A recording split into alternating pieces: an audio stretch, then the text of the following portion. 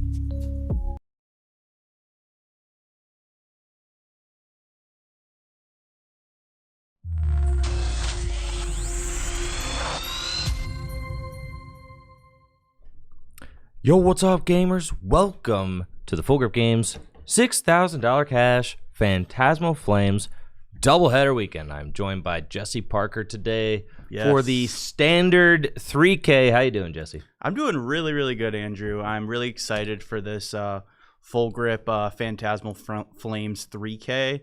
I'm excited that you invited me to do some commentary, so I'm really cool. You are really cool, Jesse. You're really excited. Cool. I am really cool, You're too. really I'm cool, just really bro. Cool. I'm a really cool guy. So off to a great start. But I'm really excited to get my commentary chops on, and just commentate over hopefully some good matches of the new Phantasmal Flames format, which honestly, Phantasmal Flames is really interesting because Phantasmal Flames is like the smallest set we've had since Crimson Invasion, which is crazy because it feels like we've been just getting massive set after massive set. So it's kind of refreshing in a way to get like a nice like small set. But then on the other side, you have there isn't as many cards that shake up the meta, but there definitely are still some very strong cards in this set that hopefully we'll be able to see today. So I'm excited to get into it and hopefully get some good games going. For sure. I actually have been kind of like hoping for smaller sets from the Pokemon Company International, just because Japan gets very small sets. They do, but they get them in a higher frequency, right? So like the way things go internationally is we get smaller sets and they just or we get bigger sets and they just like lop a bunch of smaller sets together. And usually it's like they lop like 2-3 sets together, and not only that, but also lop in some of like the special set that they get, like they're about to come out with this like 100 card like family, I don't know what you call it, but they have these like special like starter decks that come out which have new cards in them, so we get those lumped into our sets as well. And that's what Phantasmal Flames is actually. It is the Inferno X Japanese set plus like 2 EX starter decks, right, with the Diancie and the Gengar. That's the set, right? And a lot of the best cards are in those, which is kind of weird because we got them like a little bit early on. So it's on TCG Live we got them a little early because originally they were supposed to come out before Phantasmal Flames, and then they didn't, kind of like Marne's Grimmsnarl. It's very confusing, like the way they do things, but kind of a funny rollout. But really weird. Phantasmal Flames is going to be legal for tournament play next weekend. True. If you're watching or familiar with the Latin American International Championships, which is also happening this weekend, they are not playing with the Phantasmal Flames cards. But here at the Full Grip Games $6,000 Cash doubleheader weekend, we have Phantasmal Flames legal. There are 119 players in attendance for today's standard event, competing for a piece of that $3,000 cash prize. First place will be taking home $1,000 today, and I'm stoked to see if any new cards from Phantasmal Flames can crack into today's top 8. At the forefront of the set, I would say the cards that I'm most hyped about are probably Mega Lopunny X and the new Toxtricity. I think the Toxtricity just seems so good. And I've seen people kind of like vague tweeting about their like broken Toxbox list and they're not showing anybody and yada, yada, yada, or you got to sign up for X Metafy class or my secret article on Substack or like whatever, dude, like stuff like that. So I'm stoked to see if anybody's cracked the code on Toxtricity for this weekend. But then I also expect big things out of Mega Lopunny, which seems like it's a very kind of universally good splashable card. Yeah, those are definitely some potentially strong new cards coming out, and we might see today. But I think you left out probably the most broken card, I think, from the new set, and that is Mega Diancie EX. I think that card is a very welcome addition in Gardevoir, which is already one of, if not the best deck in the format. And Mega Diancie is just this really strong, big, like 3-prize Pokemon. It's got an effective 300 hit points with that ability that takes minus 30 from attacks, and it already has 270 HP. Slap a Bravery Charm on it, you got a 350 HP basic, and it doesn't hit for the biggest. It hits for 240, but it only costs 2 energy. And the biggest thing is it's not weak to dark, so that's really good for Gardevoir. Say play against a Mega Absol deck. You can throw that at them and it doesn't get one shot from that first attack from Absol, or second attack, sorry. So I think that's a really welcome addition to Gardevoir. So I'd be interested to see if there's any Gardevoirs out there today playing that card. I know I definitely would, because that just seems really good. I know our friend Riley, he's been talking, and he said he's been grinding Gardevoir recently with the Mega Diancie, and it's been working out really good for him. So I think that's a big card to look out for too. There's also a new trainer, Dawn, a new supporter card. That is a pretty strong supporter that lets you search out a basic, a stage 1, and a stage 2. So I'd be interested to see if any decks utilize that as well. So yeah, there's a lot of there's a good handful of good new cards that we might see today, but we also could just see more of the same. I mean, you know, Gardevoir is still one of the best decks. Dragapult is up there too. Goldengo is, I did a little scouting, and Goldengo is extremely popular today. I mean, Goldengo is just that deck, you know, that deck that probably out of the best, like the top like 2, 3, 4 decks, it's up there. It is that deck that's, I'd say, the least intimidating to pilot. You know, it's just this, you draw a bunch of cards, you can one-shot anything. It's very straightforward. There's a lot of sequencing. It tests your sequencing as a player. But I know it's a deck I really like. I played it to Las Vegas. I didn't do too well, unfortunately. But I think that's a deck that there's a reason why it's so popular. It's really strong, and it's somewhat easy to pilot when compared to decks like Gardevoir and Dragapult that have all these different routes and math you need to do to, you know, win games. Yeah, and Goldengo, you're more or less attacking with 1 or 2 guys. You're either attacking with Soul Rock, your single prize guy, or Goldengo, which is one hit KOing anything, right? And there's some comfort in that. I mean, as someone like myself who is kind of like stepping in and out of the competitive scene as I balance family life with, you know, competing in the hobby, Goldengo is certainly a deck that just is kind of calling my name right now. It's a great deck. It's a great deck. Good sequencing. You know, there's kind of like a it just makes sense. Very easy to wrap your mind around from a competitive standpoint. Yeah, being able to sequence, kind of like riding a bike. You know, you get in there. You know, do I place Earthen Vessel before drawing cards? Do I, you know, play Ball Search before using Coin Bonus? Just little things like that. Do I use Flip the Script before I use Coin Bonus? Like little things like that, or Lunar Cycle off Lunatone. There's a lot of different things you can do that maximize your outs into drawing and finding what you need. So in that way, it kind of feels like almost like a solitaire deck in a way, where you're just kind of like solitaring and then, you know, blowing up the Pokemon in front of you. So yeah, that's a deck that I did a little scouting, and it is extremely popular. There's a lot of Full Grip locals that are playing it. There's also a lot of Full Grip locals playing, or at least a couple of them playing this new Absol Toxtricity Tox Box deck. I know that's a deck that you're a big fan of. Yes, for sure. The Absol Toxtricity, dude, that's the deck that I want to see do well. I think the Toxtricity is just so cool. It accelerates energy from the deck, places damage counters on your guys. You would think that placing damage counters on your guys is a bad thing, but with Monkey Dory, placing damage counters on your guys is never a bad thing. It does look like we're starting to get ready for round number 2 now. We are kicking the stream off with round number 2 because on YouTube, the stream cuts out after like 12 hours. So it's oh, okay. Yeah, it'll just end your VOD. Yeah, I knew that. It'll just end your VOD at the 12 hour That makes mark. sense. So you think you could condense it in 12 hours with cutting out round 1, you think? I think so. Okay. That's what we were able to Are you successfully planning do on cutting last it time. before top cut? Or are you planning on No. top? Okay. We're just going to roll through the whole thing. I mean, something to note, and this might catch you off guard, is it is a best of 3.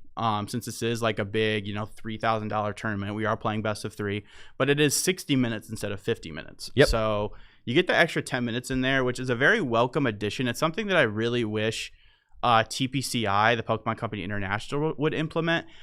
We don't even need 10 minutes. Give us 5 minutes. Give us 55 minutes. plus 1. You know, because I feel like it might not seem like a lot with now going to +1 turns at the end of time. It used to be +3 turns. So it used to be time was called, you'd play your turn, and then you'd go turn 1 your opponent, then back to you, then back to your opponent. So you'd each get those 2 turns to kind of finish the game. And usually that was like just enough, or at least close to just enough. But now it's only +1. So once time is called, you play your turn, your opponent gets turned, then it's over. So Full Grip, thankfully, is adding an extra 10 minutes to the clock, which I think is a very nice thing. I think it'll help maybe ease some of these players in who I know there's a lot of players here who aren't necessarily like regional grinders per se, so I think this is a nice little thing to maybe get them into that mindset before hopefully maybe going and playing one of these big regionals. And I really like it. It takes a little bit of stress off. You could think about it, you have 20 minutes to play each game, which I think is totally doable. You could play 3 20-minute games. So with 50 minutes, you kind of have to you have enough to play like 2 games. And then like 1 game has to just be like a quick scoop or, something like that. There's a lot. Yes, we were playing 60 minutes plus 1. There's a lot on the line today. Not only the $3,000 cash prize pool, but all of the top 8 finishers for today's event will get a invitation to the free Full Grip Games 5K happening this summer. So it will be an invites-only 5K. Basically, with a free invitation to a 5K, I mean, there's only going to be like 40 invitees. Yeah. So it's going to be I need to get myself in there. That's what I'm saying. It's going to be a very tight invitational. Yeah. There are a few ways to earn an invite to the Full Grip 5K happening summer of 2026. You could either top 8 one of our release weekend events like this one that we're hosting here, our release weekend standard events, or you can finish in the finals of one of our league cups that we host, or you could be the most winning player from the Full Grip Games Standard League. Those are the ways to earn an invite. We've got all of the invitees posted on fullgripgames.com now, hosted there, so people can track and see who's got an invite. And I'm really looking forward to that. I think it's going to be a very fun experience and something for players to chase as they participate in our Full Grip series that we're kind of crafting here. We've got round number 2 of our events getting underway now. I'm going to update the overlay, and let's get down to the table, see what we got. Yeah. We've got Jim Weaverling on the left playing Toxbox versus Zach Pripik playing Goldengo. So Dengo versus Toxbox. I'm really stoked to see what Jim's Toxbox deck looks like and what kind of Pokemon he's playing with it. So I didn't know that Jim was playing the Toxbox, so I was taking some notes on some players, and I am familiar with Jim. He usually comes to these Full Grip 6K weekends, and he's playing that Mega Absol EX and Toxtricity, the new Toxtricity from Phantasmal Flames. Just another way to accelerate darkness energy onto your... No, it's only on benched Pokemon. So only benched dark Pokemon. So you can't accelerate to your active, only to your bench. And then he's playing against Goldengo, which, like we were saying before, this is probably it is the most popular deck, I think, right now, just in general. At LAIC this weekend, the Latin America International Championships, Goldengo is the #1 most played deck in day 1, and I saw it converted very well into day 2. It was about 15% of the meta day 1 and 20% of the meta day 2.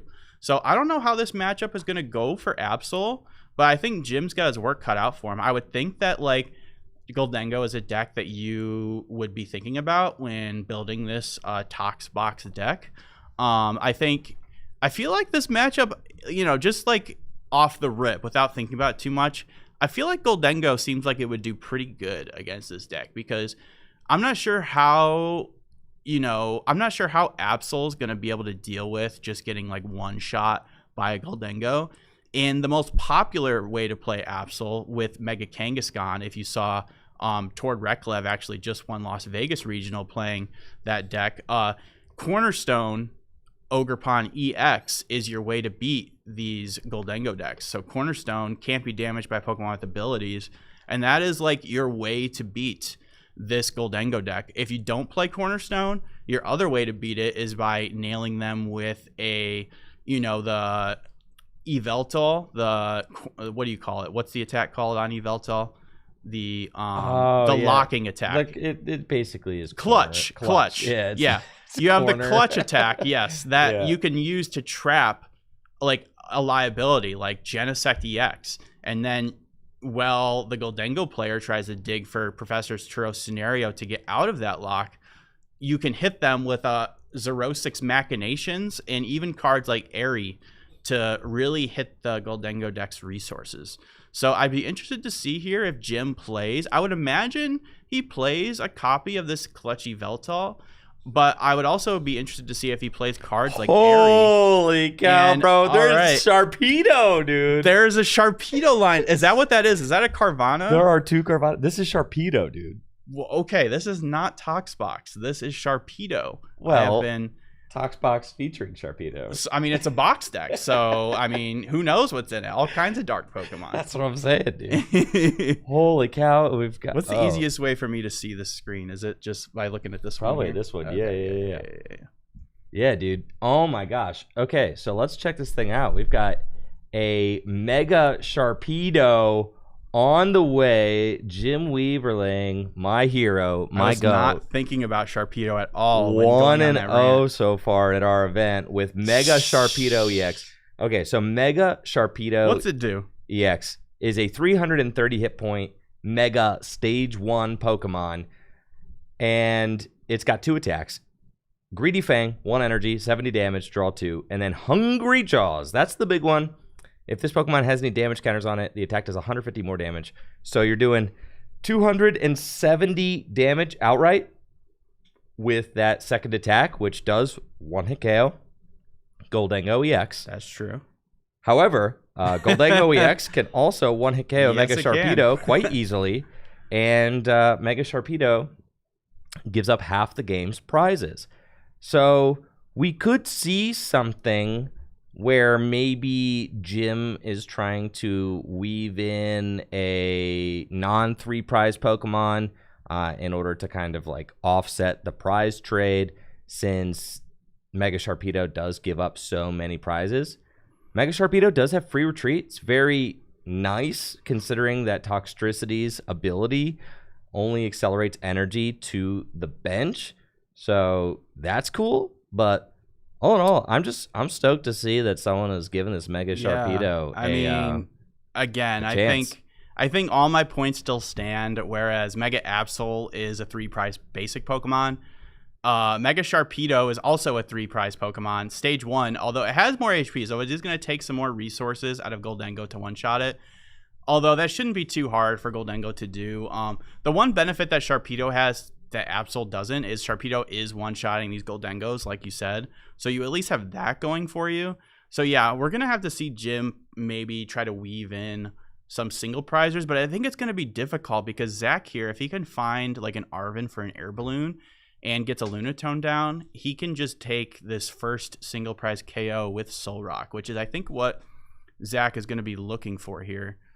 Because if he can do that, if Zach can take this single prize KO, then once Jim comes in with a Mega Sharpedo, Zach can take 3 prizes, and then Zach's only going to be 2 prizes away from winning the game. He can just KO that Pecharunt on the bench. So I think it's just going to be on Zach here to just find the cards to take these knockouts. So we're going to have to look here.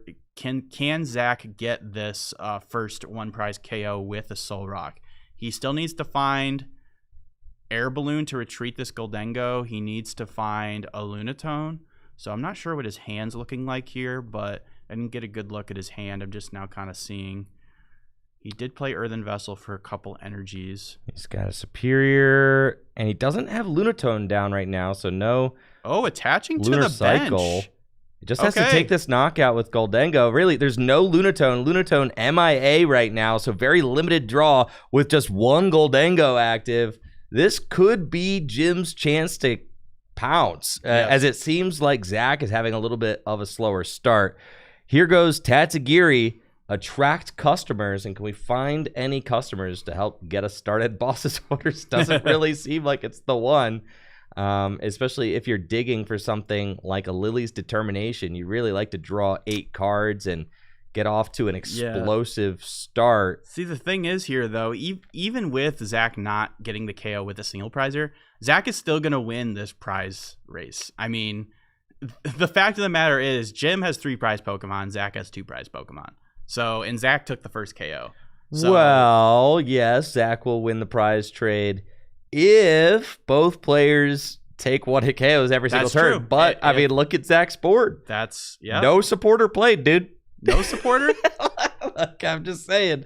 That's true. He did just get again, it's going to be, like I said, it's going to be on Zach's side to actually get these KOs in the first place. But, and like I said, Mega Sharpedo has more HP than Mega Absol, so he's going to need 7 energies to one-shot this Sharpedo. That's a lot of energies. I mean, that's like having to one-shot a Charizard or a Dragapult, which is still a lot to ask from the Goldengo player, and it can be hard for these Soul Rock lists. I mean, he wasn't able to use a Lunatone. You need to be Lunatoning early. You need to be doing that because you don't have cards now like Energy Search Pro that can just go search out all these energies. So Zach's definitely low on the draw side right here, but thankfully Jim did find this Lily's Determination like you were mentioning. Yeah, dude, Lily's to 8 is going to be your best bet. I like that Jim used the Toxtricity early, I think. I mean, you do need to draw into a Darkness Energy or another Toxtricity in order to take this knockout. You've got the Pecharunt, right? So maybe no. Like, maybe I actually prefer... Holy cow, did he whiff? I hope not. If he whiffed, he gets punished like crazy. All right, we got to flip the script. I don't see an energy there, dude. Yeah, it's kind of hard to see. No, I don't see it. He's got air There's balloon. no energy. There's no energy. So that's what I'm saying. No, Jim was thinning, but he didn't need to thin because he's got the Pecharunt, which can move the Sharpedo into the active spot. Right. So I think like sequencing-wise, you actually should have saved the Toxtricity until after the Lilies because you need to find a Dark. Yeah, right. You want to do that first because you need to actually find the Dark to attach. So what is he going to do? Is he going to go in with a first attack here? Does the Sharpedo have 1 energy on it right now? It does have 1 energy on it right now, but now this is the question. Okay. We're going to use Pecharunt, put it into the active spot. Going to use the Greedy Fangs. And I think this is going to be a Greedy Fangs for knockout with the Sharpedo, the Mochi, and the Binding Mochi, right? That's 110 exactly. All right. And then Jim's got to draw his cards, then take his prize. And here we are. That's okay. Funny. So a KO's been taken. It's going to be on Zach to actually see if he can respond with Goldengo. Obviously, man, going to be kind of lights out if he can, but did not play a supporter last turn. Also, taking out the Soul Rock, Zach, would have been able to use this Artisan to go get Lunatone if the Soul Rock stayed. Yeah, but it didn't. That's just crazy to me. That feels so bad that Jim just whiffed the energy there, man. It's so bad. Like you have it. 3. It's there. You have the KO. Bro. 11 cards. I would be so tilted, man. I would be so tilted. But that's where you gotta play the cards you're dealt, and you gotta keep a level head. That's part of playing the Pokemon trading card game, and just any game with just RNG in it. You have to be a level-headed. And, at least Sharpedo does have that Greedy Fangs attack. Not only does he take the KO, he also draws 2 cards, which is kind of cool. And the Mochi gets there. So, yeah, can Zach get this big KO? The Poison's going to make it a little easier. He needs 1 less energy to take this KO. 6 energies, I believe. 6. I knew 7 with... Oh, no, he already attached. So, we're good there. You have to imagine that Arven kind of gets you there. There's a Superior in the hand, but I think there's 3 energy in the discard pile right now. So if you go for Vessel off of the Arven, and then if you've got 3 in the discard pile, I did see a Superior in the hand. So if there's maybe 1 other energy, 1 other Fighting Gong, just some other way to get an energy. Yeah, it's going to be tough. I'm not sure. Again, I'm not sure exactly. I don't have exact counts on Zach's resources here. You said he has 3 energy in the discard pile right now. Well, because he used 2 on that second turn to take the knockout, and he just used a Lunar Cycle. So I think he's got 3 in the discard pile. He's going for Nest Ball, probably for Fezandipity, I would imagine. Fez, or you could go get your Genesect EX to go get 2 more Goldengo. That's true. Yep. So it's going to be Genesect. Okay. Genesect's going to go get 2 more Goldengo. And we're going to do some more coin bonus. I don't know. I just feel like Zach's not going to get this knockout. It's not looking good. Well, without getting a Vessel off of that, yeah, it does make you wonder if he's got it. it would be obviously huge for Jim. I still can't believe Jim missed the knockout. I know, that's I'm tilted for him, I'm tilted bro. for Jim. I'm tilted for him. But Jim did not sequence it. He That's didn't true. sequence it correctly. That's true. You did point that out. You know, you do. It's these little things that you don't think will matter, but sometimes they do matter. You know, like, oh, I'll find an energy for sure. I'll definitely find energy. Sometimes you just whiff. So. Yeah. All right. With the air balloon off the Arvin, we are going to get a retreat into a fresh Goldengo to coin bonus for 2 more cards. I do see at least a metal. We've got Prime Catcher in hand too. Okay, so he is playing the Prime Catcher list, which is seems like it's. Yeah, it definitely seems like the most popular way to play Goldengo nowadays. That and Secret Box are the top 2. Forward, right? It top 4 to regional. It did, yes. It top 4 2 regionals the same weekend. So yeah, but the Secret Box list is the one that won Gdansk. Ooh, okay. So the Prime Catcher list seems like it has more top cuts in general, but the Secret Box list is the one that ended up like winning the whole thing at Gdansk. So I think there's merit to both versions. I personally prefer Prime Catcher, but you know, I mean, Secret Box, you can't argue Secret Box either. I mean, that card's just broken. So exactly. The thing is, it seems like people are just off of the trolley. No more trolley. Yeah, trolley. Like, it's just not great. Like, I mean, I could talk for a while about it. Basically, it's just not as consistent. I mean, when you go first and like against Dragapult with the trolley list, and you just get item lock turn 1, it feels terrible. So like, these lists are built better to go first than the trolley list. I thought Zach had already used Lunatone, but I guess not. No, I don't think so. Yeah. Okay. It was a goal. It was a coin. He did find a vessel off those 3 cards, so that's for sure. That's huge. I'm thinking that this Sharpedo's going down. I think he might have it here. I'm thinking it's toast, dude. Goldengo just be drawing the most cards, you know. It does. And this is why Goldengo just persists. He found another. My goodness, it's over. Bro, he's got all the vessels. And Zach's playing the Mega Lopunny. We just saw hit the discard pile. Okay, he is. Okay, yeah, I was doing some scouting, and Mega Lopunny seemed like the most popular tech inclusion from what I saw from some very early scouting. It's either a Mega Lopunny or a Mawile. I'm pretty sure it was Lopunny. There are still some people preferring the Mawile. Like I saw Zach Pra. I was talking to him earlier. He still prefers the Mawile. He just likes that it takes 1 less deck spot. And with the Lopunny, you need to find the basic and evolve it, which sometimes Cornerstone can like chase the Baneri before it evolves. Yeah. So there's pros and cons to both.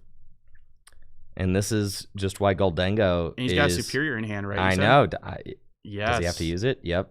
This is why Goldengo is just that deck, right? In a format where cool new Mega Pokemon are coming out, Goldengo ruins all the fun, bro. Just make it rain and annihilate those Pokemon for half of the game's prize cards.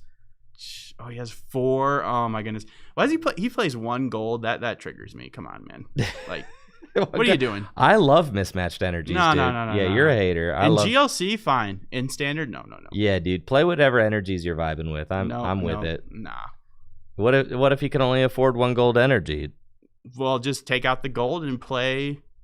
You know, just play 8 or just play all. So you're telling me that you should be denied all swag if you're balling on a budget, dude? That's messed up. That is 6 energy there. Jim just confirming that is 300 damage with the 30 poison on it. That is enough to KO this Mega Sharpedo. Take 3 prizes plus Zach took the single prize earlier. All Zach needs to do to win this game is just take 2 prizes. So I think as Jim here, honestly, you probably just scoop it up and go next. You just go next. Give yourself some more time to potentially win games 2 and 3. Now, time is not really an issue here with these extra 10 minutes, with this matchup being pretty quick.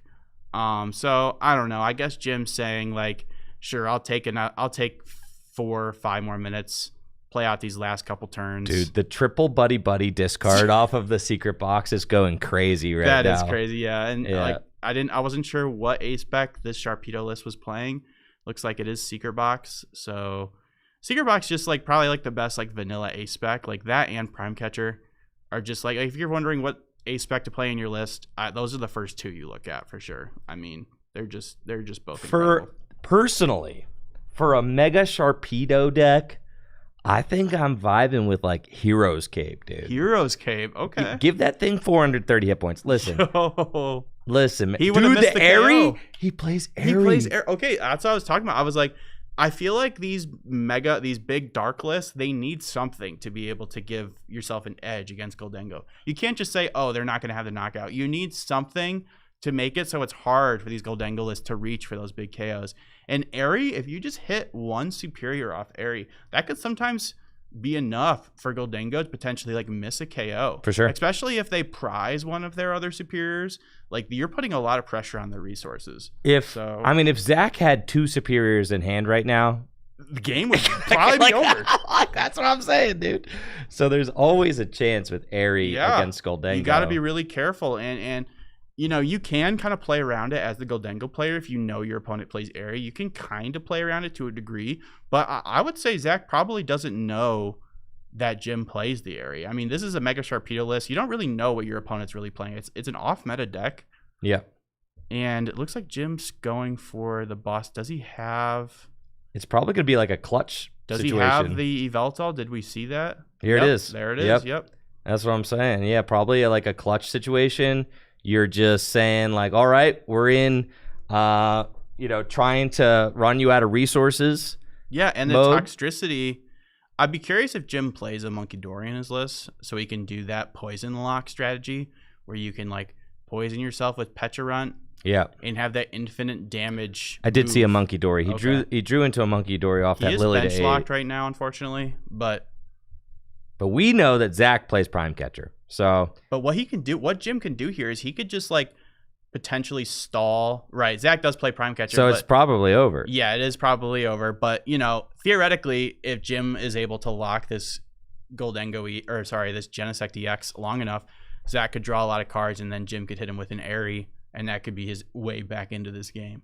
So you know, Jim going for the Hail Mary here, going for the clutch. I mean, there's so many ways Goldengo can get out of this. Prime Catcher, Professor Turo scenario. A lot of lists are playing 2 of those now, right? For this exact reason. So I'm not gonna like totally write Jim off, knowing that Jim is playing the Airy now. I think that does make things a little bit more interesting in this matchup, especially since knocking out these 300 hit point Pokemon could be kind of tough. So obviously this game is chalked. I mean, Zach's got Prime Catcher, there's a Fez and a Pecharunt on the bench. All you got to do is knock out one of these guys. Here's the Prime, and I would probably that's it, right? Yep, boom. And someone actually made a good point in the chat about how Jim maybe should not have revealed that Airy off the secret box. Because now Zach knows going into this next game that he has the Airy and he can potentially try to play around it. That could be something that is something you got to think about when playing a best of 3. Is sometimes you can, if you can help it, you can save, deck knowledge. If you were able to not reveal a key card like that, Jim could go into this next game and maybe hit Zach with a surprise Airy. But now Zach has that in his mind, that Jim plays this Airy. So that is something I maybe would have liked to see Jim not do, is reveal that Airy. But that's like a little thing that like could potentially give you an edge. The little things add up, dude. Yeah, they little like the energy. I know. Like, accelerating the energy before using the Lily. Yep. So going into game 2 here, they still got plenty of time left on the clock. I know Jim's probably thinking, he's got the techs to beat this matchup. He could definitely do this. He's just got to, hopefully this game goes a little better for him. Zach did have a pretty slow start, so it's unfortunate Zach or Jim wasn't able to capitalize on that. But yeah, we'll have to see how this goes. But gotta say, I'm thinking that Goldengo is. I gotta say, I feel like this feels pretty favored. Oh yeah, I mean Goldengo is favored into a deck that relies on a 3 prize attacker like this for sure. The math just works out, but Jim does have some counterplay. He does. So I'm really interested to see how the counterplay goes. I think that Jim's choice to play Secret Box in this list does make a lot of sense, since he's playing that, the Airy is like a tech card, right? So the Secret Box just gives you an additional out to that tech supporter, which is really good. And I think I'm curious to see if Jim chooses first or second. There's a lot of decks that are choosing to go second in standard format right I now? don't know with the Sharpedo deck. I mean, I think second is always like the safest choice, but it's hard to say. I'm not really sure how this Sharpedo deck operates. So honestly, I would say probably second, but I guess we'll see here. Optimal starters. Yep, he is choosing to go second, it looks like. Yep. We'll see if Zach is able to pop off with some early bench Pokemon. I think I see an Artisan in hand. You probably want to play that and go get yourself a Lunatone. And honestly, the Solrock and Lunatone draw engine. So good. It's so good. It's obscenely good. Dude. The third card is ridiculous.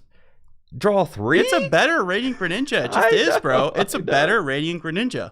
It's insane. And this is so this right here is exactly why I think people are preferring the non trolley list. Is I don't think Zach actually has any ball cards in his hand, but you play more ball cards. Like you play more Poffins, you play more Nest Balls, which are just cards you like to see going first as Goldengo. Whereas with the trolley, you're just relying so heavily on that A spec.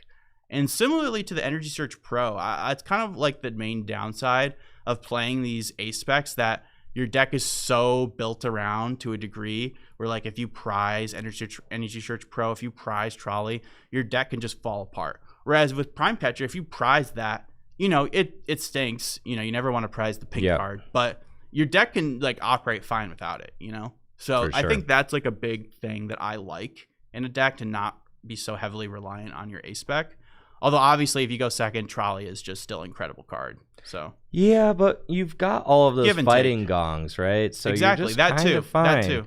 Buddy Poffin, fighting gong. You just have like a lot of dig. A lot of things. Yeah. The fighting gong is there. Good. It is. There's the Poffin.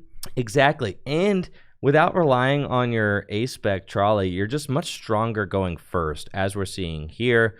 Able to use cards like Artisan to go dig out your Lunatone, Buddy Poffin, go get your Gimme Goals, and now Zach is just favored going first, right? Even though Jim chose to go second. Exactly. I do think that this Solrock Lunatone combo, the more I see it played, it is just one of the strongest draw support engines that the game has ever seen.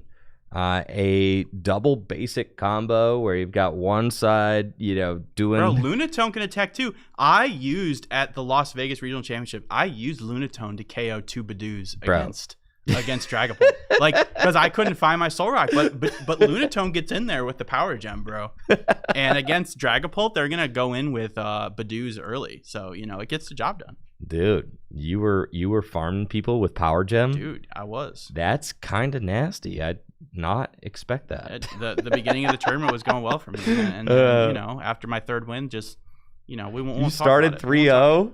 Yes. Oh my god, dude, no.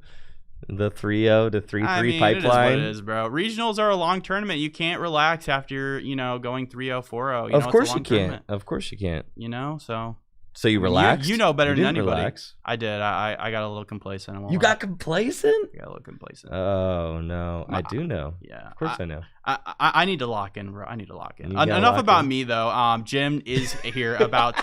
He was able to find this Lily's Determination, which, I mean, talk about broken cards, man, while we're on the topic. Yeah, dude. Lily's is just insane. I mean, we're talking... The game has some of the best draw options. What was Nintendo thinking, bro? Ever had.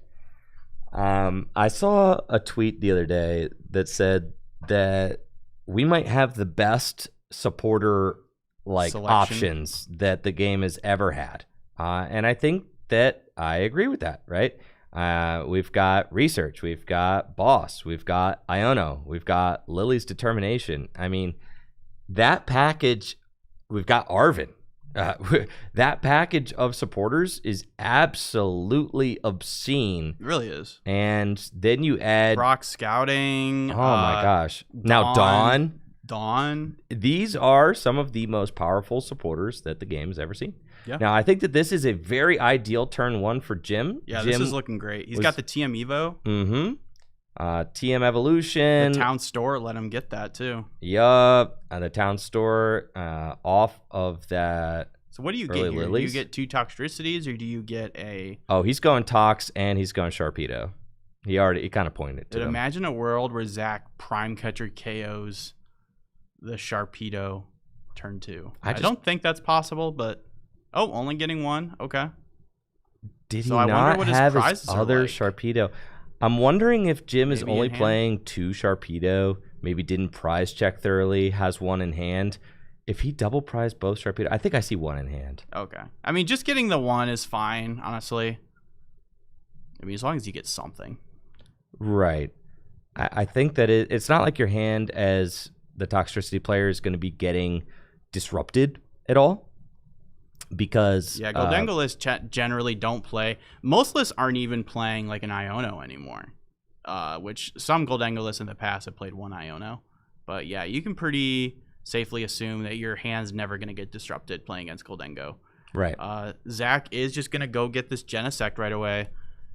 Not afraid. He's just putting these 2 prize liabilities in play. I think sometimes with Goldengo, you want to keep a full 1 prize board. But as you can see with the trades being so favorable for Goldengo, you just don't care, man. You just go in, take this KO with Solrock, evolve up your Goldengos.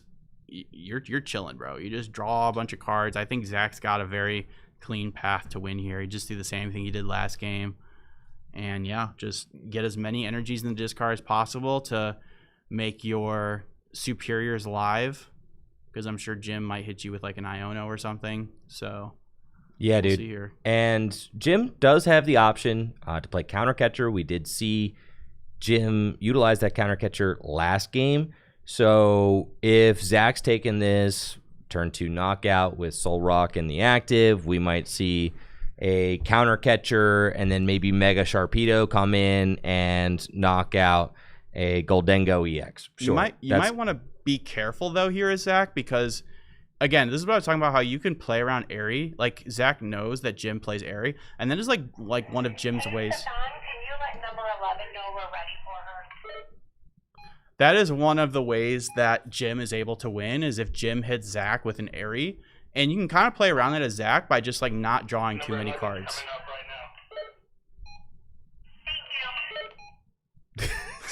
Sorry, guys. I'm having walkie interference today, but that's fine. I'm going to turn that off for now.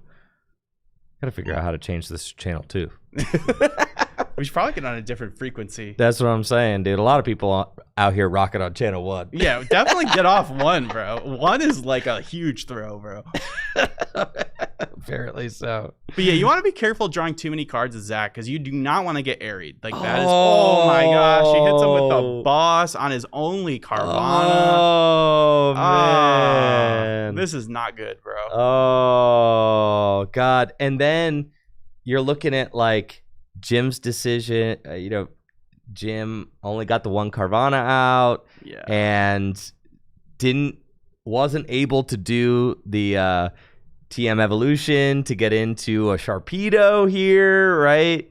It's just kind of horrible. So ended up getting that strong turn 1 TM Evo play, but wasn't able to target Carvana to go get a Sharpedo out of the deck. Yeah, Jim's got to go with some counter catcher clutch shenanigans like immediately. Like he needs to. But there's prime catcher in there. I know, bro. But you gotta play to your outs. You gotta say, okay, Zach prized this prime catcher. So true. It's the last prize. You gotta play to your outs. I mean, what else are you supposed to do? You can't just sit here and let Solrock run you down. So you got to do something. I mean, like I said, if Jim hits 1 good Airy, that can be enough to just potentially win the game. So. And that's another thing why Solrock is so good. You can just like conserve your energies, whereas before you'd have to like, Goldengo discard 2, KKKO, discard 1, take. You get to conserve all these resources, which is just so powerful.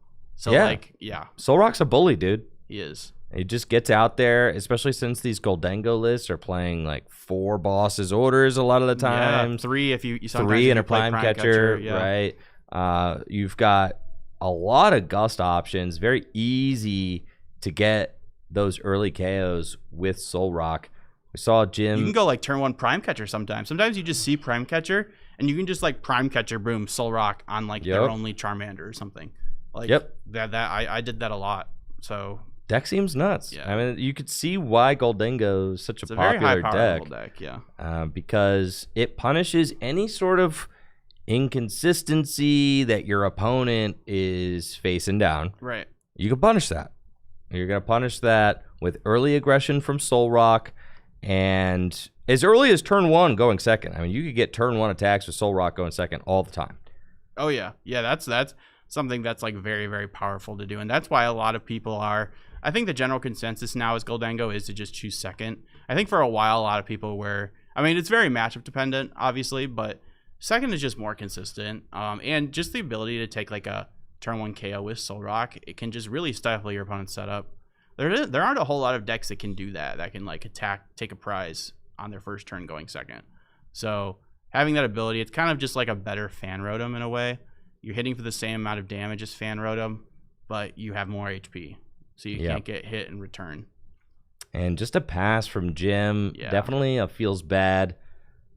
Allowing Zach to just continue setting up. We got a Fighting Gong for another fighting energy. I wonder if you would have liked. I wonder if we would have liked to see maybe like a retreat in Toxtricity to maybe try to like deny a prize.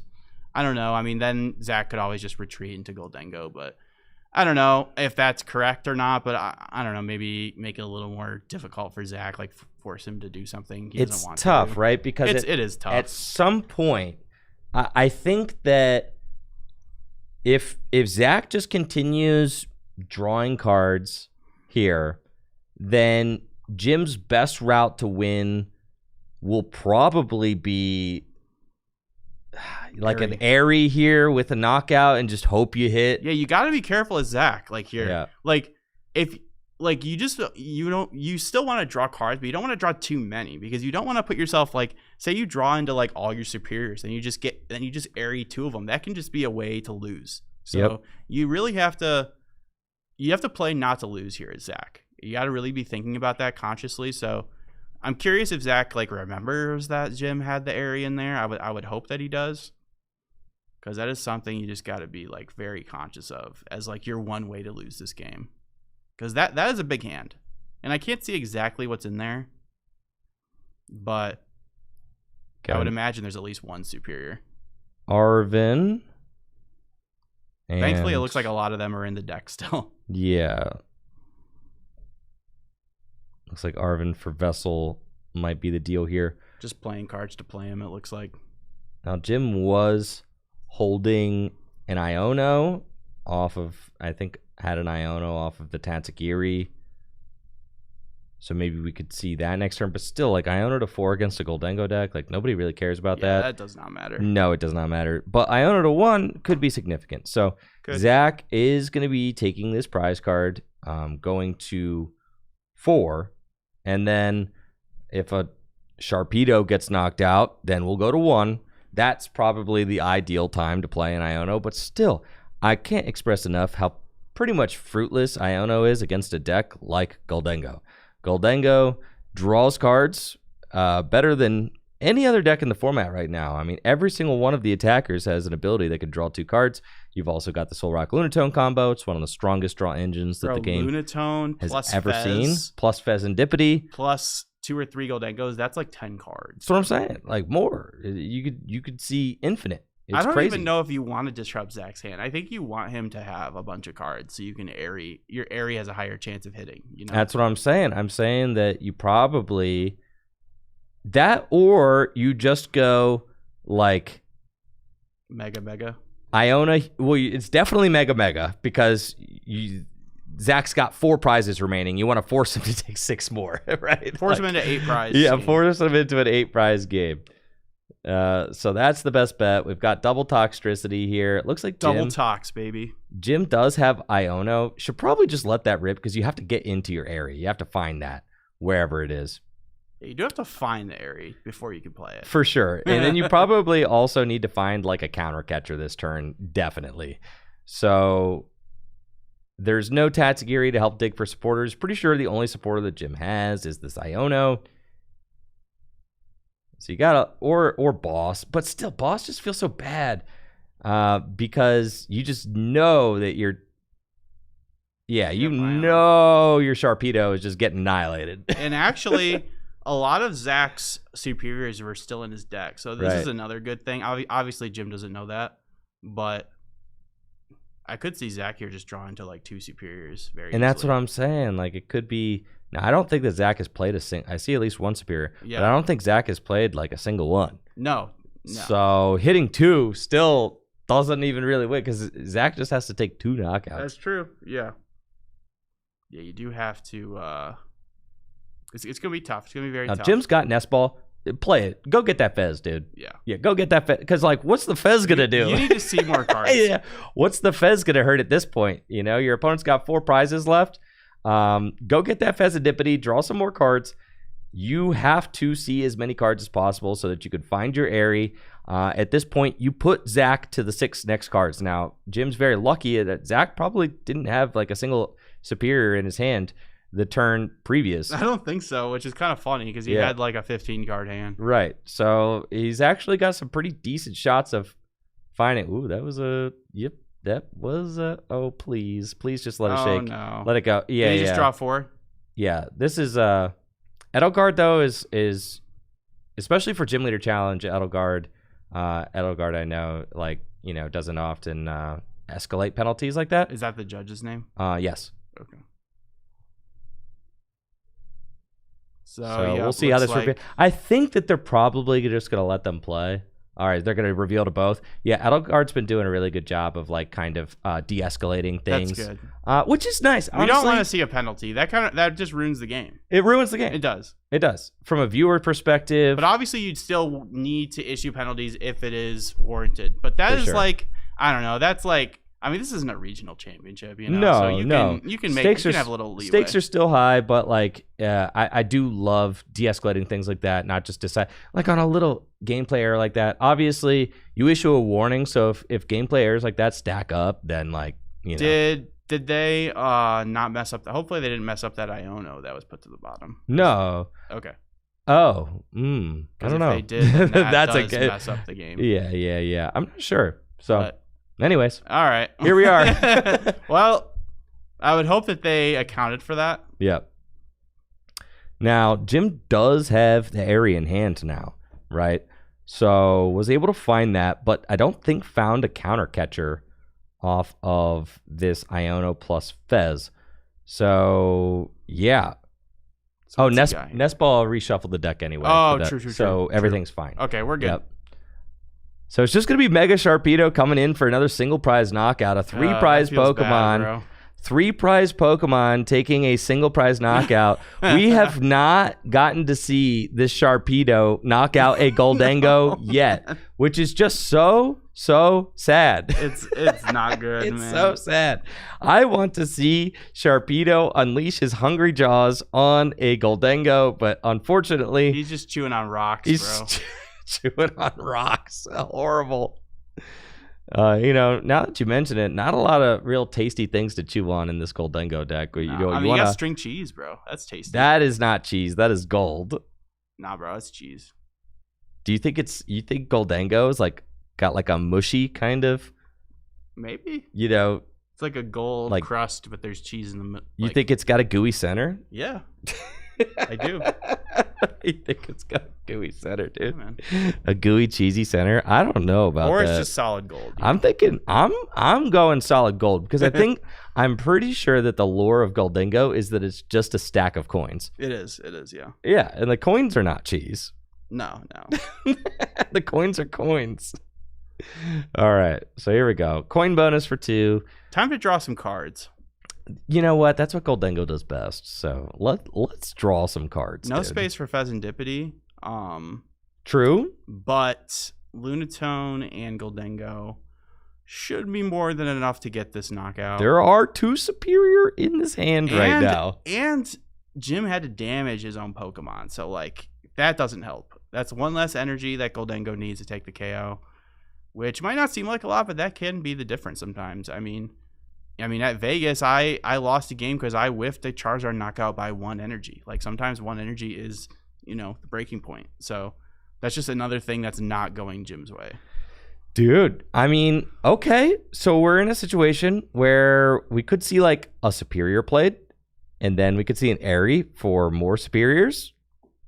It's possible, It's but gonna be tough. the problem is that Zach is going to one prize left and could just, if Jim doesn't leave any low HP Right. Pokemon, Yep. I mean, if this Carvana evolves up, right? Okay. How much HP does Toxtricity have? 140. Oh wow. He thick, dude. I was gonna say because he does still have the premium Power Pro potentially. No, he thick. That's a lot of HP. He's actually. huge. Okay, Yeah. so he's not in danger, No. and you're not hitting for weakness with Solar's Correct. attack. So yeah, okay. I see a route. I do see a route. Well, there's only one superior in hand now, but still. Turo, okay, gonna pick up the Genesect. Yep, maybe to make space for Pheasantipity. Yeah, it looks like that's what's happening. Yeah, the 2 Turo is just so strong. Like being able to like manage your board the way you want is another reason why I think the Turos are so strong in Goldengo. Turo is incredible. Yeah, just being able to like fix your board, you know. Mostly just picking up. Yeah, there we go. Mostly just picking up Genesect. You can even do things like Fez for 3, then Turo the Fez to make it so your opponent has to go through a Goldengo. Yep. All right, so we see another big Mega Sharpedo absolutely annihilated by Make It Rain. Yep. Now, that's 3 prizes. Jim's got to hope that Zach maybe found another superior off the prizes or something. I think Zach may have prized one because I remember when he was searching his deck earlier, I only counted 3. I think there's 2 there. Yeah, I think so. I think it's hard to tell It is when hard to people tell. have like blinged out cards. So let's see. I do think that Jim prized a Mega Sharpedo, so would have to find Night Stretcher to bring the Mega Sharpedo back. Got a pretty big hand. Gonna let the Oh, there's Airy the rip. Airy. Okay.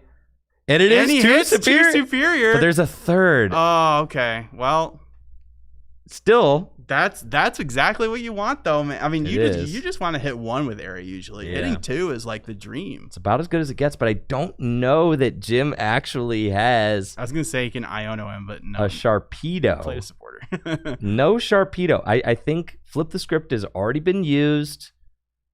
Aries the supporter. Again, we've got like 4 Buddy Buddy Poffin in the hand. If But you could just evolve this, if you could at least just evolve this Carvana. I know, but I don't think it's an option. He's going to search the deck. Yeah. And that's it. There's no other Sharpedo. The Sharpedo is prized. He sees. He was able to see Zach's hand, see that he had game in hand. and, Yeah. yep, that's it.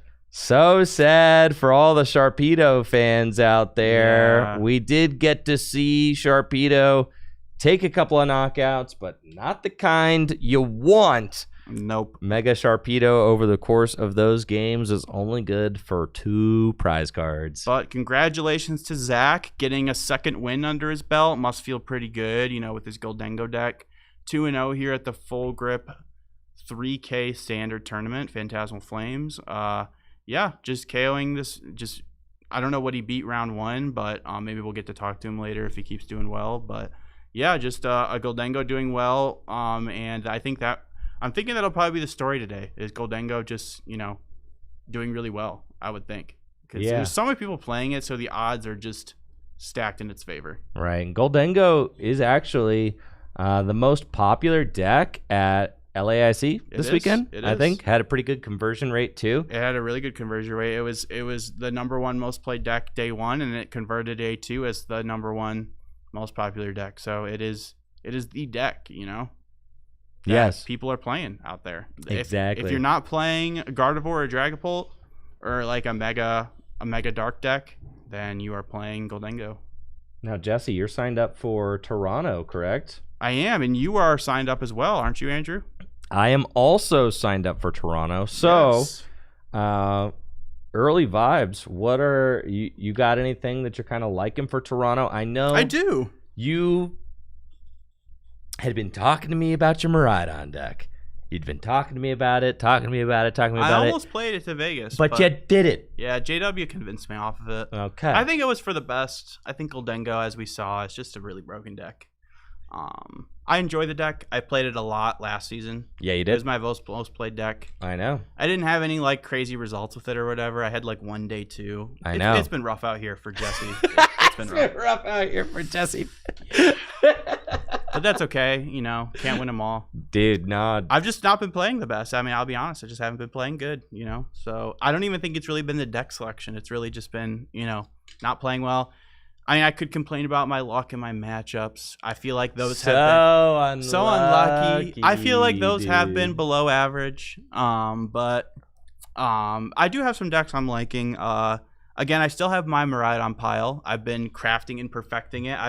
It's been something I've been working on a lot. I worked on it a lot for Vegas. I didn't pull the trigger, but who knows? Maybe Toronto. I'll roll up with it. But I did actually play some Goldengo the other day. I've been playing it with the Mega Lopunny. I've been liking it a lot. I actually hit a Crustle and ladder, demolished the Crustle. It felt amazing. It was great. I don't think he knew that Lopunny hit through Crustle, so he didn't like concede. And I think it's really funny when you play someone like that on ladder. They don't like. I don't think they realize how cards interact. That they're about to get farmed. Yeah, and then they do, and it's like, yeah, hit him with the emote, you know?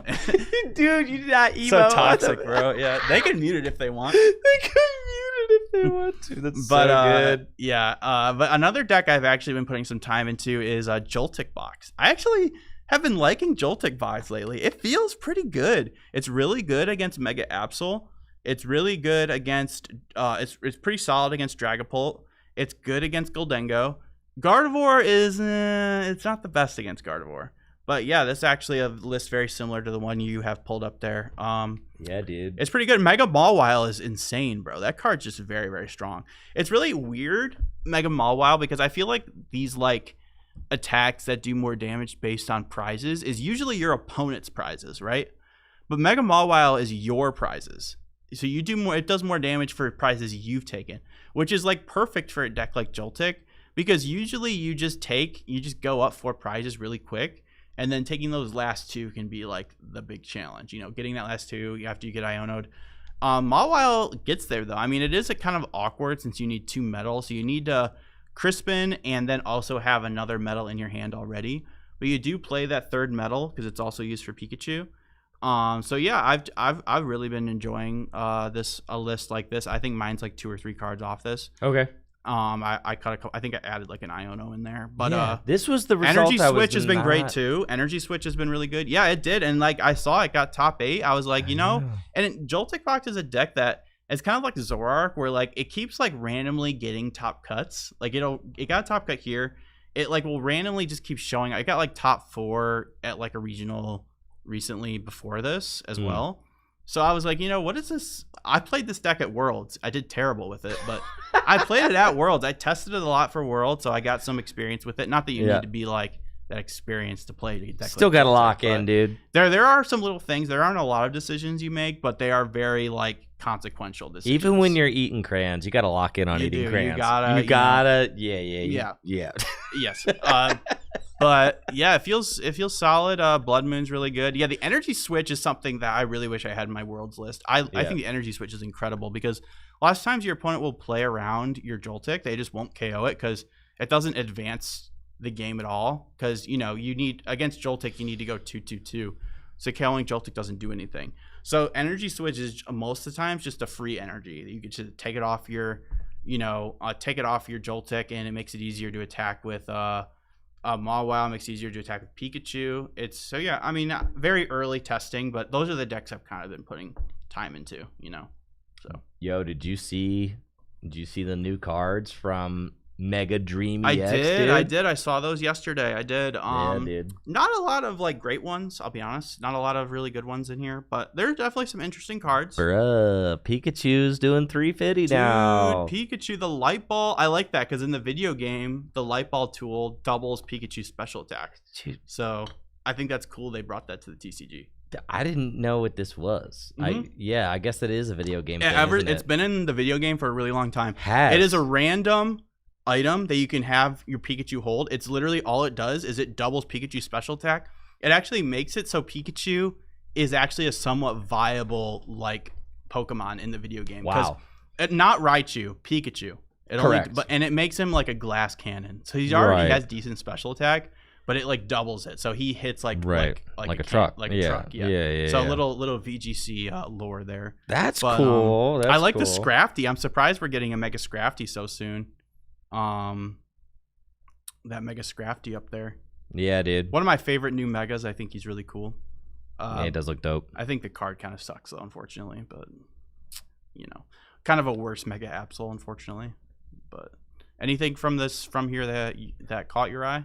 I just love this guy. I just think he bro. looks so good, right? That card does look awesome, I won't lie. Yeah, I think the artwork's incredible. I love that he's like upside down. It really Yeah. gives you like the Doing like a somersault. Yeah, he really gives you like the kind of luchador vibe. I think that Mega Hawlucha is just one of the best mega designs that exists. So I love that.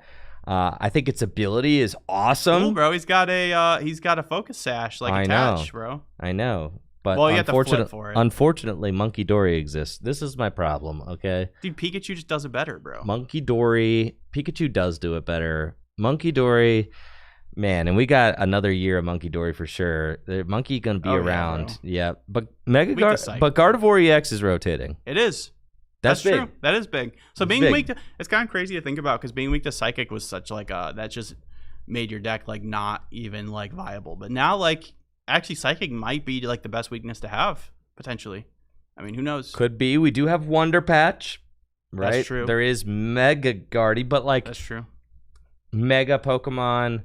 I'm still interested to see how these Mega Pokemon are going to break into the format. Obviously, Tord just won the Las Vegas Regional Championships with a Mega Toolbox deck, Mega Kangaskhan, Mega Absol. I mean, those are big basics, right? And your big basic 300 hit point big basic strategy, that's tried and true. I mean, we learned that with tag teams, all right? Like, oh yeah. Yeah, give a basic Pokemon 300 hit points, anything can happen, right? Yeah. Like some good attacks. Yeah, anything could happen with that. So wait, is that ability, could you like potentially live forever if you keep flipping heads? Correct.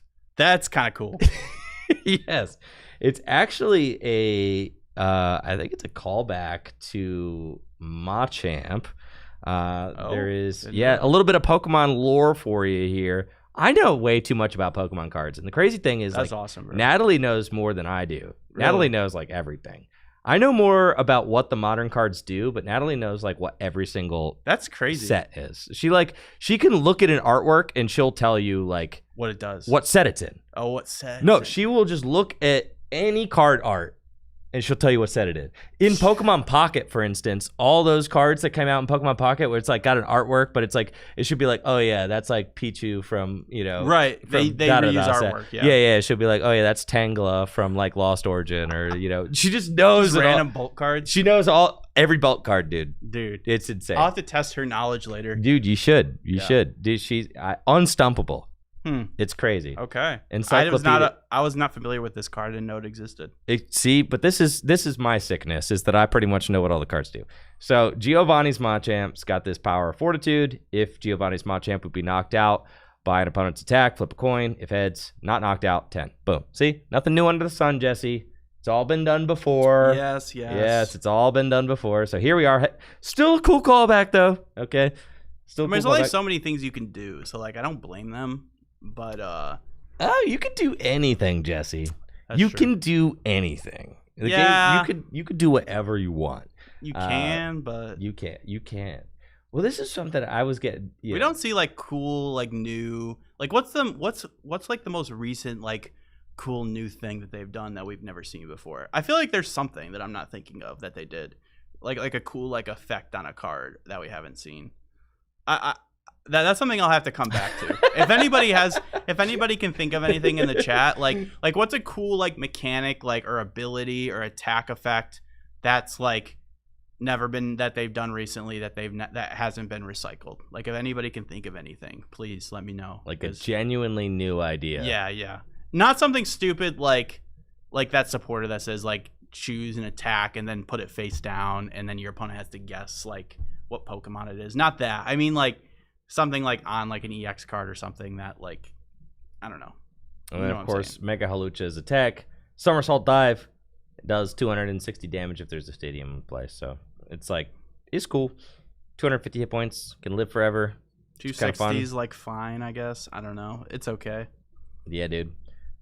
For Gym Leader Challenge, yeah, that seems great. The Dragonair seems quite good. You have to have an energy attached to it though. That's fine. Oh, the best new card in this set, the best is the Zekrom and Zekrom. And that card Zekrom, is yeah. very, very good. Like, I think that card's insane. Not only do you give Zoroark or Shred Attack, which it really needs, actually. Like, if you even just go watch the Las Vegas finals, bro. It was End Zoroark versus Cornerstone. Like, it would have loved to have a Shred Attack. It only does 70 damage, but it is something. It makes it so you can, you know, without your opponent putting Monkey Dory in play, it makes it so you 3-shot a Cornerstone, which is, like, not bad without a charm. And then not only that, but that second attack does 250, and then you can't attack next turn. That doesn't matter, bro. You have Pecharunt. You have End's Castle. You have so many ways. You can just retreat to a different Zoroark. Like, that's, like, not even... It might as well just say do 250 with Dude, no other and with text. Monkey Dory... It's so good. Yeah, man. You're not locked at 170 anymore. Like, that is, like, so strong. So I think that is really, really going to buff Zoroark. And Zoroark was already one of the best decks. Like, As we can see. Yeah. Yeah. It's just very, very strong. There's a lot of different ways to build it in classic Zoroark fashion. Like, you can build it lots of different ways. You can play it with End's Darmanitan to give you some snipe potential. You can play it with Toadscrolled if you want to have a better Goldengo matchup. You can play Toadscroll. You can play. We've seen people play it with Mega Absol. Cal Connor recently got a top cut playing Mega Absol in his list. As like a way to, there's just a lot of different ways to build it. So I think you could see lists playing. I think lists will probably play one End's Reshiram and one End's Zoroark. I think Reshiram will probably still be worth it to have in your deck for that powerful rage attack to make it so, you know, if you just maybe just leave it in your deck, leave a bench space open, and you basically threaten, like, say, hey, if you're trying to 2-shot my Zoroark, like against Dragapult, I could pop this out, you know, make them scared to hit into you. Because that's one of the things that makes Zoroark good. Dude, maybe I need to lock in and become an End Zoroark. You might, bro. I don't think it really rotates, card, bro. It doesn't rotate, and it just gets better. It gets better. It gets way better. Because you're getting End Zekrom, right? So maybe I just need to lock in. I think it'll be pretty insane. So. Be an End Zoroark, sicko. I think I could do this. Yeah, I mean, what in here? If we're really talking about rotation, like what in here rotates? Like Nest Ball. Yeah, you're chilling, dude. Yeah, you're chilling. You got Artisan, you got Buddy, right? You're chilling. Yeah. What cards are rotating? Is it F block? I haven't really been thinking about. I think. Listen, I'm a filthy casual, so I think about rotation all the time. I mean, it's definitely something that I got to start thinking about. Maybe Artisan. G-block. I think Artisan does. Yeah. Yeah. All right. So yeah, G block. It's rotates. G block. It's all G. Right, G block rotates. All right. Dude. I heard you said there's some Alakazams out there? There are some Alakazams. Yeah, Alakazam, low key, Alakazam to Dunsparce, it's not the worst deck ever. It's like fine, actually. Like, it's a solid single prize attacking deck. Like, is it like a meta deck? No. Can it like make a top cut at regional? Probably not. But it could still win games. And like, I would not be surprised to see this deck make top cut today, you know? It is a fine deck. Especially, like, I don't really know a lot of Alakazam's matchups. I'm pretty sure it's not good against Dragapult or Gardevoir. But I think you farm Goldengo, bro. You would think that, Jesse. Right? You would think that. No? I don't know. They don't hand disrupt you, bro. Yes, but here's the thing is you just can go single prize board and chase them down, bully them with your Soul Rock. Especially with, like, Prime Catcher. You're going boss, prime catcher. You go all the way down because you just start attacking so early as turn 1. And you go all the way down to like 2 prizes remaining. And then you could just go your Goldengos. You could actually win with Goldengo. Okay. Yeah, I've actually played this matchup. You have, okay. Pretty extensively from the Goldengo side. Now you could beat, with the Alakazam deck, you could absolutely destroy a bad Goldengo player who doesn't really know what they're doing. But like, if you're up against someone who knows what they're doing, you're gonna have a bad time. I'm actually really excited. There's a couple cards in this set that I'm really excited about from a gym leader challenge perspective. The Pecharunt. If this Pokemon is knocked out by damage from an attack, you get to search your deck for a card. Put it in your hand. I mean, that's like, I know you're like, but think about it like I TM Turbo Energized to Guzzlord with this in the active, right? That's really good. Sure. Or you go search your deck for like a double turbo or something, or counter energy or whatever. Yep. Okay. Or Dark Patch or or Counter Catcher. What's the attack do? Its attack does 20 damage and the next turn it does 50 more. So it's not great. But If your opponent is ignoring it early, because you do 20, which isn't doing anything, but then you're doing what 70. Exactly, and you've got like Dark Claw, you've got you've got Muscle Band. Oh, sure. So ways to buff it. I think it's okay. I think it's okay. I mean, Dark does need a little bit of help right now. It does. That's a good card. We got this some new card, owners cards, bro. That's dude, weird. This card. What does this card do? You haven't read it? I haven't read it, bro. I didn't. I just skipped over these ones. Guardy gets another huge buff. Aren't you excited? Wait, really? Place 12 damage counters on one of your opponent's Pokemon. Oh shoot! Yeah. Wait. Let me think. Isn't it better just to use Screamtail? Well, I don't know. This can't be blocked by bench barrier. Ooh, that's true. 12 damage counters is so you're doing like 120. Okay. Yep, for 3. For 3. Yes. And you're monkeys. And you got a bigger body. Yep. Okay. Wait, that actually might be pretty good. That's what I'm saying. It's pretty good. It's just is that another enough option to like play though. Like it's something I think Gardevoir can think about for sure. Because like I mean, like obviously like I think Screamtail is generally just the better card, but yeah, that's interesting. I didn't even think about that at all. Huh. That's cool. You got this new Rayquaza. I did see that, and I was thinking that seems like it could be good for GLC. Yeah, that's like a fine GLC card for sure. So what you Even do? this like is a fine GLC card, and then like that attack is pretty flexible too. I mean, you already play Fire and Lightning, right? Exactly. So like that's a fine. 130 is just like a solid number. Fine Gym Leader Challenge card. This is also a fine Gym Leader Challenge card too, just as a way to do 250. That's that's fine. Yeah, that's not bad. You're already playing Fire and Lightning, so that those do seem fine. Yeah, when you include GLC, there maybe is like more here than meets the eye. For sure. That's always the exciting thing. What Rocket's Executor, bro? What in the world? I know. He's not very good, unfortunately. Flip 3 coins. If they're all heads, instant KO. Bro, that's what Mewtwo needed, dude. Sheesh. Dude, Mewtwo can just copy that and one-shot anything. That's interesting. Maybe I'll have to play that. Maybe I'll have to throw that into like one of my Miraidon lists. There you go. A little 60-2, right? That card seems terrible, bro. Oh my gosh. Stage 2. And then that card's terrible. The thing is I just think that Mega Pokemon generally are feeling a little underwhelming in the state of our current standard, unless you're talking like the Mega Kangaskhan, Mega Absol, the big basic. Well, they just decks. gotta have attacks that make them worth it, like exactly. They have to have an upside. Like what do I like? Yeah, I have this 3-prize Pokemon, but okay, that's like a huge downside. But like, is the attack worth it? And most of the times, the answer is no. I mean, and dude, like coming up.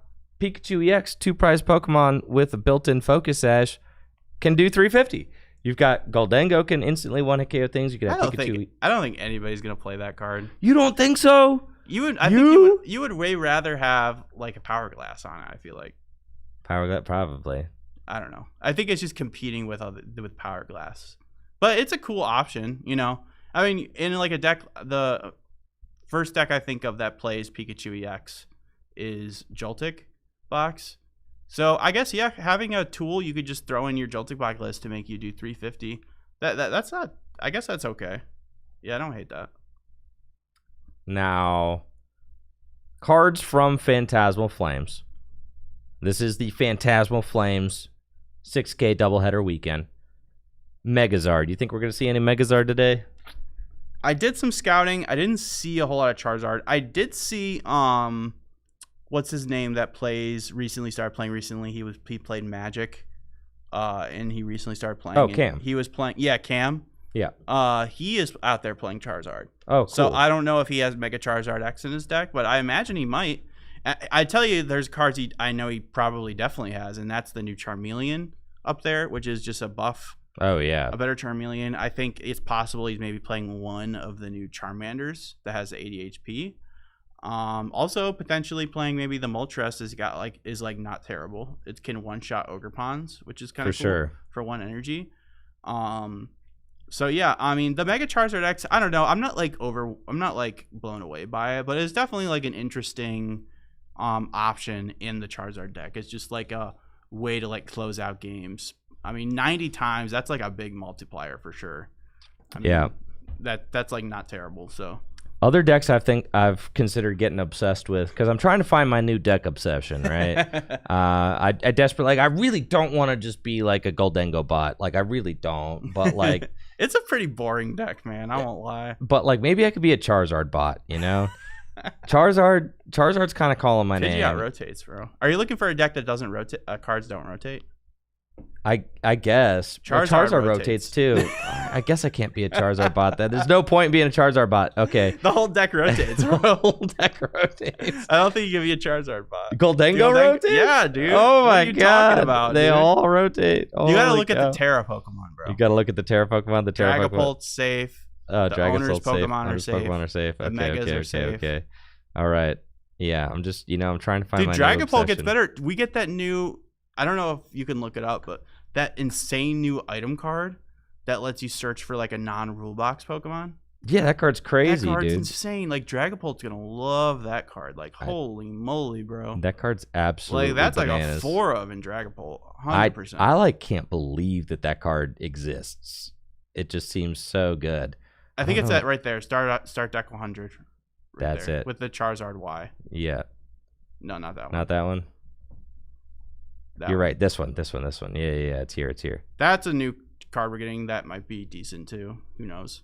Like a Charizard Y, 280 snipe attack. It's kind of cool. Sheesh. Plosion flying. Y.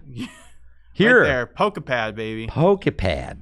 Search your deck for a Pokemon without a rule box. Just any Pokemon you want without a rule box. You can just go search for. It's basically Evolution Incense, bro. It's Evolution It's Incense. better than Evolution Incense. Well, Evolution Incense you can get any evolution, but this gets basics. But that gets basics. Dude, that's a GLC like that Master goes Ball. in every GLC. It's Master deck, right? Ball. I mean, it's literally Master Ball. It's literally Master Like, Ball are in you Divinity kidding me, Challenge. bro? But in standard, this card's gonna Does be that come bananas out? too. And do you think that's gonna come out in our little mini set, or Dude, are they gonna hold that? Only God knows. Yeah, I don't know.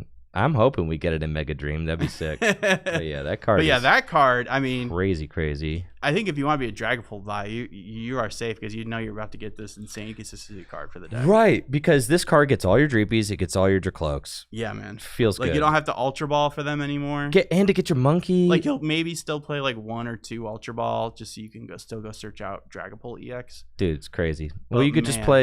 play Hilda to do that. Yeah, sure. I mean, Yeah. Hilda works too. Yeah, this Because card. Hilda can get your Neo. I'm not gonna lie. As far as like a thematic standpoint goes, like I'm not in love with the idea of a whatever the heck this is. Yeah, and me.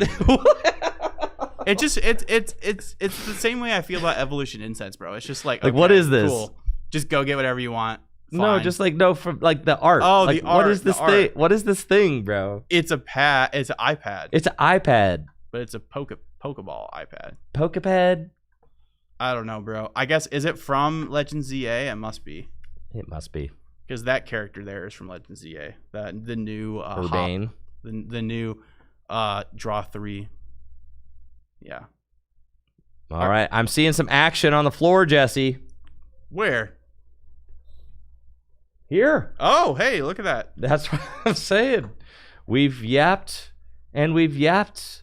And what do you know? The next round is up. And now we've yapped our way to round number Heck yeah, 3 man. I love me a good yap sesh. at the Full Grip Games 6K doubleheader.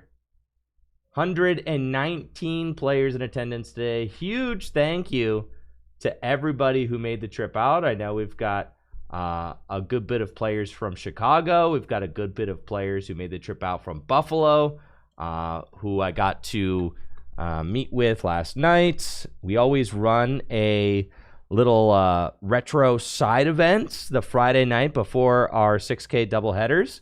So last night we did Heart Gold Soul Silver to Noble Victories, which was the very first format that I ever played in the Pokemon TCG.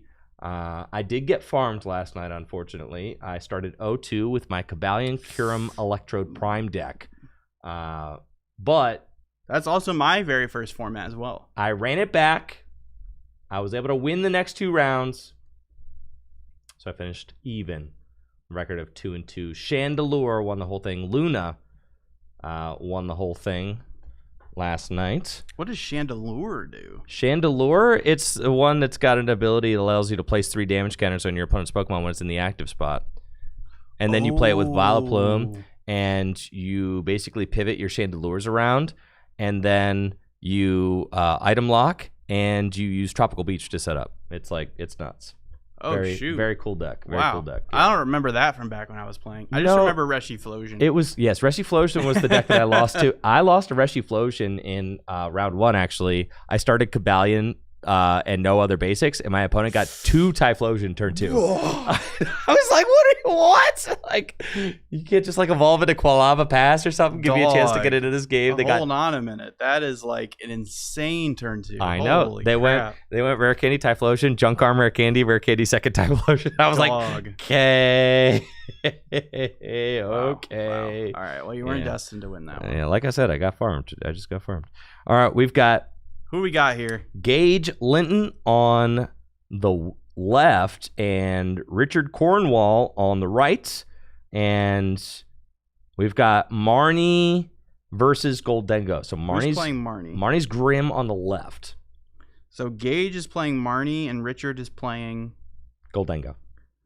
Goldengo Correct. on the right yet again. I think this is going to be a very I think we're going to see Goldengo a lot. I think we're going to be seeing a lot of Goldengo out there. I do think, I mean, it's the most popular deck. Now, this is an interesting matchup. This is a matchup I actually am pretty knowledgeable about because I played it a lot with JW. JW is a big Marnie's Grimmsnarl fan, and this is a matchup that we really wanted to figure out because, you know, Goldengo is just a really popular deck. It has been for a while, and it's at the peak of its popularity. And this is a matchup I think a lot of people like assumed like Goldengo kind of just farms Marnie's Grimmsnarl. But honestly, like ever since Marnie's Grimmsnarl started including cards like Blood Moon and Pecharunt to their list, they have ways of like actually like giving themselves a good shot to win versus Goldengo. So the matchup is not as one-sided as I initially thought.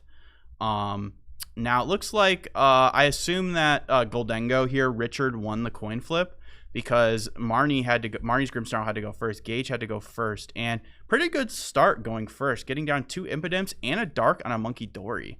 So really, really solid start there from Gage going first. And it looks like Richard here going second. He's going to start off with a Earthen Vessel. Looks like he's going to do a bit of prize checking. I think I did just see yep, there he is playing the Mega Lopunny. So choosing to play the 1/1 Mega Lopunny as both an answer to Cornerstone and Shred Attack versus things like Crustle. So again, I think this is a matchup that I think on paper is very favored to Goldengo just because you just run down the Marnie's deck. And if you're smart about it's all about being smart about the way you put your Goldengos into play. You really don't just want to go like evolve up all of your Goldengos right away. You want to stagger evolve them because you don't want to just let the Frostlass damage pile up like really quickly. So you really, as a Goldengo player, you just want to target those Frostlass. As soon as the Frostlass hits the board, you want to gust it up and KO it. And it's okay to let them have 1 Frostlass in play. If they get 2, you're in big trouble as the Goldengo player. But Gage did not get down any snow runs yet. And it looks like that Richard, what did he do? Turn 1 Prime, turn 1 Boss, I think is what he did. So that's not good. I think he went turn 1 Boss. Yeah. So he has a very slow start there. That's horrible. Not good. Holy moly. I mean, could just lose. I mean, Gage could just win right here. Rare Candy, Grimmsnarl, and it's over. Yep. Iono to find it, though. Oh, my gosh. And, I mean, it's not crazy to finding Candy can be hard because most Marnie's lists only play like 1-2 Candy max. TM Evo. No. All right. TM Evo is a great find, though. If he can get down a Snow Run, then I think Gage is in a very good spot. Does he have a way to get a Snow Run out? Nope. Oh, that stinks. You really want to... But honestly, we'll take it. If he has 2 Morgrims, then that's great. He can just go get those right away. Yeah, with such a slow start, I mean, you got to feel good as Gage right here, even without a Frostlass online yet. You've got a Monkey. Both Morgrims. That's awesome. Yep, Monkey with an energy on it. 2 Morgrim now. Richard is just in catch-up mode, right? And we do see that Richard's got Nest Ball, Vessel, and a Gong in hand. So Richard is on Marnie's, apparently, according to Guy in chat. Oh, so we are on the wrong side of the table here. Cool. All right. So the player right is actually Gage. Yes. This is according to random Guy in chat. So okay. We're trusting you. I'm gonna trust, yeah. He highlighted his message, so there we go. All right, so Richard on the left, Gage on the right. Sorry about that, folks. But we will continue on. Yeah, so if you're Gage, then now you are playing catch-up. It is going to look like Gage has an opportunity to take this first KO. Is actually using the Nest Ball to go get Genesect. So we're not seeing those search cards be used for Solrock Lunatone. How do you feel about that, Jesse? You like seeing the well, I guess there is only maybe like one Nest Ball in the deck. Well, Gage clearly has a bad hand and he needs to draw some cards. So well, yeah, but you could draw cards with Solrock and Lunatone. That's the argument. Oh, okay. Did he have an out to get both of them?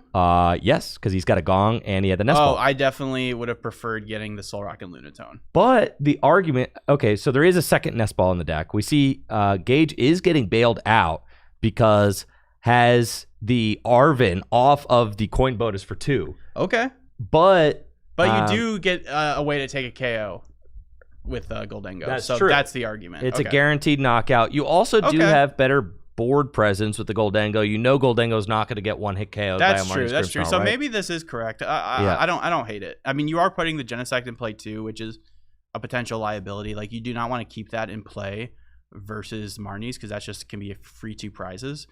Looks like Gage is playing the Precious Trolley list. So finding that Arven is huge. Being able to just go get that all his Pokemon set up. And this is the version of the list that has fallen out of favor a little bit.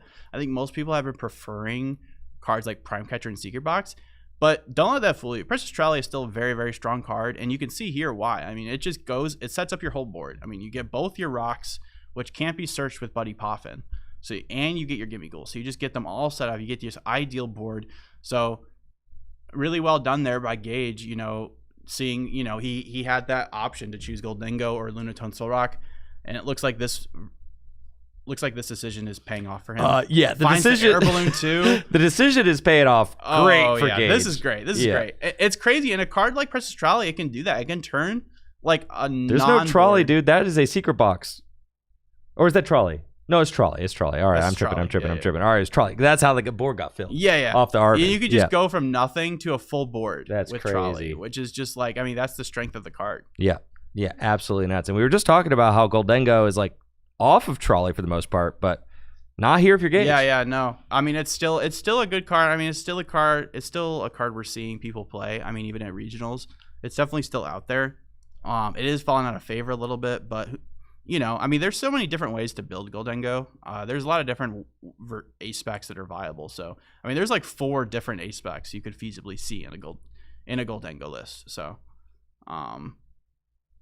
yeah, if you're able to go second, if you could say every single game I'm going to win the coin flip, then Trolley would be the optimal ace spec. For sure. But obviously, that's not the reality. You're not always going to get to go second. I'm still absolutely floored that Gage was able to go from single Gimme Ghoul, yeah, bro, to this. Like, all it takes is an Arven. I know, just so nuts, right? So nuts. And it kind of makes sense why he had such like a slow start there, because you're so reliant on that one ace spec. And yeah, it looks like Richard here, pretty bad turn. He's just gonna gust this Goldengo and hit for 180. Not what you want to see. You really, really need to establish these Frostlasses. Like I said, this matchup is unfavorable for the Grimmsnarl, but there are definitely ways to win, and the ways to win involve getting Frostlass in play. If you are not getting Frostlasses out, then you are going to have a bad time. Like, you need that Frostlass. And you could see how easy this is looking from Gage's side now. Like, Gage has got Turo in hand. And he just evolves the Goldengos out right away. Sorry, go ahead. Yeah, dude, with the Turo in hand, you could deny all this damage if you feel like it. You can get multiple coin bonus for 2 in there, and without Richard having a quick Frostlass on board, it's looking like it's going to be another easy 2 prizes for Gage, while also potentially having the option to completely heal all the damage off the board. I don't even hate like Turoing the Genesect here instead. Like if you have the knockout as Gage, I don't even hate like getting the Genesect out of there. But yeah, you could also just Turo the active and draw extra cards. Because it just doesn't matter. Like at this point, Richard is spending multiple turns evolving up a stage 2 Pokemon into play that is doling out 130 damage or 180 damage and 30 to the bench. If you're having a 2-shot and the other person gets to 1-shot, you're having a bad time. You're not going to win. No, you're going to lose. You're going to lose that trade every time. You need to do something else. You need to get Frostlass. You need to get cards like TM Devolution involved. You need to get cards like Yveltal involved. Like you need to get these things involved. You can't just be swinging. I mean, and Richard is doing what he can with the cards he was dealt. It doesn't look like he has much. And this is, I think, one of the biggest criticisms to the Grimmsnarl deck is you can just have these hands where you just have nothing. You don't have an engine. You're very reliant off your draw supporters, and sometimes you just don't find any, and you just sit there, and you just gotta like play off of like at best a Spike Move gym to search out your Pokemon. That's kind of the meme about Marnie's Grimmsnarl. Yeah. Unfortunately, is that like it's dare I say old fashioned in that I'm going to play my draw supporter for turn. I'm going to play my 1 search card, which is a stadium, and then I am going to attack, right? Yep. And that I love decks that operate like that. I do. But when you're in a world with decks like Goldengo that is the most popular deck, is drawing an obscene amount of cards every turn and also taking huge one-hit knockouts. As we saw here, Gage played Turo Scenario as the supporter for turns. So not only does Gage have the option to take huge one-hit KOs on your Marnie's Grimmsnarl, off that active. Yep, you're healing Pokemon too. It's kind of a luxury to play Turo, and that's the strength of Goldengo, being able to draw so many cards. You can afford to play a supporter like Turo that isn't like going to search out energies. It's not going to like draw your cards. Well, I guess it is in a way drawing you an extra card by putting another Goldengo in the active. But yeah, you can afford to do that. And that's why like Goldengo lists, you don't see them play traditional supporters like, like Lilies, like Research, because you just see so many cards. And I think on what you were saying on how like Grimmsnarl is kind of old fashioned like that, not playing an engine, just relying on draw supporters. You could make the same argument for decks like Gardevoir. The difference is Gardevoir can play off the board so much better than a deck like Grimmsnarl. Like you as long as you have a Gardevoir in play, you can accelerate as many energies into play as you want. As long as you have a way to find a Pokemon, you can just keep streaming attackers and manipulating damage with Monkey Dory. You don't necessarily need to play a draw support every turn with Gardevoir. But Grimmsnarl, it really feels like that you need to do something other than just, swing with this. I mean, hitting for 180 and sniping 30 is not enough on its own. You need things like Frostlass to, make your Monkey Dory useful. I mean, Monkey Dory is a dead card if you have no damage to play with. So, yeah, this is not looking good at all. And I wouldn't be surprised to see Richard maybe even like scoop this game up here soon if he doesn't find. I think if I were Richard, I would wait until my top deck to see what I get. Yeah. Because there is still ways back into the game. You can like clutch. You can Yveltal, like last game we saw. You can Yveltal. He's not playing Prime Catcher. You can Yveltal the Genesect. He did just play a Turo, so at most Gage has one more Turo. So if you go for the locking strategy, that could be your way back into this game. I mean, it's a handful of supporters. Okay, so he does have supporters. He just didn't have, 2 Lilies and an Iono. Okay, so I guess that wasn't the issue. And here is an Iono. Going to set Gage to just a hand of 3. Darkness getting attached to the Yveltal. There are, of course, counter catchers. Gage is taking a good look at his hand before. I think that's a good thing. I do that a lot too. You really want to like think about what you're putting to the bottom for when, like, should I shuffle my deck before drawing? It's something you're really going to think about when you have a card like Iono in format. Richard really wants to see a counter catcher here. Did he find one? He did finally find a Snorunt. So we got a Snorunt down. I'm not seeing a counter catcher. Really needs. We see a Night Stretcher, I think. Yeah. But you would like to stall for time. 1 Turo is down. The Genesect is there. So the Genesect could be stalled for a little bit of time if Richard is able to eventually find a counter catcher. You just gotta clutch the active. Clutch the active feels really gross. But, I mean, what's the alternative? There's not much, good. right? So now Gage, if I were Gage, I would just gust that, that lone Morgrem. And then it's lights out, and then it's game over. Is it? Okay, I mean, like, maybe if not. Gage, does Gage have second Turo? That's like the question, right? Because you got to figure this Mega Lopunny That's fair. doesn't just fit in the deck without any sacrifices, right? That's true. That's true. And we already saw Gage is not playing Prime Catcher. Gage is playing. Okay. Gage is playing the Trolley, which has already been played. So he just down so many prizes, but yeah, I guess maybe there's a way back into it. Is there something that can maybe be done with clutching the Genesect? Because if you clutch the Genesect, sure. I mean, you're only doing 20 damage. You set up your guy. Maybe you just knock out this Yveltal, then force Richard to have another one. Yeah. If you're thinking that's your way of losing this game is clutch, then maybe you just KO the Yveltal. I do think that that's probably Richard's only bet to win this game. Yeah, so just KO the Yveltal, force Richard to have another one, or recover that one. And then you set up the Frostlass, and then you let them spread their damage on all the Goldengo. Then maybe you Devo.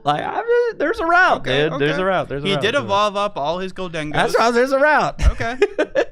You gotta get funky with it. That's fair. You gotta get funky with it if you're Richard here. But in the 60 minutes plus one that we are playing today, that is something that you can explore. There's still plenty of time to get into games 2 and 3. Yeah, that's the nice thing about having this 60 minutes is you have a little bit of extra time to maybe scout your opponent's list. Yep. That's another benefit of playing this out when you have a very slow chance of winning.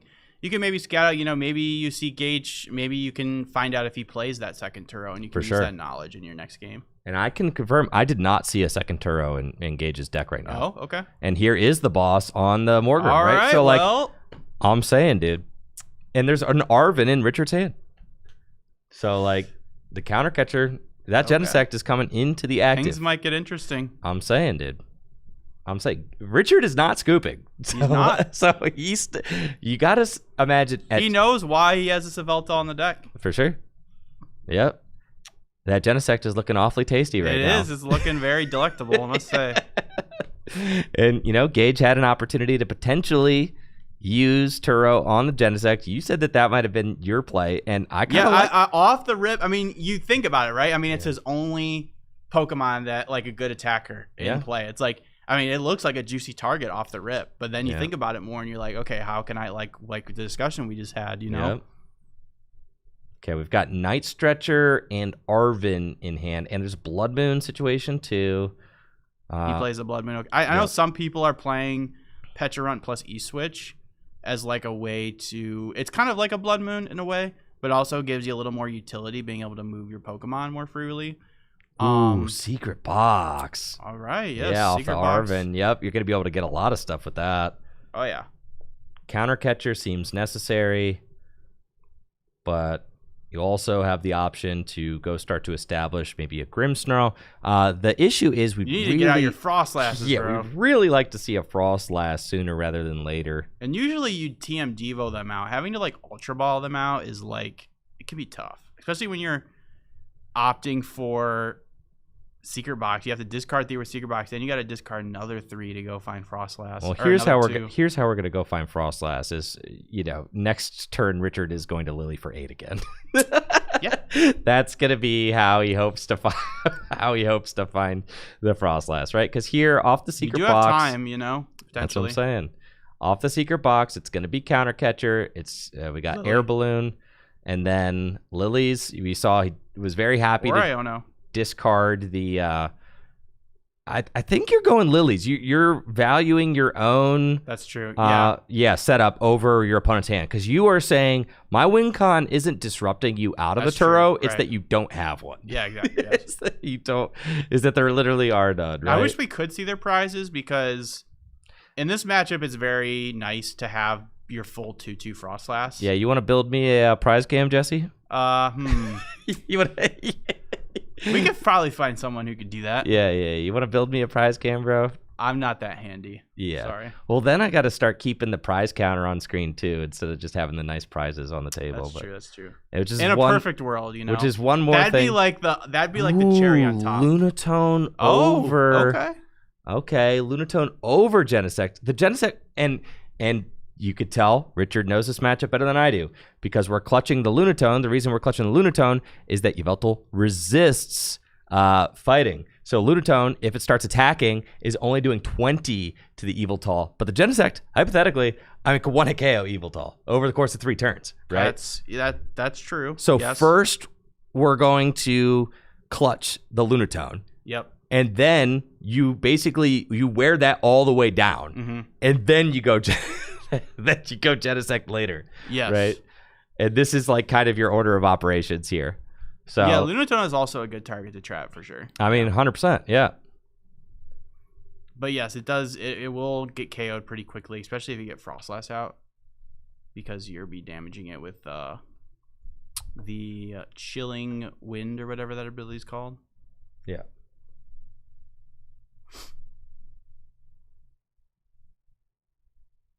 Yep. So we just see the clutch and Gage here.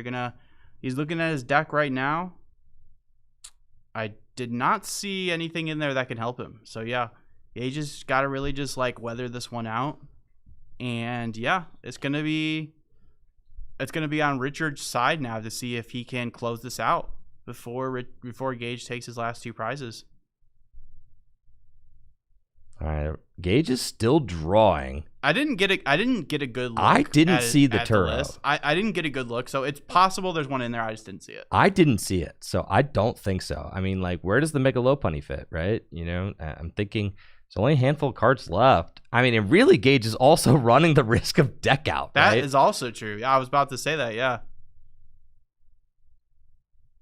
Him drawing cards makes me think that he... Oh, there it is. Okay, yep. It wasn't full art. Okay, there we go. Yep, so he does play 2. I was going to say, I'll be kind of surprised if he didn't play 2 Turo. But even with this one, okay, that is the second switch card. So Richard could still win if he can bring back the Yveltal and countercatcher the Genesect. Yes.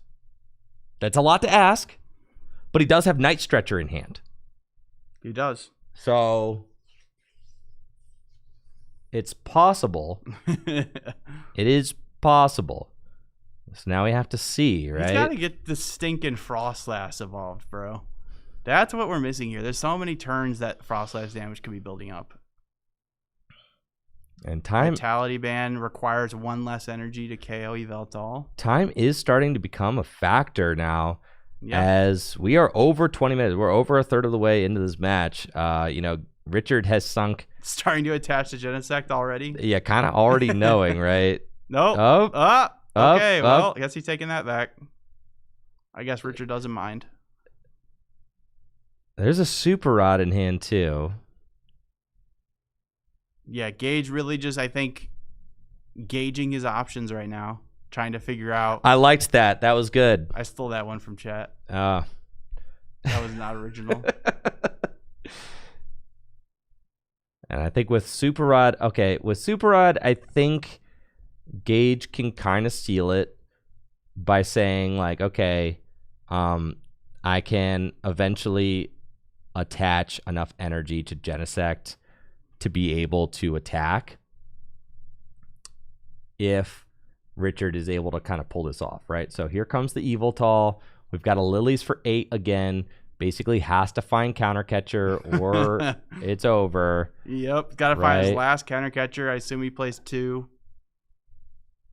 At least. Yep, there's another one in there. There's 2 in there. I think it's 3 countercatchers. There's 2 in there. I thought I saw 2. I mean, we'll see. It's been a minute since I looked at Grimmsnarl list, so maybe people are playing 3. Yeah, Lily's Determination. Shuffle, draw 8. And is looking for a countercatcher to bring up that juicy Genesect. At this point, if he can't do that, then the game is over. Gotta scoop with the quickness. I will say, like, letting this game drag out is, I think, in favor of Richard, because if you can squeak out a win in game 2 and go to time in game 3, I think you'll take that as Richard because I think this matchup is one that is like pretty tough. So taking a tie in a bad matchup is something that, you know, you'd rather tie than lose. For sure. Obviously, you'd rather win than tie, but There's counter catcher. There it is. Nope. I thought I saw it. No, those are Arvins. All right, scoop it up. No. Yeah, there's a boss at those the are front Arvins. too. Those are Arvins. Yes, no yes. counter catcher. Saw the flash of blue. I thought it was you counter catcher. you go next. Yep. And that is going to be game number 1. Gage winning with Goldengo. And I think that is going to be a theme that we see today. Lots of Goldengo gamers out here. Goldengo W. Yeah. Yet again.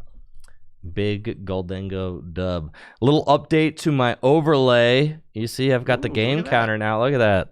That's nice. Yeah, dude. You can see no more W game 1 over on the small side of the screen. Yeah, very easy at a glance now. Yeah, not bad. See, never said that I didn't update anything. Okay. It looks nice. It looks really nice. I'm a big fan of the overlay. I appreciate that. Thank you. It seems like a lot of people in chat like it too. I've seen some compliments earlier. Yeah, I appreciate that. I appreciate the Pokemon card the back of a Pokemon card on the edges there too. With the Pokeball table, you know? It's crazy. Yeah. It looks so clean. Yeah, I like it. So going into game number 2, we're going to see if Richard is able to run this one back and get it. And I think that there are certainly routes, but with double Turo, that is tough, right? You know that you're not going to be able to stick your opponent with clutch for a long time. You know that your Marnie's Grimmsnarls are getting knocked out pretty easily. But it is going to be like a, can we get a early set of Frostlass? That's what I want to see. What you need, and that's why. Oh my God! And Gage goes first. It just opens the trolley. I'm rolling my eyes. Trolley, just like that. Absolutely nuts. Yep, that's when that's always like super annoying to see when you're playing against a trolley list. Force them to go first, and they just have the trolley anyways. So that is unfortunate. And it looks like Richard also opened his ace spec. He has the secret box open, so they both get to open their ace spec. That's nice. Yeah, dude. And this is why a lot of a lot of Goldengo lists. A lot of Grimmsnarl lists, at least a couple months ago, were starting to play like heavier counts of Frostlass, playing like a 3-2 line or even like a 2-3 line to just help protect against prizing and making you like easier to just naturally draw into the pieces you need. Because with a 2-3 line or a 3-2 line, it just makes it easier to set up 2 of them, which is like there are some matchups where you really want to set up 2, like Goldengo, like Raging Bolt when that deck was more popular. And when both those decks were popular, we saw people doing that. And then Raging Bolt has really fallen out of favor, but Goldengo is still very popular. So I'd be interested to know if Richard does play a heavier count, but I think most people generally just play a 2-2. Because most matchups, you just get out the 1, just so you have that steady damage accumulation on your Monkey Dories. But yeah, Gage here starting off with the trolley. Getting everything he needs, leaving that bench spot open there, that 5th bench spot for, I guess he didn't want to get the Genesect, or he has it in his hand, or it's prized. One of those 3 options. Most lists only play 1 Genesect, so sometimes you do prize it. He is playing the Lanazade as well, so this list is teched out. He's got the 1-1 Lopunny, he's got the Lanas, so I'd be interested to see like what he cut on to fit all that in. I mean, now you do have more space in the list playing a card like Trolley, and that's kind of why that's like another positive to playing a Trolley list is you get to save deck space. You don't have to play as many ball cards. Playing less ball cards means you have more space for techs. Like, so you're wondering like how can he fit like 2 Turos if he's playing the Lopunny? Well, I mean, I think the Trolley is how. I mean, you don't have to play as many cards like Nest Ball. You don't have to play as many Poffins, even Fighting Gongs. Lists like this generally aren't maxing out on Fighting Gongs. It looks like Richard does have that turn 1 Arvin. Yes. So we are probably going to get to see a TM Evo. Does have Snorunt in the active, so Snorunt is probably going to come under fire on Gage's second turn, as the Soul Rock will probably take it out. When we see Richard really taking some time to scan through, check the prizes, make sure that he's got everything accounted for. We do see the TM Evolution there at the front of the deck. I imagine it's going to be, TM Evo, maybe get a Marnie's Morgroom, and hopefully a Frostlass online. He's got a Secret Box in his hand as well. So Exactly. he's going to be able to get everything he wants this turn. Yes, but do you save Secret Box for next turn for like the pop-off, or are we going Secret Box here turn 1, you think? I think he's just doing it now. There's already a Frostlass in hand. There's already a Stadium in hand. So yeah, so maybe you you don't. Yeah, that's what I'm saying. Like, do you just? I think that's what that? he's thinking of right now. Mm-hmm. Just because it's in your hand doesn't mean you necessarily have to play it. I mean, you do have to discard 3 cards to play it. You do. It is kind of a weird hand, right? Because you do want a second basic down. We see like Richard went for Nest Ball off the Arvin, but we need more basics, right? I would have maybe liked to see Secret Box for, Lilies. Lilies with the TM You know what Evo. I mean? And then get TM Evo, Stadium, slam those down, and then play Lilies for turn. Yeah. But he's opting for the Arvin. Looks like Secret Box going to get a Lilies for next turn. And Buddy Poffin off of that can go get a second Spike Muth, Air Balloon, and I expect it to be Lilies for turn 2. And there we are. So with the Nest Ball and the Buddy Poffin, you can kind of just go get all your guys, not to mention with the Spike Muth, right? You're going to have a board just full of guys. So both players getting the full benefits of the ace spec on the first turn of this game. Yeah, I don't know about you, but it always feels like Grimmsnarl opens their Secret Box. I don't know why. There are just some decks where it feels like they always have certain things. And I don't know why, but Grimmsnarl always feels like they open their stinking Secret Box. They just always have it in their opening hand. Dude, you know what decks always have it against me? What? Whatever one my opponent is playing. That's so true. Yeah, that's the They that's always the deck that have always one of have their it, 4 bro. Buddy Poffins, bro. It's so crazy. All right, now I actually really like this line from Richard, because since he was able to use Arvin and the Secret Box, was able to get both Air Balloon and the TM Evo, which allows him to pivot into Monkey Dory, which means that the Soul Rock is not going to have an easy pick. True. On this turn too. And that was my original concern, is that the Snorunt was in the active. That's an easy KO for Soul Rock, but Now with the Gage Air Balloon. Now Gage needs the Premium Power Pro. Yep. And the Vitality Band, which I'm not really sure if he plays. The Premium Power Pro. Well, Monkey Dory's only got 110, right? So with the Premium Power Pro, that would take it out, right? 100 with the that's true. the So you don't 10 even ping. need the because we do have tool. Frostlass online. Finally, now. we see the Frostlass getting involved. So now I'd like to see from Gage. I would not like to see him just go like evolve. You really want to stagger the evolutions. Yes, it's annoying because you'd like to draw those extra cards, but it's not bad. I mean, you can still draw cards with Lunatone. So what I like to do is just evolve one at a time. If you can, at the worst, keep one unevolved, because if you can avoid any free Frostlass damage, then that's what you want to do. So if you can draw just enough cards to take the knockout and not evolve lots of Goldengos, then that's what you want to be doing. Best case scenario, you just Gust KO this Frostlass with a Goldengo. Fighting Gong. Go search out a Fighting Energy, and probably going to see Lunar Cycle.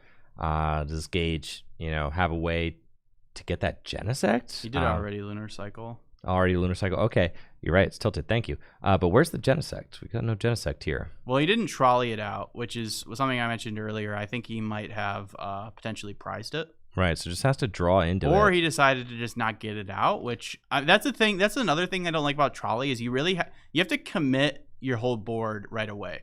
You can't always do that, like leave a bench spot, because you don't play a lot of like natural Ball Surge to like find later, so you have to like say, I'm gonna get this out now, or potentially not get it out at all. So we see Gage here. There is a boss's order, so really could pick off a Snorunt or the Impidimp. I think you like picking off the Snorunt, right? That just seems like a winner.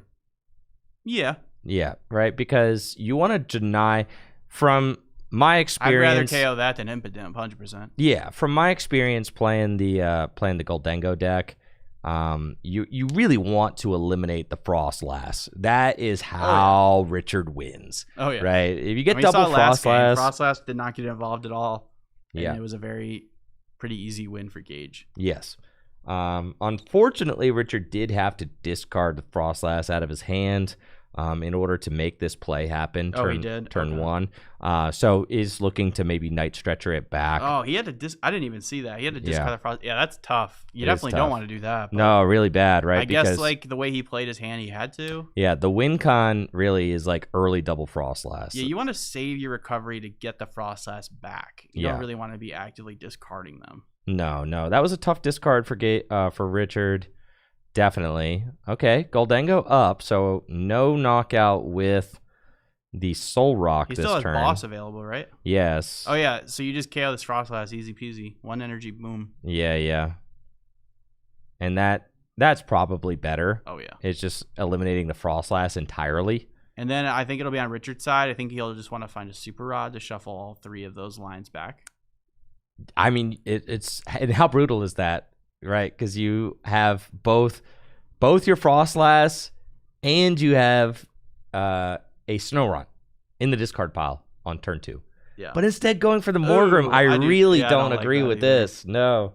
You definitely just want to. I mean, he is on the good thing for Gage here is he is staggering his evolution. So he only has the 1 Goldengo evolved. So I don't like. It's not the worst play ever, but yeah, I definitely do just like gunning down these Frostlass, just getting rid of them as soon as possible. All right, so now we've got Counter Catcher and a Lily in hand. I'm not sure that the staggering the evolutions is by choice. I think it's because the Genesect prize. Or not on board. Yeah, I think you're right. But I think that's still like a good thing. Yeah, for all right, games. all Yeah, right. I get what you're saying though. You're right. I don't think it's by choice.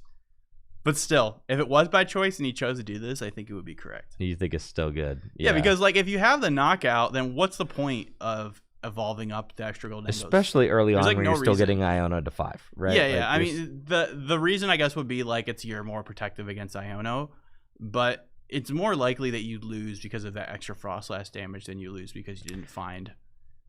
you also I think. know for a fact that, well, not for a fact, but like you could pretty much guarantee your opponent's playing this Lily's Determination, your hand's not getting disrupted. So even if Gage did have a second Goldengo in hand, might not be optimal to play it down. I do think that like, denying those damage counters is quite good against the potential Frostlass. Because the most common way to win against a bad Goldengo player is you just you Frostlass your damage up, you spread 30, you spread damage with Monkey, you spread damage with Grimmsnarl, you just set up all the gimme Goldengos and then you TM Devo them and you win. Right.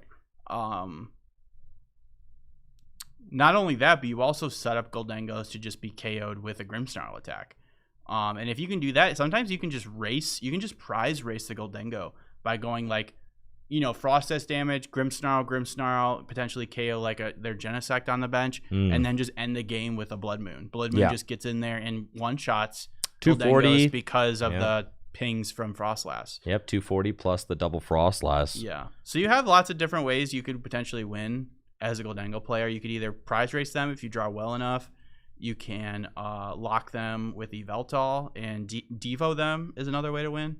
But obviously, these are things that aren't the easiest things to do, depending on how well the Goldengo player draws. And it looks like Gage is not drawing like the best. He did open the trolley, which was great, but other than that, his hand wasn't like amazing. He's still doing fine though. He's got a Lunar Cycle. He's got a coin bonus now, and has that boss in hand again. So we could see boss's orders to take out. You have to imagine what did that the Richard target. do last turn? He didn't really do much. He established another monkey. The second monkey is good, but yeah, and then we got another Impidimp down. I guess knocking out the Morgrim did deny an attack, so I guess there's that, right? It did, but then also, Richard is only giving up one prize at a time, so it's really not that bad, especially since Gage is playing multiple Turo, so it's kind of fine at this point. Ideally, the Frostlass has got to be the target here for Gage. Obviously, there's no other evolved Pokemon in play, so boss's orders, bring up the Frostlass. This is what Goldengo does best. Yeah, you don't KO the monkeys either. You KO the source of the damage, which is Frostlass. You might think, why not KO monkeys? Get one of those, dark charged monkeys off the board. But like, if you take off Frostlass, that's just then damage isn't being generated. Then the monkeys are useless. So like, why not take out the Pokemon that is generating the damage counters? Correct. Than the Pokemon that moves them. Exactly. I mean, just look at the monkeys now, right? Without the damage counters. Oh, I mean, they're stuck at 1 damage each, right? So now, even though Richard has those 2 Monkey Dory established on the bench, can't actually move that much damage over because the damage generating Frostlass have been denied. You need to get a Super Rod. We need to find a Super Rod. For sure. At like worst, a Night Stretcher to bring 1 back. Yeah, and that's the tough thing. Like, Goldengo are built to just like chain bosses like this. And it's not like Goldengo needs much to take the knockout. I mean, it costs 1 energy to KO Frostlass. So yeah, almost nothing. I mean, Gage is not playing Prime Catcher, so you have to imagine he's maxed out on boss's orders, playing 4 copies. Yeah. So all right, another Lilies. Gusting up the what do you think about counter catching up the Soul Rock? Well, I'm thinking about it. And I'm trying to see the vision. I mean, the Lunatone has an air balloon on it, right? I don't know I guess maybe you're thinking you just want to KO the Soul Rock with Grimmsnarl? I don't know. Yeah, it almost feels like kind of like a throwaway card there. It feels like a bit of a waste. Did find Rare Candy. So because that counter catcher are very valuable to Gust. Found Rare Candy and Night Stretcher. Okay. So about as good as it gets. That's great. Right? Yeah, so we like to see get that Frostlass back online. If Gage can miss a boss here, that would be amazing for Richard. Then you could like Iron him to 4.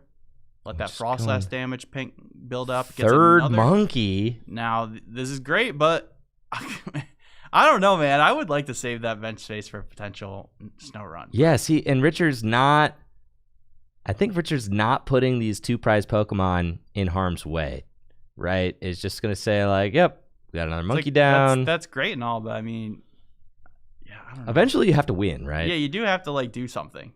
But the game is going more slowly, right? I mean, just think 1 prize at a time. 1 prize at a time.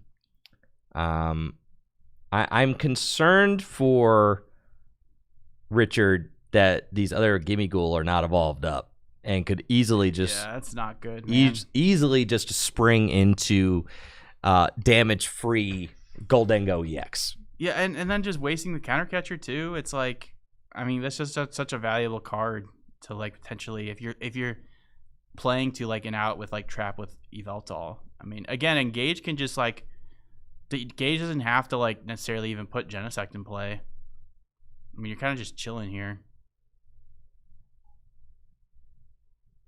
Yeah, just gonna play these item cards. Draw with Goldengo, draw with Lunatone. The Bundlerooski. The Bundler. He plays the Bundle too. I told you, man, this list is teched out. I'm telling you, man. It is teched out. When you play the trolley, you have space for these techs. I think I saw a Hops Cram in there too. I think I saw on Gage's list earlier. Okay. I think so. Hops Crammer is really good in the mirror. Very, very good in the mirror.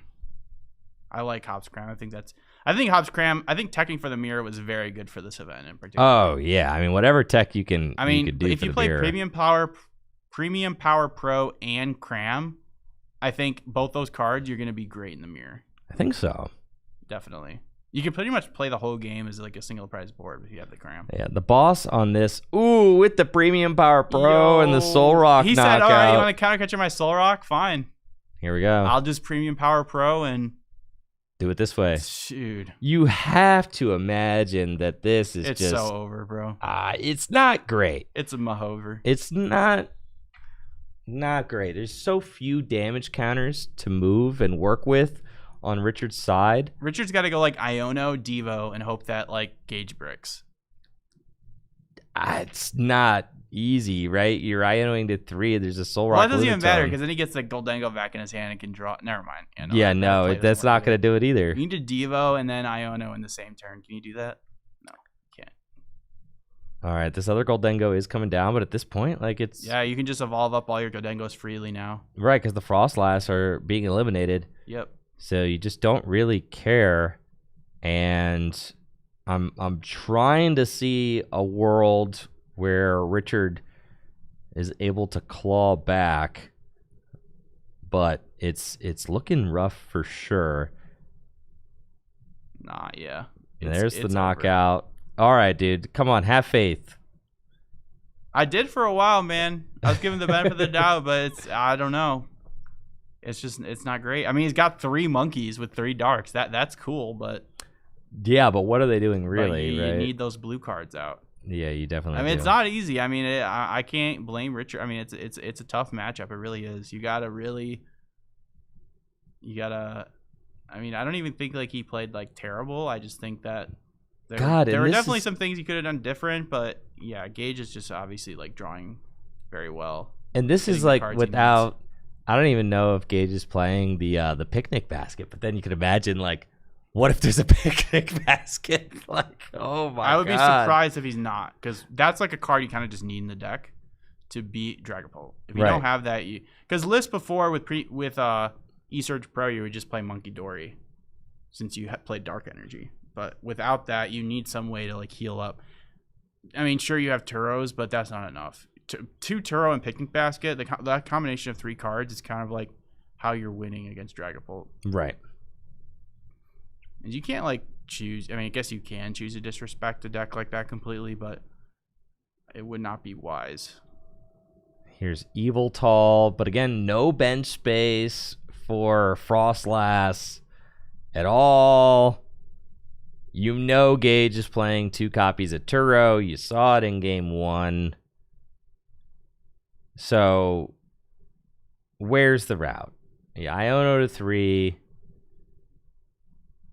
You can move a couple of damage counters around with your 3 Monkey Dory. You got your 3 damage counters can get moved.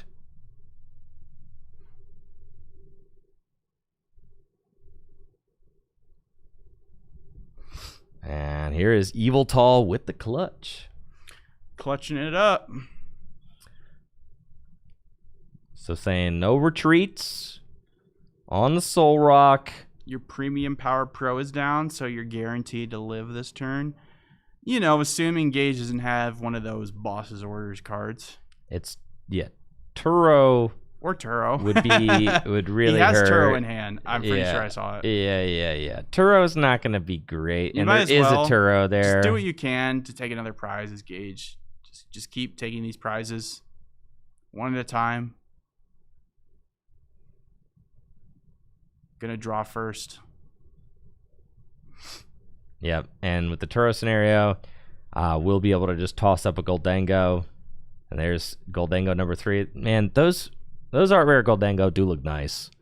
They're pretty cool. He's got the arms crossed. They're cool, dude. They're really cool.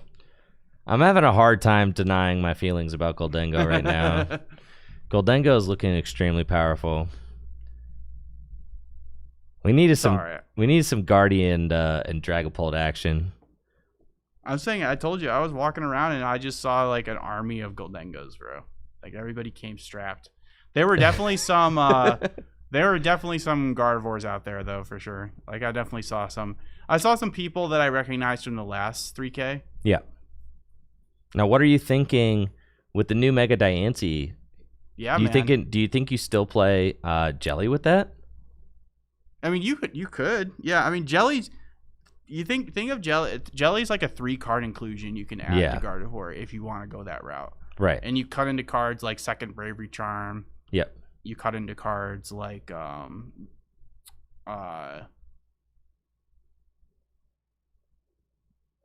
Yep, there's the Turo. You cut into some other cards, like sometimes you cut into like one consistency card. But yeah, you could certainly play both. Yeah, there's nothing stopping you from doing that. For sure. But I would think you generally won't see both of those combined in a list. I mean, there's just so many different ways to play Gardevoir. It's like one of the things that makes it so strong is like, I mean, you even see some people playing like Makani Tran recently. Yeah. Top cut Las Vegas regionals, and he was just playing a 1-of Frillish in his list with no Jellicent. You just play the 1 Frillish. And you can just come in like against Goldengo, like they're like, oh, he's not playing the Jellicent list. I don't see any Frillish. And then like you wait for them to burn all their energies. Then late game, you just come in with a Frillish and you just win because you just because all the energy. I mean, they have superiors left. It gives you a way to like surprise them. So like that's one of the things that makes Gardevoir so strong is you don't really know. It kind of is like if you have that like X factor in the deck, it's just like really good. Kind of one of the things that made Lost Box such a strong list in the past is like you just don't know what your opponent has in their list. All right. Finally, we do see a Marnie's Grimmsnarl EX and an Iono Tattoo. So we are going to see this knockout, at least. All right. Turo Engage did not put back down the Soul Rock after the Turo. So it doesn't sorry. It doesn't even knock out the Goldengo. You're 10 damage shy. It's not good. It's not ideal, no. I see a Night Stretcher in hand. But, yeah, no draw off of Soul Rock Lunatone unless Gage is able to find another one. But again, we'll have multiple coin bonus. Looks like Richard is teched for the Dragapult matchup. He has the Psyduck in his list. I did see that, yeah. That's an inclusion that I've seen some Group Star lists play. Night Stretcher for the Snow Runt. But will there be... Is this a knockout? I don't think so. 10 damage short. We're cleaning it up as if it's... 70 plus 180? It's 250, right? Yes. All right, and we're bringing it back. I think Gage thought it was a KO. No, it's not. Nope. Yeah. You're living. Yeah. Oh, yeah. Yep. Got Iono to 2 though, so he's got to find. I mean, he doesn't have Soul Rock in play. He doesn't have Fez. Yes. So, there's a world where he misses this KO. Yes. Will Richard get another turn? If he was taking the KO, that'd be awesome. That's like -2 cards that he gets to draw. But no. -1. There's no air balloon. Oh my! Just double superior game. Okay. Yep. and there it goes. Looks like Gage will emerge victorious. Yes. In game number 3, in round number 3, the Full Grip Games Phantasmal Flames 6K doubleheader weekend. That is back-to-back Goldengo wins. Are we going to see a Goldengo W every round? On stream. Back-to-back Goldengo wins. Is it going to be Goldengo dub every round? No. No way. It's definitely possible. Dude, what is this deck box? Can we zoom in there? Okay. Dude, that thing's kind of fire. That's pretty gnarly. Yeah, dude. Look. What is that? Is that VMAX Gigantamax Gengar? Look at that. It's like the Ghost deck box. Yeah, that was pretty sick. All right. Sorry, I was not familiar with Gage's swag. Yeah, that was. Congrats to Gage getting that W. 3-0 now at the Full Grip Games 3K. Yep. Pretty sweet. That's what you want to see. And how many rounds have we got today? Well, it's 119 players. I'm not a tournament organizer, so I don't have like 8 rounds. That's feeling like an 8-rounder to me. Yes. Because I'm thinking, you got to think if you're generally say it's 8 rounds, you go 6-0 and then double ID. Probably gets you into cut. I know Natalie was saying it's like a big league cup. Natalie was saying that at the beginning of the day today that if anybody goes 5-1-1 and bubbles out of top 8, then they will also get an invite to the 5K. Oh, really? As like a consolation If you have the prize. same record, Yeah. like almost like an asymmetrical. Yes, cut. but no 5-2s. But if you go 5-1-1, Okay. if you go 5-1-1 and bubble out of top Well, 8, that feels good at least. that does feel very good because are obviously planning on you're not gonna cash, but you will get an invite to the 5K. But there's no asymmetrical cut, right? There is no ASIM. Actually, in order to run an ASIM tournament on Tom, you need to have a day 2. That's what Natalie was telling me this morning. Oh, really? Yes, you have to have 2 days. That's very strange. You have to have 2 days of competition. So you can't run ASIM, apparently. Allegedly. Apparently. Yes. That's weird. Dude, I'm just saying, dude, back in my day, you used to just bubble out of top 8. That's just what it I'm was. saying though, man, it's 2025. You know, it's the future. We can make tournaments better. Everybody needs a trophy now? Is that what we're saying? Yep. Dude, No, listen. give yourself. If you have the same record as someone else, you should be given in a perfect world. You should be given a chance to fight for your spot. You know, if you have the same record. How bro. is it fair that someone else gets? I in? went 5-1-1. I know at Worlds and bubbled out of top 8, bro. But I'm saying, wouldn't you have? I got 9th place. Wouldn't you have liked the on chance? opponent's resistance? Wouldn't you have liked a chance to fight for your spot in top Yeah, 8? but I didn't get it. All right, Yeah, and that was a formative experience. So you're saying like it builds character. It builds character. Yes, dude. Yes, bubbling out of top 8 builds character, dude. Yeah, I haven't had any like heartbreaking bubbles. The only tough bubble I can remember is at EUIC this last year. I was it was one of those situations where like if I win, I potentially could make it into cut, but if I lose, it's 7 I rounds. could 7 bubble rounds out. today. 7, okay. But if I lose, it's one of those things with how big regionals are nowadays, where if you win, you could potentially get ASIM cut or like top 16, but if you lose, you could potentially drop down below top 32, which is what happened. Got like 36th place. So it's like that's just like such a feels bad. It's like I know.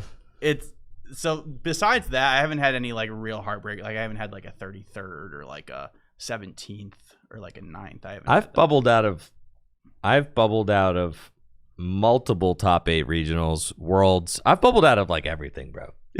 That's what it builds character, man. It just is what it is. Yeah. It's just but I think ASIM's fine. I mean, like at this point, I think it's been a really, really cool inclusion that they made to the regionals. I think it's a super nice thing.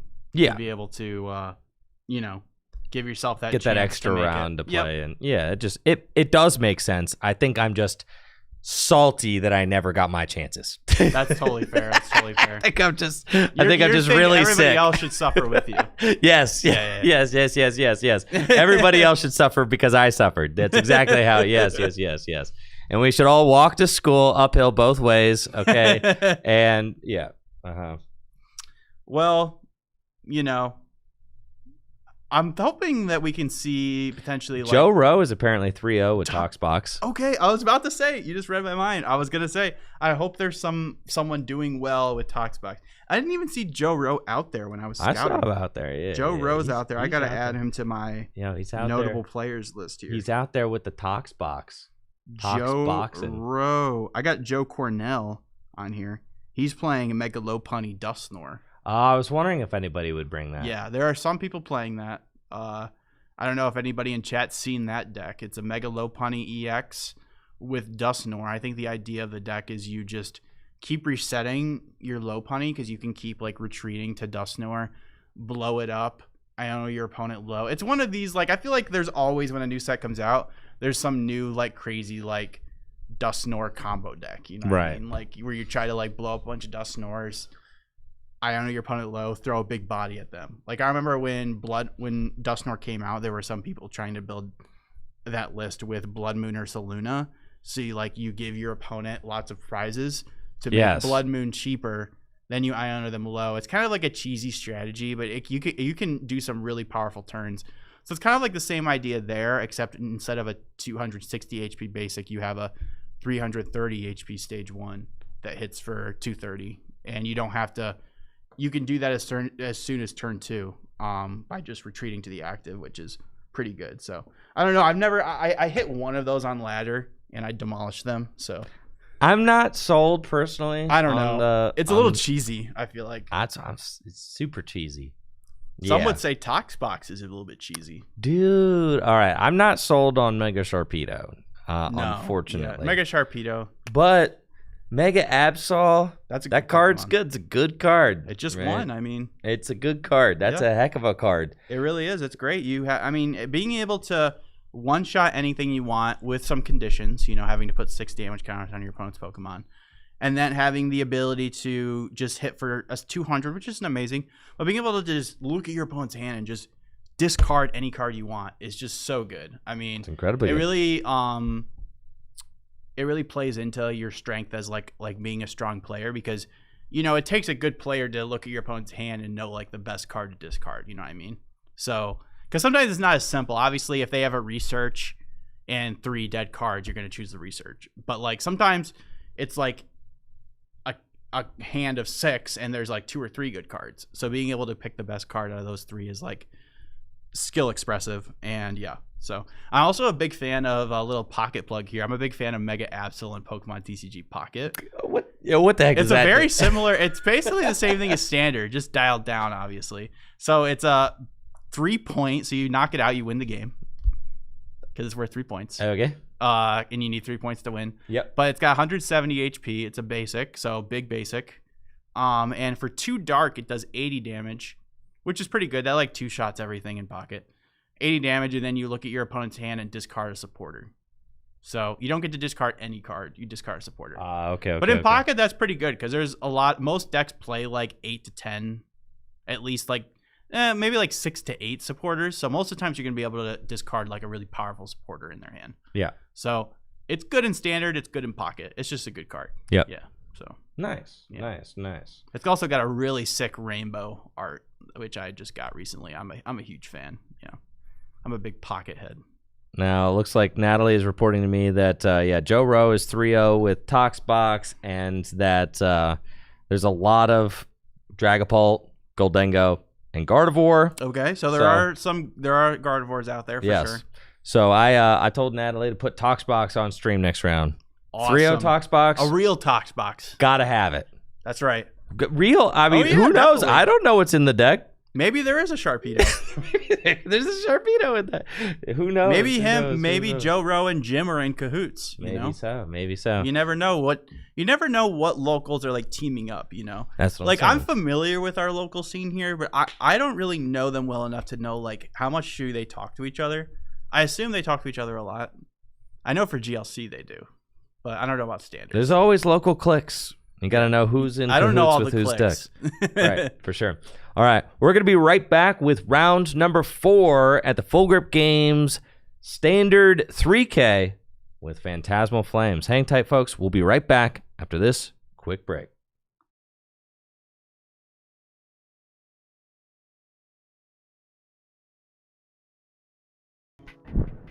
This tournament is sponsored by Dragon Shield. Dragon Shield makes the highest quality sleeves and accessories for your favorite tabletop games, like the Pokemon TCG.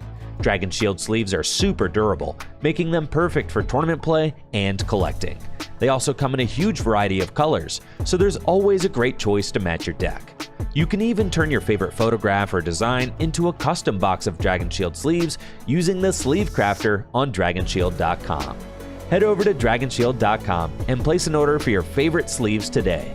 Use code TrickyJim at checkout for 5% off your order. Again, that's DragonShield.com for the highest quality sleeves and accessories for your favorite tabletop games. Huge thank you to Dragon Shield for being a continued sponsor of the channel.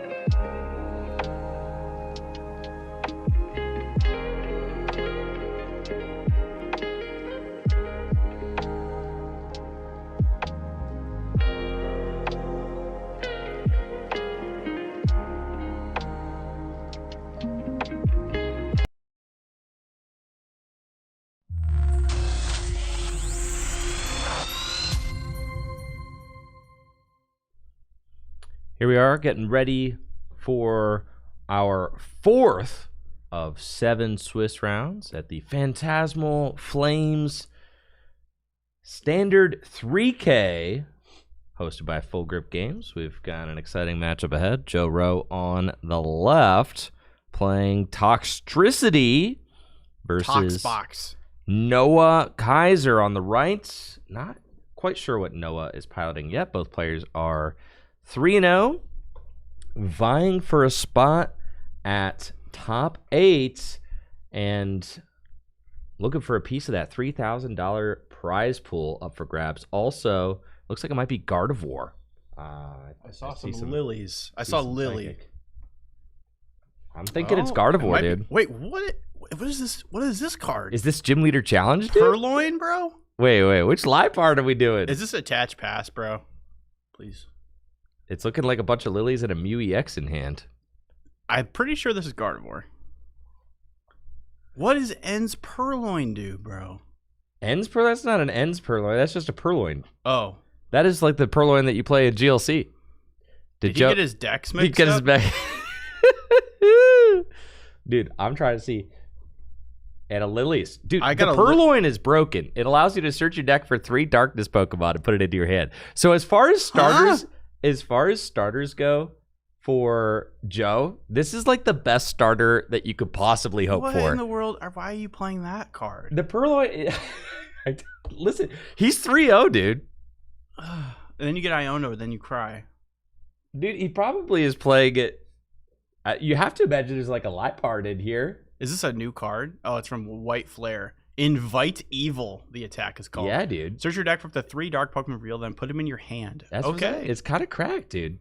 That's kind of cool. I'm saying. I would like it better if it said put them on your bench. Hey, dude, we've got Buddy Poffin. Here's the Toxtricity. Dude, it is Sharpedo! Yes! It's Sharpedo, dude! Here we go. All right, well, I guess this is just what the Tox box deck is, bro.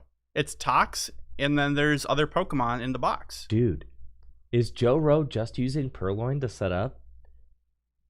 Just go get... Joe Rowe is going to get the perfect setup. Dude. I think Joe's about to farm this Guardian. Dude. I would hope your dark box deck is good against Gardevoir, at least. This is so beast mode. I can't believe it. Look at this, bro. Joe's like, oh yeah, dude. What a beast. I opened the Purloin like a boss. Does he just play the one? I mean, he's got to play more than one, right? Or maybe he plays like Air Balloon to get into it. It probably is like a... No, Noah, though. I just don't know. Noah is going to play this Lilies and really hope to find some better cards off this Lily. He's got to find some Ralts. He's got to find, yeah, just a pair of Ralts would be great. Maybe a TM Evo. That'd be good too. Now I'm like, I'm curious. Are there any Lipard? I have no idea. Bro. No, there's like no good Lipard. Marnie's Lipard, but you got to move all damage counters from one of your bench Pokemon to your opponent's active Pokemon. Dishonest swap. That's kind of cool. That's kind of like the Rockets Wobbuffet. Yeah, you think Joe's getting in there with the dishonest swap? Dude, I mean, Sharpedo's got a lot of HP. That's what I'm saying. The 1/1 line dishonest swap, that would be fire. Might as well, bro. That would The be. knockoff's not terrible too. Discard a random card from your opponent's hand. I'm saying. I bet you he plays the dishonest swap. I bet you. No, Joe's a pretty honest guy, so I'd be surprised if he plays a Pokemon with the attack dishonest swap. This is so sick. What did Noah find off this Lily? Hopefully some Pokemon. He found an earthen vessel. But what else? Ooh, an artisan. Okay. Ooh, a secret box. All right. This is exactly what you want to see. Look at that. You get the earthen vessel and then secret box away the energy. Oh, yeah. That's what I'm talking about. That's exactly what you want to see. Yeah, I'm getting a bunch of energy out. 2, and then let her rip, baby. Get that secret box in there. Discard 3 cards. In exchange, you get to search your deck for 1 of each trainer card. A stadium, a tool, an item, and a supporter. That's right. Yep, you can discard, and then you just discard the psychic. Yeah, discard the Arven. Our supporters are always good to discard secret box because you just get to go get another one. Yeah, it's like a trade, right? Yep. I mean, when you're forced to discard that third card, usually you can find 2 cards in your hand. Does he that play are TM Evo? Cool That's what to you discard. want right now. But TM Evo would be great. That way he can Nest Ball and Artisan for 2 Ralts. TM Evo to 2 Curlias. I don't looking see like though. no. Maybe no. no. He did. Does this list play? Maybe this is like a 3 rare candy list with no. He must have prized his Evo. He probably plays 1 and prized it. That's what I'm guessing. Most lists play 1 at least. Not playing any would be a little bit crazy. You'd get farmed by Dragapult if that was the case. So probably has 1. Yeah, he probably prized it. Unfortunately, because this would be perfect here if he had that. That would be amazing. Yeah, to be able to pop from. I like the speed that Noah's playing, though. He's playing at a nice, brisk pace. Okay, going for the Mind Bend. I mean, if you're not TM Evoing, you might as well, right? A little monkey knockout. Yeah. You are getting rid of a monkey with a dark here, probably. But you are hitting for weakness. You can go the Greedy Fangs knockout for 140, man. Heck yeah, you can, dude. Draw some cards. Looks like that's what he's probably going to do. And I think you're pretty safe. I think this Sharpedo is probably not going down. No. I don't know, though. I mean, Noah's got a lot of psychics in the telling discard you, pile. What if bro. he plays the Hero's Cape? I see an Ace Spec at Joe's hand. I can't quite tell what it is. What if it's the Hero's Cape with the Lipard? Dude. I'm telling you. with the Lipard. I'm telling you, dude. Oh, so you, like, really survive a hit. That's what I'm saying. I'm saying, I actually think Noah could take the knockout with a Drifloon. Because he's got a lot of psychic in the discard pile. And Drifloon plus 1 Monkey Dory, that's 330. So it's not crazy to think that Noah could have the knockout on a clean Sharpedo next turn. Bro, Joe has got the Ace Spec in his head. If it is Hero's Cape, I'm telling you, if it's Hero's Cape, You called it earlier. I told you Hero's Cape's my favorite Ace Spec in the Sharpedo. Is that just an idea you randomly had, or is that something you've been thinking about? I think I saw a Japanese. It is the Hero's Cape. It is. It's Hero's Cape, dude. Dude. It's Hero's Cape. Dude, Joe is straight cooking. Yes. With the Lipard. Yes. Is the Lipard in the list? Do we know that yet? It's gotta be, bro. It's gotta Unfortunately, his little kitty cat got KO'd, so. He plays the Battle Cage too, bro. The Battle Cage, dude. He's a Battle Cage is a new stadium, if you don't know. It says your opponent's Pokemon can't place any damage counters on your bench with the effects of attacks and abilities. So guess what Pokemon does that, Andrew? That's a Monkey Dory. Monkey Dory does that. But only on the bench. You have to keep that in mind.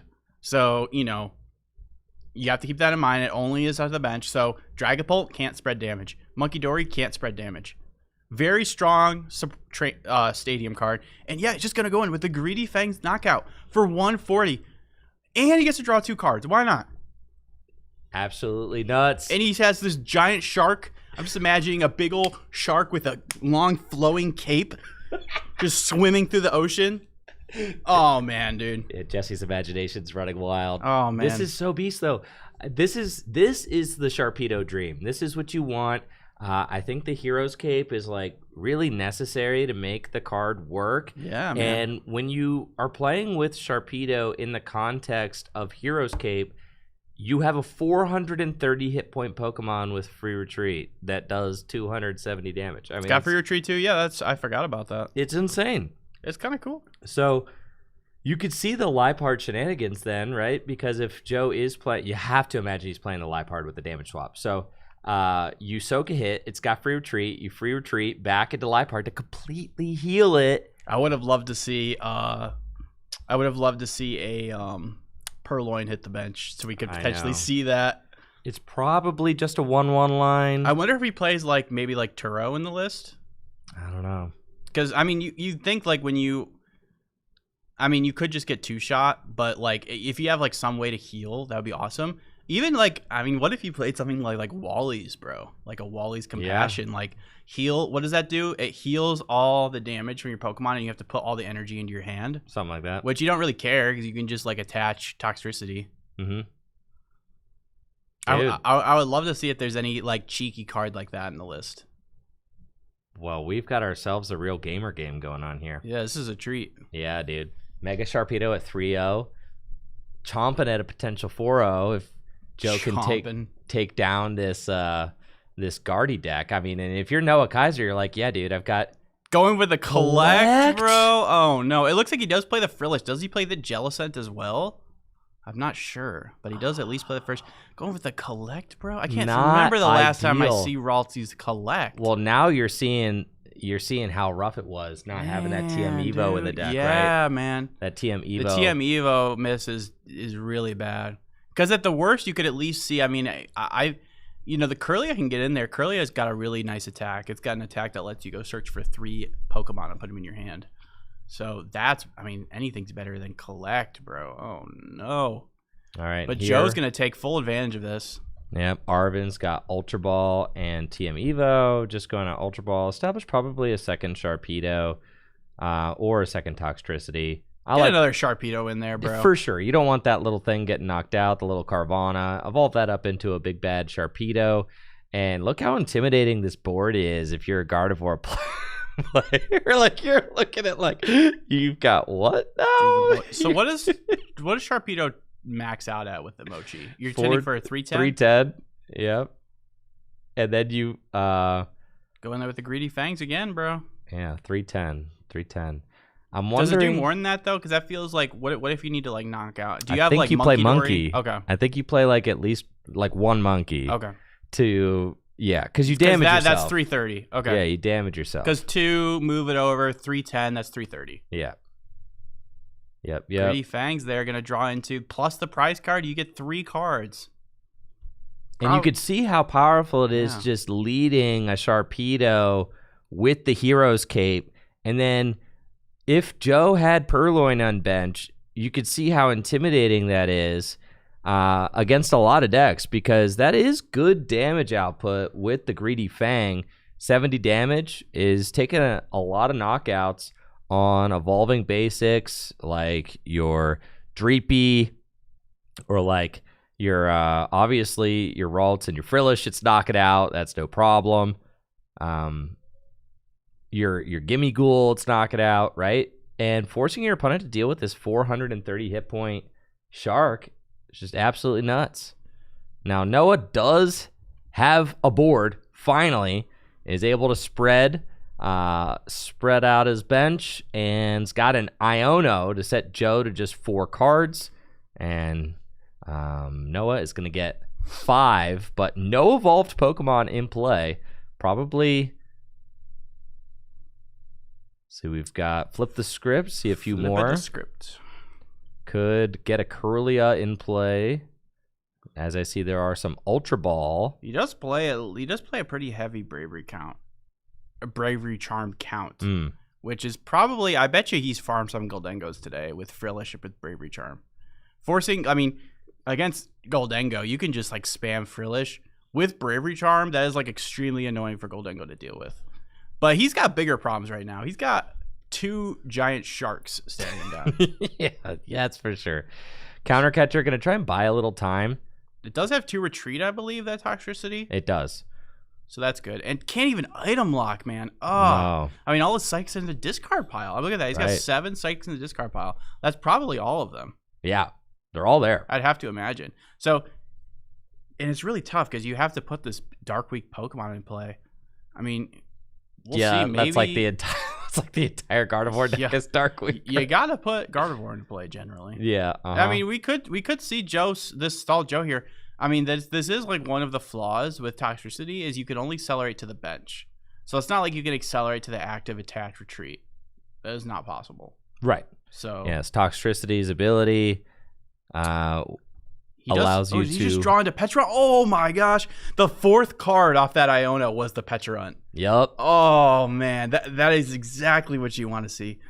Could even Ultra Ball for it, and yeah, the benefit to having a full dark deck is having this amazing Pokemon Petron. You don't care about getting stalled because you have this infinite retreat out with, and Petron's a good attacker too. It is. I mean, you can Toxtricity to it and attack for 2 energy if you need to in a pinch. Yep. So Joe just sending up the Sharpedo. Something cool that he can do is that if he doesn't want his Mega Sharpedos to take any damage from poison, he can use Pecharunt to send up a Sharpedo EX and then free retreat into another Sharpedo, right? If he wants to do that. But instead, decides to let his Hero's Caped Sharpedo take a damage ping from the poison. And that does activate its second attack, which I think is important for Joe. So I guess he's like, fine, I'll put a couple damage counters on it. Right. He's like, yeah, we'll let that damage counter sit there. I mean, you're not KOing this thing. No, because he wants to basically be able to threaten Hungry Jaws next turn. Yeah. Right. From both of his Sharpedo, which he has available now. And if you're Noah, you've got to take 5 prizes. I mean, really, the 5 prizes are on board. You knock out a Sharpedo, you knock out a 2-prizer. That's game. Yeah. So that's true. It's not over yet. And being 60-minute rounds that we're playing, you can see why Noah's still playing this out. But do you think it was smart for Joe to put that second Sharpedo into play? Maybe I do. that'll bite him in the butt. No, I think that's you think smart. That was good? Okay. Yeah, because at this point, because that's a 3-prize Pokemon that Noah could feasibly KO. But Noah's got 5 prizes left. Yeah, not right so now. Who cares, right? Because it could just be Sharpedo and Petch. But I guess you're thinking like, okay, the second Sharpedo doesn't have a cape on. That's what I'm saying. Yeah, that's what I'm saying. Yeah. Okay, I see that. Make the only 3-prize Pokemon be the one with the cape on it. Is what I'm saying. I see that. I still think it's smart to evolve that second one out. I think he's fine. There's no Drifloon in play. He's chilling. No. He's chilling. I think there's a certain amount of inevitability that's kind of happening with Joe's sprint into the lead right now. It just feels like maybe a little unnecessary, but to put the second one to play. But that's like being nitpicky. But the problem, the problem is I'm not a Sharpedo expert. If the Carvana is just so weak. That it very easily gets knocked out by monkey damage. So I understand why he wants to evolve that. Does it have 70 HP at least? I don't even know that it's got it. It does. It definitely does. You think so? I just bought a bunch of cards from Phantasmal Flames. I don't remember having 70 HP. But then with the 2 damage counters that you have to place on it, right? I mean, because it already. That's true. It already had the 2 damage counters on it. It does have 70 hit points, but you're like self-damaging, right? So it does 30 damage for 1 energy. That's pretty good. Knocks out Badoos. Heck yeah, man. I'll take it. And it damages yourself too, which is good. Screamtail getting in here with a big attack. Going to do 160 damage to the benched Pecharunt. Setting it up for a Monkey Dory ping on the next turn. Yep. And now, I mean, Noah's board completely set up now. Double Gardevoir, double Monkey. So Noah could win next turn. It's possible. Right? I mean, that's kind of scary. I mean, bro, if Noah somehow clutches this out, I'm gonna pour one out for Joe. You do wish that Joe had like a little bit more flexibility. What's he bossing here? Gardevoir? Gardevoir. Okay, this is good. It locks all the energies on the Screamtail. So that's great. That's good. I think that takes away Noah's win con. Okay. To really like good. Proc more damage. Is it better to boss KO like Fez there, I wonder? Since there's 2 Gardevoirs in play. Going to 1, Joe is basically saying I can knock out anything you put into play next turn. Okay. So going to 1 seems fine. But the question is, does Noah have a play? Right? So we'll see. Know. You got to figure Mew. No, doesn't have a play. Scooping it up. Yeah, no. And there it is.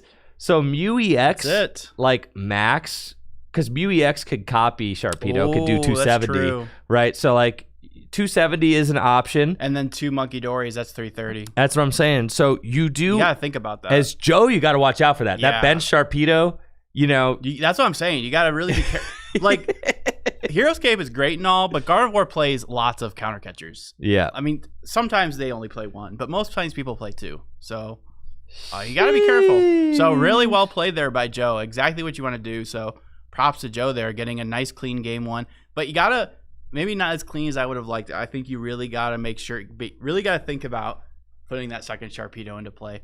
Don't give Gardevoir any ways to get back into the game. You know, I want to see you destroy this Gardevoir. I mean, no offense to Noah. I'm sorry, but you're up against the new hot Phantasmal Flames deck. Yeah. Listen, Noah, I'm sure you're a great guy. Gardevoir is a great deck. You made a great choice, but You're 3-0. Sharpedo, bro, like we need to see Sharpedo get a W. We just saw it get farmed earlier. A 4-0 Sharpedo. Did he start the live party? Did he start the Purloin again? Look, he's shaking his head like, yep. I like, did yeah, start I the did. Purloin again. I think he's not. What a beast. Dude. And his opponent starts Lily's Clefairy? Noah, I'm so sorry, brother. Dude. Poor Noah, dude. I mean, you see the low end of variant sometimes. I mean, Noah deck is immune to it. Even a deck as broken as Gardevoir. His hand does look like better than last game, at least. I know a deck that's immune to variants. Mega Sharpedo, piloted by Joe Rowe. Piloted specifically by Joe Rowe. Yes, Joe Rowe's Mega Sharpedo deck. Yeah, now a very underwhelming turn 1 from Joe, unfortunately, going first. But we'll see what Noah is able to do on his turn 1. Yeah, that was a really not a great turn. No, you would like to have a way to get out, you know, a Carvana and you can see why going second is so important for so many decks right now. I mean, what that turn Joe just had was exactly the turn Noah had last game. Yeah. So, like, I mean, unless you're playing like a Noctowl deck, like, you want to go second generally. Lily's Clefairy in the active, that is a liability. That's just on the board, unfortunately. No real way to mitigate that. It's just there now. A lot of Gardevoir lists do play 1 Turo. Well, I won't say a lot. There are a good amount of Gardevoir lists that do play 1 Turo. So he could potentially Turo it at some point. But for now, it is just a liability. Now, if do Gardevoir play a way to pivot? Like, I don't think there's like any air balloon or anything. It's just like a turn 2 item. So it depends on the list. If you're playing a heavier Arven list, you play air balloon. But most lists are, if you want to attack turn 1 with Frillish, play Latias EX. Latias EX, that's right. So now he's praying, like, please let me get like a ball card. Yeah. But I don't know if he plays Latias. So. We don't know. We'll have to see. Okay, he plays Jellicent, so it makes me think that he maybe does. Because the most recent Jelly, is that a Jellicent in his hand? It is a Jellicent in his hand. So the most recent iterations of but Jellicent nothing Gardevoir else do play Latias. Nothing else. I mean, this hand reeks, dude. It does? I'm looking at it. Bro, if you got an item lock now, it'd be so good, but maybe not so good because, I mean, Purloin's still going to search out those Pokemon. Purloin, there is an inevitability there. Purloin does search out Pokemon, but Joe didn't attach any energy last turn. Just has a Lily to 8, but... Shuffle Draw 8's not bad. We'll see if Joe is able to find any basic search, get Toxel out, get Carvana out. Noah was unable to find Ralts, so that was big. And doesn't have a supporter in hand. Lilying to 8, not finding any basic Pokemon, and not finding a follow-up supporter for next turn is crazy. Like, that is some crazy low roll. Yeah, there. That's really bad. That is some crazy low roll.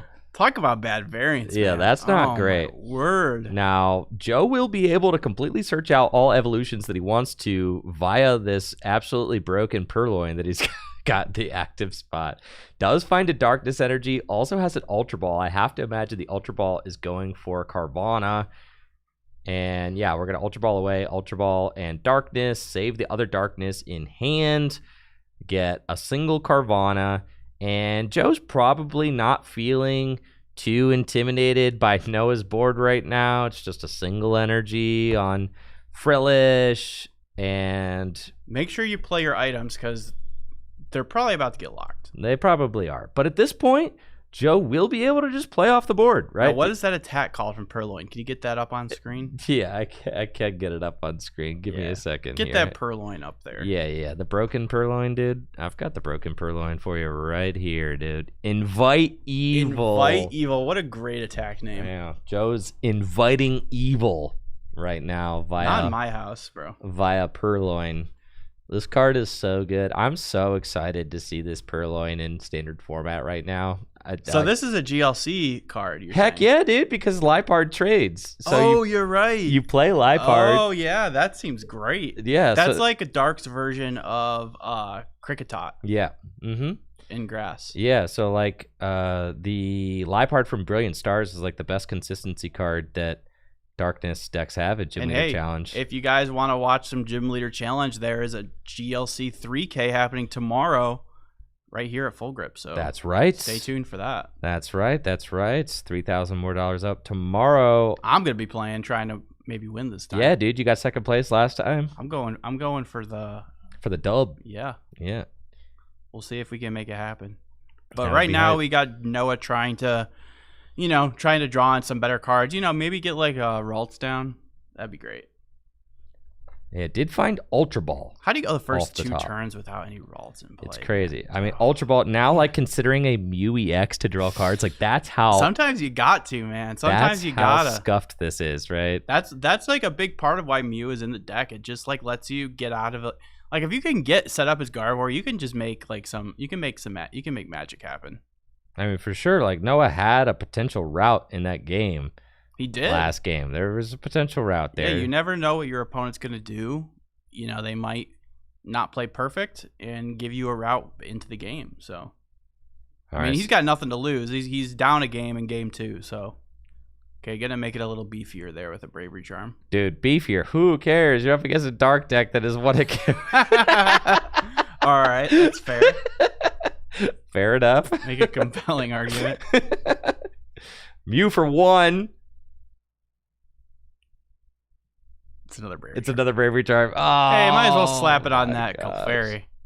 I'm sure Noah's like I'm sure he's like ready to scoop it up. You can kind of just tell by like the way he's playing. He's just like not super thrilled about what's going on right now. Dude, Joe Rowe just used Invite Evil to go get double Tox. He couldn't disrupt it either, bro. No. Oh my word. I guess like maybe it's not terrible, because like if you don't get Iono, you get to keep your Pokemon, or if not, you get to see a fresh new 6 cards. And here we go, Arvin, get the cape, Joe. Put the cape on the shark. Please tell me it's not prized. Put the cape on the shark, Joe. Oh yeah, there it is. Here we go. You know what I'm ashamed to admit, Jesse? What? I'm absolutely ashamed to admit that I did not. I programmed my overlay this morning with all of the cards from Phantasmal Flames that I thought would see play and that were like the best cards from the set. I didn't put Mega Sharpedo in. I was not thinking about this card at all, bro. I mean, we played it on tabletop and it just seemed awful. It's looking cracked right here, though. We overlooked it.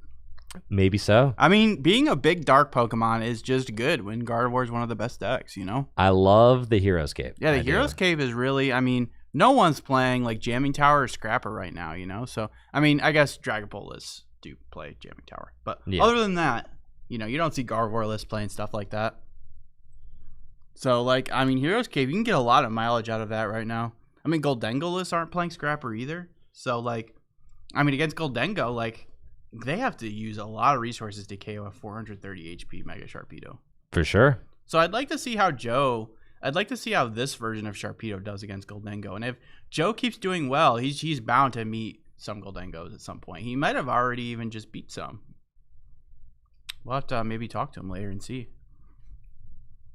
I see questions in the chat about whether or not Joe would be open to sharing his deck list. I'm sure he will. I'm sure. Oh, I'm sure. Yeah, Just wait till after the tournament. Yeah, definitely got to wait till after the tournament. I mean, right now he's on a quest to try and win $1,000. So probably isn't going to be tweeting it out right this very second. I don't think so. He does have a Twitter though, so Yeah. I'm sure you can go Dude, and follow him. here is the Lipard. Dude, the Lipard. Yes, the Lipard with the damage swap. Noah having to pick up and read it. I do not blame you at all. He does have, look at that. He has the Mega Diancie in his list. So Dude. he is playing that. It's not weak to dark, but it does get one shot by Sharpedo. Boss off the gear, and here comes Jellicent. Hey! I believe Jellicent is weak to dark. Correct me if I'm wrong. It is weak to dark, dude. It also gets for one sure. shot, regardless of weakness. Yes. And those are some hungry jaws Oh, yeah. from Joe. Now there's Mega Diancie, not weak to dark. Yeah, put a Bravery Charm on that. Yep, not weak to dark. It is not getting one shot by the Sharpedo. The TM Devo. And what happened? TM Devolution, I think off the Mew. Restarted it in TM Devo, just deciding where to put it. Okay. And it looks like it is going on to the Mega Diancie. Okay. I would say he was making motions like he made a mistake. No, Okay. just considering where to Okay. put the TM Devo. Got it. So Iono putting his hands to the bottom. Joe only gets to draw 2. Noah gets to draw 6. The one and only comeback supporter we have in format right now. It's true. No Roxanne. Just Judge. Pretty good against Joe's board right now. He doesn't have Pheasantipity in play. So, Right. And just one one Carvana. Yeah. I mean, maybe you confuse the Sharpedo with a monkey. Could see that being a decent play. Can you monkey to the Mega Sharpedo and devolve it? Could. I mean, that's the route, right? If you find Rare Candy Guardy. Yeah, you gotta. Did he find it? It looks like he's Ultra Balling. I don't see a candy in that hand. He'll just have to settle for a Curlia. Yeah, and try to buy an additional turn. I imagine that you go Psychic to Frillish and Item Lock. Or you could attach to Monkey and confuse. You could attach to Monkey and confuse. It just stinks he had to. No, you commit can't this. even do that, bro. You got free retreat patch. That's nothing. Oh, that doesn't even matter, bro. This is literally a nothing. Literally just retreat and then patch back to the active. That's what I'm saying. Dog. Yeah, dude. I mean, here it comes, but it's... I don't know if no one maybe realizes that, but maybe you just get some damage into play. Maybe that's why he's doing it. Yeah, but no, this play is just... Okay, so you're negating the Hero's Cave now that you have 110 on it. But yeah, Joe can just... Oh, devolve would keep... That's true. Even if you devolve the Sharpedo, it still has a cape on it. Yeah. So the Carvana's got 150. It's chilling, yeah. Oh my god. All right. And if Joe has Gust here, it is over. But I think as Joe, do you ever just like retreat onto dude, can he use onto the Purloin Lipard? right now? Or Yeah. the Lipard? Yeah, do you just retreat to Lipard and do that? He's accelerating to his Carvana on the bench. So that makes me think he has another Sharpedo in his hand. Yeah, if he's got he's got a Lily. So thinning 2 energy out of the deck Okay. with the Tox first, a little bit risky because It is. I guess not. It is. It is a little risky, I guess, because if you miss it, then you just have damaged your 70 hit point guy. I wonder, like, if it's better to just, like, yeah, sure, you're thinning, but, like, is it better to just, like, Lily first and maybe just accelerate 1 energy? There's Boss. 2 of the new Stadium, and the Sharpedo was the last card off of the Lily, so there it is. And he's got the Stadium, the Battle Cage. Holy crap. He is cooking right now, bro. And so do you want to keep the Heroes Caped Sharpedo active, or do you prefer to just go into the other one? I feel like going into the other one's like fine at this point. You've got 2 prizes left. I think you keep the damage one in place so you can, like, Purloin. Yeah. And at this point, inevitability feeling like it's start to set in. He's got to use the second attack since it's got a Bravery Charm on it. And Noah, what's he got? Does he have Iono? There's Gardevoir, finally. 6-1 prize count. Slamming his cards down. And here's the Iono. He's over it. He's all right, here we go. And Joe gonna get set to 1. No consistency cards in play, but 2 giant sharks and a battle cage. So no damage counters can be put to the bench. Not that he had any monkeys anyway. No. No, the monkeys His are last dead. monkey just got KO'd. Yes, it did. It got chomped. You can still use Screamtail, though. Doesn't prevent Screamtail. No, it's damage counters. It just prevents placed, damage right? counters, yeah, I believe. Very specific wording on that battle cage. Prevent all damage counters from being placed on bench Pokemon by attacks and abilities. Yep. It even clarifies in parentheses the damage from attacks.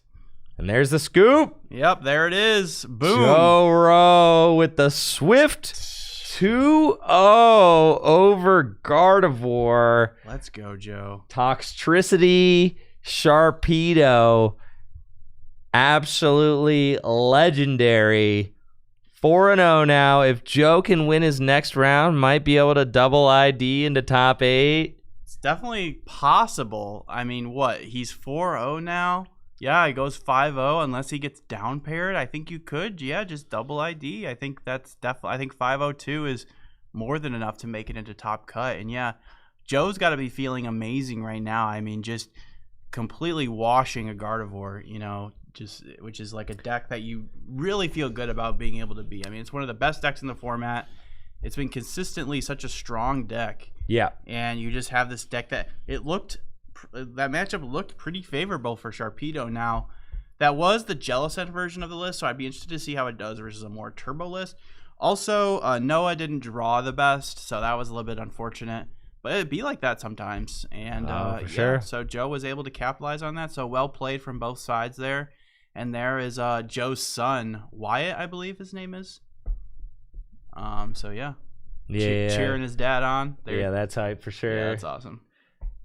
God. Yeah, so happy to see Joe do well. Joe's one of our local players who loves brewing up something interesting. I think Joe played Ethan's Typhlosion, at one of our cups. At like one of our league cups. And he won. And he won. He did. Yeah, I remember that. Dude. It was huge. What a beast. Man. I know. He loves the rogue deck. That's what I'm talking about. And I feel so bad because I think one of our other locals, I think it might have been Thad, came up to me this week and was like, yeah, all right, what do you think about Mega Sharpedo? And I'm like, nah, brah. I mean, listen, that was one game. Nah, brah. He is 4-0 right now. Nah, brah. But I told him, I was like, no. He's like, yeah. I would have said the same thing. He's like, I pulled the secret rare. I'm like, put it in the binder, man. it'd be so cool to play it. I'm like, I know it would. It looks pretty, now, but who came to you? You said. I think it was Thad. I think it was Thad. It was asking me what I thought about Sharpedo. Well, pretty sure it was your Thad. first mistake was listening to Andrew. Don't listen to that dude, bro. Should have been. He doesn't know what he's talking about. Hopefully, you got a hold of Joe Rowe. Yeah. And he was able to give you the new hotness on Mega Sharpedo. Yeah, I'd be interested to see if he plays at least one copy of Mega Absol. Because, I don't know, Mega Absol still seems like such a good attacker to have in the deck. Because I think that was the version of the deck that you and me were playing. I know. Was a Mega Absol focused list. I wonder if he plays... You have to imagine he at least plays a Monkey Dory in there. You would think. I'm thinking that there has to be one. Be, right? Because, I could even see maybe an energy switch being good. So you can, I think if you're playing Monkey Dory, you're just playing one... I imagine it's... You gotta at least play one. We got the Lipard. We got the Lipard. Okay, maybe in there. Maybe Lipard's your Monkey Dory. Maybe, yeah. So there might not be. But he's playing Battle Cage in his list, so that would be you wouldn't even be able. That would be counterintuitive. You know. So I'm saying I don't think there's a monkey. I don't think there is. No, I don't think so. He's relying on the Lipard and the Battle Cage and the you're just Hero's Cape. You're just going Battle Cage against Dragapult. Yeah, you're just spamming Battle Cage. But he probably plays 3 of them, 2 or 3. Yeah, I saw 2 in his hand. Yeah, at one point. Yeah. So yeah, you're forcing your opponent to hit into your Mega Sharpedo, and then you're just coming in with the Lipard. Now you can't imagine your opponent's just gonna let you do that. So it's kind of, I think, a similar situation to how how people play against Zoroark, where like you're not just gonna hit into them because then they're gonna revenge attack KO you with the Restream's first attack. But it does like make it really awkward for your opponent. I mean, and it's hard too because you're like, okay, well, why not just they could just like snipe your little Purloin off the bench. But I mean, if your Battle Cage sticks, then I mean that's kind of the thing with Battle Cage. I think at first people were like, oh, this card seems insane. It counters Monkey Dory, but it's a reactive stadium, so it's something that your opponent can just like bump.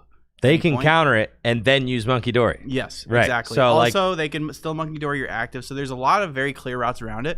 But I mean, if it sticks, it sticks. You know, even if it sticks for one turn, like it's still like a strong supporter or a strong stadium. And you know, if you end up winning, so I think playing a high count of them makes sense because you're trying to like win the stadium war and just keep that in play at the end of the game. So yeah, I'm really a fan of the way that list looks. So I'm excited to see. Hopefully Joe can seal it, get that one last win, just get one more win, get in the top cut. I'd hate to see it go off the rails, but you never know. Anything can happen in Pokemon. So, for sure. What do you think of? Like how does this Sharpedo deck fare against Goldengo? We did see that matchup play out earlier with Jim Weaverling's Sharpedo deck, but like.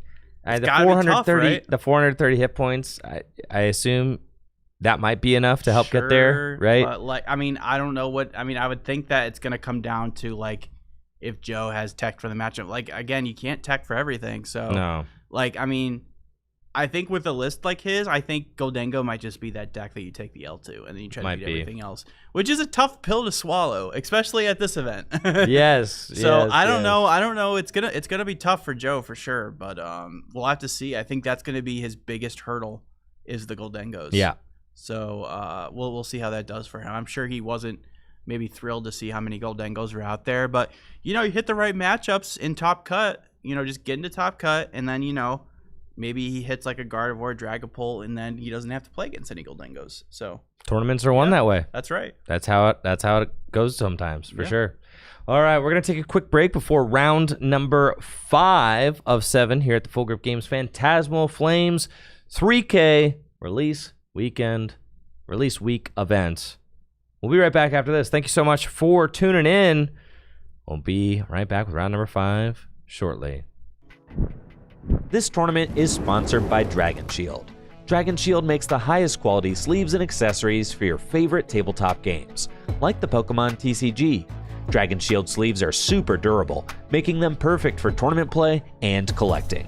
They also come in a huge variety of colors, so there's always a great choice to match your deck. You can even turn your favorite photograph or design into a custom box of Dragon Shield sleeves using the Sleeve Crafter on DragonShield.com.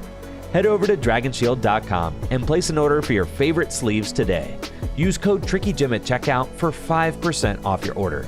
Again, that's DragonShield.com for the highest quality sleeves and accessories for your favorite tabletop games. Huge thank you to Dragon Shield for being a continued sponsor of the channel.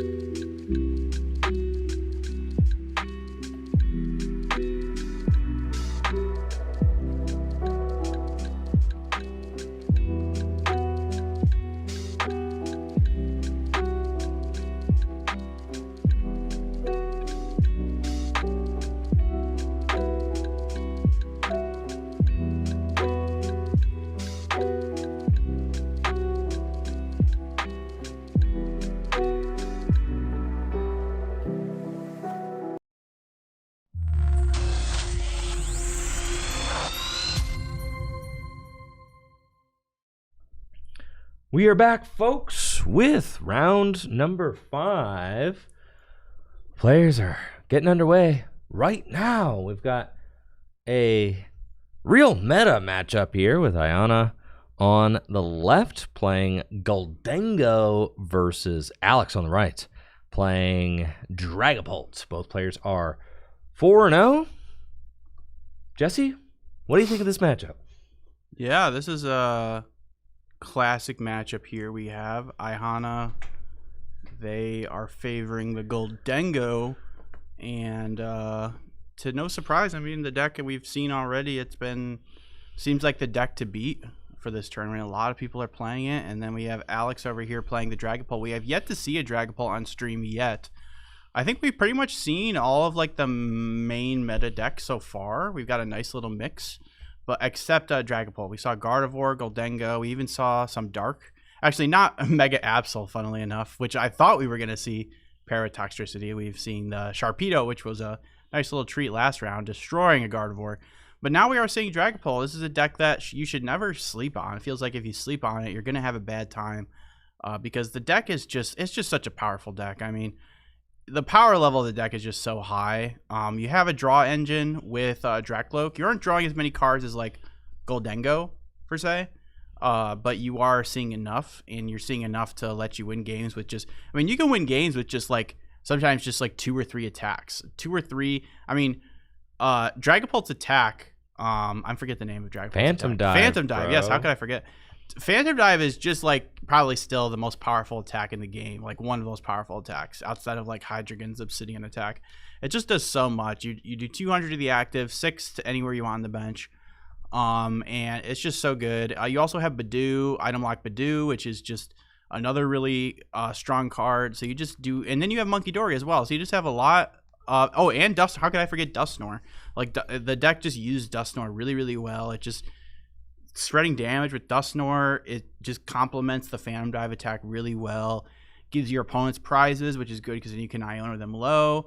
You can counter catch or stall stuff. You can do a lot of tricks. So if it's a deck that feels like you can really cheat, you know, and that's how you know a deck's good, when you can do things that makes it feel like you're cheating. Oh yeah.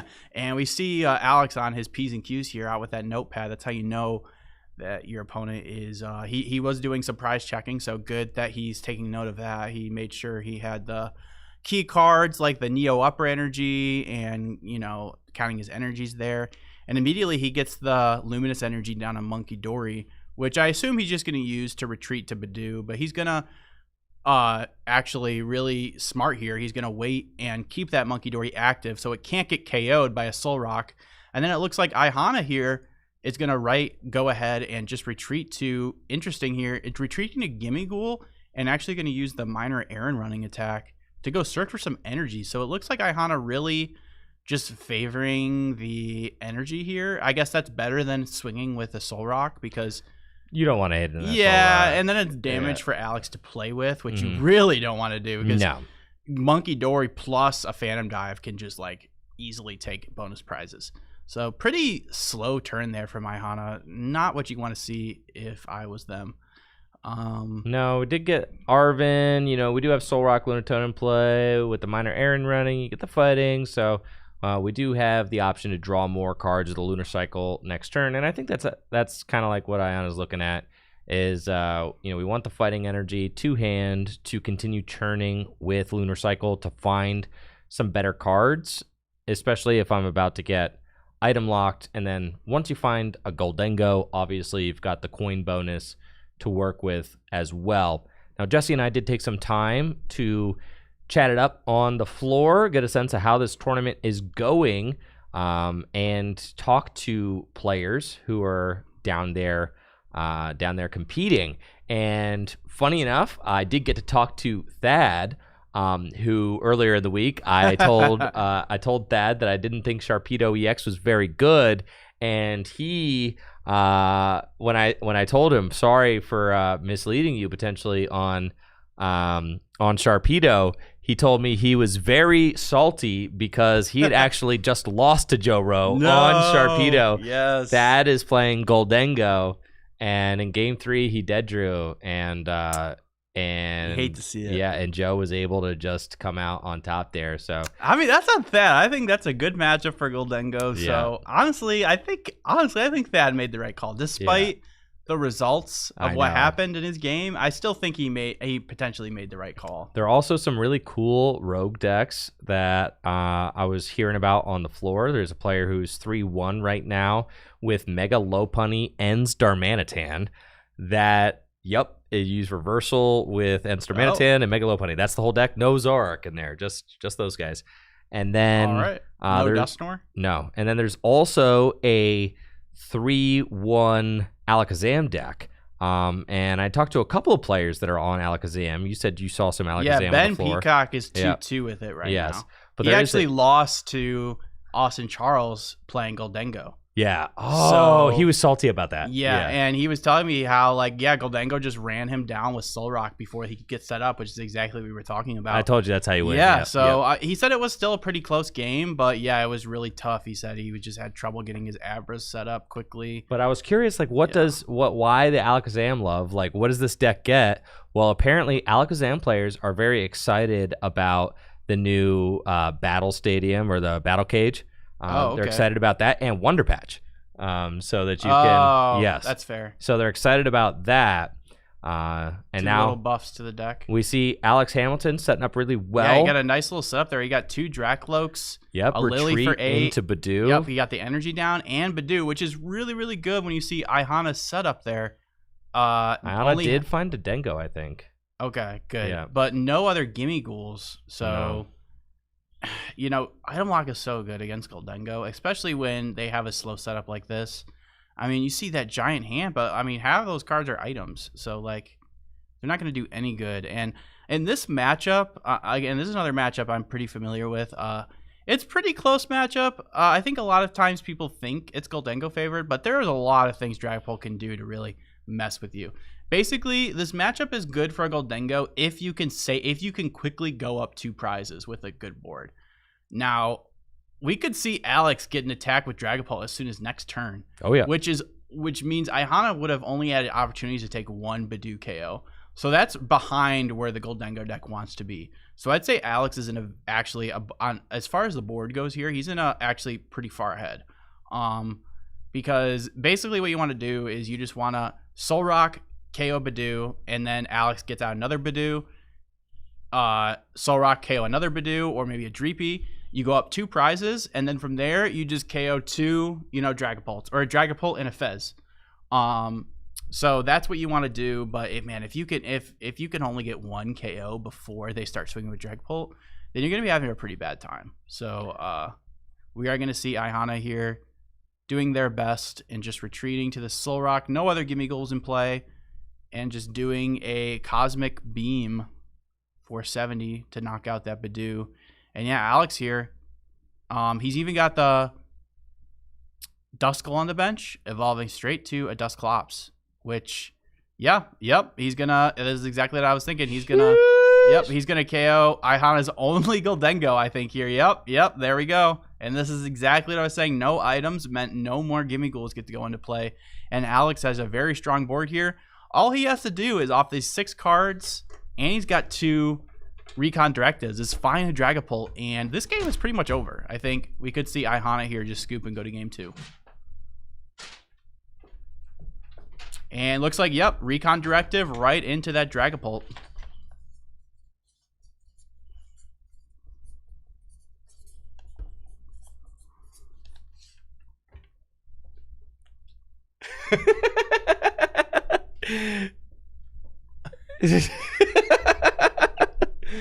Yeah, so this is looking really rough for Ayana. Yeah, because this is bad. their Goldengo's going down, and this is the strength of Dragapult DX, is that you can just sit behind that Badoo, item lock, really stunt your opponent's setup. They can't play cards like Nest Ball, Buddy Buddy Poffin, all that, and then you basically are just setting up this invincible board state where you get to use broken cards like Dusknoir, Counter Catcher, and then you pounce on a lackluster board, right? Because you are up against this lackluster board. They've been item locked. And then we see plays like this. The crazy play with the counter catcher, the clops, and yeah, Alex this is crazy, man. I had mean, to sack a prize in order to do it, but you don't often see Dragapult like pop off like this with no rare candy even. I mean, if the list is playing rare candy, then you can see them pop off like this, but Dragapult is the deck that usually gets popped off on. But yeah, I mean, if you can get a nice clean setup like Alex had. No, dude. Dragapult. This is Dragapult game plan. Bro, no. Sit behind Badoo. Yeah. You get cloak, and then you just get to pounce. I mean, right? Dragapult is like a slower deck, I guess is what I'm trying to say. Like, generally by turn 3, you aren't really seeing these types of boards. I mean, this is just like, I mean, in a perfect world, yeah, this is great. But this usually isn't what you're seeing, this consistently. But I mean, yeah, I guess that's what the deck is built to do, and it did do it really well here. So you can see this is exactly why the deck is so it's so powerful. I'm trying to get Jesse to stop saying the word here, which is what we were chuckling about earlier. So it must be ingrained in my vocabulary because I'm not even like realizing I'm saying it's a very common thing with casting. It's like when I used to say when we were playing tabletop. Go ahead. Yeah, I had to teach myself not to say that. Yes, there's this. So now I got to teach myself not to say here. Exactly. There's these like extra words that you just don't need to say. And here, we know where they are, Jesse. They're here. You don't have to say it. I don't even like think about that. Yeah, I mean, when I wrote you the note to stop saying here, you probably had dropped like a dozen heres in like 2 minutes. Oh, okay. I had It's no all idea. good. It's all good, bro. It's all good. This is part of the coaching that you said you wanted. That's true. I Yeah. did. I do want to improve my commentary. So this is great. This is great knowledge, and I wasn't expecting to be perfect when commentating today. So this is great feedback. For sure. I'm surprised that Ihana has not scooped. Well, you got 60 minutes. I mean, yeah, but I don't know. Me personally, I just want to go next, just mentally. Just like get right into the next game. I feel that. I also am of that kind of line of thinking. It's like I want to get this game out of my mind. Yes. Like I don't want. What are these gimmickle choices? I'm sorry, Ihana, but well, maybe it's about the swag. I guess. I mean, Ayano's 4-0. I can't. Let's be honest. The type of gimmighoul you play, it's not really going to change your results too much. I mean, we did just see Ihana use the minor Aaron running, which I think is the best gimmighoul attack. That is a prime catcher. That is prime catcher, and yeah. a vitality band. But, if that minor Aaron running had been one of these other bad gimmighouls, then that would have been bad, But I think the coin toss one can be kind of useful sometimes. That can sometimes just randomly KO a Badoo, if you flip 2 heads. But the one that does 10 damage, that's just not good, man.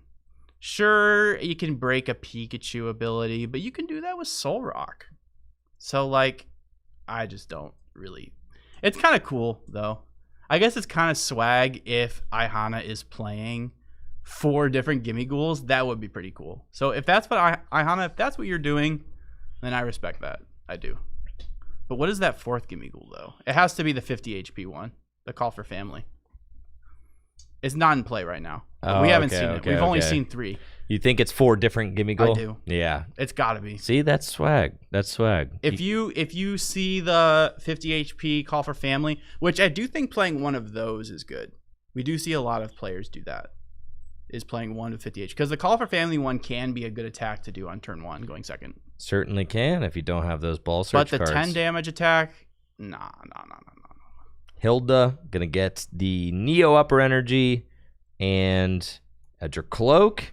At this point, Alex got to be feeling great. This was kind of the clinic setup that you want. Multiple Dracloak online. on the second turn of the game. Dragapult, very early, just brilliant, right? You led with the item lock. Ayana doesn't have a Goldengo online. It's looking like it's lights for Alex, but Ayana does have the opportunity to kind of just see more of Alex's deck, maybe gather a little bit more info, true. And you just don't have to. With 60 minutes, you don't necessarily. Oh, well, now it's looking. Oh, God. It's so cooked. Wait, counter catch can't. Oh, Ayana's winning. Yeah. Oh yeah, dude, it's cooked. That's what I'm saying, man. It's cooked. This game ended a couple turns ago. It's cooked. But, props to Ayana for sticking it out.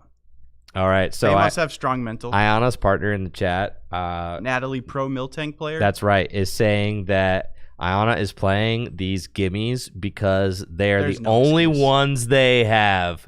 That's right, Jesse. You're classist, bro. Oh, my word. Couldn't afford the good ones. You can't afford the 25-cent gimme ghouls.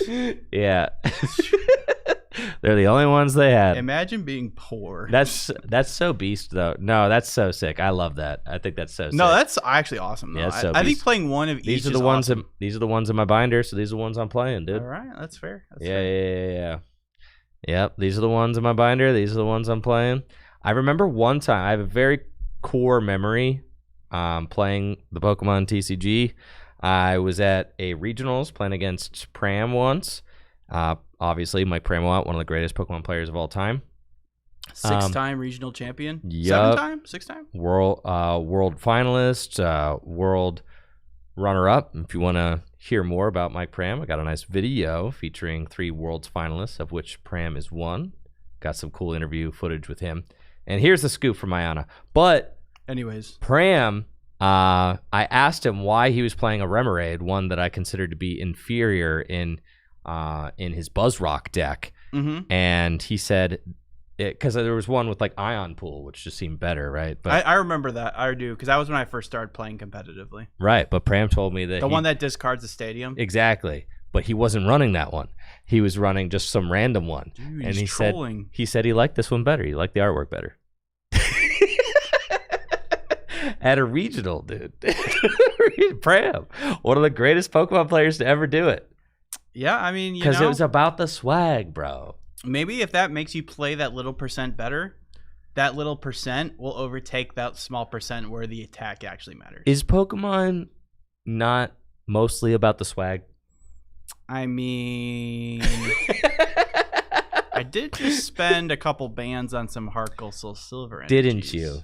Didn't you? Yeah. And you know what? Those pay for attacks the same way that the bulk ones do. That's so true. But it was good for the swag. But they all match, and it doesn't affect the percentage that my deck wins. You might want to discard a stadium with Remoraid. You never know, I wonder if that Remoraid attack ever actually got used. No, I've never. I do have to give it to Pram, though. I have never used Ion Pool. But hypothetically, you might want to discard a stadium. I mean, yeah. Right?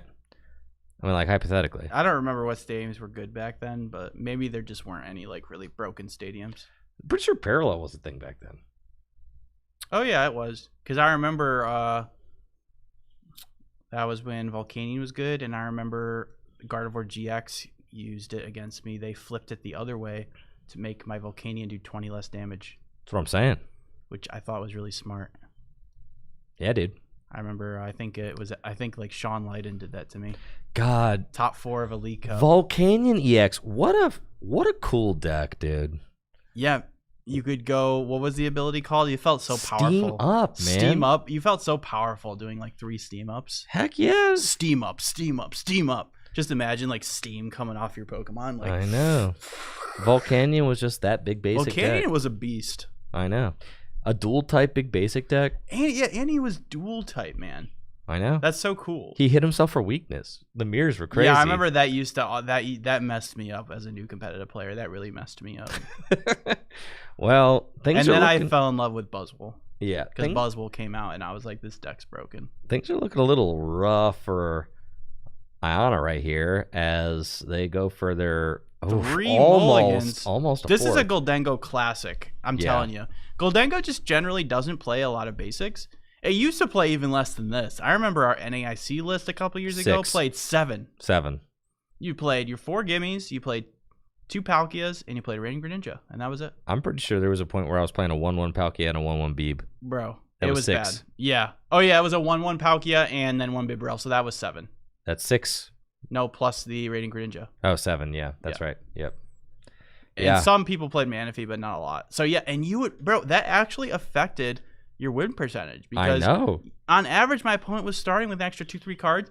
Not only that, but you would take 3-4 minutes off the clock because they are not waiting for you to set up. I know. They are like, please go ahead, like start the round. It's like, but I'm mulliganing. Like, can you wait, please? No, they ain't waiting for you. Here we go. Continuous coin toss. Multiple thousand people. That could be a minor errand running. You could also, okay, but hear me out. You could donk with continuous. Did you consider that? If you just flip like 10 heads, 11 heads, then 11 that gets there 220. That's what I'm saying. Yeah, you didn't consider that. It's fair. It's fair. Well, actually, heads. This is actually a matchup where the continuous coin toss one can be useful because it's in here, I believe, so you can sometimes KO Badoo. Because Badoo, like, it's feasible to flip 2 heads. That's a 25% chance. And that would KO Badoo. So sounds like you're just not believing enough. I know. Yeah. It used to be more. It used to be an actual, like, competitively tryhard speaking. It used to actually be somewhat worth it to play one before Soul Rock came out. But now that we have Soul Rock, you just use Soul Rock. It used to be good to play 2 minor errand running, 1 continuous coin toss, and 1 call for family. But how funny is it that It's a pretty good turn 1 go first hand from Alex. You can't ask for much playing Dragapult going first. As long as you get a Dreepy down, that's kind of like all you really need. Truthfully, yeah. And Aladias in harm's way. I'm telling you, continuous, just 11 heads. But how funny is it? Ayana, has all the different gimme goals, but still was able to get the correct one in the active last game in order to do the minor errand running and get the energy. And we'll see if Ayana can get off to a better start here. You have to hope that they can make some moves. Going second, obviously Alex wants that Latias EX in the active right now because of the threat of a turn 1 Soul Rock attack. Yeah, it's actually a pretty good lead, all things considered. Right. Actually, like, denying the Soul Rock KO here is very, very good. Because, like I said, Goldengo wants to go up 2 prizes before Dragapult starts attacking. And if you're denying a prize here, that's like, that's really good. Yes, it is. And we'll see if Ayana as a supporter looks like gonna be a draw first. I don't see a supporter. I don't see an Arven. A couple of nest balls. Ayana chose not to play these nest balls before the Lunatone. I really would have preferred to see Ayana thin, I think, the deck before going in with the Lunar Cycle, because you're really looking for an Arven. Arven can allow you to go get cards that you need in order to it all depends on what you're looking for is what you got to think of when you're sequencing. It's like, if you want to find more Pokemon, are we going Mega Lopunny? Oh, I see the Baniri thumb There's to the no top of the shot. deck. You have to think I guess it can one-shot Latias. You have to think that you probably want to go like, and then you Turo it, Genesect to go get your main attackers. Baniri, yeah. Nope. Hey, listen. You next turn, Mega Lopunny, boss, KO Latias. Latias gets hit by Dragapult. You Turo. I'm saying Mega Lopunny gets hit by Dragapult. Yeah, Turo. Exactly.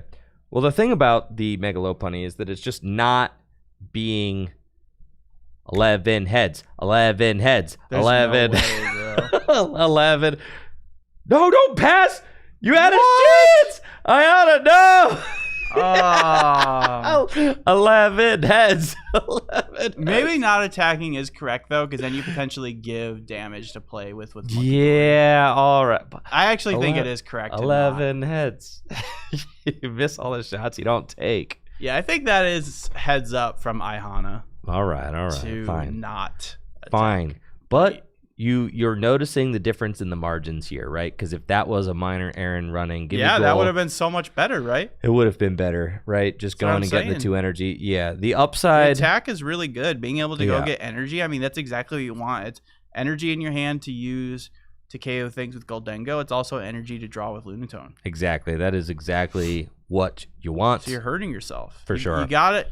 Natalie, if you're listening right now, go buy 3 copies of Gimme Ghoul. I know you can do it. You can afford it. I know you can. The game's really cheap right now. Yeah. Fogre probably had them too. Have to imagine. But it's all good. Here we are. The swag.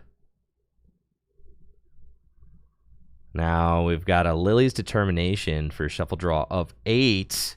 Dracloak already online for Alex. Alex looking for like a Buddy Poffin. Yeah, you definitely want more Some ball basics. You cards. want a Nest Balls here. Well, Probably just have to that'll go do. for another Dreepy. Yeah, ideally Yeah, you'd need like a some Buddy Dreepies. Poffin to go get yourself a Duskull as well. Yeah. But Duskull can always wait. You got to get up multiple Dracloak. And I got to say, I really like the way that Dragapult plays. I like the deck. It sits behind Badoo. Such a strong lead versus so many decks in the format. You really punish any sort of inconsistency that your opponent has while setting up.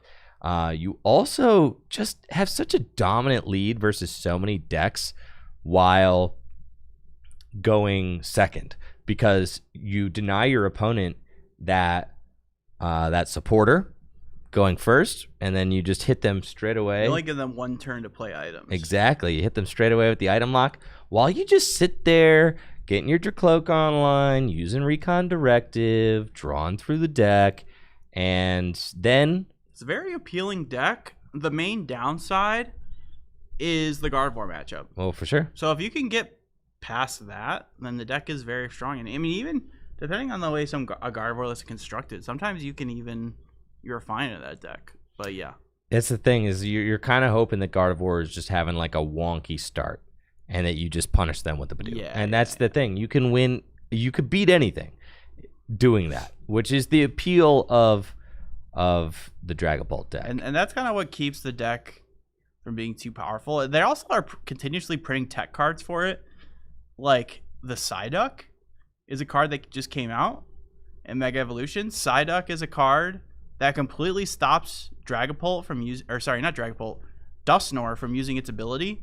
And now with the Battle Cage is another tech that Goldengo or that Dragapult has to worry about. Because if you aren't able to remove the stadium, you won't be able to spread damage with Dragapult. Dang, and here we are. Looks like Another counter catcher. Alex just getting in there with Dragapult EX. No more buying time. Damage counter is on that Gimme Ghoul. Yeah, on the bench. That's another thing that makes Badoo so good. That 10 damage is actually perfect. It complements the Dragapult so well.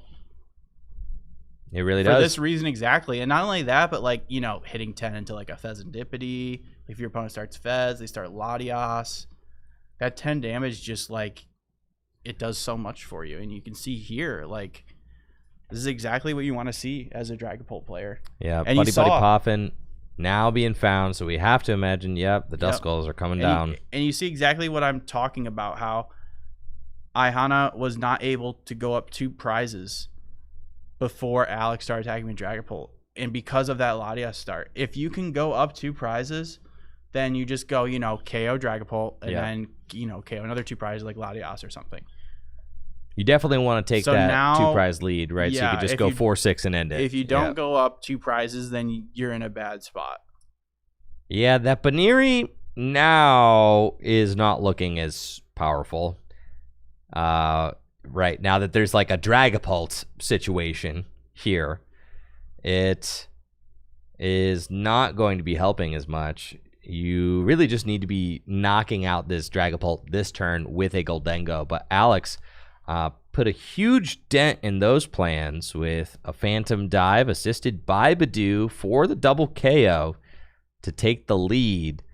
And even if Iona can take a one-hit KO on this Dragapult EX, which would be impressive, Alex has the potential to go Neo Upper and Dragapult on the bench and continue swinging with a backup Dragapult. So Iona, not totally out of it, but certainly in a really rough spot. And then Blood Moon, it can be your finisher. And that's why a lot of Dragapult lists, I mean, this is old news, but a lot of Dragapult lists have been playing Blood Moon for this reason. I mean, you use your first Dragapult either with Neo Upper or 2 manual attachments, and then you do Neo Upper, and then if you still need to do one more attacker, you have the Blood Moon as your final attacker. So it kind of works out perfectly. I mean, Neo Upper being added to the list now, I mean, it didn't used to always be that way. It used to be like some people would play, you can remember Sparkling Crystal.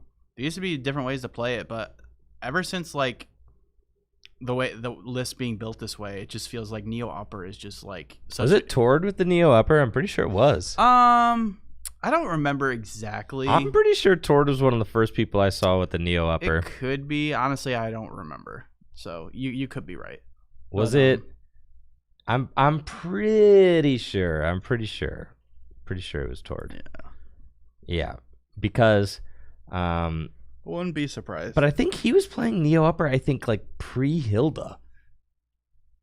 I'm not like 100% well, I mean, a lot sure of lists played Neo Upper before Hilda. Yes, but because like you would just naturally draw into it. But Hilda just made it even better. Of course, obviously, right? Yeah.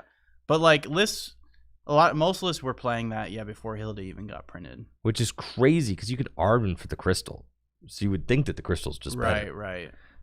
Yeah, but the Neo Upper energy. I mean, it's such a powerful card, so I am glad that it sees play.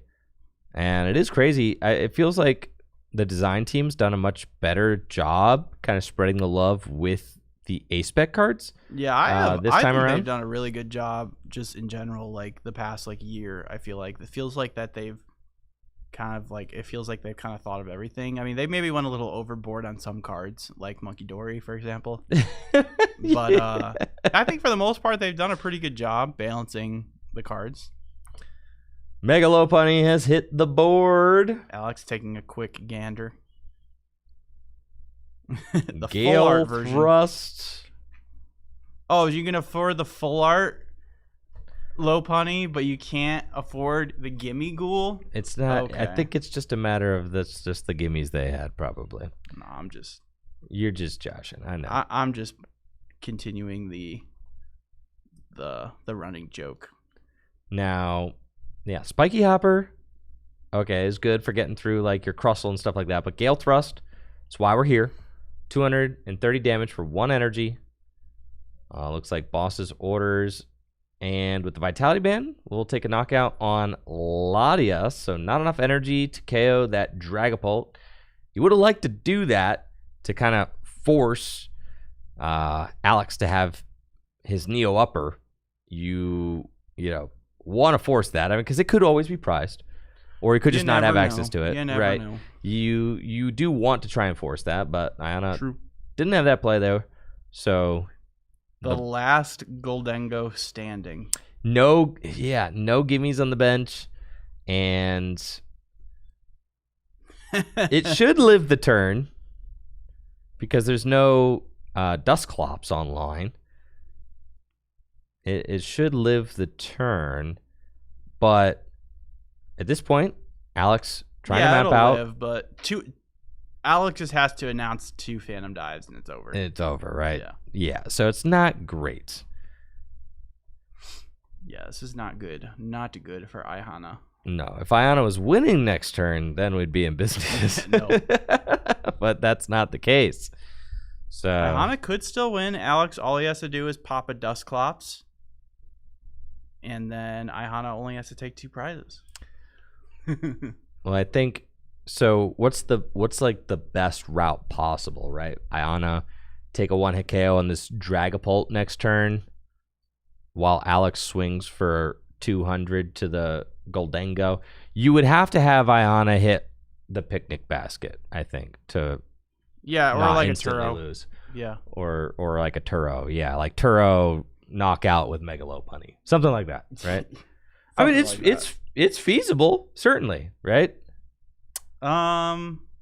No, okay, because you can't go Turo knockout with Mega Lopunny because you have to take this one hit KO. Yeah. So it literally has to be picnic basket, dude.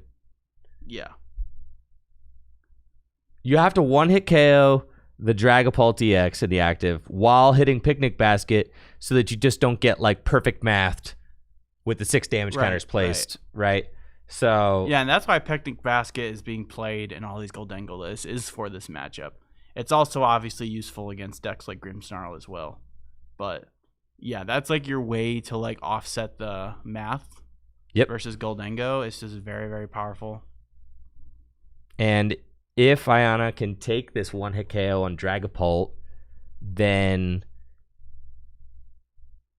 Ayana will be at 1 prize left. Alex won't be able to use Curse Blast.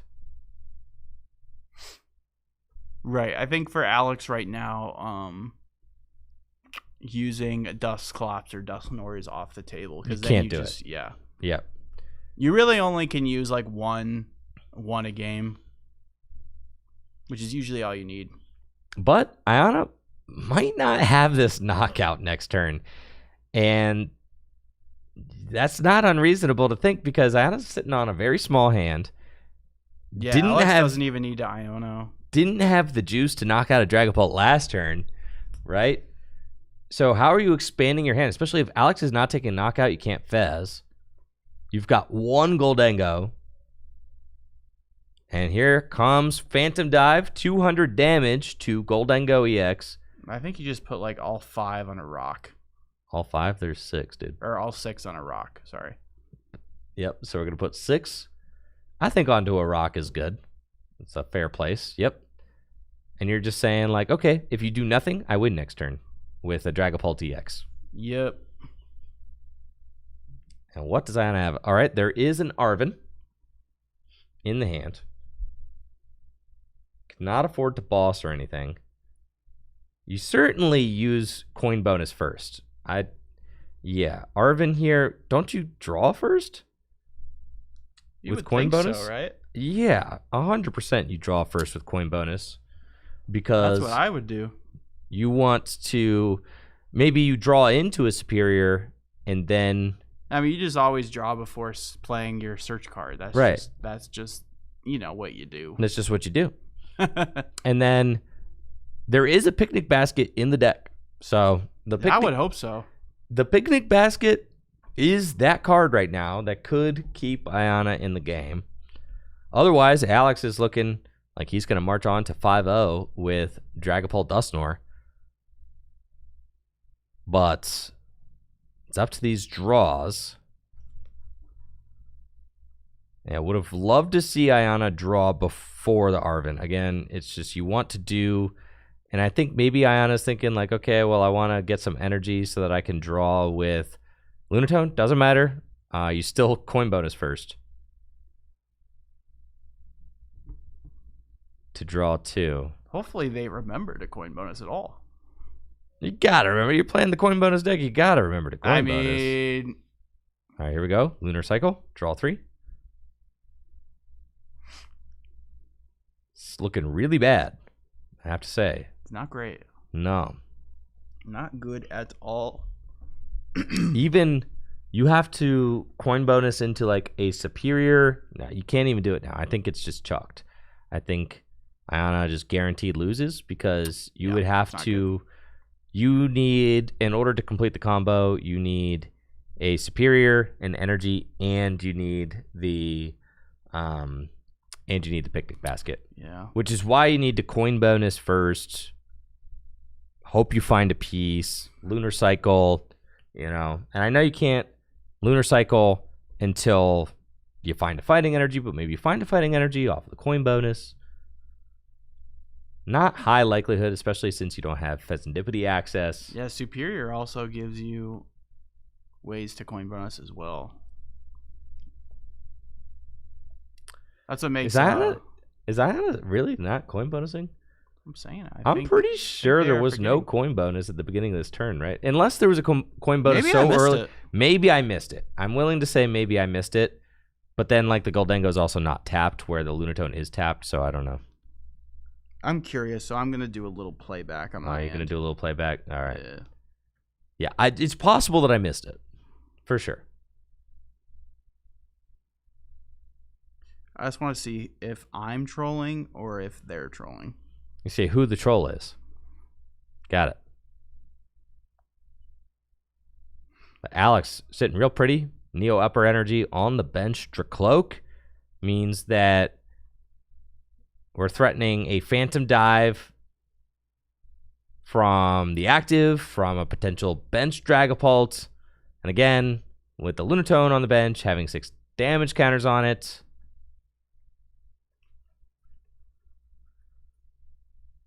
All right, Alex does have 4 prizes left. So I guess knocking out the active.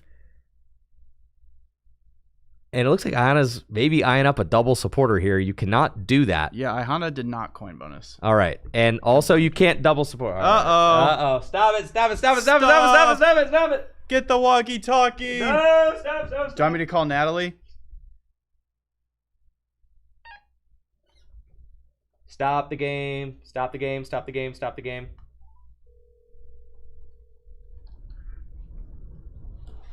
Hey, can you stop the game? Ihana double supported.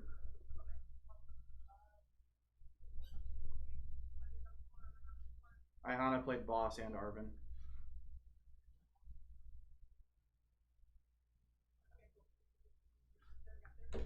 All right, thanks. I'm on it. Thanks. Appreciate that. Yeah, so the prize was taken. I don't know that it's rewindable. I know. I think you just say Alex wins. I think.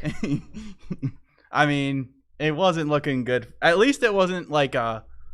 At least from our end, it didn't seem like it was a winnable game for Ihana. But we got a judge on the table Yeah, it's one of those. who's Boss trained for these sort of things. Boss is like almost always the supporter that's a double supporter when it does happen. Well, it's not a walkie turn because, like we said, Ihana didn't coin bonus either. So Yeah, there was no coin. I think just literally forgot the coin I think they bonus. just got their wires crossed a little bit. I mean, it happens. Yeah. But hey, looks like that they're trying to fix it. I don't know if there is a way to fix it, but I do see the judge shuffling a little bit there. Yeah, so I think it's probably going to be, and again, Probably a double prize penalty. no, I don't even know. Like, I think Alex showing. Alex that is he showing, has like, game. I have I have game. game anyways, because like Ihana didn't take. I mean, they took a prize, but it wasn't 2 prizes. So Right. Alex is able to give a prize with. yeah, Dusknoir. and Alex is just So going it's to win the over game anyways. anyway. Yeah, so Alex will advance to 5-0. Ayana with a tough round against the Dragapult Dusknoir. Alex looking very confident Yeah, though. it looked great. With the Dragapult Dusknoir deck. Dragapult Dusknoir, one of the best decks in the format, has continued to perform tournament after tournament. Certainly a top pick in our Phantasmal Flames format. And Alex may have punched himself a ticket to top 8. He might be able to just double ID. And look at him doing a quick little sleeve check there. I respect it. I do the same thing. You might as well just do it while you're sitting at the table, after your round's done. Yep. Double count your cards, double check your sleeves, make sure there's no dings.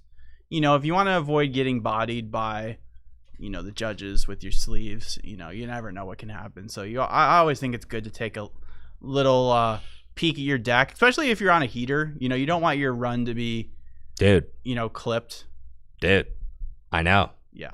Yeah, man. I feel that. I was I was at EUIC one year. The year I got 64th place. I was at EUIC and so it was probably like 2023 or something. I was playing Hisuian Gudra V-Star. Oh, yeah. Yeah. Uh-huh. Yeah. With Lost Box, right? Uh-huh. But I remember that deck feels like ages ago. Going into, I know, isn't it crazy? Well, that's the thing. It's like they just keep releasing new Pokemon cards, man. Be like that. They just keep. It was like 2 years ago. In my life, I'm 36 now. I'm like 2 years ago. That was like just the other. That wasn't that long ago. That just happened. the judges were picking on you at that event. Well, okay, so I had 2 sleeves in my deck had like a manufacturing error on them where they had like a little. I couldn't see it because the lighting of the UIC was like pretty crap, to be honest. But I couldn't see they had like little marks on them, but like I couldn't. They were like manufacturing marks. They weren't nail marks. They were little like manufacturing defects, and I couldn't see them. And because I hadn't been like very carefully checking the backs of my cards, and they were 2 random cards. It was like a metal energy, no pattern, and like a. It's always scary when you have a sleeve issue because you're like praying that they're not like. Nah. I mean, it's like sometimes it's just bull crap, man. Yeah, they say, "Oh, this is a high value card." know. It's like every card in my deck is a high value. Card. No, like, it was what like are you talking literally, about? it was like an energy and a Goodra V. Like it was like it's like I'm not marking my stupid cards, man. I'm just trying to play the game. So I was like doing really well that tournament, obviously, like because I had a chance to make day 2, and this was like day 1, and it was round 8, and I was getting deck checked, and I got a game loss. Yeah, like going into round 8, and I was like, too. It's happened to me, and I was like doing well. I think I was like probably like 6-1 or something, or like I was like right there on the edge, or I might have even been like, just derailed your tournament. I thought I had just thrown the whole tournament, but thankfully I 2-0'd my opponent. It was okay, cool, it was sick. Yeah. Lots of times, but you got to check. That was like a thing where I was like, from now on, that was like a learning experience for me. Like from now on, I'm gonna just. Yeah, you gotta check. I always do this kind of thing with my deck. Like I take the deck and I do this. I'm like looking at the corners, making sure there's no like nicks. Because that's what you want to look for. You want to make sure there's no cards that are distinguishable from the others. Yep. And then you just like count your deck and you go through and make sure there aren't any like indents or anything like that.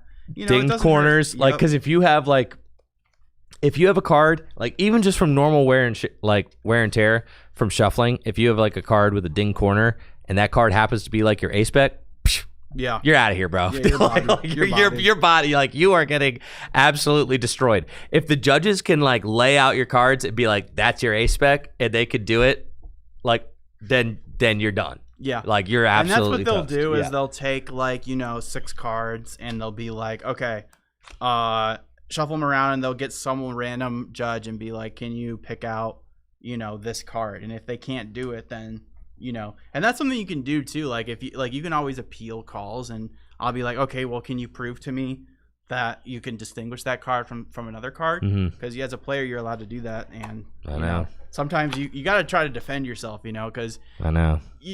One game loss, that's huge, Just freaking huge. You derail your whole tournament. Yeah. So I know. Gotta be careful. Check those sleeves and make sure you bring extras. Yep. And especially what brand you're using. Especially you see on Twitter, people post like, oh well, you're always getting one side of the story, always. Yeah, right. And sometimes they post a picture, and I'm like, yeah, bro, you should have changed your sleeves. I think the judges were in the right on this one. Yeah, you had some grimy sleeves. It's like the worst sleeves. The worst. It's so crazy because you'll get a penalty, and then your next round you'll play against someone, and the sleeves look like they've been using them for like months. It's like, how is this guy not getting a penalty for his sleeves? Like, are you kidding me? They look like crazy. Like they look, all the sides, they've been using them so long. Like they're all wavy. You know what I mean? So I know exactly. I'm like, how are you getting away with this? Like, I don't know.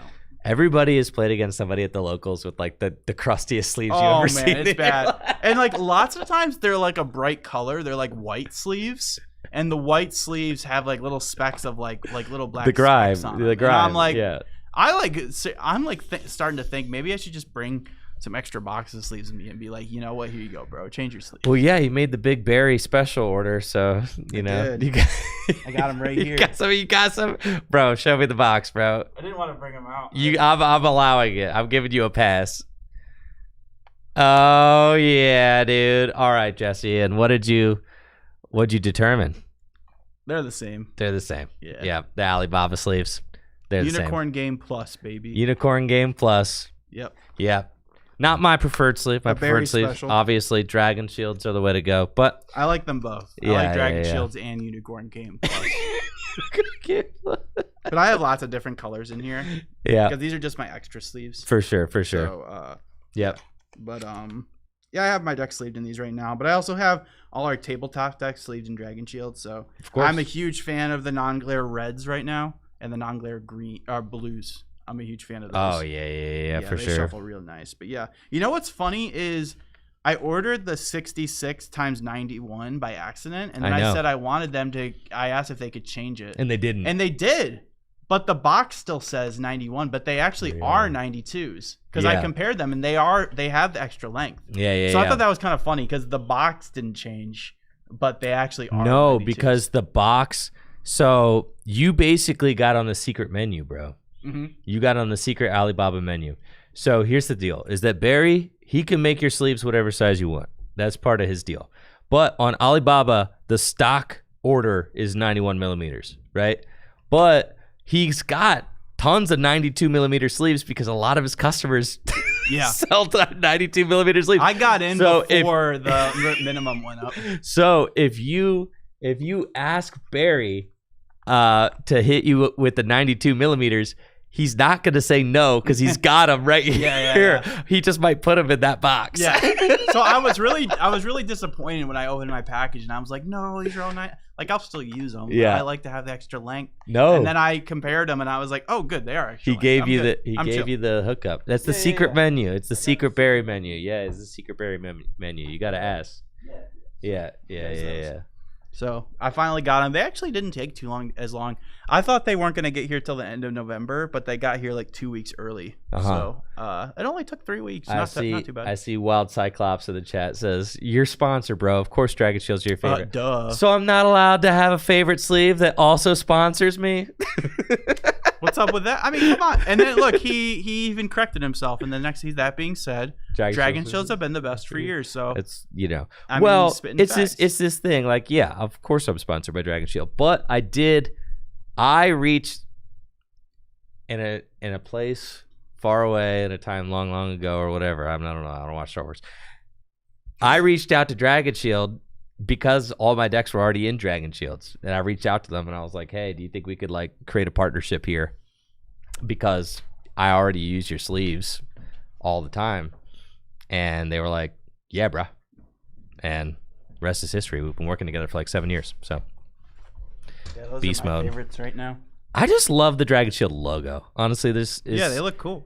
in the box art.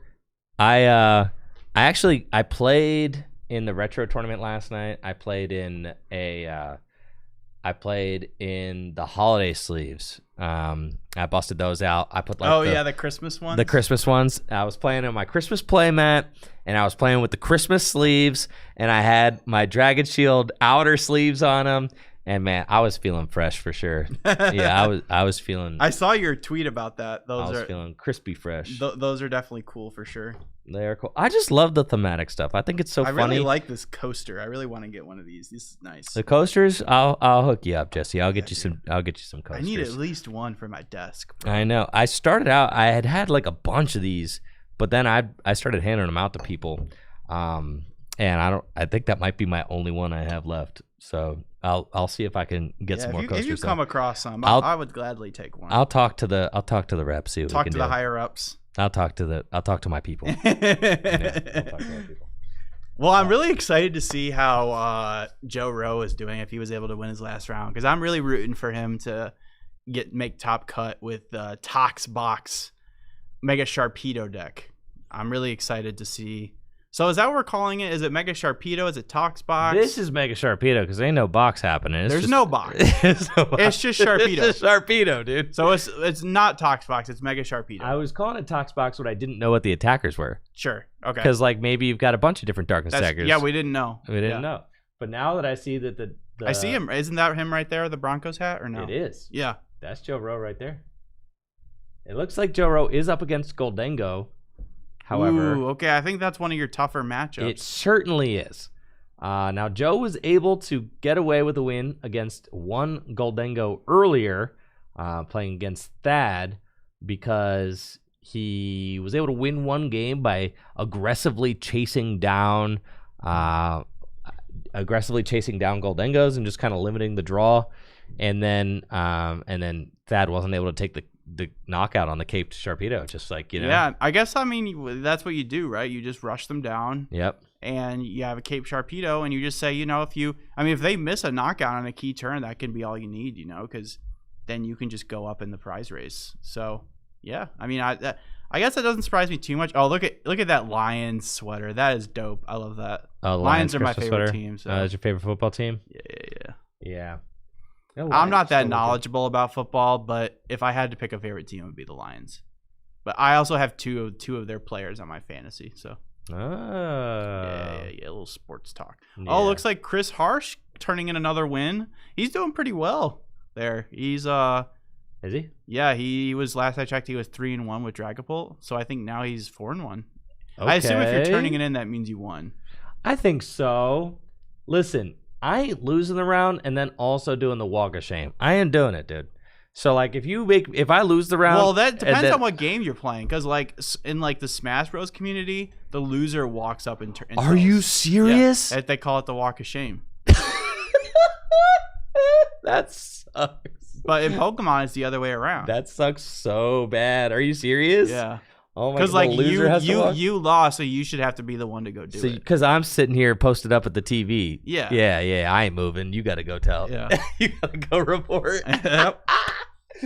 That makes sense. Well, I think you do a lot of I think you do a lot of reporting on your phones nowadays, but well, from a gamer perspective, that kind of like makes sense because like growing up playing video games, it was always like, like loser walks, winner gets to stay on the console, right? Mm-hmm. So like that's kind of funny. Yeah, I thought that was something that was kind of funny when I first started playing Pokemon. Dang, because it wasn't like that. Now they did try to do phone pairing. I don't know if you saw, but they did try to do phone pairings. Did hear about that? Well, that did not go well. I can't believe it. Are you telling me that the people were forgetting to submit their pairings, bro?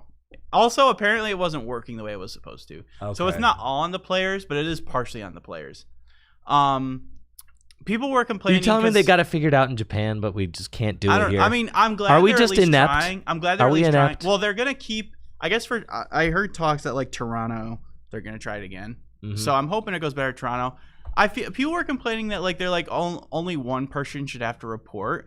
I feel like it makes sense for both people because what if one person like lies? I feel like both sides should have to say because then if they don't match, is that not the equivalent of signing?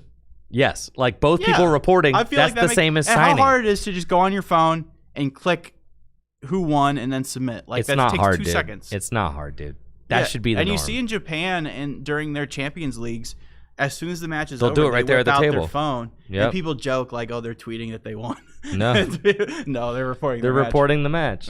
It really it could be. You're not asking that much. It could be that easy. It was really nice for the first 3 rounds, bro. Because you really got a gun to the bathroom after. I know. At least I do, because you have to wait in line a lot of times. And it was really nice just to web on my phone, report the match, have a nice day, and then go to the bathroom. I didn't have to walk through all the crowd of people to get to the Hive because the Hive was really far away. So I was a big fan of that. I really hope that they continue to do it. And I just think that I'm just glad they've been making some improvements to the regionals with ASIM cut. Not that I'm ever putting myself in the position to make ASIM cut, but ideally it's nice for people who are consistently up there. Anyways, the being able to report. Why aren't you putting yourself in a position to make ASIM cut, Jesse? I just suck, bro. Okay, I suck. I'm washed up.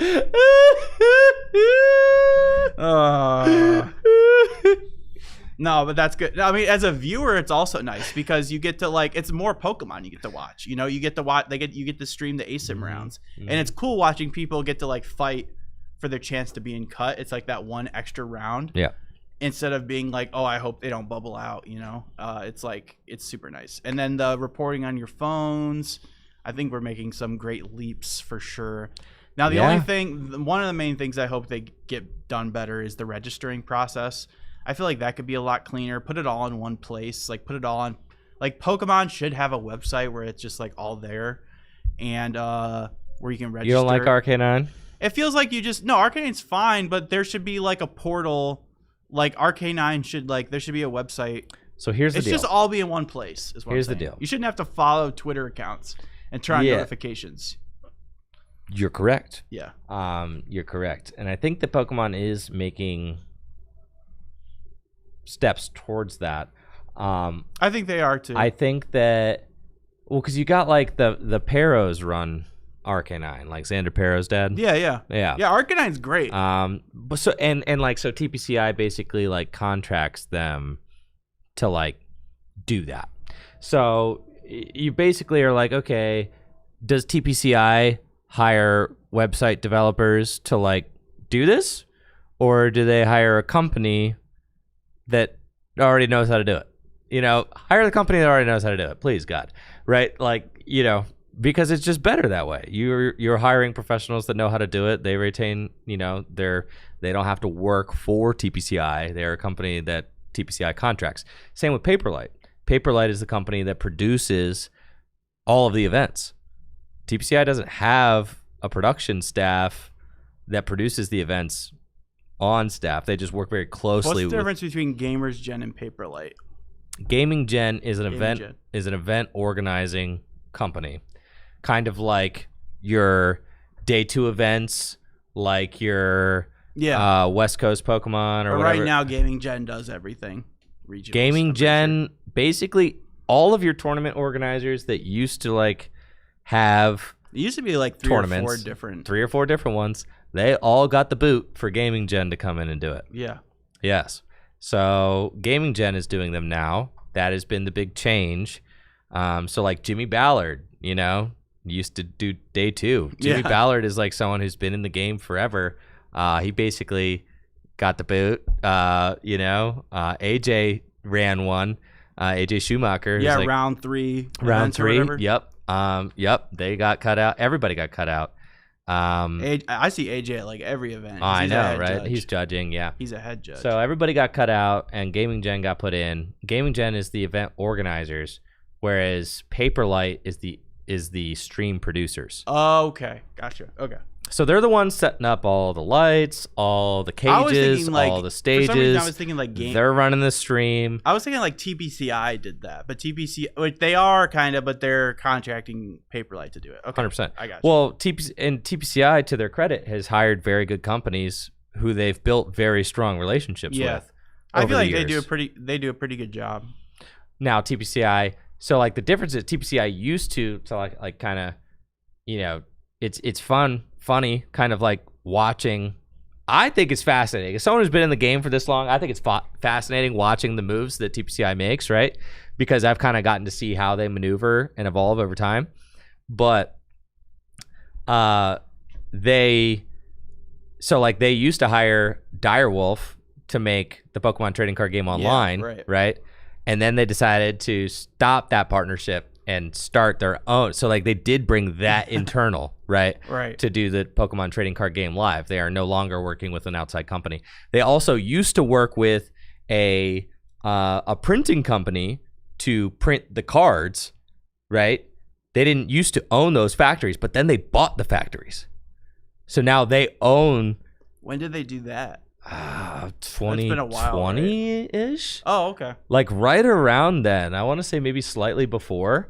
They literally bought the factories that print the cards. So now they own the factories that print the cards. So that is now internal. But it used to be external. They used to hire out, but now they completely control the means of production for the cards. Okay. Right? They don't have to like basically have which makes sense because that's like TPCI's bread and butter. Yeah, sure. Is like the creation of Pokemon cards, right? Like, so it's like, it kind of makes sense for them to own those. Yeah, no, so for sure. That does make a lot of sense from my perspective. But then, you know, Paperlight is event, you know, streaming production.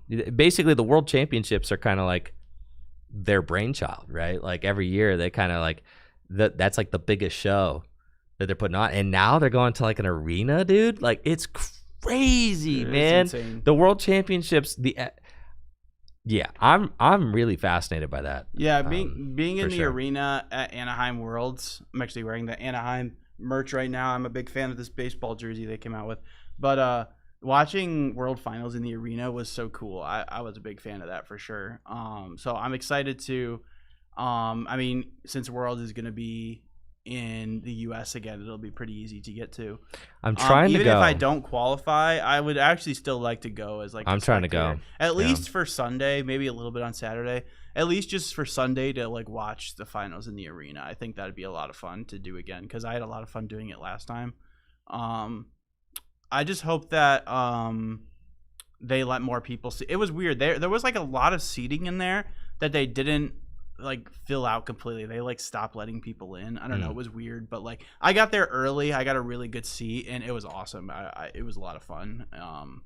So I'm excited for that. I hope they keep doing that. But this next Worlds, they're doing that Pokemon. What is that? That Pokemon XP convention. XP, which like that's another reason I kind of want to go just to see what that's all about. You know.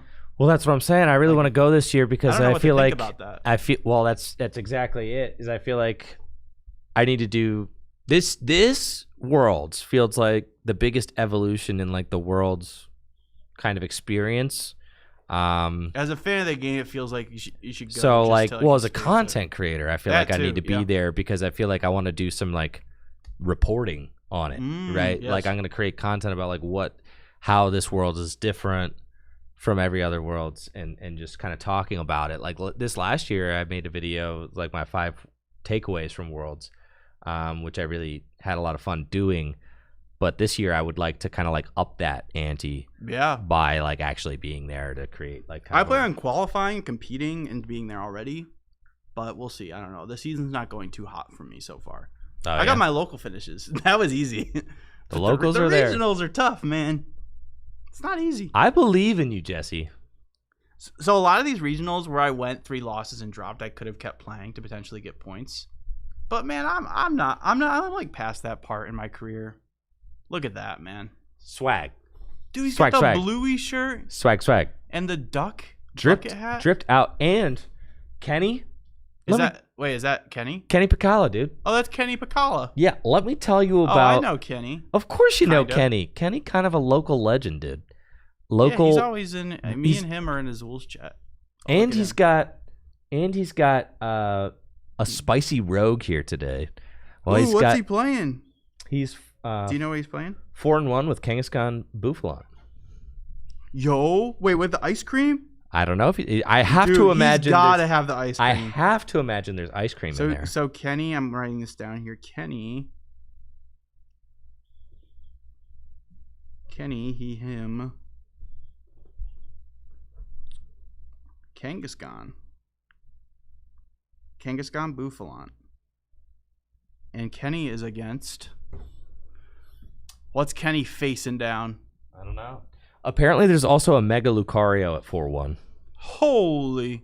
Well, hopefully he's not playing against that because he'd probably get farmed by that. He's definitely getting farmed by that. If that's the situation. Yeah. Sorry, Buffalon is not going to be effective at preventing that one-hit KO at all. 270 times 2. Yeah, that should be enough. So we'll get some information here on who he's playing against. No, this is the Mega Lucario. No, bro. Put on someone else, man. No, we're good. We're good, bro. We're good. No. Mega Lucario about to be 5-1. I want to see these people play against other decks. Can we, like, repair? No, bro. Does he know that's what he's up against? I don't know. He's about to have a bad time. He's looking a little too swaggy, a little too confident to be up against Mega Lucario. I don't even think he's worried, There's nothing bro. that can take off your weakness, right? I don't think that there's anything. No, I think. Yeah, there is. What is there? Protective goggles, bro. Ooh. It's a tool card that turns off weakness for basic Pokemon. There's no way he's packing the protective goggles. He's not playing protective goggles. But that is, like, if he did play that, that would be a way to stop. That would be epic. And that would actually be, like, that'd actually give him a fighting chance because then you'd have an effective 360 HP basic that's not weak to fighting. So what's who is piloting this? I think a Kangaskhan deck. Story Barrero. Or Lucario Story is his name? Story Barrero. Yep. Interesting. I've never met anybody with the first name Story. And then Kenny Picala. That is an interesting name, Story.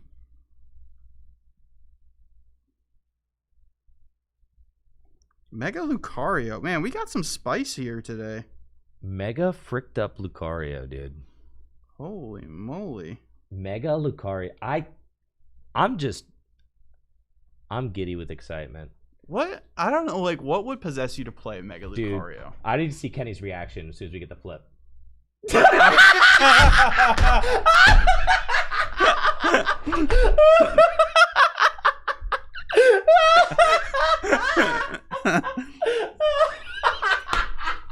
That was good. And he opened the secret box. Oh no. He's like, it's like that.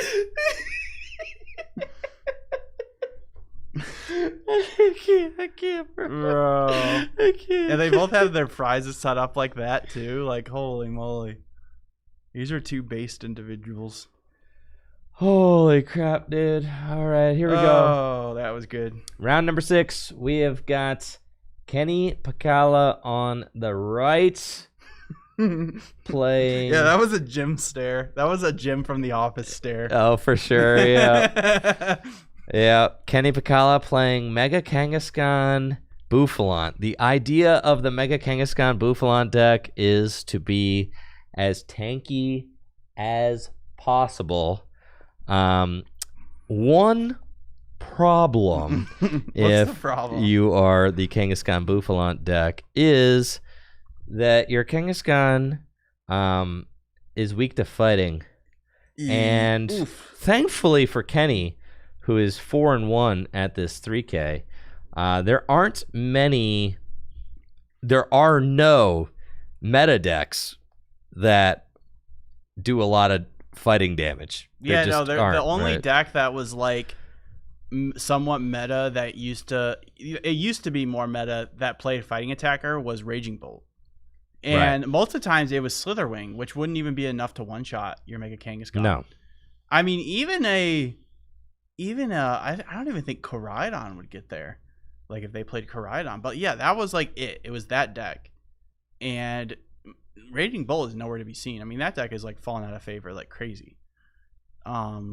So you should not be worried about a fighting attacker. I mean, certainly you have other things to worry about with your Mega Kangaskhan deck than a fighting attacker. But lo and behold, Story is out here with the Mega Lucario deck, which I'm sure plays 4 Premium Power Pro. It plays Hariyama.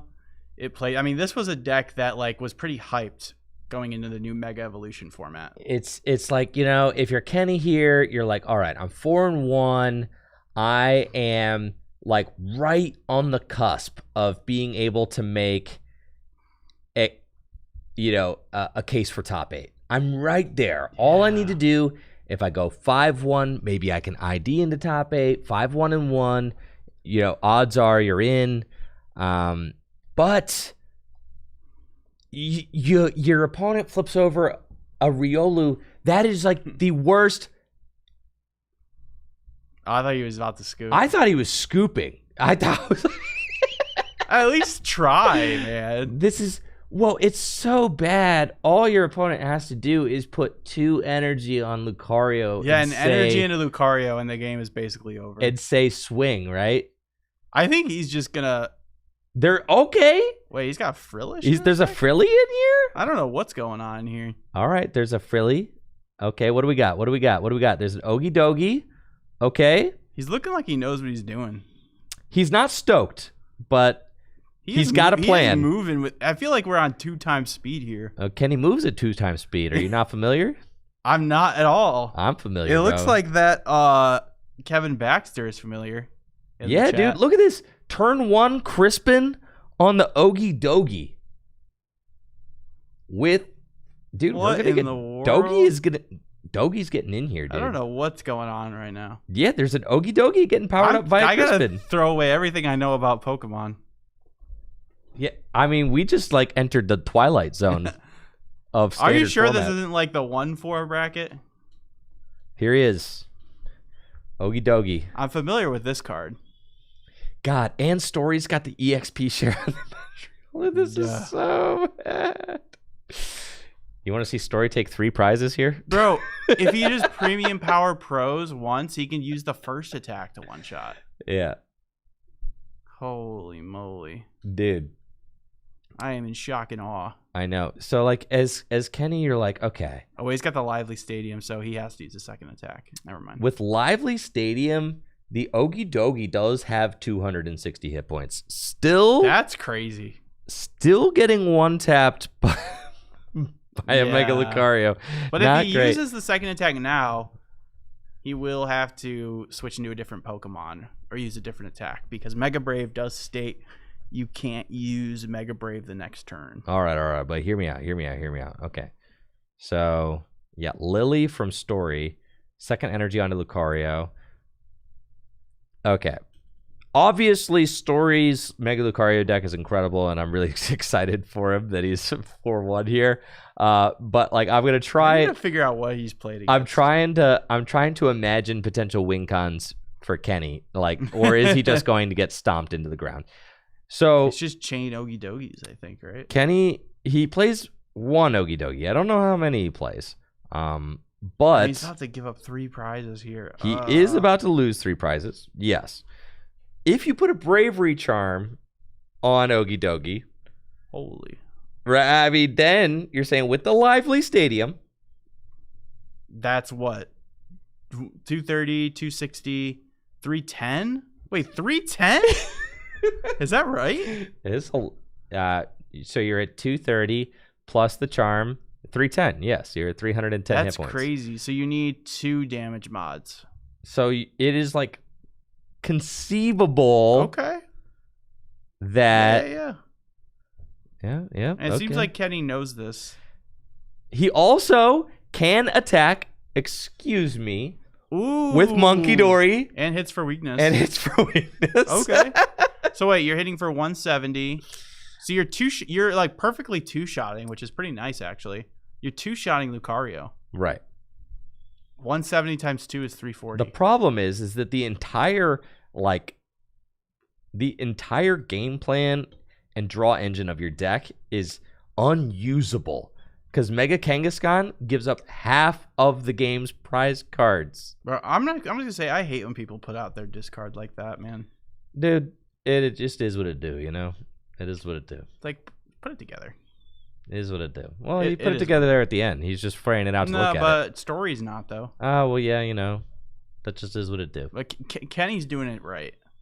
But that's okay. Well, both of them got the discard pile above the deck, which to me... That also triggers me. Well, that's just not the way the game designers made it. Yeah. but, you know, they're doing their own thing. They're doing their own thing. I mean, they're playing their own decks. You know, they got their own swag. Not everybody needs to do everything the same. No, they got their own swag.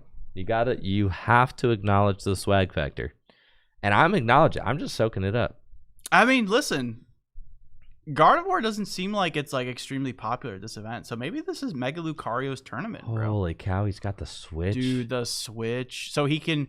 So I imagine what he did there is just retreat and then play Switch. Is that what he did? Yes. He probably just didn't visualize it. Yes. I don't think he visualized it there, but what Story did was he manually retreated the Lucario and played Switch to move it back to the active. I think he very quickly and gestured. that resets Mega Lucario's attack.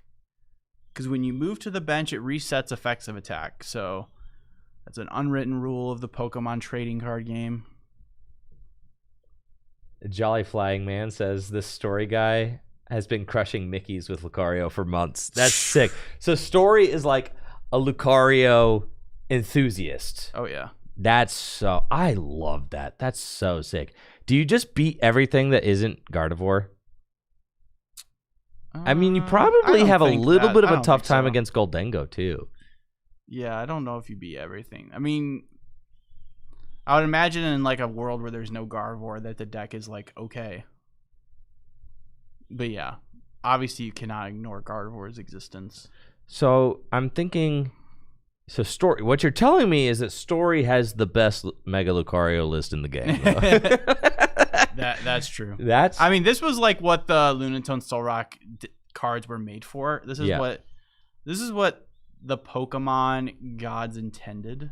for sure. For Lucario to be played with Lunatone Solrock.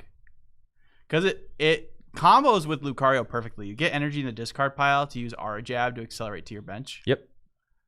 And it looks like, yep, he was able to reset the attack, do 270, which is perfect math. Because he was not able to get a Bravery Charm on the Ogie Dogie. But if he did, that could have potentially... And there he's looking at the Arvin that he just drew off the top. He's like, that would have gotten me the charm, dude. So what do we do here? We go for a... We try to reestablish an Ogie Dogie and go for the Mind Bend for 120. It's looking like it's Nest Ball Charm. Nest Ball get... Frillish? Yes? Okay. And we're mind bending a Lucario with an air balloon on it. Surely Story doesn't just retreat to another Mega Lucario. No. Surely not. No. I mean, you aren't one-shotting. You do have to use the second attack to KO Monkey Dory because of resistance. Right. Or you have to use a Premium Power Pro. All right, Bravery Charm on this thing now. Ooh, okay. So he's forcing Story to have either another switch or another Mega Lucario with an energy. The Monkey Dory kind of thick right now. Yeah, he's got 190 right now. 190 hit The points. Lively Stadium and the Charm. That's a big monkey. It is a large monkey for sure. I mean, yeah, not great. We'll see what Story has here. He gets to draw 3 with Lunatone, of course, every turn, which is nice, assuming he has fighting energies. Now, the Lucario deck can... okay, well, there's that. Yeah. Kenny said, all right, nice. I'll go next. Yep. All right, let's see. What do we got here? There's a Penny in the deck, obviously energy switch. Okay, couple energy switches. So it looks like Kenny is basically going to be attempting to win this. He's having a good time. He is. At least he's being a good sport. For sure. Looks like Kenny is going to be attempting to... Oh, we got the chop. Kenny is going to be attempting to win this game with a monkey and an Ogie Dogie. The mid-round pile. Oh, my word. Dude, let Story cook, dude. Story just... My respect for Story just went down exponentially. The Tord does the mid-round pile, dude. Yeah, and I hate it. Maybe he's just learning from the guy who's winning regionals, you know? I know. He did stand up to do it, which is kind of cool. Yeah. He did stance up. That's for sure.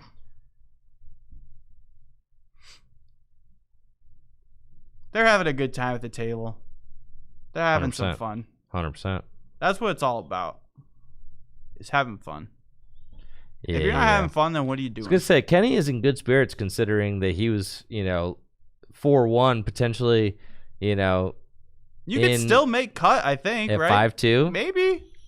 I mean, it did happen last time, did it not? Yeah, I think so. How could you be swagged up like that and not be having a good time? That's what I'm saying. The bluey shirt with the ducky hat. Yeah. I don't know. I don't call me crazy, but I feel like I smell a win here for Kenny. You think so? Like, at least I think he's gonna take it to game 3.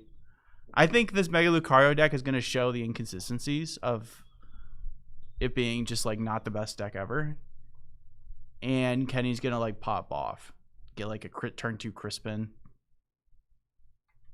That's what I think. All right, Bouffalant start way better for Kenny than the Kangaskhan lead, though. You have to imagine. I mean, Kenny's entire... Is he gonna choose first or second, you think?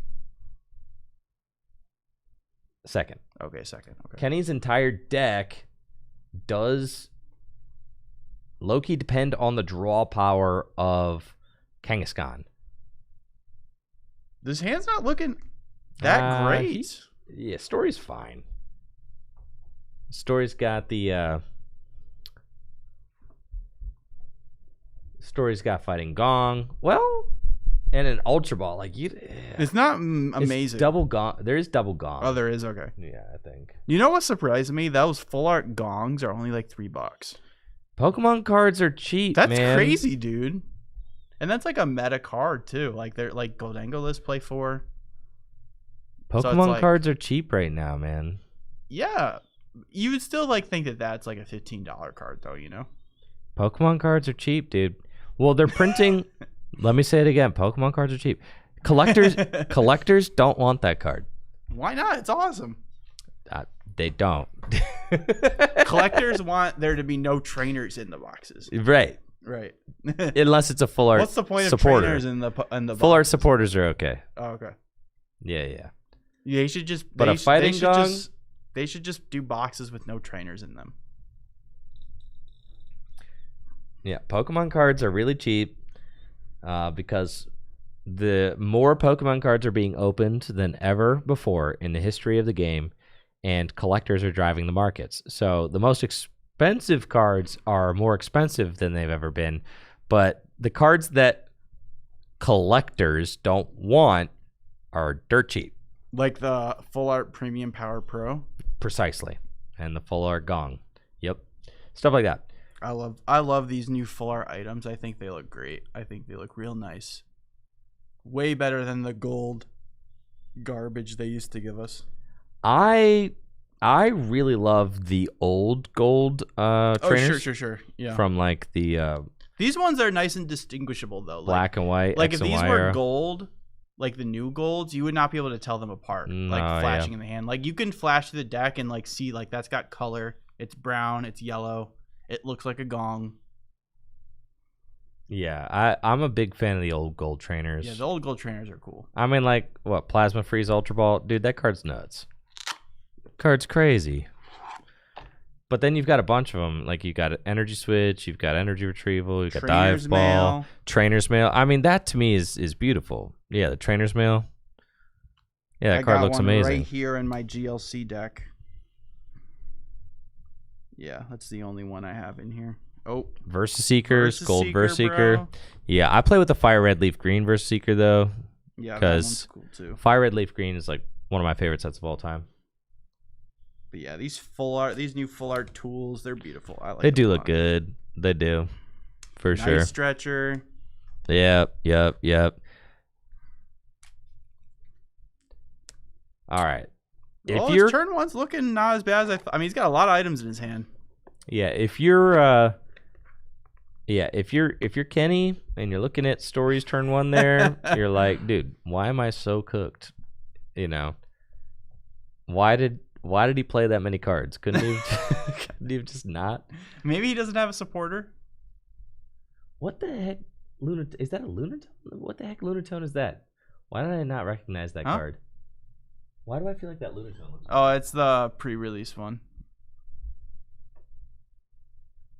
I don't see a stamp on it. Is it not? I can see that it says Lunatone, but I'm like not recognizing this. Oh, it had a counter on it.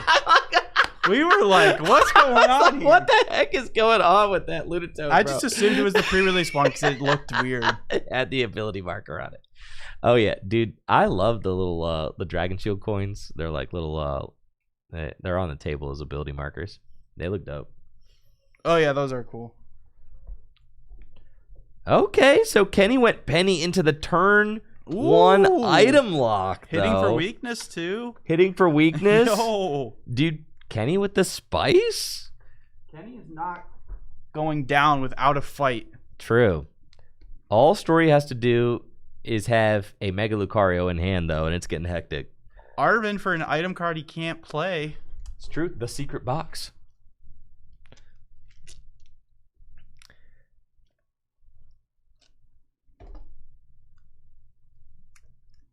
And let's see. Does Story have anything in hand to work with? Arvin for secret box. I mean, Arvin getting an item card Doesn't when look you're like he has item locked. much. No, I think Story's kind of kinda cooked. locked. Yeah, Dude. I think he had a lot of items, but no supporters, man. He's got a couple items. Well, the secret box is the item. Yep, certainly. Yeah, but I mean, I don't think Story can do anything. I wonder if Kenny plays a Jellicent in his list? Does not. Okay, never mind. Yep. There's no Jellicent. Because that would be kind of cool to just get a Jellicent out. I mean, yeah, you're telling me. Doing 80 damage. It's Item like locking. it puts on some more pressure. It does. It's resistant to fighting. Yep. But the Frillish in here, I assume just for like these situations where you can just go like turn 1 item lock. I mean, this is definitely like nice. It's slowing Story down, but I think that like, I think eventually. Ooh! Oh my goodness. No. Kenny ain't playing. Kenny ain't playing. That is 80 damage. That is a knockout. Dude, that was played so fast. I love it. I love the quick play. That is so sick, dude. That is so fun. That is so beast. I 0-0 off the top. Okay, all right. Still no items, though. Nope. Kenny playing with determination. Yes, for sure. And a pass. All right, we've got a Mega all Lucario right. on the board. All right. That's spooky. That is not what you want to see. Maybe you just, can you go? It's asking a lot, but Kenny can maybe just try to play like a single prize game. Maybe get like the Ogie Dogie out. Yes, you clearly want the Ogie Dogie. I'd like to see an Ogie Dogie with an, or just another boss. Okay. Oh, yeah. Well, this guy's thick, right? It's got a big retreat cost, I think. True. Makuhita? I think it's like at least 2. It's got to be at least 2. Yeah. I mean, it's Makuhita. Right. Story does have a Lily's Determination. Could go to 8 off this, which is pretty good. Keep in mind, Air Balloon just gets him out of this, though. Yeah, it does. The Mega Lucario does punch. I mean, it hits. So It is not one-shotting no. the Frillish without modifiers. Ooh. Turo. Ooh. That's not good. Not great. Not what you want to see.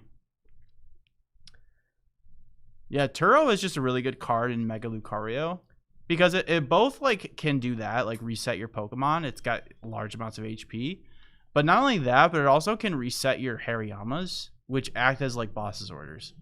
So you can kind of think of like Turo in the Mega Lucario deck as like a boss's orders. Yeah, because you can reset your Hariyama. If you have a Hariyama evolved and a Makuhita on the bench, that's like a boss's orders in a way. Yes, precisely.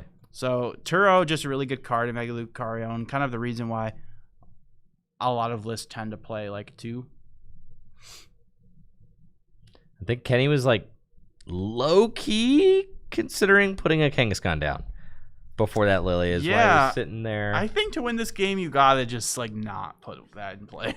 I would have thought about it as well. Your board is a heavily damaged You Frillish. do have to think about it because like, I mean, your whole deck's built around the Kangaskhan. Right. It's not an easy decision to say, I'm just not going to ever put it in play. Correct.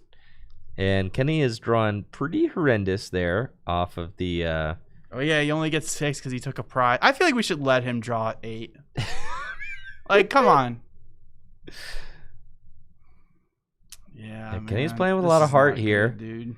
You gotta give it to Kenny. He's putting up a fight. He just drew into a bunch of 3 Arvins. Like, what? Like, Yep. What are we doing here? Well, his draw engine is just completely axed as well. It feels is, so yeah. unfair that I mean, Story gets to go to 8. Okay.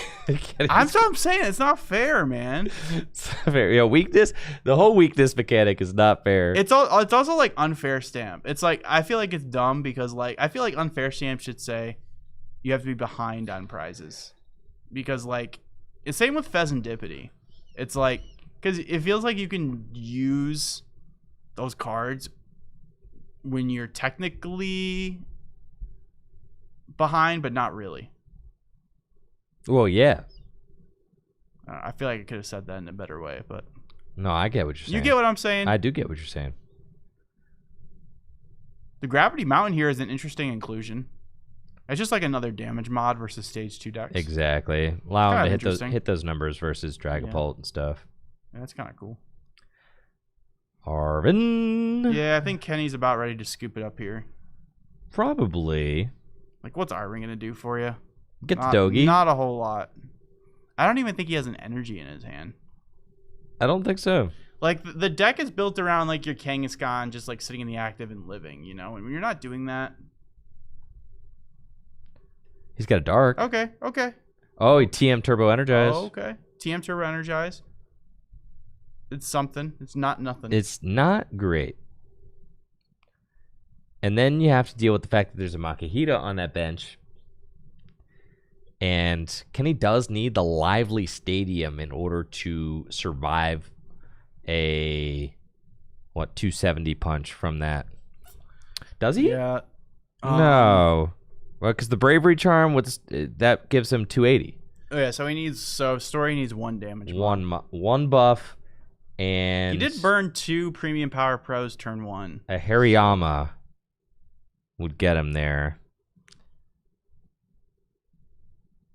If Story has Hariyama energy damage mod, then the game is definitely over.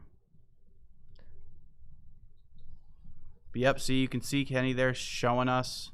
There are 2 Premium Power Pro down. I know. Kenny giving it a lot of fight. You got he's making Story think, you know. Making Story think probably about thinking it. like, why is my opponent still playing?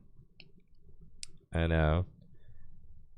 Yeah, Kenny, Like, what's he doing? Brave Bangle. Okay, Is that if you're behind? Interesting. Or no, it's it's the EXs. it's just yeah. Kenny is. Kenny's like, I'm done. No, those are not Oh. scoop fist bumps. Those are just you rock fist bumps. Just random fist bumps. Yeah, those are just fist bumps of encouragement. Brave Bangle was like a card that initially I think we thought was going to be a lot more impactful coming out of Black Bolt and White Flare. Didn't really do much though in the grand scheme of things. There just isn't really a lot of good 1-prize decks that are just good right now. No, they're actually pretty much all terrible. Yeah. And like there are like pseudo 1-prize decks. Like Gardevoir is kind of like a 1-prize deck, but you have like, you know, a 2-prize. You'd rather have a charm on your guys than that deck. Yeah, and it's like, it just doesn't make sense. But yeah, Brave Bangle, it only works on non-rulebox Pokemon. Got it. Increase your damage by 30. So it lets Hariyama hit 4. It just is another way to boost your damage with Hariyama, which is a good attacker in this Lucario deck. A lot of times you're accelerating to Hariyama with the Lucario's attack. Ooh, I see Story is playing the single prize Lucario as well.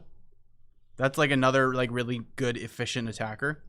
Yep. Which I don't think, what ace spec is he playing? The Secret Box. Oh yes, that's right. That's There it interesting too, because I think a lot of early Lucario lists were playing Maximum Belt, Yeah. but he's opting for like the consistency of the Secret Box. Makes sense. So that makes sense why he's playing the Brave Bangle. It's kind of like a pseudo Maximum Belt for your Hariyama. Yes. Because like Maximum Belt was a really good tool to use on Hariyama versus decks like Goldengo. It lets you hit 260. Yes. But the Brave Bangle is like that plus It's like another Premium Power Pro. Yeah, is 270. So exactly. Allows those Hariyama. And I imagine that I'm still trying to I think probably with the EXP share, you're probably trying to compete against Goldengo that way. You drop the EXP share on the Makuhita. I think the EXP shares are probably what makes this deck work. Yeah, I think generally those are for your benched Riolus. Yeah. I think in this game he kind of just slammed it down on the only Pokemon that he had. Right, but against a deck like Goldengo, you probably have to put him there. Because you probably have to go Lucario, Hariyama, Lucario. So you probably need to like have him on Riolu and Makuhita. Because against a deck like Goldengo, you can't really afford to use your first attack with Lucario. Yeah, it depends. I mean, it depends on if they have to put like Fezandipity in play at some point. Right. Now, Kenny's got a Night Stretcher in hand. Okidogi versus the world. Yep. And are we bringing back a Fighting Energy? Oh, has to bring back another Fighting Energy to actually be able to attack with the Okidogi because doesn't have the Luminous Energy, the Prism or whatever. Yep. So, yep. Gonna need that. Yeah, but the attack does cost 2 fighting, which is why Prism Energy is so good for the Pokemon, because it counts as both a dark for the ability and a fighting for the attack. Right. Another GLC All-Star. Yeah, Ogie Dogie is a card that is one of the strongest single prize Pokemon ever printed. It's obscene. Its ability is just absolutely out of this world.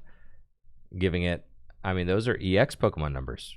230 hit points, 170 damage for 2 energy. I mean, when you see a Pokemon that's good in GLC, like being played in Standard, when you see a card, a single prize Pokemon being played in Standard, that should tell you that it's good in a really good GLC card. If it can hang with Pokemon EX, then I mean, it's not really hanging right now, but it's not. It's not. But it can. It does kind of show you where the single prize right now in Standard format. The single prize Pokemon are mostly, and here comes a Kangaskhan. You kind of have to put it down, right? Yeah, otherwise you lose. Right. You counter catcher the Makahita. Yeah. Okay. So you can kind of deny Lucario's ability to gust by targeting the Makuhitas. Right. Which is another reason why I think makes Lucario just not a great deck in general, is like you can really like stifle like if you're building your list to make Makuhita your only way to gust, then your opponent could play around that pretty easily by just targeting down. Can't attack. Ooh. Is that a misplay? Did he forget? I think he might have forgot. I thought he attached to the Okie Dokie, did he not? He did. I thought he must have just searched out did he energy switch off? Yes. Oh no, he energy switched off thinking that he didn't need it there? I don't know what he was doing. I don't know what he's doing. He seemed like he was playing great up until that point. Yeah, I think he kind of just got fried there for a second. He just was a little too much in the oven, got cooked, and was like, he made the correct attachment to like be able to announce the attack. But again, this Lucario has got that premium power pro. Now that Ogie Dogie's going down, and it is looking like it is lights. The switch. Yeah, I think Kenny just playing it out here as a formality. Probably. And that means we're gonna have potentially a Mega Lucario at 5-1. Almost. Can't say I could have predicted that. No, almost guaranteed to be in top 8. We'll have to see. If going out on his own terms Penny! with the penny. And that is it. Story will advance to 5-1. Kenny, great sport there, playing an absolutely horrendous matchup after a strong start with his Bouffalante Kangaskhan EX deck. But in the battle of Megas, I gotta say, fighting gonna come out on top of the. Hopefully Kenny can keep his head held high and clutch out this final round here. And maybe he squeaks in at. Oh, yep, chopped. He got chopped. Yes. And squeak out, maybe bubble into top cut. It's definitely possible. Probably a pretty low chance. It's a low chance that a 5-2 makes it in general, but then even if it does, you got to be the 1-5-2 to make it. Yeah, for sure. But congrats to Story there, clutching out that. I mean, not that you really needed to do much to win that matchup. Kind of a layup for you there, but still, well played by Story. We gotta imagine Story had to play some tough matchups along the way, right?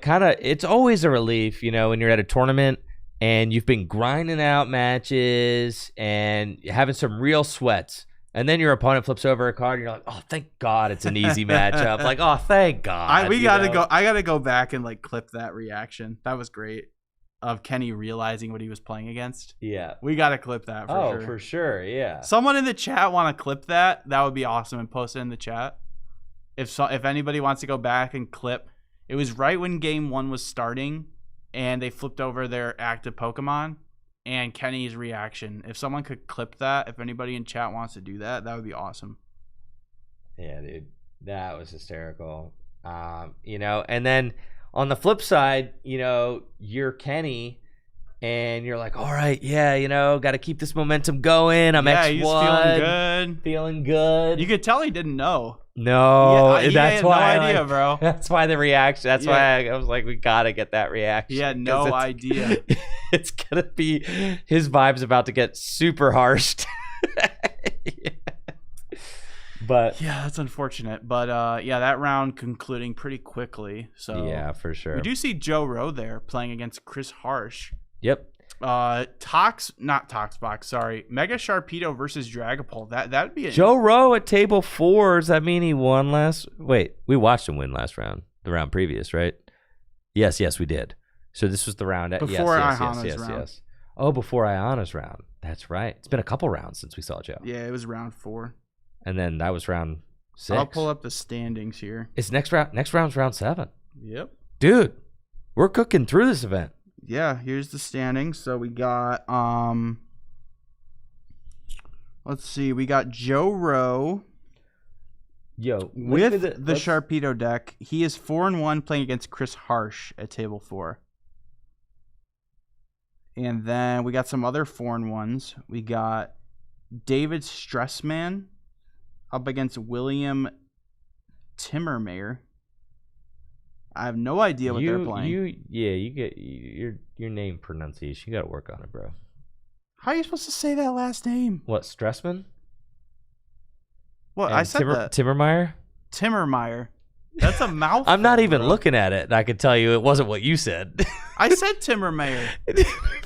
Mayer. Meyer. It's definitely a Meyer. Here, let me see. All right. Here we are. Here's our pairings. 119 players here today. And let's see what we got. Alex Hamilton, 5-0. Rob Werner, 5-0 as well. Elliot Clark, 5-0. What was Alex? Oh, yeah, he was playing Dragapult. Alex Hamilton was. Yep.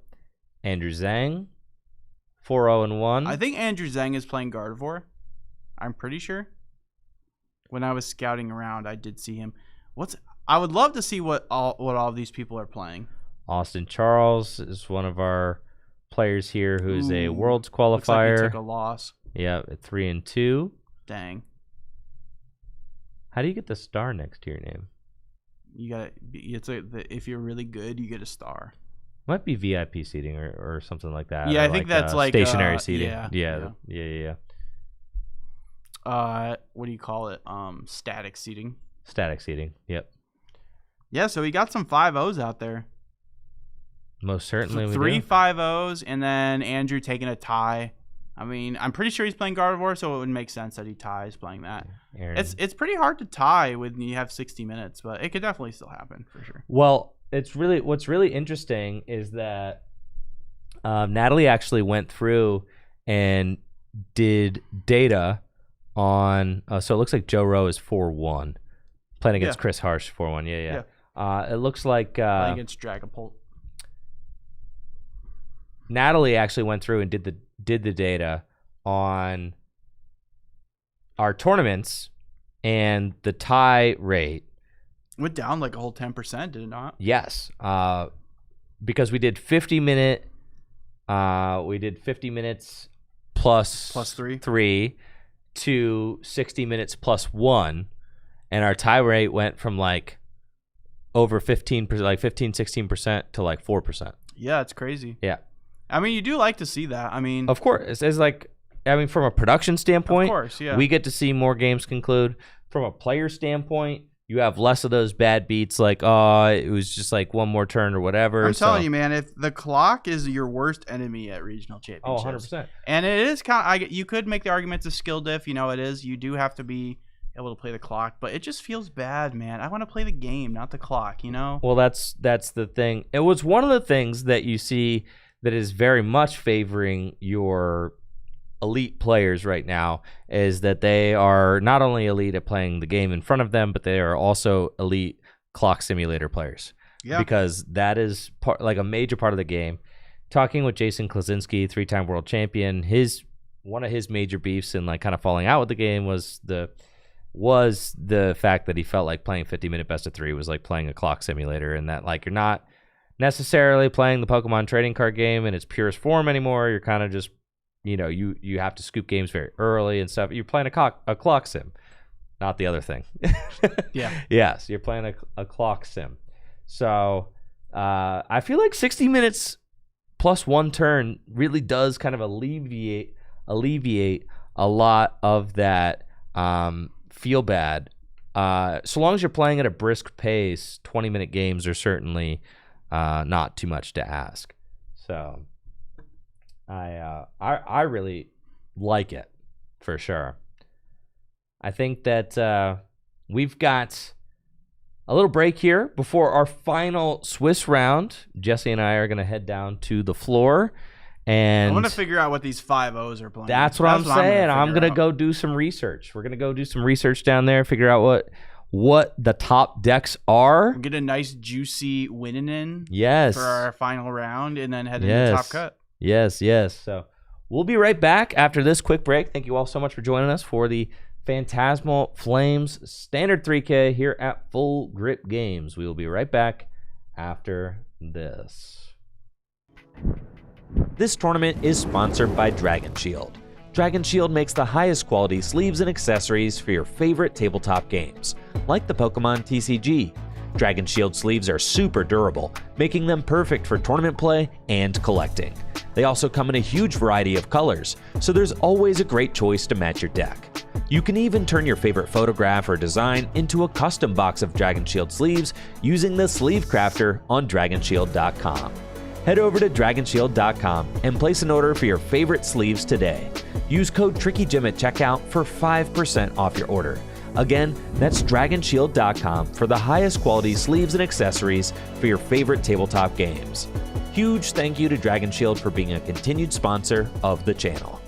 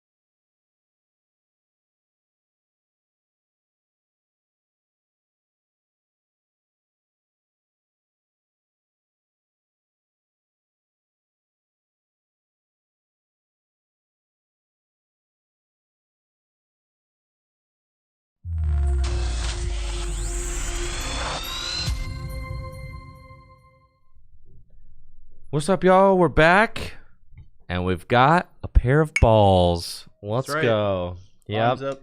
From the Full Grip Games and Sweets store, we've got a Is little. that what it's called? Well, that's what they have it written down as. I didn't know if there was a name for it. The Full Grip Candy Shop, dude. I just know there's a candy shop and it's by Full Grip. It's Yeah. connected to Full Grip. So If you go into the Full Grip Games board game store, the Full Grip Games Industrial Complex, we've got the Full Grip Games Entertainment Complex. We've got the candy shop. We've got the board game store. We've got the Green Dragon Inn, which is a full service board game bar and cafe, and then we've got the card shop proper, and then we've got our warehouse. yes. Oh yeah, the warehouse. The warehouse. Can't forget yeah. that. That's where all the a lot of the important employees work. Yes. The ones who aren't at the store. But it's been a long day, and it's only getting longer. So I decided that we needed some balls, and we needed some. I got some candy by the bag. They sell candy by the pound down there, which is really dangerous if you work here because it's just like very easy to just pop off. But they have like the scoops, and it's like you serve yourself, right? Yeah, it's like a classic candy store. Yeah. So I've got the 3 different kinds of like little soda pop gummies, like the cola, this is like cherry cola, bubblegum cola, I guess, I don't know. And this is like your regular cola, kind of the cola gummies. I don't like cola as a gummy. That just doesn't make sense to me, bro. Like gummies to me, they just need to be fruit flavored, not cola. Like why? I don't know, like something cola? About it, man. It's so maybe good. it like mixes together nice. But these remind me, bro, of the LAN parties I used to go to. I used to do these LAN parties all the time. And what was your game? Oh, I played like everything, man. Team Fortress. Yeah. When Overwatch got popular, I started playing Overwatch a lot. League of Legends. God, remember freaking LAN parties, Rocket man? League. Man, what else, dude? Call of Duty, Halo. My gosh, played so much Halo. The only LAN parties I ever went to when I was growing up were for like we would LAN and like do WoW.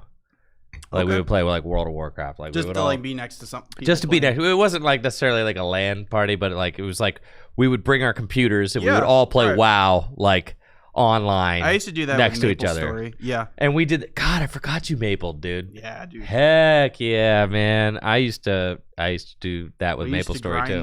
Grind the party quests. Yes. And then we'd find mobs and just stay on like one screen for hours on end.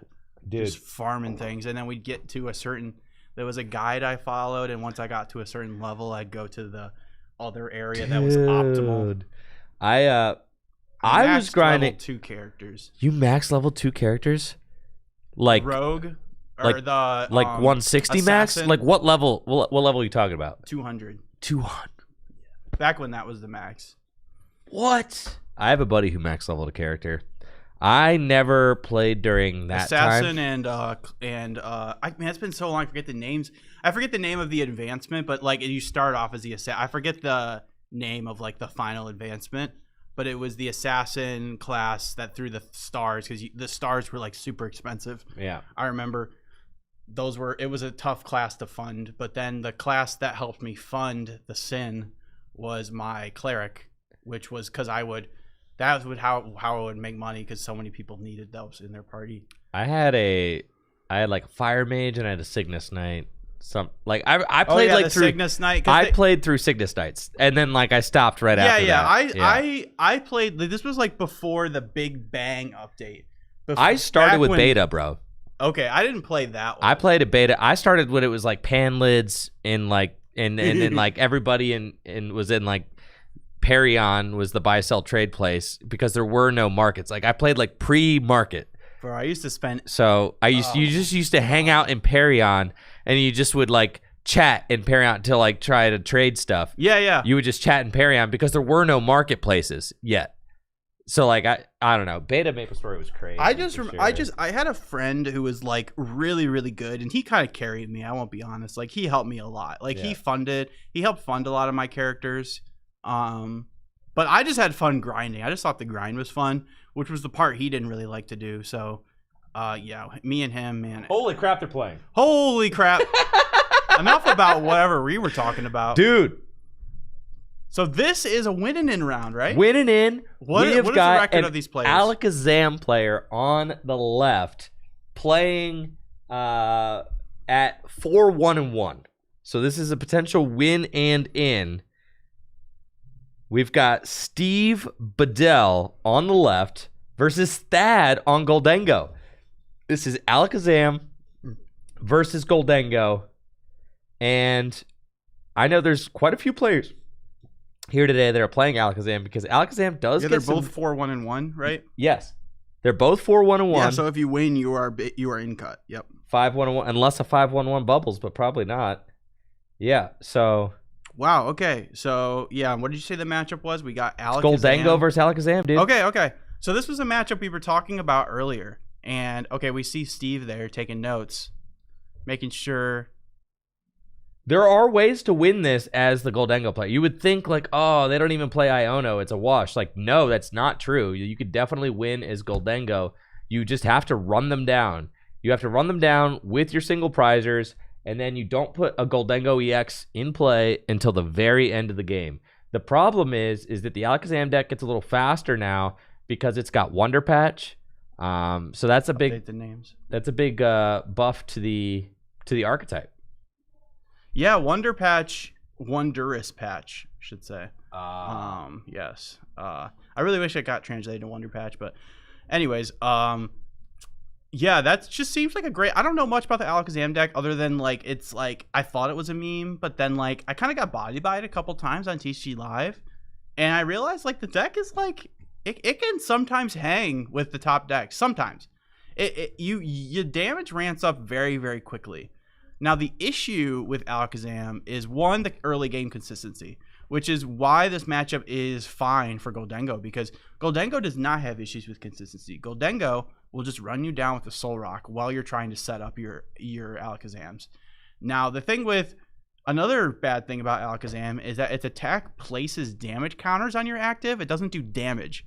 So if your opponent, say, like Charizard, for example, plays like a Mist Energy, like, you're kind of in trouble because the Mist Energy blocks effects of attack. So you got to play it enhanced. So, hammer. yeah, and you can tech for it. And I assume Alakazam lists probably do play like a hammer because otherwise, like, you need to be able to hit the Mega Absol, right? And that deck plays Mist Energy. They might play two, so I think you got to play two hammers. Maybe. But, but again, the Absol deck also has to find the Mist Energy at the right time, which sometimes that can be hard because most lists aren't playing Cypher Maniac.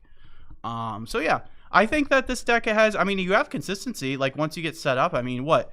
The Kadabra draws 2 when you evolve it. Yep. And the Alakazam draws 3, and the Dunsparce draws 3. That's a lot of cards. It's a lot of draw, dude. It's kind of crazy that we have a Kadabra in the format now, because for so long, Kadabra was just like...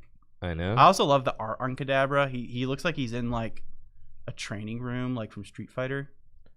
Like, there's in Street Fighter, there's always like a training room level that's just like a room that's a grid. All right, so Thad getting the early Prime Catcher. Yo, the early Prime Catcher. With the Soul Rock. You talked about this earlier in the day. We were just talking about. Yeah, that early Prime Catcher was able to take out the Abra with the Psychic Energy on it. So, big play from Thad. And we're seeing the Hilda with the, what the heck A-Spec is this? Enriching Energy or? Oh yeah, that's Enriching Energy, bro. Yeah. So it's Hilda, really good in combination with the Dunsparce and for Hilda. sure. Yeah. Because you get to recycle it. Exactly. So that's the draw engine of this deck, is that you can use Hilda, which goes and gets your Dunsparce.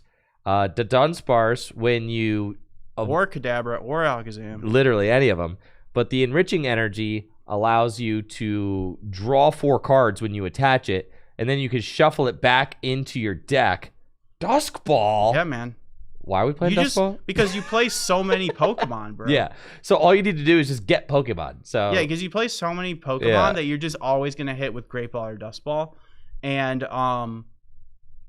the thing that and it's interesting because this is the same like consistency engine that Conkeldurr uses too. Yes, it is. Which is another kind of like meme, but kind of can be good single prize deck, right? Right. So it's interesting because like Conkeldurr, I think like this is like I think the Conkeldurr heads have moved over to Alakazam. Yes. That's kind of what I've that's kind of what the conclusion I've came to in my head. Yeah, and we see here the Dunsparce's ability allows it to get shuffled back into the deck. You could do that with the Enriching Energy. And the reason this works now with Enriching Energy is because you have Wondrous Patch. So you can use Wondrous Patch while also attaching Enriching Energy for turn. Because Alakazam's attack costs what? 1 Psychic. 1 Psychic. Yes. So boom. You could use Enriching Energy to draw while also using Wondrous Patch to get your energy attachment for turn. Okay. And you get the Psychic in the discard pile just what, naturally by playing like Ultra Ball? Because your dudes get knocked out. Sure. Yeah. As we saw already.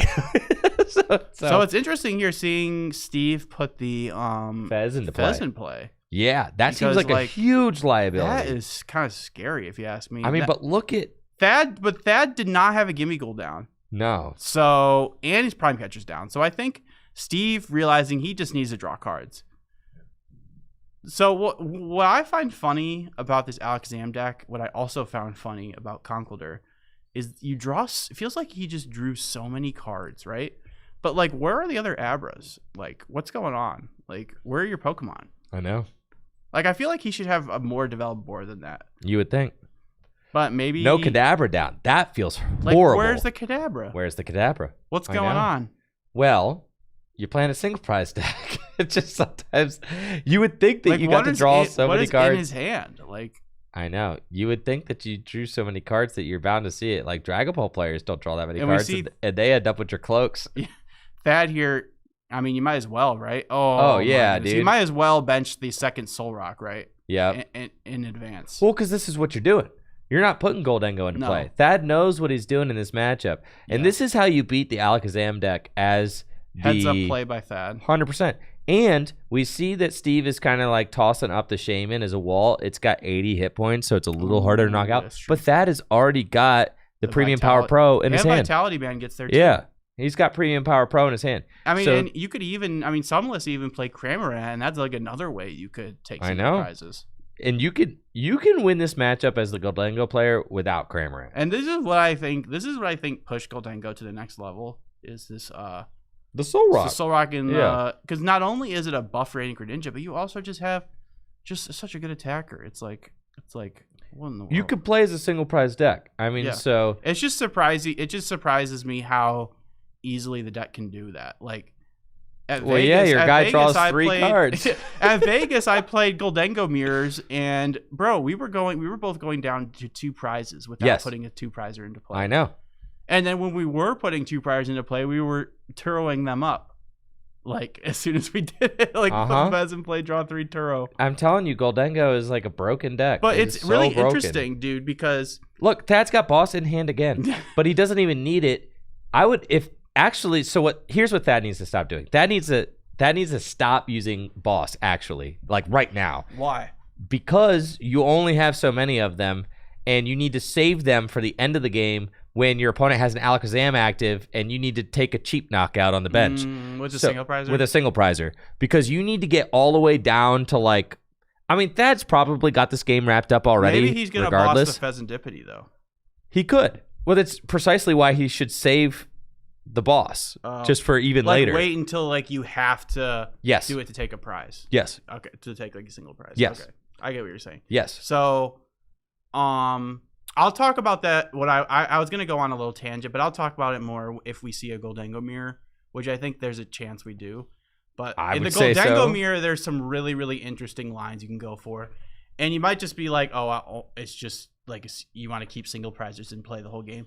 Not actually true. But I'll talk about that more later if we do see a mirror, because there are certain times where actually you want to go from a full single prize board to a full 2-prize board when your opponent's on odd prizes to force them into a 2-2-2. Right. So they can't just take single prizes.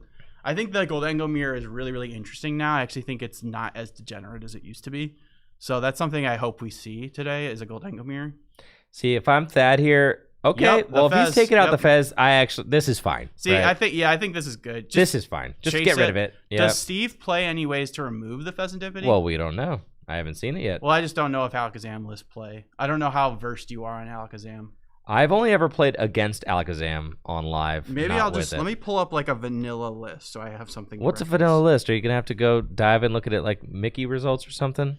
No. Where do you get the Alakazam list from? Dude, people play it at regionals, dude. At regionals? Yeah. I'm telling you, this is like, it's like Conkeldurr, bro. Conkeldurr saw some, Conkeldurr top 16 to regional, dude. Well, that's the Durr. That's the Durski, dude. Dude, put some respect on the Zam, bro. Well, the Zam isn't winning it. I mean, it's 4-1-1.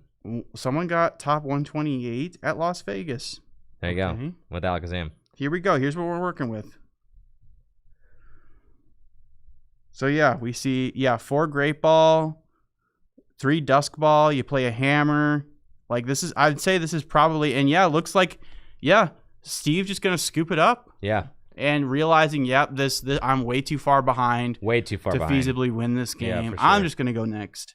And yeah, it looks like Psyduck makes sense. I can imagine that it looks like Steve's list is a pretty not that Alakazam is like a meta deck or anything, but I would assume that it's a pretty run-of-the-mill list as far as Alakazam lists go. That it's probably similar to the one I have pulled up here, but experience share. You can probably ditch experience share now that you have Wonder Patch, right? You probably don't need experience share anymore. Right, you don't need the XP share. Yeah. You just play Wonder Patch now. Yeah. So yeah, this is interesting. This is a deck I definitely want to try. I actually haven't got a chance to play this deck yet. I usually like to at least play like 5 games of the deck just so I can get an idea of how it plays. You can see the Blood Moon Ursaluna too. Okay. The idea is there for Alakazam, right? I mean, you've got one of the most popular meta decks in the game. Literally doesn't play a hand disruption card.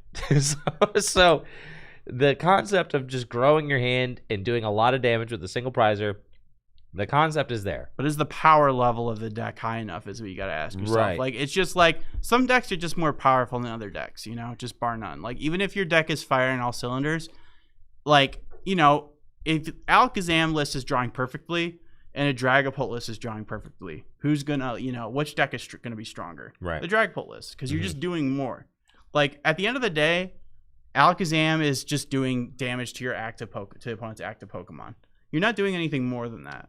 Right. And you could say the same about Goldengo, but Goldengo has ways of like consistently doing that. Like as soon as turn 1 of the game with Solrock, you're not Alakazamming turn 1 going second. Like it takes time for you to set up your board. You also have this. I mean, it's in a way, it's like Ethan's Typhlosion. Yeah, it's you similar have to this that. stage 2 that can one hit KO things, but you got to jump through some hoops first. You do. You got to get past those first 2-3 turns where you're just like, fighting for your life, trying to set up while your opponent's just taking prizes and drawing with Lunatone and Solrock, right? Yeah. So going into game 2, Steve going to be looking to get a more stable start. I mean, 2 mulligans to start. I mean, classic Goldengo fashion. You love that. I mean, Goldengo lists are now at least usually playing about 10 basics. Still, though, on the lower side of things as far as most decks go. I think most decks, I guess 10 is pretty good. Like, how many basics does, like, Gardevoir 10 play? is, like, fine. How many basics does Gardevoir play? Like, 4, 5, 6, like 12. Yeah. But still on the lower end, I feel like. Because, like, what? You got your Solrock, your Lunatone. I mean, that's an extra 4 that you would normally not play. So, I mean, I'm telling you, man, before Solrock and Lunatone. I know, dude. We were a mulligan factory. I know. It's mulligan central, dude. It feels so bad. But, yeah. Does he find a basic? He does. Great. And Steve will gladly take these 2 mulligans. Yep. Oh, judge reminding. There we are. There we go. And let's see. Does Steve choose? I assume Steve and the ball start. No. So this might seem terrible, but, Thad, I'm sure, plays. Oh, did he draw for turn? He did not. Did not. The judge on top of it. Let's go. Let's go. You love to see it. Yeah. As I was saying, Goldengo lists tend to play 2 Turo, so not the end of the world starting them all out. It's also got 270 hit points. Could just be a wall there. Yeah. Yeah, but obviously it doesn't feel great. Like, now you're pressured to find the Turo. Yeah, Mawile is not doing much early. Really strong card. It is in this Goldengo deck as a tech for Cornerstone Ogerpon EX, which completely walls out everything in the Goldengo deck. So you play this as a Pokemon that can hit through Cornerstone. You can either use the first attack if you've taken some prizes, or the second attack, which is just really good. 260, assuming your opponent doesn't have any damage counters on them. So I think the biggest thing, this thing's got, it's a retreat cost of 2, so not hard for Thad to move either. Just has to find an air balloon. Yep. And it'll be able to pivot out of the way. And we just saw how aggressive Thad was able to be last game. But Thad's hand actually is pretty bad from what I can tell. I think it's just a couple fighting energy and Alana's aid. Ooh, so that's not great. Starting all the tech cards in your opening hand. And then there's no rock, no Lunatone. So yeah, Thad's living off the top deck, it looks like. Yep. That's all you need, though. Just give me a Gong. Give me a Nest Ball. Give me something. And Steve is going to be able to use Dawn. New supporter. Here we go. Finally getting... And this is another buff that the deck got recently. Yeah. I think this... Wow, okay, wait. We didn't even talk about Dawn. No, we didn't talk about Dawn. Dawn is, like, perfect for this deck. I mean, that's exactly what you want. A basic, a stage 1, and a stage 2. Yep, because there's a bunch of basic stage 1s and stage 2s that you want to get. Like we see here, Steve choosing to go get the Dunsparce and Abra and Alakazam, helping to set up the hand for later turns. Obviously, you can't evolve into the Dunsparce quite yet, but next turn, the Dunsparce will be active and can help draw some more cards. So really strong setup supporter. That Dunsparce actually. Oh wait, can he evolve? Did he go first and just? Oh, I meant no. Judge on top of it today. Yeah, I was gonna say like, whoa, you chose second, right? Because because that's your supporter. Well, I don't know. Now Dunsparce has a pretty good first attack, if I remember correctly. It's like search your deck for 2 basic Pokemon, put them on your bench, if I'm not mistaken. Really? Something like that. It's got a good attack. We're fact checking that. Let's see. That one. No. Oh, wait. Yeah. Nah, dude. No. That's not it. Oh, because we're playing the 70 hit point one now. That's right. No, that's not it either. Scroll down more. Find a friend. Yeah. Search your deck for 1 Pokemon. Put it into your hand. So it just goes to get yourself any Pokemon, an evolution Pokemon or basic. Yeah. So not quite as good as I said, but still not bad. No. It's actually something I remember when Goldengo lists were all playing to Dunsparce. Remember that? Yeah, that actually is the Dunsparce you would play because it had 70 HP. Although the other one is free retreat. It only has 60 HP. And that was actually a really good Pokemon to just open for that first attack. Is you could just go get your Goldengo or the Dunsparce. And it looks like Steve is actually playing Rare Candy in his deck. Okay, so just another way to be explosive. Yep.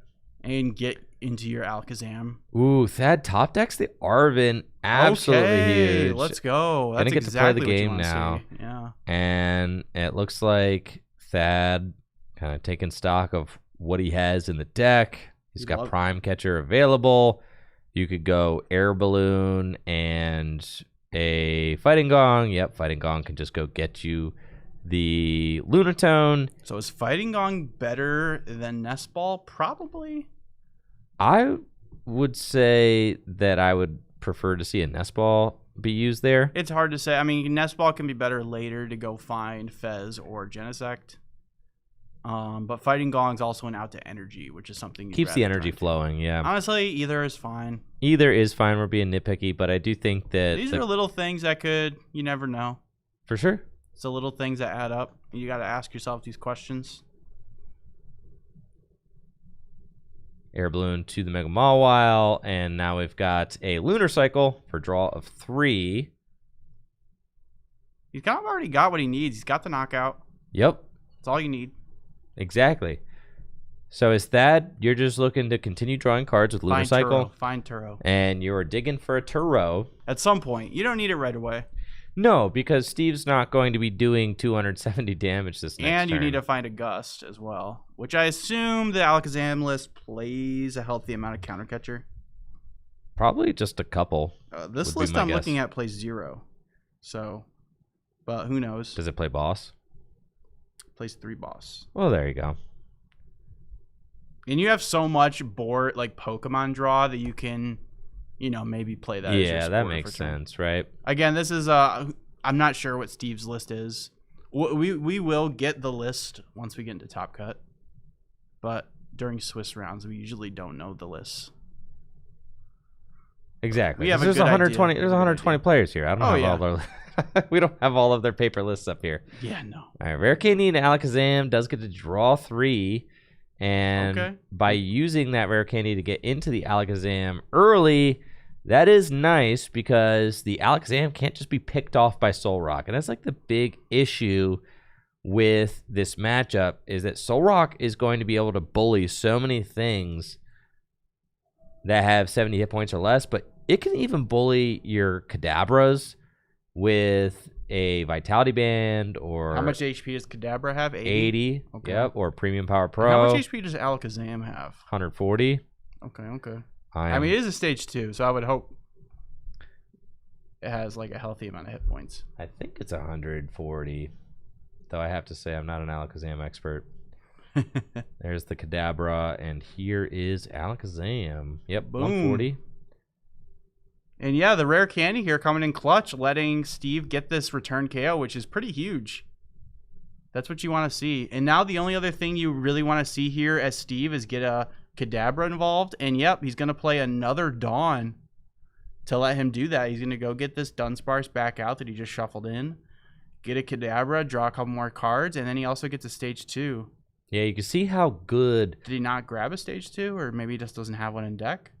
you can see how good Dawn is with this deck, Yeah, this feels made energy. for this deck. It just helps you to No stage 2. Interesting. continue cycling through your deck. You're getting those Dunsparce, you're getting those Kadabra, you're getting your Alakazam, you're getting your basics because you need to keep getting your basics throughout the game because you are using the Dunsparce to draw cards and then it shuffles itself back into the deck.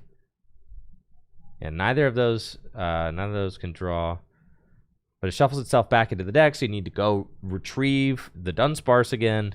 So he either has Alakazams in his hand or prized because he didn't grab a stage 2 off Dawn. Another Buddy Poffin can go get another basic Pokemon. Is that a...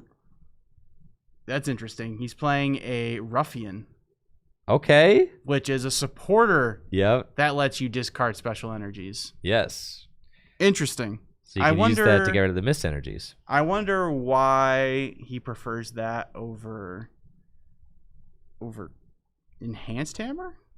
It's interesting. What is Ruffian? What is It does more than just discard a special energy. I think you can also discard a stadium. So Ruffian, discard a Pokemon tool and special energy from one of your opponent's Pokemon. Can get A rid tool too. Okay. of Bravery Charms too. So that's big. Okay. And then Or Hero's Alakazam. Cape. Hero's Cape. Hero's Cape, true. Alakazam's going to take that knockout with a powerful hand. Place 2 damage counters on your opponent's active Pokemon for each card in your hand. How much damage did he do right there? Probably at least at least 110, obviously. Yeah, I don't, can't see how many cards are in that hand exactly. There's a lot. But at this point, this is the start that Steve wants to have. Yeah, this is great. You've got a big attack on turn 2. Kadabra right there. Can evolve into an Alakazam next turn. Though I'm somewhat concerned about the number of Alakazam that Steve has access to. Because I think he must have some in his hand. probably. I mean, his hand is pretty large, so it's safe to assume he at least has one in his hand. I would hope he at least has one, because if he doesn't, that means he prized 2. But these are the kind of games that Alakazam can win. Yeah. 100%. Because that has candy really already unlocks got... That's already got Goldengo in play and Mega Mawile now. Multiple 2 prizers online. Yeah. Kind of saying like, okay, I cannot go this single prize board. And that's the board you want to go as the Goldengo player to win this matchup. You want to have the Solrock, Lunatone, and these are the turns right here where you want to be using boss's orders, right? Yes. like if Thad had his ideal game, he would have Solrock, Lunatone, and then a board full of Gimmighoul, and he would be using Lunar Cycle, and he'd be drawing into boss's orders, and he'd be bossing up Dunsparce, bossing up But Abra. eventually you got to go through a Kazam, though, right? And when you eventually have to go through Alakazam, that's when you evolve into Goldengo. But how many boss's orders do you play? Or Prime Catcher? You have 4 Gust Outs. So ideally, you want to be able to take 4 single prizes, and then at the end of the game, you go into Goldengo to take your final 2. Yeah. That's like the route. But also, And then you're so far ahead that you don't care. That you don't care that they take 2. So the problem here, though, is that Steve got attacking way too fast. Yeah. Well, I just was looking up, and apparently lists play 4 copies of Rare Candy. Yeah. So that's actually like pretty feasible that they can just Rare Candy. So, I mean, honestly, I don't know. Like, obviously, this game, it's looking pretty good for Alakazam, but maybe this matchup is a little closer than we thought. I don't know. At first, I thought, oh, definitely 100% Alakazam favored. But then the way I saw it play out, I was like, okay, maybe Goldengo. All right, check this. You play 4 Gust Outs as Goldengo, right? Right. You have to play the first knockout, assume you don't have to Gust for it. Yeah. Right. You're taking that with Solrock.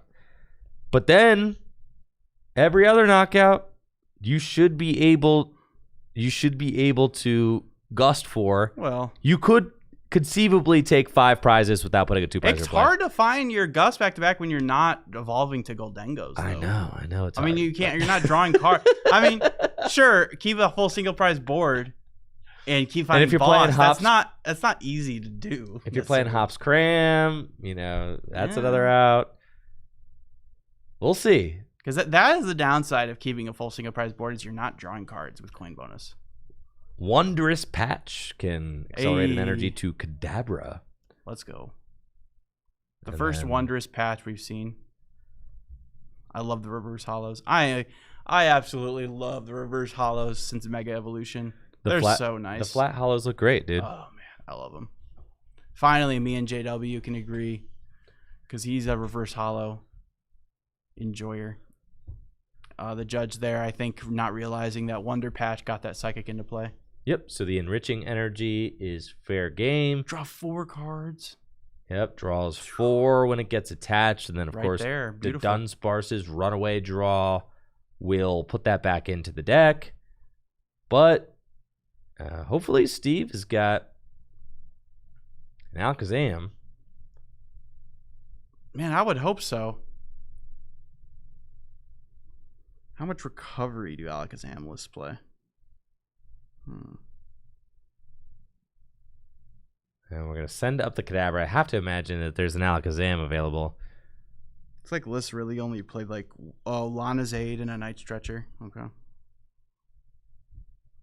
So that would be so sad not to have an Alakazam. Dude, if Steve gets the Alakazam and gets a 1-hit KO on this Dengo, I mean, you're in such a dominant spot to win this game if you do that.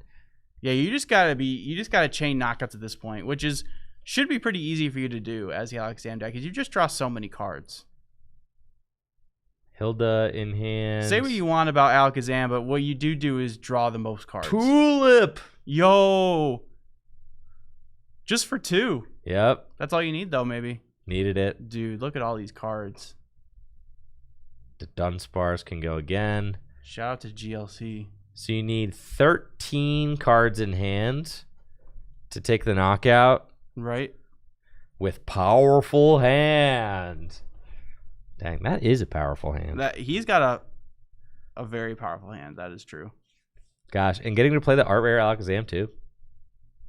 Beautiful. I think that's a promo, is it not?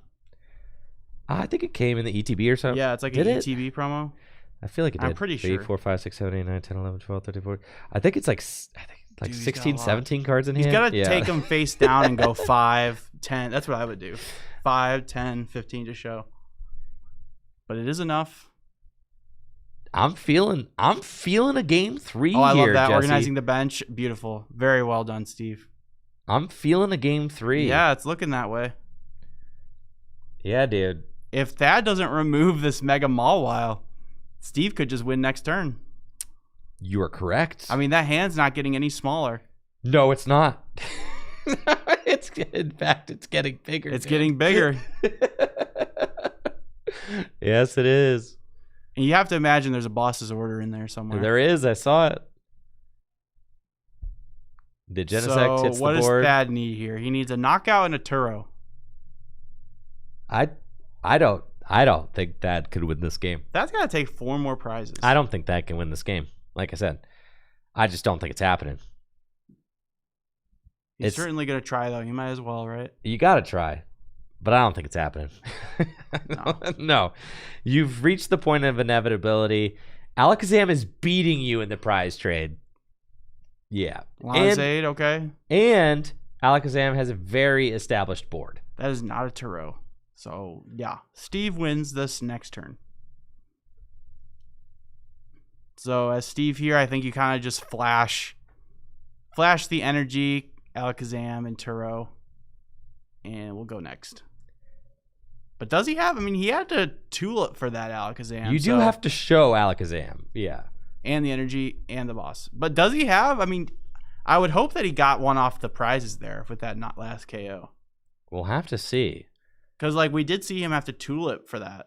Right. So that's one thing I'm a little worried about. I think it was prized Alakazam. Like, prized Alakazam. Yeah. Like multiple. Potentially. Yes. Yeah. It had to be. Otherwise, why would you Tulip for it? Exactly. So I really hope Steve doesn't have 2 Alakazam in those top 3 prizes. Because if he does, he potentially only has 1 Night Stretcher as a way to recover. Yeah. It looks like from the list I'm looking at, it looks like most people just play 1 Stretcher because you have the Tulip. Yeah, I mean, unlucky things like that do really happen. That'd be extremely sad. This is why Thad needs to keep playing, right? That's why you can just go through the motions. You force never your know. opponent to have it. That's right. You really got to ask yourself those questions when you're playing. You know, when you're give yourself every chance to win. You know, like you got to tell yourself if your opponent has 2 prizes left and they need boss to win, you got to tell yourself, okay, those last 2 prizes are boss's orders. They could be the game. Yeah, those last prizes could be the game-winning cards. Absolutely for your opponent, right? If you're playing at TCG Live, you know, fine. Scoop go next, min max. Your time testing, but if you're playing in a tournament, you know, you got to give yourself that. Nah, chance. Dude, if I'm 1900 on if I'm 1900 elo on TCG Live, we're making them show me. You're not 1900. Come on. No, I said if I was. No, I'm kidding. Lance was. He was. Yeah, dude. I got close. I got to 1850. Did you really? Yeah. Oh, that's beast. The Night Stretcher. The Alakazam is back. I'd be interested to see if he prized. How many he prized? Show the boss. Let's see it. Show boss. Hopefully Steve Show sees boss. Here he comes. it. Here he comes. 1, 2, 3, 4, 5, 6, 7, 8, 9, 10, 11. Yeah. It's That's like half your deck. And that is a boss Mega Ball While. And just like that, Steve ties it up at 1-1 games. A game 3 situation. Win this game, and you proceed to a 5-1-1 record and a good shot at making top 8 here at the Full Grip Games Phantasmal Flames. Are we gonna see 3K? Are we gonna see an Alakazam and a Mega Lucario in top 8? Is this about to be the most Mickey top 8 of all time? Bro, Mickey, you mean Beast Mode top 8 of all time? Dude. Maybe this is the future. Maybe, Phantasmal Flames. Is Alakazam the future? Mega Sharpedo, Mega Lucario, Alakazam. We've got ourselves a saucy looking top 8. Dude, I'm telling you. If Steve wins, could just go to Goldengo. I'm saying, I'm hypothetical. Thad, he looks like he's locked in. He wants it. Definitely. You can see the determination in his face right now. He's like, I'm not letting that happen again. I know. But Steve, with the Alakazam, he came all this way. 4-1-1. Only 1 loss on the day. Both these players competing for a spot in top 8. Top 8 going to be taking home at least a couple $100. I think top 8 is probably like 200, 150, something like that. I have no idea. I need to take a look. I'm pretty sure it's 150. I think it was 150. And then first place, $1,000. Top 4 second is place, 300, I think. Second place, Second is- 700. Yeah. Yep. All right, here we go. Give Game number 3 is underway. Thad choosing second. Yep. Steve opening the Buddy Poffin. That's what you want to see. Yes, it is. What you need to see. You have to have some basic search if you're Steve, because you could just lose the game off rip right here if that has accidentally put some cards backwards in his deck. We've all done that. You ever just have like a couple piles? Yep. It's always awkward. Yep. Buddy Poffin. Steve was able to persevere, I think, with multiple prized Alakazam. Yeah. Last game. I suspect there's probably 3 Alakazam in the deck. Yeah, definitely. So having 2 prized, it's pretty tough. I think 2 were in the final 3 prizes. Potentially. I mean, he did Night Stretcher, so you have to imagine, right? Right. Yeah, it was Tulip and the Night Stretcher, right? Dawn did not find target. If we're assuming that it is like a standard Alakazam list, then yeah, it got a little scary there. It did. All right, buddy, gonna go get. You gotta get it. Gotta get a pair of Abra. I think so, because you gotta think like, I mean, if Thad just has energy, ball card boss, he could just KO his only Abra. Gotta go double Abra. Have to. And Thad, it's got Prime in the opening hand. That's another thing why I like the Prime Catcher is these early plays. Now this I don't like from Steve. Steve is like, in my mind, he's missequencing these. That is a missequence. You really want to Dust Ball first before you Buddy Poffin, because your odds of hitting a basic are higher. And you want just more basics. You want to flood the board with basics.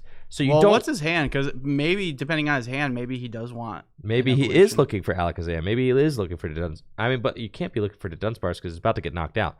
Now, Steve didn't get punished for that because found Dunsparce off the Dust Ball. Yeah, generally you're right. Yeah, but generally, because say for instance, Steve uses Dusk Ball and finds a third Abra there, but like ideally would have preferred a Dunsparce, right? But you don't know. So that is like sequencing 101. You always play the random card before you play the guaranteed cards, pretty much always. Yes, because sir. I would say that Steve's ideal board would be 2 Abra, 2 Dunsparce. That's ideal. Yep. Presuming you've got some sort of way to get like an evolution Pokemon to start drawing next turn. You know, the only reason that you would ever do things this way, and even so even in a world where Steve's hand is dead and he is looking for an evolution card off the Dust Ball, it's kind of weird because it's not like, it is still thinning your deck, right? Is it thinning your deck because it's coming off the bottom, not off the top? But even still, you want to. I think you save it still because you could like. But you can't top deck a card off the bottom of your deck. I haven't thought about this. I haven't thought about this enough. Dust Ball is really messing you up right now. I haven't thought about this enough. Yeah, Dust Ball coming off the bottom of the deck is kind of messing me up. But I haven't thought about this. But even still, usually the logic is that you want to save the Dust Ball because you could find the evolution off the top of your deck, or you could find it with Dust Ball. So you don't want to like thin the evolution out of your deck because you might top deck it, which would be a good top deck. And then you could Dust Ball and find another evolution, which would also be a good card to fight. So that's the common logic. But then the Dust Ball, getting the cards off the bottom of the deck, that's kind of messed me up. So we'll see. Thad started the turn off with just a Prime Catcher off the rip, which is heads up by him. It's always good to Prime Catcher before you get your basics out because you can Prime Catcher without having a bench Pokemon. It is something you can do, you know, because the card reads. You bring up your opponent's Pokemon first, then yours. Whereas a card like Team Rocket's Giovanni is the opposite. Like that card says you have to move your bench to the active, and then so like it's kind of interesting the way the cards read. But he does that first, and then draws with Lunar Cycle and finds a Buddy Poffin, which is perfect to get 2 Gimme Ghouls. But now Steve is answering back with a Rare Candy into Alakazam, just like last game. And here we go, another Dusk Ball. But doesn't have like the cards in hand to take this knockout necessarily. Got Hilda. Yeah, you need to have enough cards. You need to have 6 cards in hand. But he also wants to play the cards to find another Abra. But you definitely... man, this is tough. Well, you go Hilda. Yeah. Yeah, okay. You go Hilda. He was about to... He put the Dusk Ball down. But he's like thinking, does he want a Dusk Ball or does he want a Hilda first? I think you Hilda first because... Yeah, because then Dusk Ball could find the Dunsparce you shuffle back, right? Yeah, I like this. It increases your outs. I like Hilda first here. Yeah. Dude, it's crazy. You draw so many cards like with the Dunsparce and the. I mean, Hilda just is like. Same with the Conkeldurr deck. It really just unlocks. Lets you draw 7 cards guaranteed. So here we go. 3 off of the runaway draw. You do that before. Oh, he already attached. He did. Okay. So can't use the enriching energy. Right. At worst case, he needs to at least get another Abra down. Have to. Yeah. It's non-negotiable. This is asking a lot. Going first, turn 2 to attack the Alakazam. I mean, that's crazy. This is crazy, and he doesn't have it. I honestly think you just need to take this turn to like set up your board more. That's what I'm saying, right? But he's going in with the knockout. I mean, I guess if you have the Candy Alakazam, you do it. I mean, it draws you cards. And Abra slams it. Hey, let's go. So we want to see. I mean, the list plays 4 Candy, so you could get another Candy Alakazam.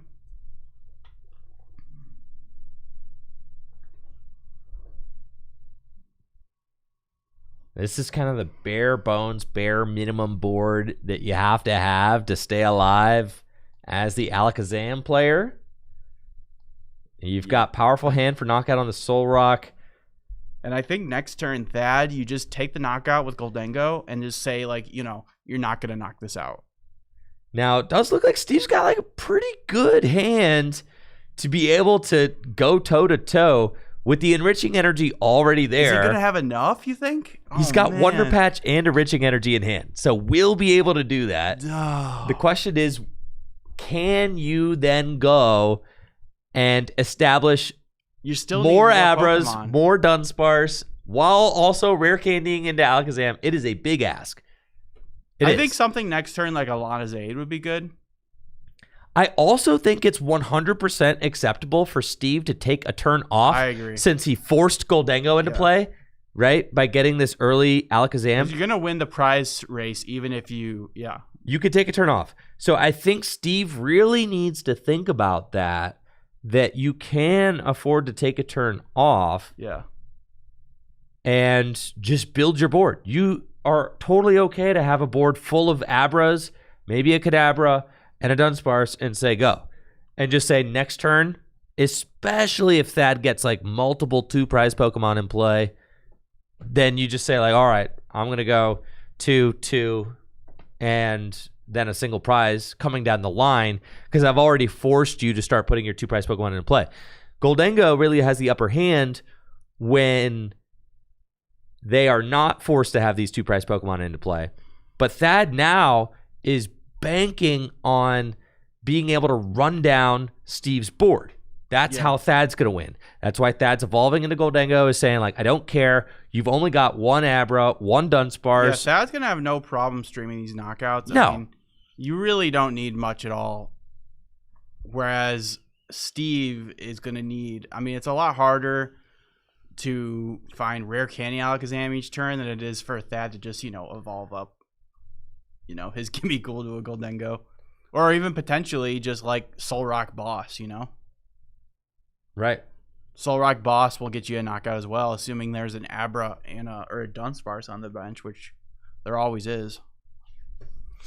So Thad also has that route as well, if he ever wants to do that. Take a turn off using Goldengo. Lunar Cycle. We'll draw 3. And now there are multiple Goldengo in play. So I really think I don't know. I think Thad's board is looking a lot better right now. I mean, Thad's board is good. But as Steve, all Steve has to do is, like, don't worry about rare candying into an Alakazam at the expense of not setting up the rest of your board, right? So Steve, You also potentially waste an Alakazam if you like do that and then don't hit the technically knockout. yeah. Right. So Steve, You I need to really find, think like, Lana's Aid, potentially something to just like get, because you're about to have 2 Abras in the discard and 2 Alakazams in the discard. yeah, Steve really needs to be thinking about how One to Alakazam. take this next turn to recoup and set up for the long haul, because he's in it for the long haul. He's got two prizers on Thad's board. He's forced his hand to commit. Thad is going to 4 prizes now, but that's okay, because so long as Steve goes knockout, knockout, knockout, coming down the line, he will win the game. So if he can just take this turn, I mean, if Steve draws the absolute nuts, then fine. You know, if Steve's able to establish a board and take this KO, then yes, lights out, you win. You know, maybe Steve just trusts his deck, you know, and just say, yeah, I'm just gonna Rare Candy Alakazam 2-3 times in a row. I mean, Steve might just be that guy. We'll see. I don't know. I'm unfamiliar with Steve's game. Yeah, game 1 was like really bad for Steve. Game 2 was like your perfect ideal game. This game's kind of like an in-between. Like he got the rare candy play like he did last game, but his board is not very established. The so we'll Artisan see. helps. Artisan does help. Yep, definitely going to use that. Thankfully, it doesn't like prize many Abras, so that's good. You've got Enriching Energy to the active, and you've got Wondrous Patch if you care to use it. I hope to see him use this Enriching Energy first. Yep. Yeah. So that's going to draw 4. And keep in mind, at worst, the Dunsparce does have a usable attack. So Yeah. you don't could- really want to do that, though, because then your Enriching Energy goes bye-bye. Of course you don't want to, but you could. You could. Because I think that doesn't play a hand disruption card. You don't Right. really need the Enriching Energy That's fair. more than once, because you're just going to have a hand It's kind of that's already so got its freaking use. big Yeah. that you just don't care. We'll see what Steve decides here. I mean, he might not have a choice. He might just be like, okay, the Dawn here. Gonna go get a basic stage 1 and stage 2. Yeah. Kadabra to Dunsparce. Is that an Alakazam, actually? That is stage 2. Yes, it is. So we've got Alakazam to Dunsparce and Dunsparce all off of the What Dawn. about Kadabra, man. Maybe he Maybe has there's just the- rare. Maybe he's that guy, dude. He might just have the rare candy. I'm telling you, he might just be that guy. And here he is. There we go. Boom. Rare candy, Alakazam, draw 3. What a beast. And hasn't even used a Dunsparce yet. I'm saying, man. Here we are. Runaway You draw. a lot of cards. Runaway draw for 3. I'm a little bit nervous. Maybe take stock of that hand. Does he even have enough to take? Oh a yeah, knockout? dude, that thing is cooked. That Goldengo is super cooked. How many do you need again? 14? 13. 13. Yeah, Goldengo's got 260 hit points. Dude. Yeah. Can afford This to deck looks broken, dude. Sacred Ash. Well, it's really broken when your opponent plays 0 Oh, hand wow. disruption cards. Sacred Ash? I didn't even know this deck played Sacred Ash. Well, Whoa. that's the thing about an Alakazam deck, is it can kind of play whatever you want. Sacred Ash is great. That shuffles 5 back, right? Yes, it does. Holy moly. That's a reprint from Heart Gold Soul Silver. Is it not? Sacred Ash is an old card. That's a Heart Gold Soul Silver card. It's not. It might be, but there's another reprint too in the black and white or XY block. I'm testing your Pokemon knowledge. You are. I think there's one in XY. Natalie would know. There's one in XY. She would know. There's one in XY. Ooh. It is literally. Oh, my Flashfire. bad. Why did I think it was Yeah, Heart you're Gold Soul fried. Silver? You're fried, bro. Yeah. There's one. I I'm told you. tripping. Flashfire. Yes. I'm getting dude. that mixed up with something else. I see. I knew it. I could smell it. I could smell your falsehood. I almost gaslit you. I know you did. Oh, what did we do? I looked away for 1 second. I think we're chilling, Okay. Good job organizing that board. Lovely. dude. Although that non-reverse hollow Dunsparce is kind of messing me up. Is Steve just that? Is Steve him? Dude, he's goated. But he's used 2 rare candies already. Is he just like, I mean, no Kadabras in bro, play. if he has 4 rare candy in his deck, like he could just chain rare candies. Could just be Candy Alakazam, Candy Alakazam, Candy Alakazam. I mean, he plays Blood. I think most lists play Ursaluna At the end of the game to just finish. Yeah. That makes sense. I don't know if it's in his list, but Blood Moon, I mean, Blood Moon can finish off like a Soul Rock for game. Yeah, it's just like your guy, your late game guy. Yeah, that makes sense. That makes sense. Dang, dude. And you can enriching energy to Blood. I mean, sure. Yeah. Or you can just like attack for free. I have to say, Steve was him this turn. He got Game's everything. not over yet. No. He does need to find another rare candy if he wants to continue this He does. tirade. However, Steve has an opportunity to miss another attack. He could miss the attack this next turn and still win. Yep. Because his board is all single prize Pokemon. And that's the thing about Goldengo. And this is what we were talking about. It's almost like too fair of a deck, right? It doesn't have any way to cheese extra prizes. It doesn't have any way to snipe things on the bench. It is very fair. You're just like in the most unfair way, it is very fair. Yeah. You have a single prize Pokemon that takes turn 1 knockouts, and you have it's like everything you want in the deck. Yeah, and you have a 2-prizer that takes, the biggest one-hit KOs you could possibly want. But when you're forcing a card like Goldengo EX to trade with Alakazam that is one-tapping it, I mean, that's just a trade nobody wants to ever take. You never want to take that. And that's what Thad just had to do. Thad just had to knock out Alakazam with Goldengo last turn, not even doing anything crazy. Like, I would have loved to see Thad. Well, I guess it makes the most sense to knock out the Alakazam because you want to force your opponent to have the rare candy Alakazam again, right? Because you could switch gears into like a single prizer where you're gusting things and trying to force a single prize Pokemon back into the action. But the only way that play would have made any sense as Thad would have been, I don't think, it just seems like he's cooked. Yeah, you have to knock out the Alakazam. You have to knock it out. Yeah, you can't let that thing live. No, you can't. Well, especially since there's no Kadabra on the bench. I mean, you could if you were like ahead in the prize race, but yeah, that's not the case. No, it's not. And we got 1 Kadabra. Finally, Kadabra's coming into play here. That's right. It's been 20 years. Thank you, Yuri. And then Wondrous Patch onto the Abra. Steve saying, I've got a rare candy in here somewhere, don't I? Does. I've got a rare candy in this hand somewhere, don't I? All right, Artisan. What's he going to go get? The Sacred Ash providing so much value in this deck, man. I mean, it's a potential 1 for 5. That's crazy. I mean, that's like, I feel like that's like a really great one of inclusion. So now Steve has a lot of recovery cards. We're seeing. Yeah, I didn't know he played it. That was a surprise to me. I knew he had the Night Stretcher potentially, the Tulip, but the Sacred Ash even in there as well. So somehow made room for that. Steve trying to figure out the sequencing. He needs to shuffle first. He needs to shuffle. So like that's don't throw, Steve. Yeah, that's no harm, no foul. Yeah, he's chilling. Because like it is what Dad's it is. on top of it. Yeah, like whoa there, sport. You can't just draw off an unshuffled deck. Yeah. All right. Runaway draw. Sometimes people get a little too ahead of themselves, but that's okay. You draw, then you shuffle. The Dunsparce is definitely kind of a weird card.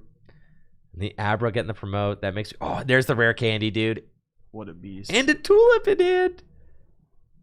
But Steve just checked. Did he play a supporter yet? No. Steve just checked, so he should know for sure if there's an Alakazam in this deck. Man, I would hope so. Yes, there is. Okay. We saw, I mean, last game was a little scary. Yeah. Played the Dawn and there wasn't an Alakazam in there. Yeah, I'm really liking the look. This deck seems like it flows pretty well. I really like how many cards you draw. Like, you just draw a lot. I mean, yeah. Well, especially against Goldengo where they're not interacting with Well, that's what I'm saying, man. Like, I'm being gaslit right now into thinking this is the best deck in a format. Nah, dude. Alakazam BDIF. It's just cool seeing like an Alakazam card be good, It's incredible. It's not like a card. It's not like a Pokemon that you see. It's not like Gardevoir, I do know. Because Kadabra was basically not an option for the Pokemon Company to print for He was in the Shadow Realm for a long time. They actually Yuri did Geller, man. They did do this thing where in the Diamond and Pearl block, they printed an Abra and an Alakazam with no Kadabra. They had to like find loopholes. I think they gave the Abra an attack that allowed it to skip right into Alakazam. Yes. And then they printed like Alakazam V, Alakazam, like, you know, they found their way around it. And Thad's out. He's out. There he goes. Oh, Steve man. is your round number 7 winner with Alakazam. Thad falling just short, but Steve looking like he's probably going to be advancing to top 8 with Alakazam, the Dunsparce, new inclusions from Phantasmal Flames, taking that Alakazam deck to the next level. Congrats to Steve on a 5-1-1 record so far. You could tell he is pumped. Yeah, he's happy. Yep. Let's go. Let's go. Yes, dude. Yes. Well played to Thad. He played well, you know, especially in that game 1. He was really cooking, getting in there with the Soul Rock early. Yes. Oh, yeah. Dude, showing off the Alakazam. Bro. The hype is real, dude. The hype is real. Yes. That's what I'm talking about. Let's freaking go. Yes. Keep that dude. same energy going into Top Cut. Yes. Win it all, dude. Win it all. Win $1,000. Yo, get the $1,000 grand prize with Alakazam. You know we're gonna be rooting for you. I don't know. I'm gonna have a hard time not rooting for Sharpedo, dude. Assuming that's in Top Cut. I mean, there's a lot of decks here that are gonna be fun to watch in top 8. There's an Alakazam that potentially is in top 8. Oh.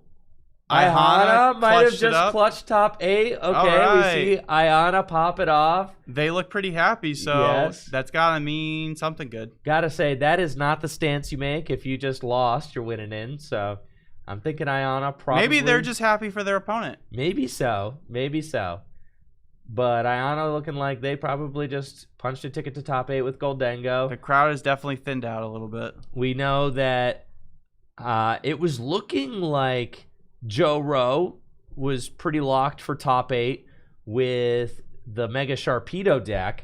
He's got to be, right? And let's see. I've got... Yeah, Joe is fine, man. He was 5-1-0. Yeah, Joe was 5-1 with Toxtricity. He definitely ID'd. Toxtricity, Mega Sharpedo. We had... Tony Saya was in a winning in. One of our locals here was in a winning in with Absol Kangaskhan. Yeah, at a more record classic list. 4-1-1. Andrew Zhang on the Gardevoir, like I was mentioning before. Yep. He's someone that he usually comes to these events, and I almost think he's always playing Gardevoir. I always see him around playing Gardevoir, so he's doing really well. That's definitely something to look out for. Alex, who we saw earlier, was on Dragapult at 5-0-1, so probably in. And Don as well here. Don Brooks with Pult as well, Dragapult. Yep, so let's Dan, sorry, not Don. My stupid Maridon brain thought that said Don. Don. I'm brain rotted. Yo, so we've got a chatter here from Europe. Says, how do the 3K events mainly work? I'm from Europe and interested in how they work. I might be interested in taking part in one if you go to the States. Yo, that'd be hype.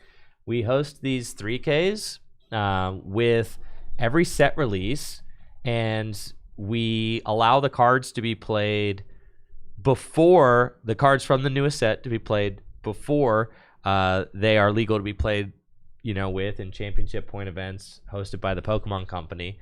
It's kind of like a preview for the format. They're kind of like, it's like a format debut, so to speak, which kind of drives hype, makes them exciting to watch. Yeah. Because it's some of the first time you're getting to see major cash tournaments take place with the cards. Signups are available at fullgripgames.com, and Full Grip is always posting on Twitter.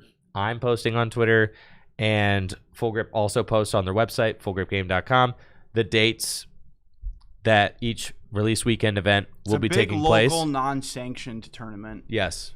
That large is exciting because it's the first weekend you can play the new cards. Like, And it's also good practice if you're planning to go to any majors, like regional stuff like that. I know, like me and you are going to Toronto, so we're getting a good, nice little like first look here at some of these new cards. It's that dope. Could be. It's got me thinking like I really want to go home tonight and try this Mega Sharpedo deck on TCG Live. Yeah. Just to see how it does, because like who knows? Maybe like I'm kind of being inspired to try that deck. Who knows? Maybe I could play it to Toronto. You never know. And then the prize breakdown, it's like $1,000 for first place.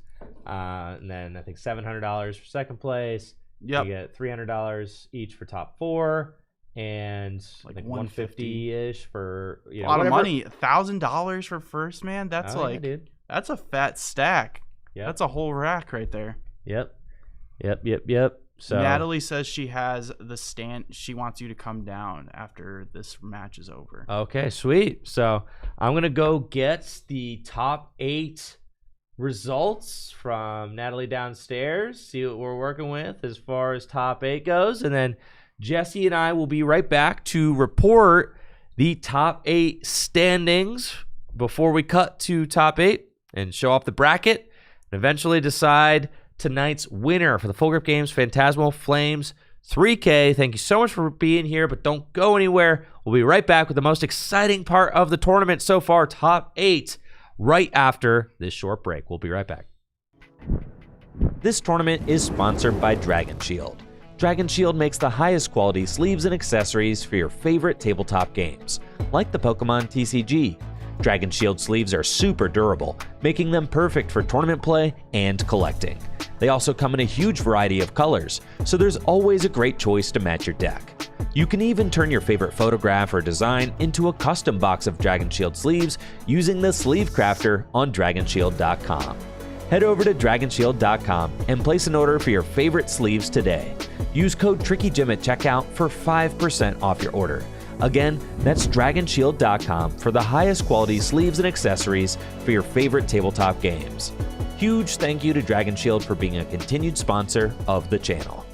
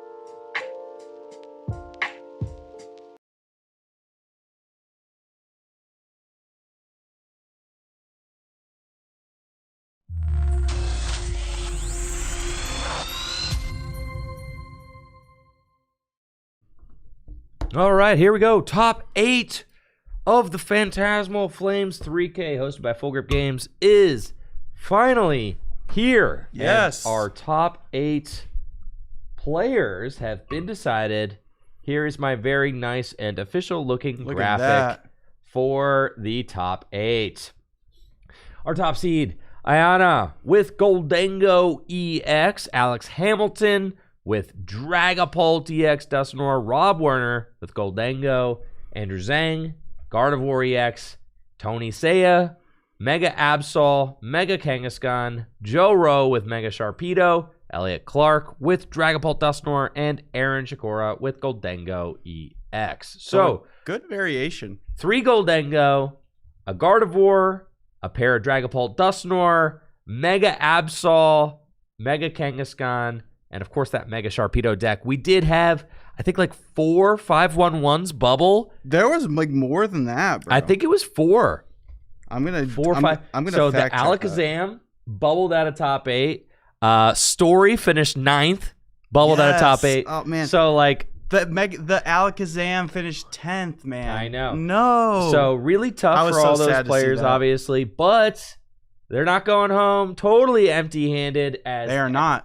Everybody who finished with a record of 5-1-1 will be earning an invitation to the Full Grip Games $5,000 invite happening in the summer of 2026. All top 8 finishers today also get an invite to the Full Grip Games 5K, a free 5K invitational where they will be playing for a piece of the $5,000 prize pool up for grabs in this upcoming summer. So very excited about that.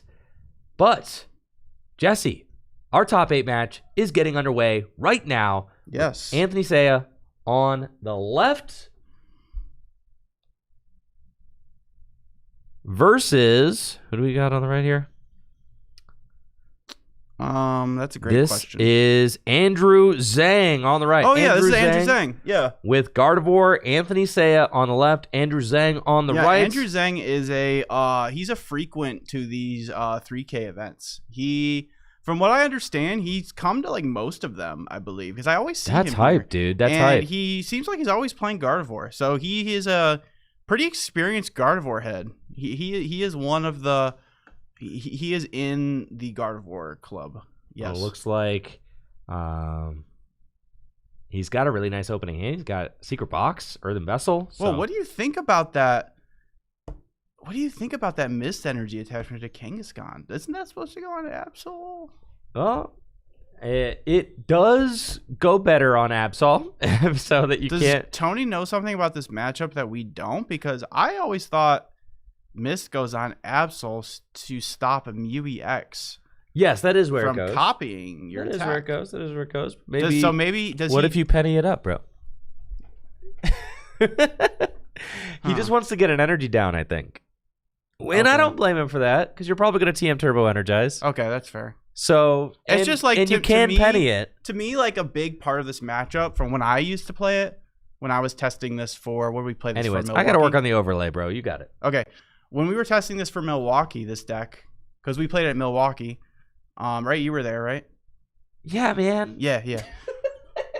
When we played this matchup, we did the vlog together, man. That's right. Man, it feels like so long ago. But a big part of this matchup came down to, can you find mist energy for your Absol before, Gardevoir, before they, body your Absol with Mew. But obviously that will take a little while for them to do. I mean, he doesn't even have Andrew doesn't even have a Ralts down yet. Obviously, he's still playing his first turn. So Tony has some time. And like you said, he is probably just setting up for a TM Turbo Energize. So yeah, and this list plays usually like 3 or 4 penny. So he can definitely use TM Turbo Energize on Absol, penny this Kangaskhan up, and then attach the Mist Energy that way. So you're kind of like, it's kind of nice and safe and sound on this Kangaskhan the more I think about it. That's what I'm saying. Yeah, It's so fine. You petty it up. You're chilling. Yeah, You're chilling. He just wants to get an energy attack. I maybe overreacted a tad. It's That's no big deal. what I'm saying. Yeah. So that's cool. Well, yes. So you do, and also you play 2 Mist. I mean, yeah. I mean, no way to find it, but No, yeah. but you do play 2 Mist. So it's like unless you're playing Gabriel's list that plays the ciphers, but right. Again, I don't know exactly what his list looks like, so I don't know if he plays ciphers. Maybe he does, but I don't think so. Actually, Tony did show me his list actually like 20 minutes ago, so I actually do know some of it. I don't know the exact counts. He does play Badoo, and he does play a Luxurious Cape for the Badoo. Oh, okay. Yeah, so Tony's list is kind of spicy. Yeah, and he apparently his list is Sanjay's list. Sanjay is a local from that goes to Rose Poke a lot, and he usually does show up to these events. He must have had something going on and couldn't come, but he's not here. But Tony told me that he got this list from Sanjay, so it must be pretty tested because Sanjay usually is playing pretty. He makes pretty good decisions on his list, generally. So. I think the Badoo with a Luxurious Cape is mostly just for the Goldengo matchup. So Goldengo will burn all their energies, KOing your giant Mega Pokemon. And then you go in there with the Badoo and a Luxurious Cape, and you're just like, good luck KOing this guy. And, exactly. One Badoo, they can KO that. They just need 1 energy. But a Badoo with a Luxurious Cape, they need 3 energies to and KO a that. Lively, dude. That's like a Frillish with a Bravery Charm on it. So... Yeah, and the lively stadium, makes it so that that's like a really fat Badoo. And then you've got your Monkey Dory. So like if the Badoo is taking hits from like a Soul Rock or something, you just move all that damage off. You just put them in a weird spot. Now obviously the Lux Cape Badoo does struggle a little bit against a Lana's Aid. Yeah, that's like the one tough part. But outside of that, pretty neat. Yeah, Lana's Aid is definitely a card that can help. But we'll see if Tony even ends up playing against Goldengo. Before that, he's got to get through this Gardevoir deck. And Andrew Zhang had a really good turn 1 there. He got down 2 Ralts. He got down the Mew right away. So he's ready. He knows what he needs to do. He needs to use this Mew to KO this Absol in return. But yeah, we'll see here. I mean, he's got the Flutter Mane, the active too, and that's actually really annoying for Tony to deal with here. He wasn't able to use the ability there on Mega Kangaskhan to draw 2 cards. So, Flutter Mane is kind of just a thorn in the side to a lot of decks. It stops Goldengo from drawing 2 cards with coin bonus. It stops Mega Kangaskhan drawing 2 cards with, what's the ability called in Mega Kangaskhan? Run Errand? No. Right. Yes, Run Errand. Yeah. So this is great from Tony, getting a nice fat Lily for 8. He's got the Bravery Charm on Mega Absol, and now all he needs to do, I think, off this Lily, he just needs to find a penny so he can get this Mist on to Absol, or maybe just draw into the other Mist. I assume he plays 2. Yeah, the Flutter Mane in the active, that is tough. So no bonus draw, but when you're Lilying to 8. It's like fine. Yeah, for sure. And, for Mew to copy and KO this Absol, you do need to put 6 damage counters on the Absol. And to do that, you need to have 2 Monkey Dories with 2 Darks on them. And currently he has no Darks on Monkey Dories. So it's going to take a minute for So, Tony has time to find this, to get the Miss Energy on this Absol. And it looks like he's going to think twice about attaching that Dark Energy. Maybe thinking to do... I wonder what he's going to go for here. What is his best play? He's just going to pass? Looks like he might just pass. I like putting the Dark down somewhere. I feel like you probably should, right? I don't know. I think guess maybe not. He's deciding to keep it in case he decides he wants to attack with Absol this next turn. Giving himself some options, I suppose. Which is fine. Yeah, so a little bit of a stalemate here. Now, Andrew did get the... Curly out last turn, so going to be really easy for him to just get a Gardevoir involved and start putting on pressure. And there is the Gardevoir EX, one of the most powerful and dominant Pokemon of the last couple years in the Pokemon TCG. A massive 310 hit points, and the Psychic Embrace ability, which allows you to attach as many Psychic energy from your discard pile to your Psychic Pokemon as you like during your turn, but you have to place 2 damage counters on that Pokemon when you do. Obviously, that is not a problem, however, when you've got the monkey involved. The most iconic ability of standard format. Adrenabrain allows you to move 3 damage counters from one of your Pokemon to one of your opponent's Pokemon. A lot of monkeying around there. All you have to do is have a Darkness Energy attached to your monkey, which we see Andrew doing right now. So we will see where Andrew decides he wants to go from this board position. Could just Fluttermane attack, poke. Fluttermane's just got a pretty good attack. It just does like a nice solid 90 damage, and then you get to spread 20. So you can do that, put it on Mega Absol, you know, set it up for a... Set the Mega Absol up to get Mewed later. Yeah, I got a couple damage counters onto the Absol. That is Yep, nice. so he does 30, moves 30, plus the 20 from the Hex Hurl. Yeah, and... So yeah, now I think what Tony wants to do is find... What, a penny, maybe? Penny be nice, but you don't get any additional draw from the run errand. Yeah, this is what Gardevoir is so good, man. You just have such a flexible board. But we'll see. I mean, I think most top players would agree that this matchup is favored to Gardevoir. It's just a fact. Gardevoir just has. You think Gardevoir's favored into Mega Absol? Yeah, man.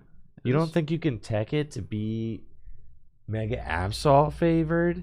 It's a darkness deck, man. I mean, sure, it is, but I mean, how did Torwin Vegas if it's favored to Guardy? It doesn't mean you can't beat it. You could certainly beat it, but it still doesn't mean it's not favored. I think it is slightly favored to Gardevoir. It depends on the list, generally. Depends what your list looks like. If you're playing like a Jellicent Gardevoir list, it is definitely favored to Absol. If you're playing a more turbo style list without Jellicent, with more Bravery Charms and like Drifloon, stuff like that, favored to Gardevoir. Now, the list that was popular at Las Vegas was the Jellicent version list, so I think Tord really was able to beat those Jellicent Guardy lists, because those were the lists that he had to get through to win. Got it. Because a lot of the you know, the Guardy crew, you know, the best Guardy players in the world, you know, Henry Chow and crew, they were playing Jellicent because it was just really, really well positioned. But because it was well positioned, that also meant Kangaskhan was well positioned. I mean, you can play that game forever, you know, run around in circles. But yeah, and it's just a deck that rewards skillful play, which, you know, Tord definitely has in abundance. Got that going for him. Yeah. So I think you just take out the Guardy here. And this is why Anthony saved that Darkness Energy in his hand, because he wanted the option to do this. Does get to run errant since he moved the Fluttermane, and I agree with Tony's decision to do this, right? Yeah, this is pretty good. I like this. Because you're taking out the Guardy. Like, yeah, you don't have the Mist Energy on. It's a little scary. It is, but you get to remove a card from hand, and there's no Curlia on the bench. And you're locking all those energies on. Exactly. So yeah, this is pretty good. Yeah. Tony's taking advantage of the board here and realizing that, you know, I got to do something. I'm not just going to sit here and let Gardevoir. You take the Iono. Probably. It's the only supporter in hand. Yeah. And say, good luck. Yep. This might be a game where Mega Absol comes out on top. We'll see. It is a best of 3, so. That's so true, Jesse. I mean, that's the thing. That's the thing with Gardevoir. Like, all Gardevoir needs is for you to stumble a little bit, and it can just run away with the game. It just needs that extra turn. Or, you know, it gets a Scream Tail hit into your Mega Absol. But if you don't give it that extra turn... There's a Frillish, dude. Ooh, so this is a jelly list, potentially. Or maybe he's just playing the one Frillish. I think he's just playing the one Frillish. Because usually Jellicent lists don't play Fluttermane. But, I mean, you can be flexible with your list. I mean, you can build Gardevoir so many different ways. Just put the purple cards in the deck, man. Put the purple cards in the deck. It looks like Andrew going to commit to this Curlia, and it's just going to go for a Mind Bend on this Mega Absol. Another thing with not having Mist Energy on Mega Absol is you are able to Mind Bend them. Because, you know, if it did have Mist, you couldn't do that. I mean, you could Mind Bend. It just wouldn't confuse. So, heads up play here from Andrew. He does still have those energies stuck on Fluttermane, which is kind of annoying. But he did also have this Psychic Energy stuck on Monkey. So this will at least potentially force Anthony to or Tony to KO this monkey. And that's honestly one of the best ways to play around Gardevoir is if your opponent traps energies on a Scream Tail, traps energies on a Flutter Mane or whatever, if you can like avoid, hitting into that and just keeping those energies trapped where, what Gardevoir wants is for you to just KO the thing that has energies on it. And then they can put those energies anywhere else. But if you don't let them do that, then it can sometimes really limit their play. Yeah, I am curious as to what line Tony's going to take after this incoming Mind Bend. Andrew Zhang finding the Lily's Determination off that Mew restart is huge. Yeah, that was big. Now he's got a massive hand to work with. Gets an energy on Mew as well, because that's where he wants his energies, obviously. Yep. Does find Gardevoir for next turn. Nice. He's got the Curly Ralts. Counter catcher as well. On the bench. Actually, just going to go back in with Flutter Mane, which does kind of stick the Absol in a way because... Oh, no, never mind. I'm tripping. The Flutter Mane is going to do 9, and then you could place 2 damage counters on the bench. I was thinking Flutter Mane was Klefki for a second. It shut off the Latias. No, it doesn't. It only turns off active abilities. Correct. And then Monkey is going to move additional damage counter. And then just softening up this Absol. And that's the thing, is it might seem like Anthony is far and away in the lead right now. But you got to keep in mind, each of these Megas does give up half the game's That's prizes. what I'm saying, man. It really does not take much for Gardevoir just to run away with these games. Like, it really doesn't. Like, sure, you're a dark Pokemon. Sure, you're one-shotting Gardevoir. But that's like... I mean, that's all great and all, but that doesn't mean you're going to win. With no confusion here... I mean, Anthony could just go like Gus the Mew. I was thinking the same thing. It's just, that's okay. And so long as you get Gus the Curly, even. Yeah.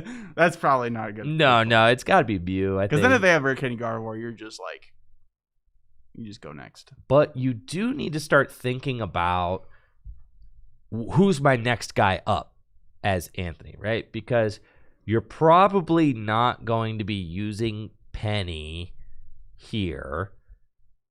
So Darkness Energy to Monkey, that's not going to an attacker. You could did Andrew put damage counters on the Mega Kangaskhan with the Flutter Mane? Because that shouldn't happen when he has Mist Energy on it. I don't know if that happened, but if it did, that needs to be reversed. With Monkey? No, with Flutter Mane's attack. Oh, okay. I'm not sure. Maybe I should rewind the VOD on my end to confirm. Yeah, Kangaskhan should be at 90. Just say Kangaskhan should be at 90 damage because it can't be damaged by Hex Hurl because it missed energy. Not a big issue. Pretty easy change there. So they can continue playing. But it could, change your decision making. That is an extra 20 damage that shouldn't be on Kangaskhan. So Andrew can still target the Kangaskhan. It just can't. It just fizzles out. Cool. And they fixed it. Great. Beautiful. Yep, so we got that all done. But now that there's damage in play, you know what that means. Drenabrain. Exactly. So 3 damage counters can be moved. And where's he going to put these 3 damage counters? I think just put them on the active, right? Yeah, you don't want to give Gardevoir damage to play with. Any extra damage. So you definitely just put it on the active to just send that damage just gone. Just make it go away. You do that a lot against Gardevoir. Any decks that play Monkey Dories, if you can at all avoid giving them damage to play with, you definitely do that. So you just put it on the thing you're going to KO. And Tony here deciding what to discard off this Claw of Darkness. It is going to be the Turo. Yeah, so ditching the Turo. And what do you think about that? Andrew's hand is just really big. So at this point, as Tony, you're trying to remove or negate options. Tony could be brewing up a clutch play or something like that.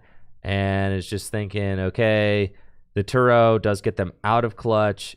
Counter catcher, not as good right now since you know that Andrew is most certainly going to be taking out this Mega Absol, and Screamtail could just clean up the Kangaskhan if it comes down to that. It's got 180 HP left, so Screamtail is going to be a little short. Oh, no, actually, with monkeys, you're in there, right? Yeah. So it's... But you got to be careful leaving your Screamtail with damage on it because Tony could use Adrenabrain himself to clean up the...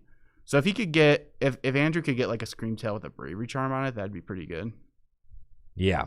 To make it so, you can live in Adrenabrain. You do have to be careful about that because... I mean, Tony could potentially get 2 Monkey Dories with 2 energies and move 60, but I think, honestly, you're fine with that as Andrew. Because that's the thing is, like, you Iono the Absol deck low, you KO their Pokemon with energy on it, and then, like, what do they do, Yeah, Tony does find Penny. Does find Penny, which is good. Can heal the Kangaskhan, which is something that's going to be necessary. Oh, going for a Claw of Darkness, potentially? Okay. Yeah, the Claw of Darkness will remove that. A little taste of its own medicine. Yeah, not... Iono and Claw of Darkness. Great. This is exactly what Absol does to you, but now you're doing it to Absol. That is true. He could discard that Penny. That's what I'm saying. The Penny is a goner. Dude. Definitely. Mew EX, that's a good card. Yeah, Mew EX, that is a heck of a card. Claw of Darkness. He says, let me see that. I think the Penny's toast. Yeah, Penny's going bye-bye. The Lily is also obviously getting rid of the draw supporter is tempting as well. But I think Tony's playing the Penny. Ooh, yep, okay. Deciding on the draw supporter. I think that Tony was probably intent on playing this Penny, because if not, well, I guess... But what do you really care if they Penny, You could go double heal with Monkey. And then Blood Moon or something? Something else that Tony can do is Tony could Penny the Monkey in order to double Monkey this turn. You get the Dark back, right? You do have Run Errand. You could go... Monkey Dory, move 30 off, Penny, Monkey Dory again. It's rough, though, because the Kangaskhan is just so vulnerable. Gives up half the game's prizes. Yeah, we'll see what Tony does here. Looking like first we're going to do an Artisan. Thin the deck a little bit. Good old Fartizan. Yveltal, the Clutch Master. Okay, almost forgot about Yveltal.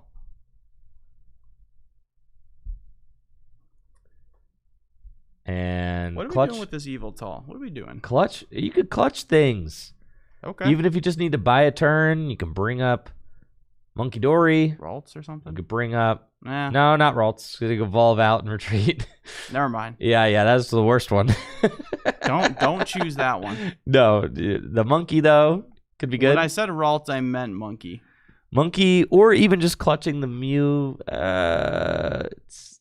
Because, then Mew, I guess, can copy your Yveltal to knock it out. I honestly have no idea what you do here as Tony. Hopefully he knows what to do. Well, you got to go off script. That's the whole Kangaskhan Absol deck. The entire deck is playing off script all the time.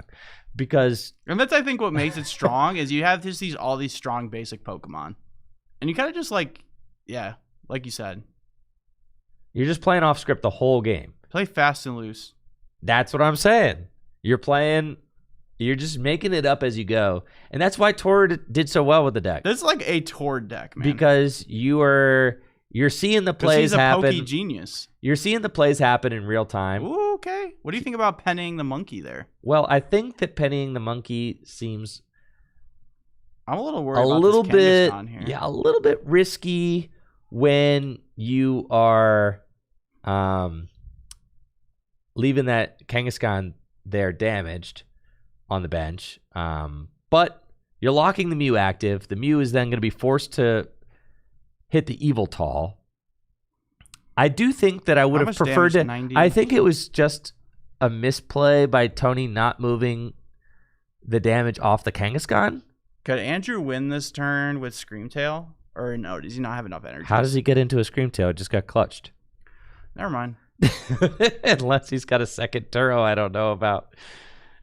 Yeah. Oh, that's right. He did discard that Turo, didn't I he? told you. Yeah, you're right. Yep. I told you. I was seeing. I forgot that he discarded that Turo. I forgot that happened. I didn't. We're seeing the plays. I think that Tony should have absolutely. You can copy. This is one thing that makes Yveltal a little bit worse than Maractus. Not saying that's not correct to play Yveltal. Obviously, that's the correct corner Pokemon. But Mew can copy and do 110 for the knockout. I know. And that's what we're gonna see. Yep. Yeah, Anthony could have had 30 less damage on this Kangaskhan had he chosen to Adrenabrain the damage off the Kangaskhan. I think I would have preferred to see that as opposed to moving the damage off the monkey and then pennying the monkey. That was a little bit strange, but I think Anthony is very far off script right now. Yeah, he's a little off the script. You know what's funny in that right there, that play that Andrew did by knocking out the Yveltal, that right there is the argument to play Maractus over Yveltal in a deck like Marnie's Grimmsnarl. So Mew can't do that. Now, I think, does Tony just lose? Not necessarily. Well, with the Scream Tail there, yes, he does. Yes. Yeah, he's done. Yeah, he's done. Goodbye. I think he's toast, right? So that is going to be game one. Yeah, like I was saying, I think Guardy heads have all agreed this matchup is favored to them. And I think they're right. Well, okay. Guardy heads say that they're favored in a matchup. Okay. Not Zoroark. Not Zoroark, though. Zoroark bodies Gardevoir. Sure, yeah, but Guardy heads are always going to say that they're favored. You ever talk to a Dragapult head? They think they beat everything. Lance. They literally think they beat everything. I don't know if that's necessarily true. Except Guardy. That's the one matchup they'll concede. But they'll tell you that they beat everything else. And I think that's true. I think that is pretty true. I think that Dragapult, and that's what keeps every deck has an Achilles heel, a matchup that, it keeps them from being too powerful. Dragapult is very, very, very powerful. Gardevoir keeps it in check from being too powerful. Gardevoir is extremely, extremely powerful, maybe too powerful, but Zoroark keeps it in check. Zoroark is the deck. Gardevoir being in format and as powerful as it is keeps Zoroark being a viable deck. That is what makes Zoroark viable, is Gardevoir being so popular. So yeah, and that's just like metagames in general. That's a deck's only as powerful as what other decks are in format and what other decks are strong. So true, Jesse. So true. I'm spitting some facts right now. Yeah, dude, you're spitting bars right now. I'm kind of just talking sometimes. Andrew Zhang up game one. Gardevoir.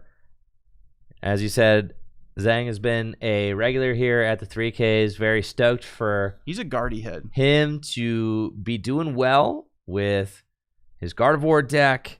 Now just one win away. That is certainly a way to lay out your prizes. From top four. Well, I prefer him to lay out his prizes. Hopefully, all right, there we go. This is great because I need them to be close to the inside. I thought he was going to leave them perfect. Like that. Don't they look perfect? That was great. That was great. I thought he was going to leave them 3-3 like that. Yeah, dude. Just an assortment of prize cards. But yeah, it's Andrew Zhang's hand is not looking very good. This is a $150 money match right here. It is indeed. Top 8 getting $150. Top 4 good for $300. And Tony losing game 1 means he gets to choose whether to go first or second. Of course, he is choosing second because that's what you want to do. You want to turn 1 Precious Trolley. Also, Gardevoir going first is good as well because. So normally starting Mew is not good. You do not want to start a 2-prize liability as Gardevoir. But Mew is actually the card you want in this matchup. So you're actually totally fine starting Mew. Andrew's hand is cracked. I don't know what you're talking about. Oh, is it? He's got Nest Ball, Vessel, and a Lily. Okay, that's not bad. I didn't see the Nest Ball. Yeah, the Nest. Maybe he top decked it. I need to look at this screen. Yeah, I keep looking over there. Yeah, bring the screen in closer to you. That's your screen over there, dude. I keep moving it, and then it gets moved back. All right, there we go. Well, yeah, because it looks ugly on the 2-shot. Right. That makes sense. Listen, I got a system here. You do. I'm not trying to mess up your system. All right, so Andrew doing a little prize check. Doing a little prize check, seeing what he's got access to off of this Nest Ball. I suspect we're getting a Ralts. That seems like a good card to get in this type of situation. So we got to report that Ihana is up game 1. Okay. And so is Rob. Iana up game 1. Rob up game 1.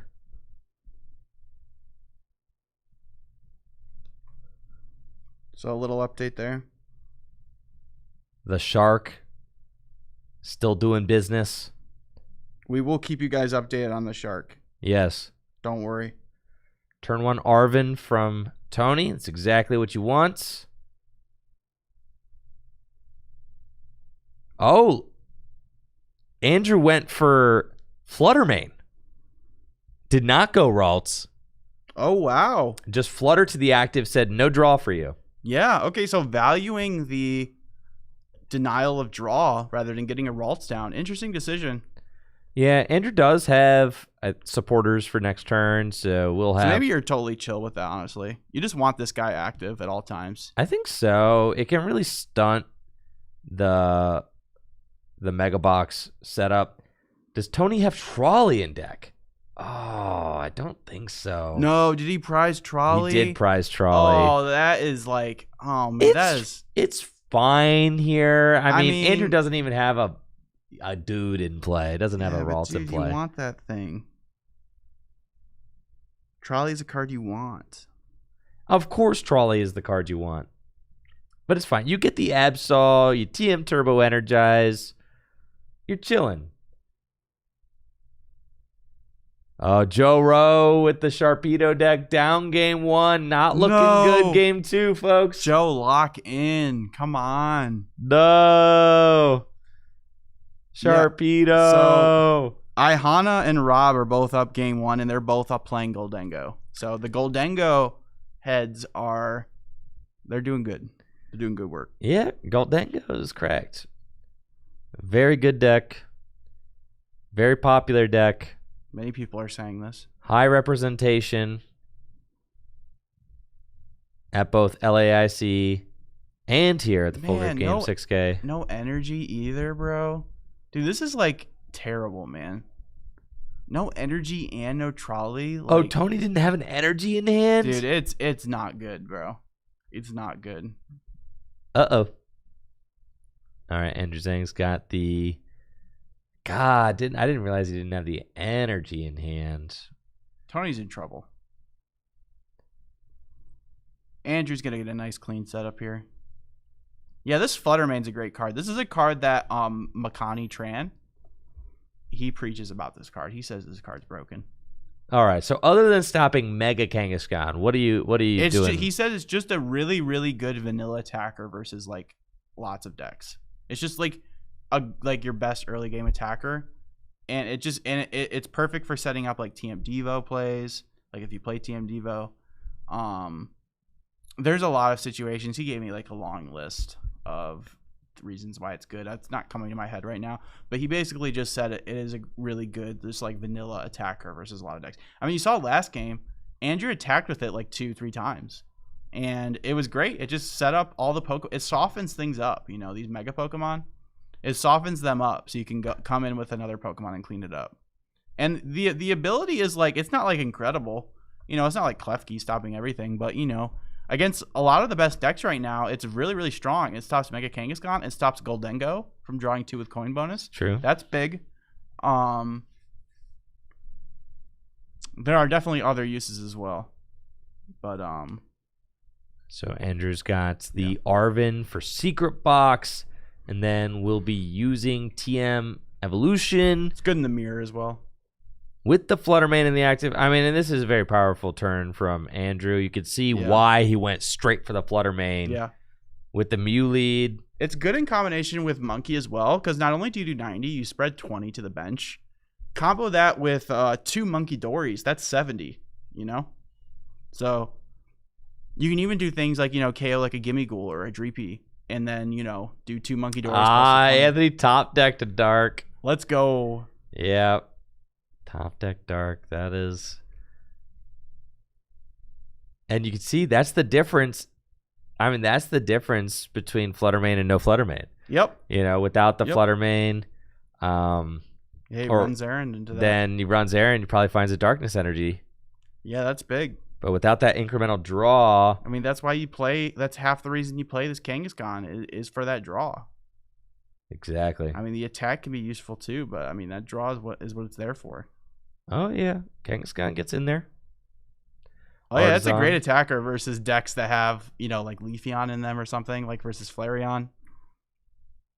Sometimes he's just got an energy on him, and He's a big guy. and you're just going in. You go energy switch, and Kangaskhan is just in the pain all of a sudden. And you're a coin flip away from winning the game. All right, TM Turbo Energize off the Mega Kangaskhan. Got the 2 energy on the Mega Absol, but Rare Candy Gardevoir from Andrew Zhang. That feels great when you have a Curly on the back as well. Oh, yeah. And now Andrew's got to be feeling very confident about the outlook of this game. He just needs to get a dark on a monkey, and he'll be off to the races. And he's in a really good position. That's all he's really looking for here, I believe, is he just needs to get some monkey dorkies established. And with the Lily to 8-2, you're going to be working with a gigantic hand. Dude, yeah, he's cooking right can now. start softening up these Mega Pokemon. And that's the comforting thing about playing against this matchup is you're like, cool, all 6 prizes are right there. Yeah, they're right there. They're staring at you. They're all right there. Just gotta chew through them. Any darks? Any darks in the chat? I don't see any darks. So at least Tony has that going for him. We'll see Andrew actually attaching a dark from hand to Fluttermane. It just gets another energy on the board. You might as well, right? If you can't attach the dark. Yep, just gonna do 90. Softens up that Mega Kangaskhan. Keeps it from drawing. It keeps it from drawing. It's just Letterman is just a good card. It's just a good solid card.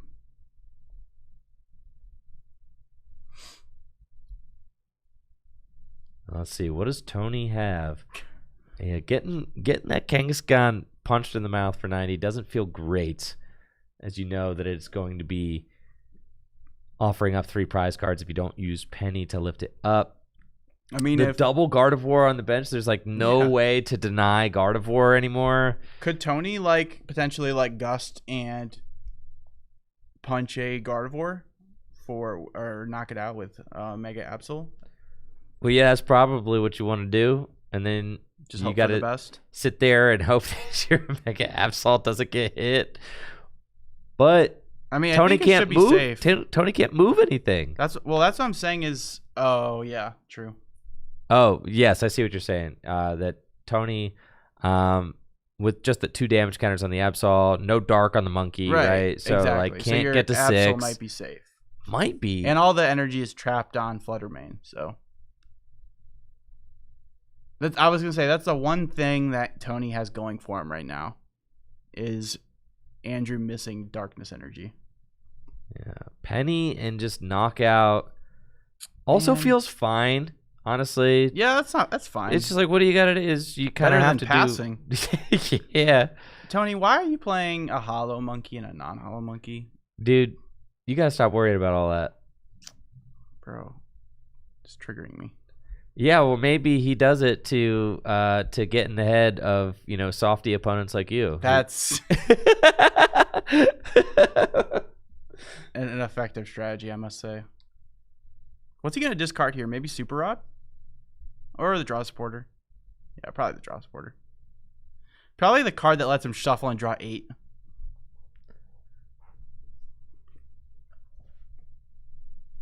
I'd say that's a pretty good target. And the ball's back on Andrew's court. And he really... just pushing the Mew here is interesting. I would think that he would want to push Gardevoir so he could...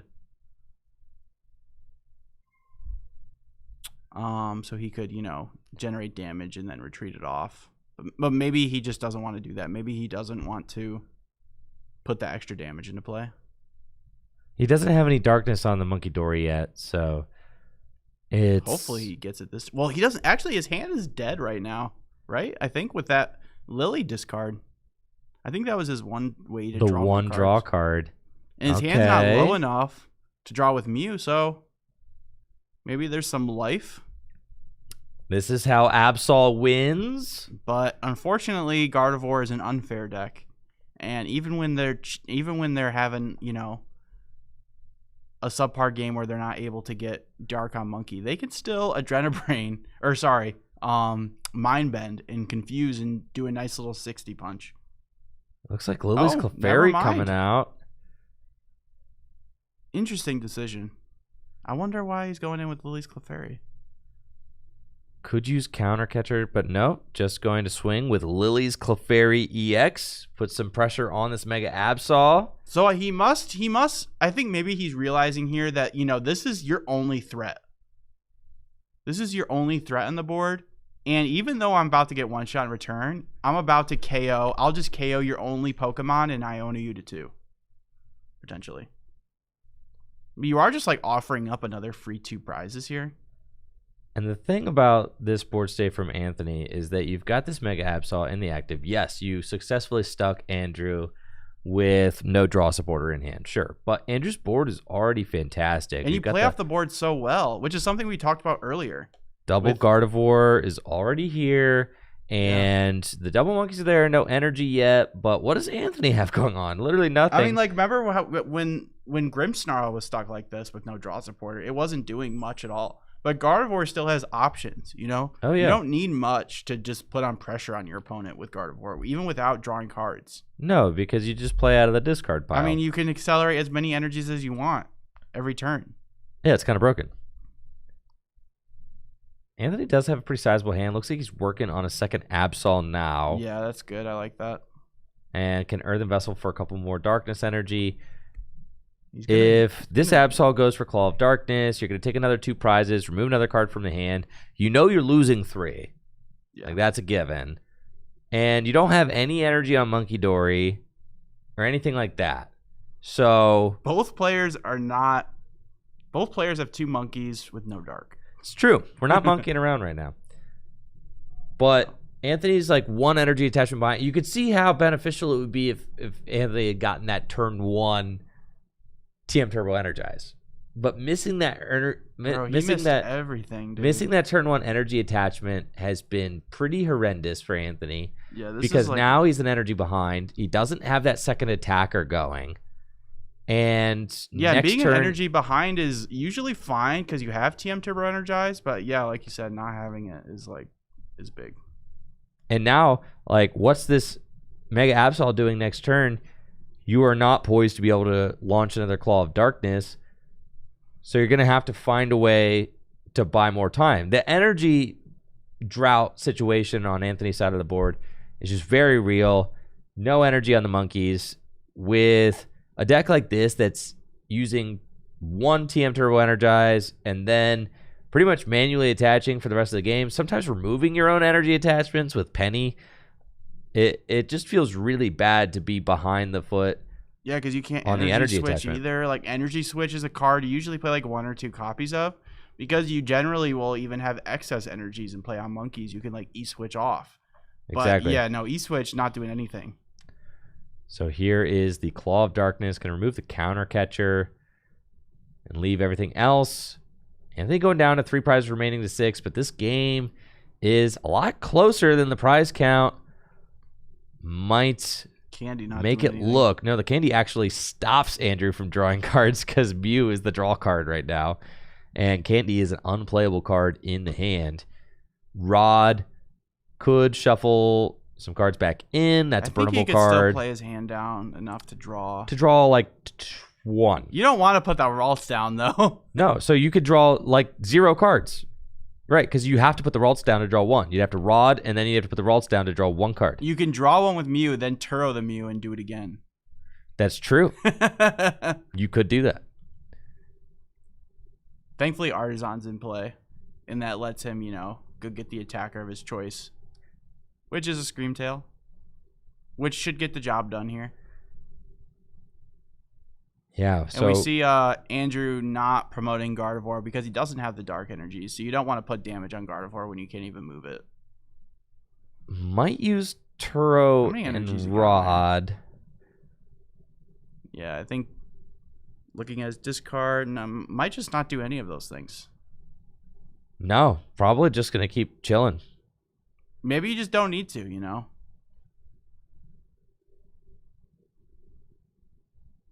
Psychic Embrace is a heck of an ability. Yeah, man. It's pretty nuts. And I think a lot the of Scream people will Tail be just glad going to when that do rotates. 100. Yeah, I think so. 120 damage to the active Mega Absol. Got 180 hit points on it.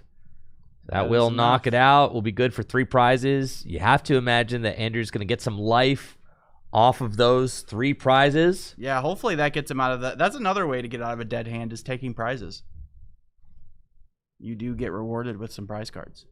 That's why they're called prize cards. It's a nice little prize. So true, Jesse. So true. I'm glad I'm here to add this valuable Yeah. commentary. All right. Evil Tall getting the push. This Screamtail does have just 30 hit points remaining. So Screamtail could get hit by a clutch for knockout, but you're still not solving that energy drought situation that Anthony's dealing with. And that's why you see some lists will play cards like Crispin to try and get an extra energy into play. Cirrhosis Machinations find off the Pokegear. Tie game, so counter catchers are not live. And with the Screamtail there swinging, it's tough.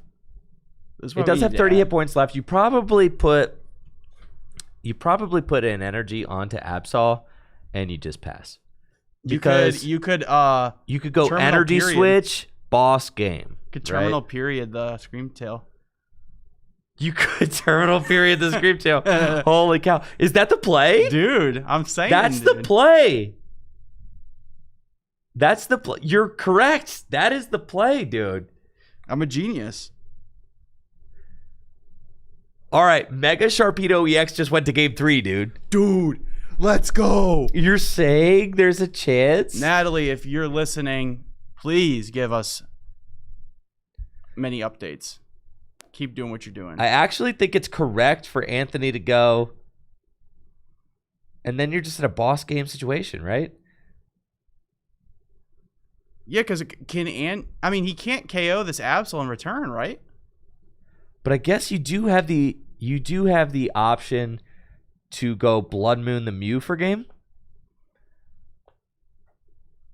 I can't remember. Is Screamtail weak to Dark? Yes. Okay. So he's taking the KO here. He is. Okay. But you're putting yourself behind an attachment.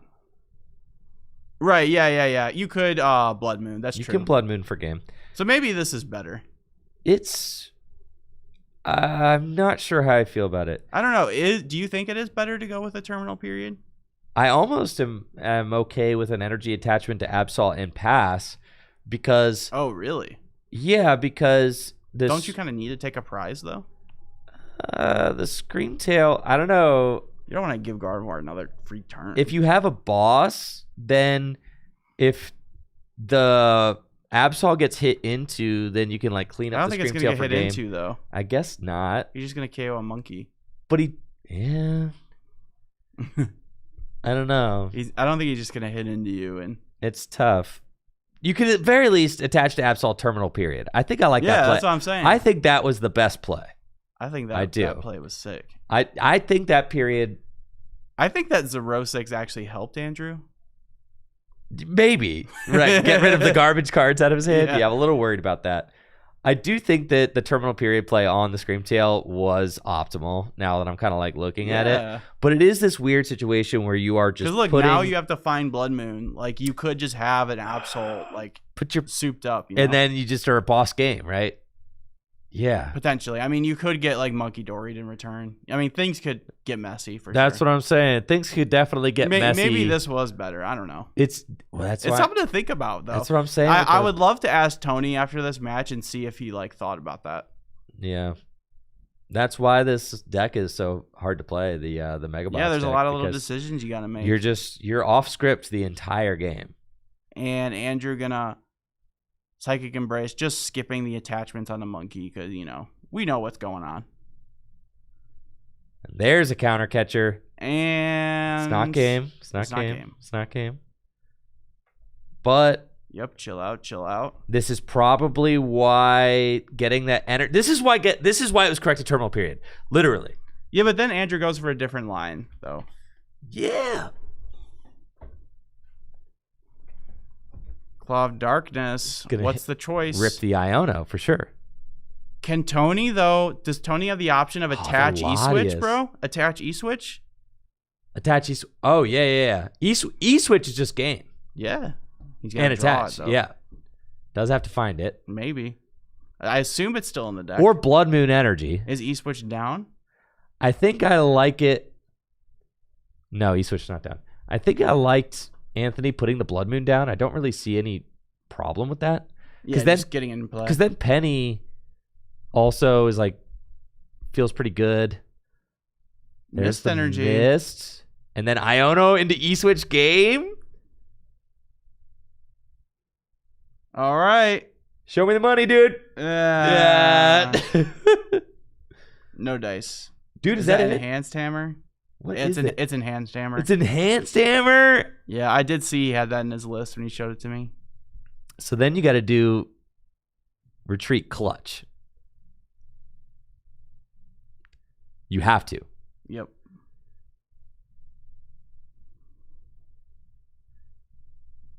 And that thing got hit for 200, so you're still not losing.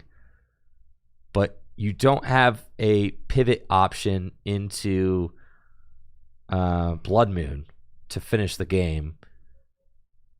So you're thinking like,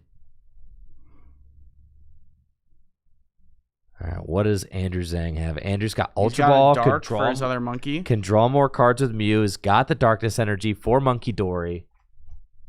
I mean, he could just sit here and keep Monkey Dorying. He doesn't even have to take this KO. It's got... No, I mean, he could clutch. Yeah. He could clutch lock the... Well...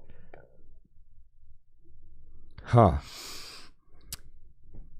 Yeah, because he's moving 60 damage off the Mew every turn. Yeah. And Anthony doesn't have any energy on his board. Just move it to that. God, I really want to go back in time and see. I wish you could rewind IRL right now and see like what happens. All right, like when you're testing and you're like, okay, well, what happens if I do the terminal period play though? You know? Yeah, right. I really want to go back and see that reality where it's terminal period. Turo?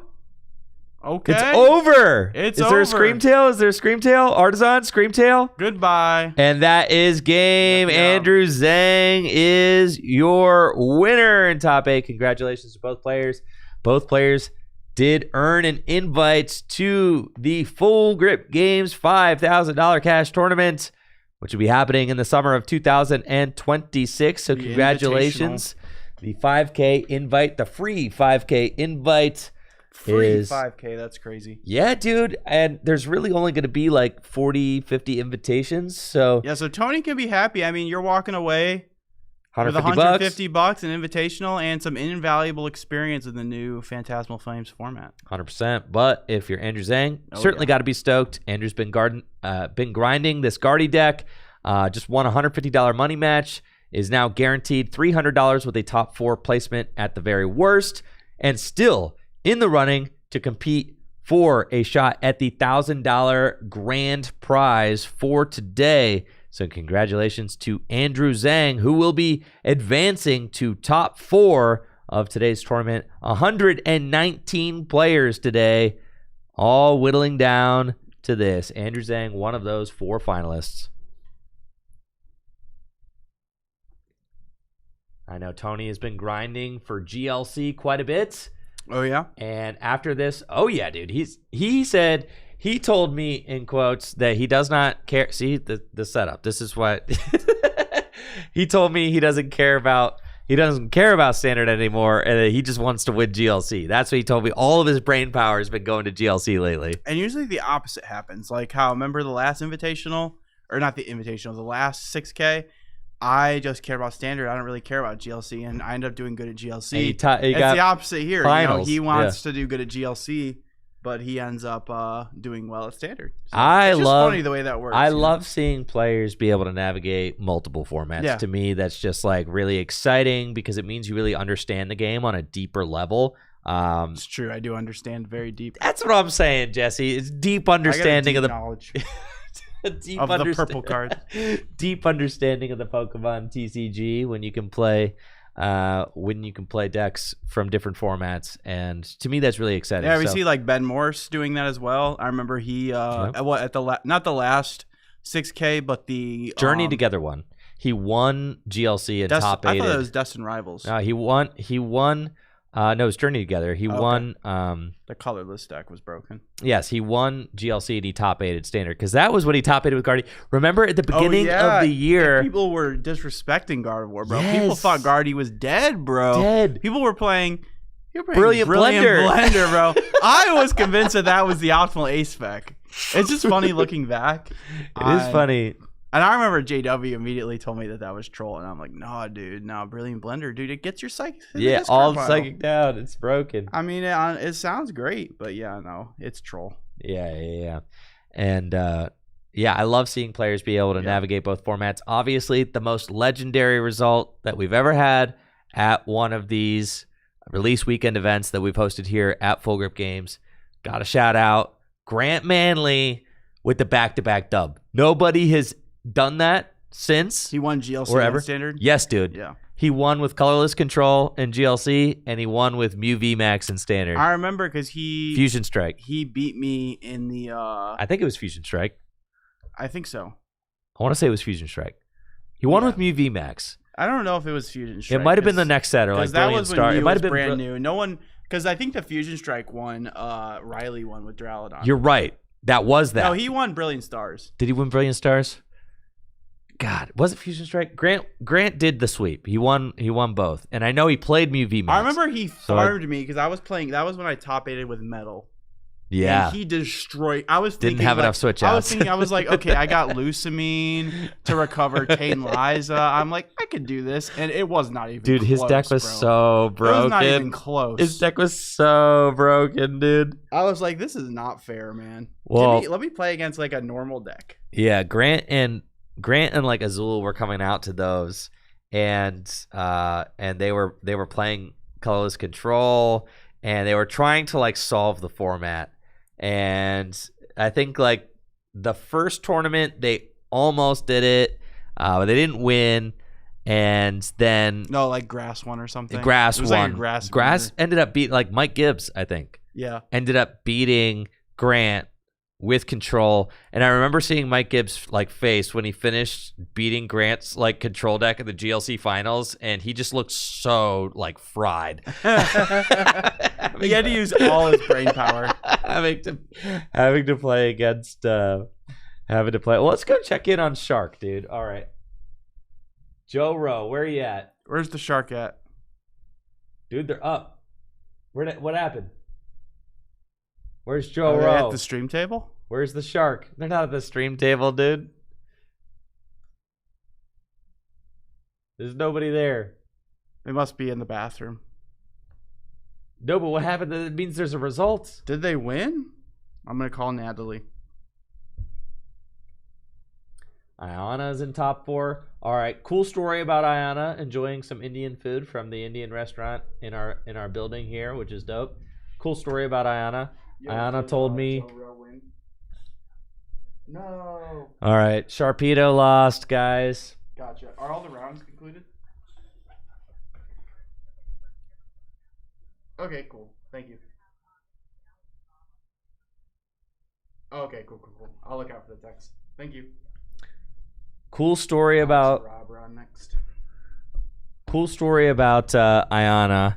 Ayana told me today they rolled up to the tournament. Their grandma is like local here, so their grandma came out to like meet them, and Ayana's grandma told them that she doesn't believe in luck, right?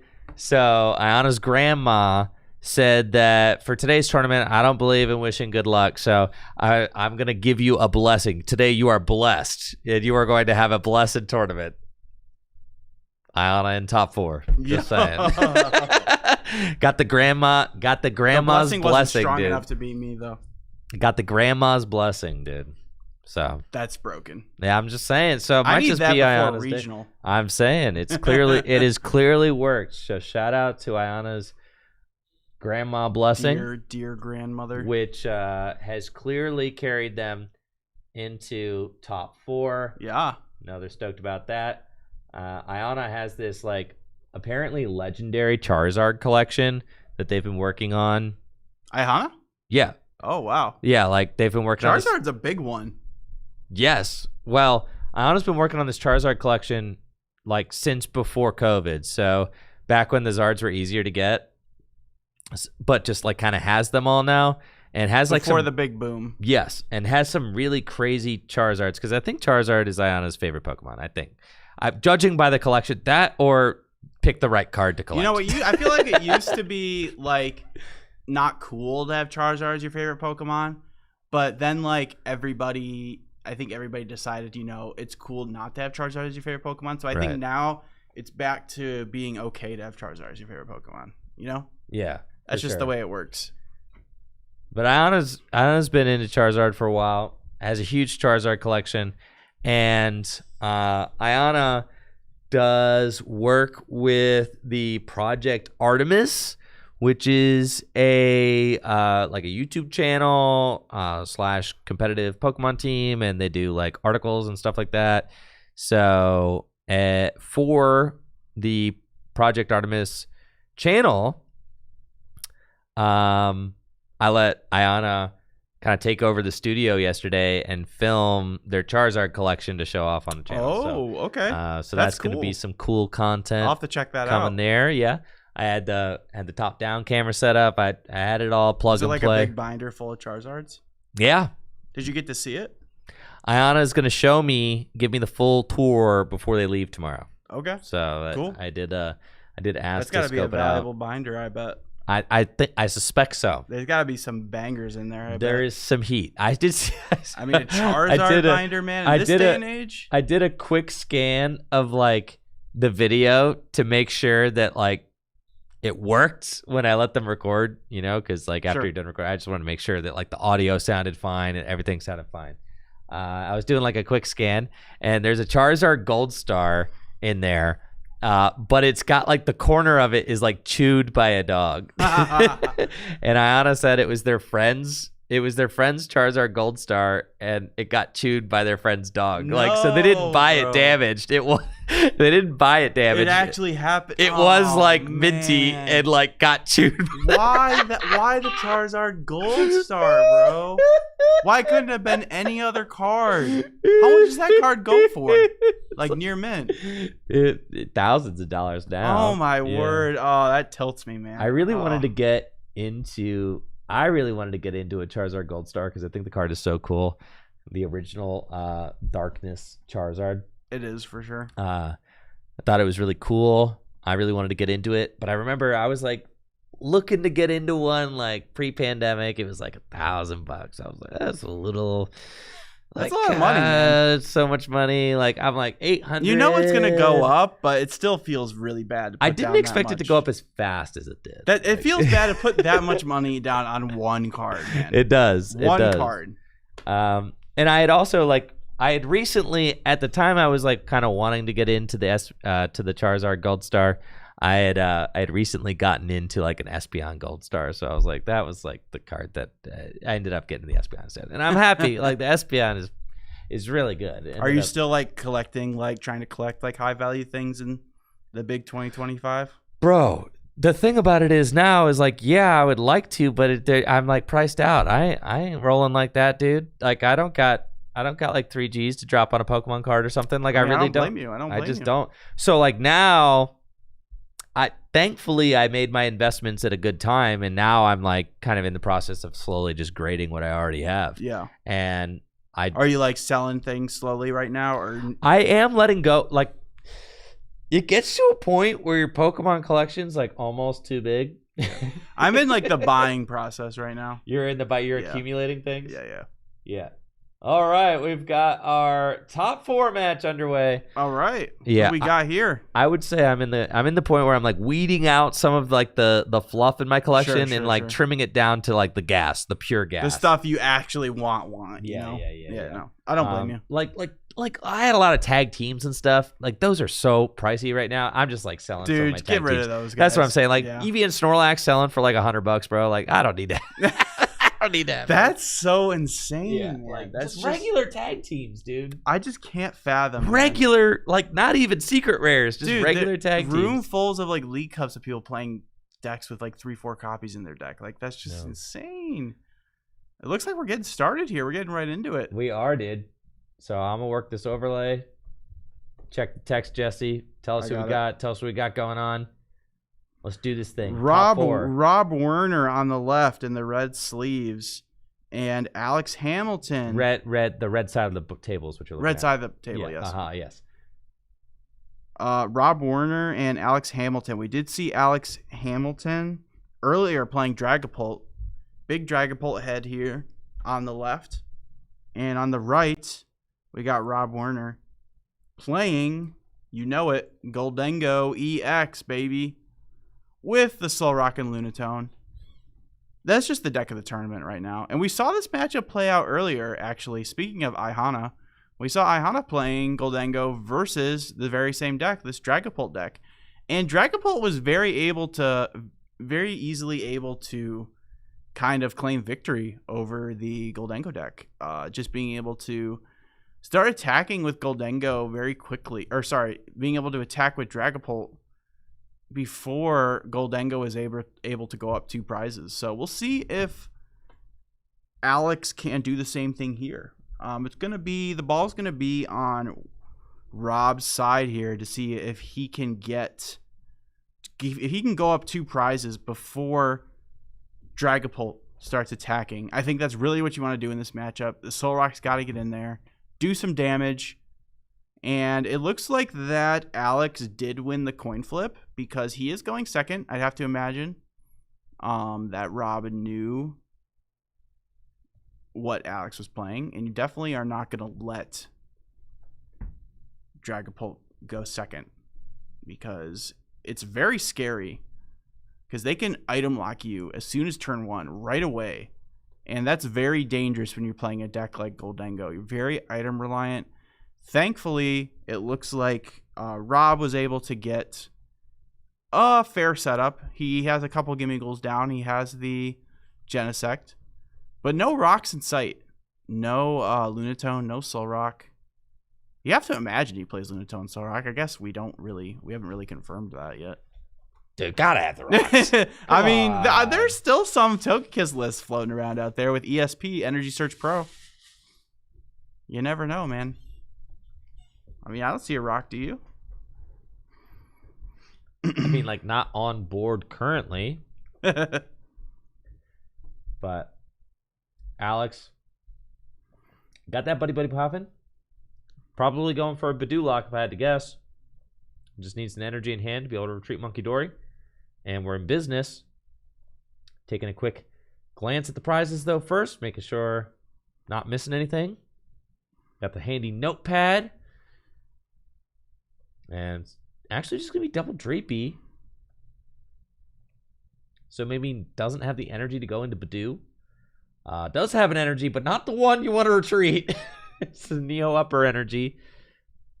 So no Badoo item lock on this turn 1. And Alex will be content to save the Neo Upper. Yeah, that feels really, really bad.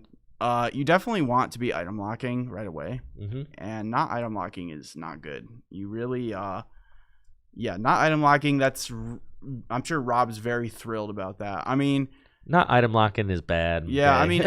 I mean, Dragapult has 2 ways to get into Badoo. They have one of their 6 energies that isn't Neo Upper. So they have one of their 6 energies. And they also have one of their Nest Balls, which can go grab Latias. Now, putting Latias in play isn't amazing. Like, you don't want to give 2 prize liabilities to No, you Goldengo. don't love that. But if it means you're getting into an item lock, it is totally worth it. Totally worth it. But, yeah. Doesn't look like Alex is able to do that. You can't get into it every time. You know, there is still variance, but he is still able to get like a respectable setup. No energy as well is just really, really bad. I mean, obviously, if we would have seen an energy, we would have definitely seen a Bidoof come down. But yeah, no energy on the bench. So yeah, we're going to see Rob here just get his Goldengos evolved right away. And I think what Rob's going to want to find here is one of each of those rocks. And just start swinging with... Sorry, there is a Monkey Dory active, so the rocks will not do it unless he combines that with a Gusting card like Prime Catcher or Boss. No, I'm not sure what A-Spec Rob plays. Yeah, just make it rain, dude. Here we We'll go. Just make it rain for 150. Keep it simple, man. That'll do it. That'll do it. Yep, double Goldengo and Fighting Energy discarded, so they're rocks in the list, man. All right. That's fair. Yeah. And does Alex have anything? I mean, we've got... Okay. Yeah, the Dracloak Slam down. Recon Directive. I don't know if it's been said yet, but on the other side of top 4, we have Ihana on Goldengo and Andrew Zhang on Gardevoir. So our top 4 now is 2 Goldengos, a Gardevoir, and a Dragapult. Honestly, like, those are like the top 3 decks. So, like, that makes total sense. And it's cool we have, like, all 3 top decks in top 4. Was this Duskull down the turn previous? I don't think so. Yes, it was. Was it? Yes. Oh, okay. And we are going to see here. Now, a little dangerous here. This is a little dangerous to put your Neo Upper on Dracloak before it becomes a Dragapult. Because if Rob is able to just go Gust... Now, you get item lock, so it might be hard. But if Rob's able to just go Gust, KO this Dracloak, then Alex is going to be in a really bad spot. Yeah, with the counter catcher, you would have to have Boss and 3 energy, one of which is a metal. So, or your other air balloon. Or an air balloon and 2 energy. Yeah, sure. So, I mean, it is asking a little bit, but I mean, hey, you draw I a lot of think cards. Alex is in this position where he needs to commit an energy down. He didn't commit an energy turn 1. Are you really going to wait one more turn? At a certain point, yeah, no, that's fair. Like if Rob has it like that, that's then true. like you're winning this game, dog. You just say he's not gonna have it. You're winning this because regardless, you can't play that safe. No, because if Rob has the juice like that, then Alex is doing what? He's got a single Dreepy, a single energyless Dreepy. It doesn't even matter if you save the Neo Upper Energy. You're gonna need multiple. It just always feels bad to see, you know, because like obviously it's just scary to have your Neo threatened like that. We are going to see the Turo here coming in early.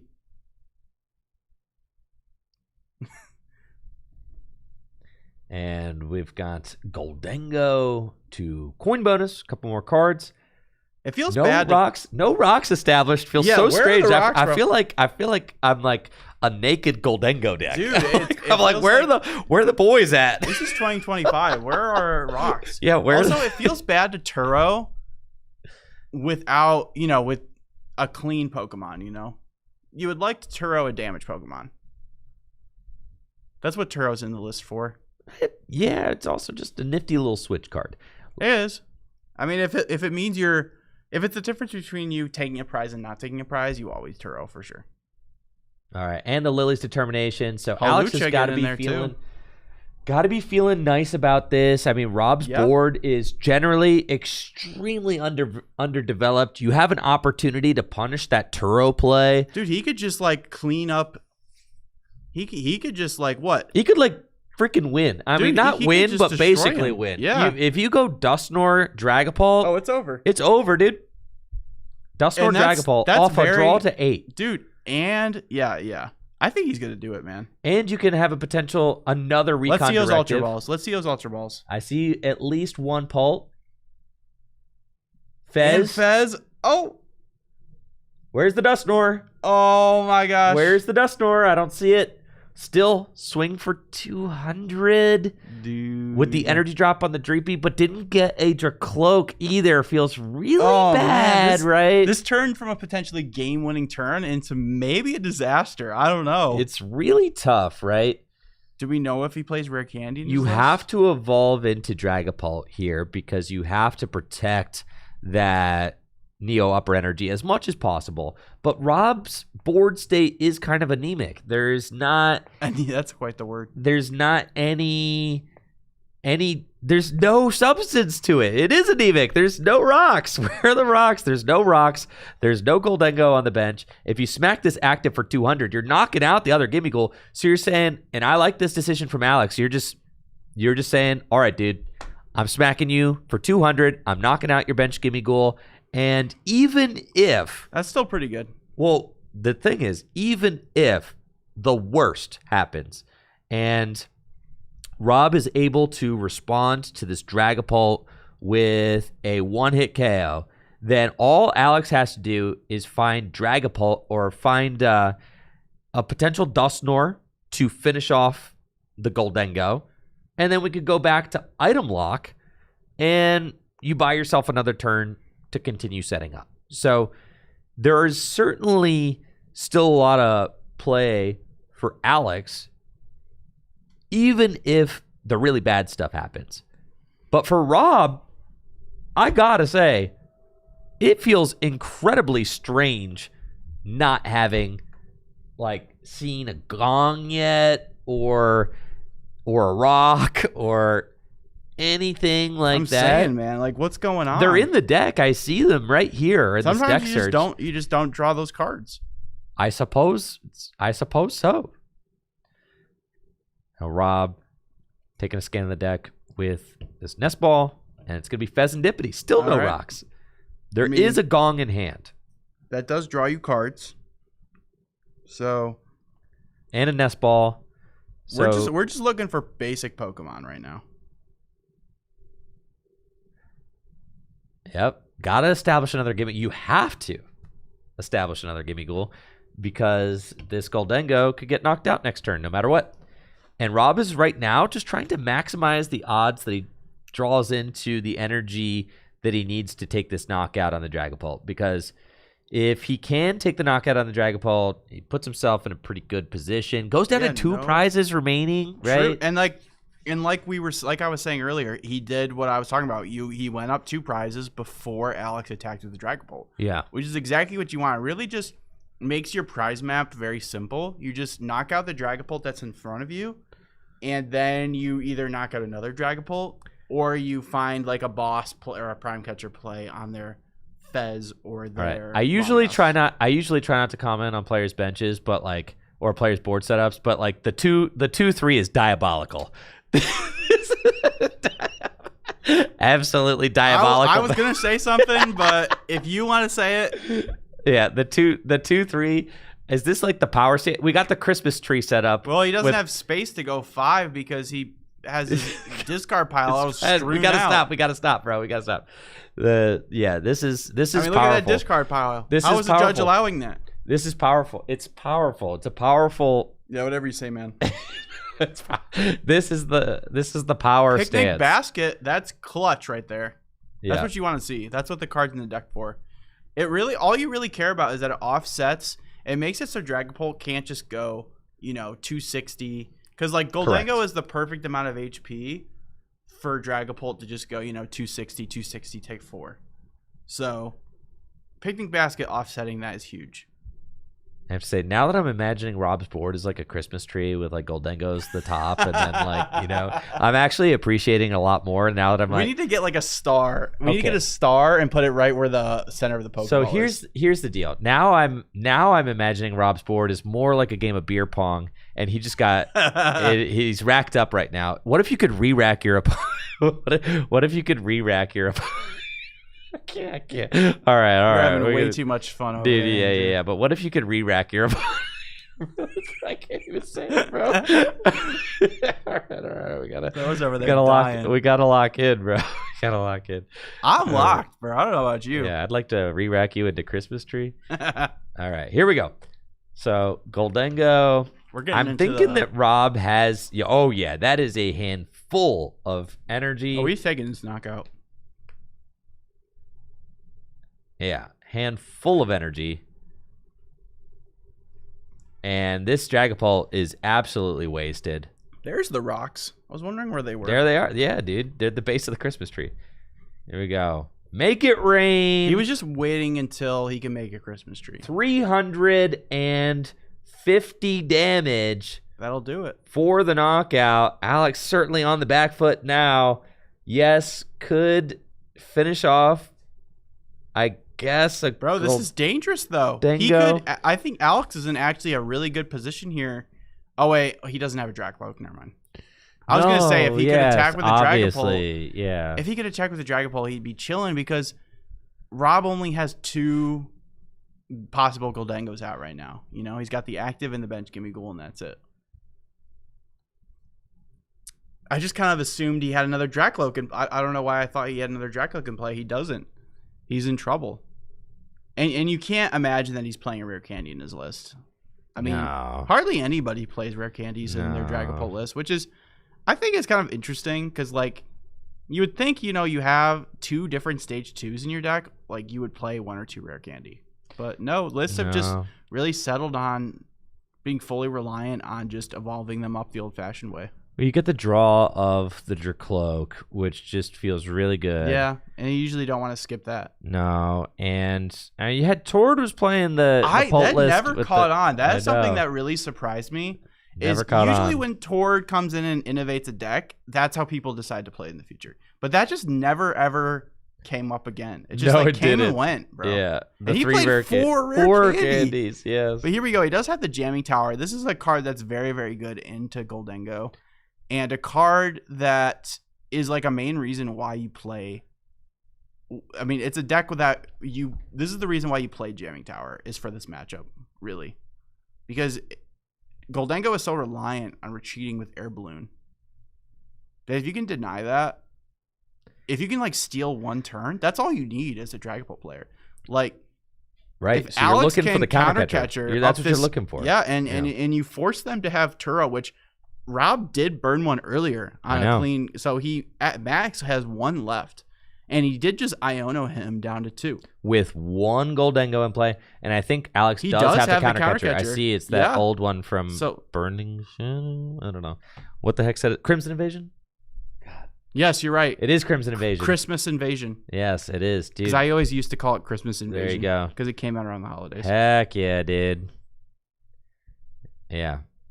That did come out in Crimson Invasion. That's crazy. I thought that came out way earlier than that. Countercatcher? Nah, dude. We're just old. Sun and Moon is old now. It just is. Sun and Moon is vintage. Countercatcher feels like a card that's been around since like base set, but it really hasn't. No. That's the first printing of it, huh? Yep. Interesting. Is that when Counter Energy came out as well? Yeah. No, that came out. Yeah, right here. Crimson Invasion. Man, Christmas Invasion. Ooh, we're bringing up the Fez? Interesting. To just knock it out with Blood Moon. All right. What do you think about... I don't know if I like that. Okay. So, I mean, Rob's got just 2 prizes left. Why this not is extremely risky. Why not try to trap the... But with the Iono to 2... Is he just saying that the chance... He's just saying the chance of him having enough energies to knock out this Blood Moon is lower than him having the out to retreat with... I mean, because not only is Turo an out, but also a Stadium is an out. Right? To bump the Jamming Tower.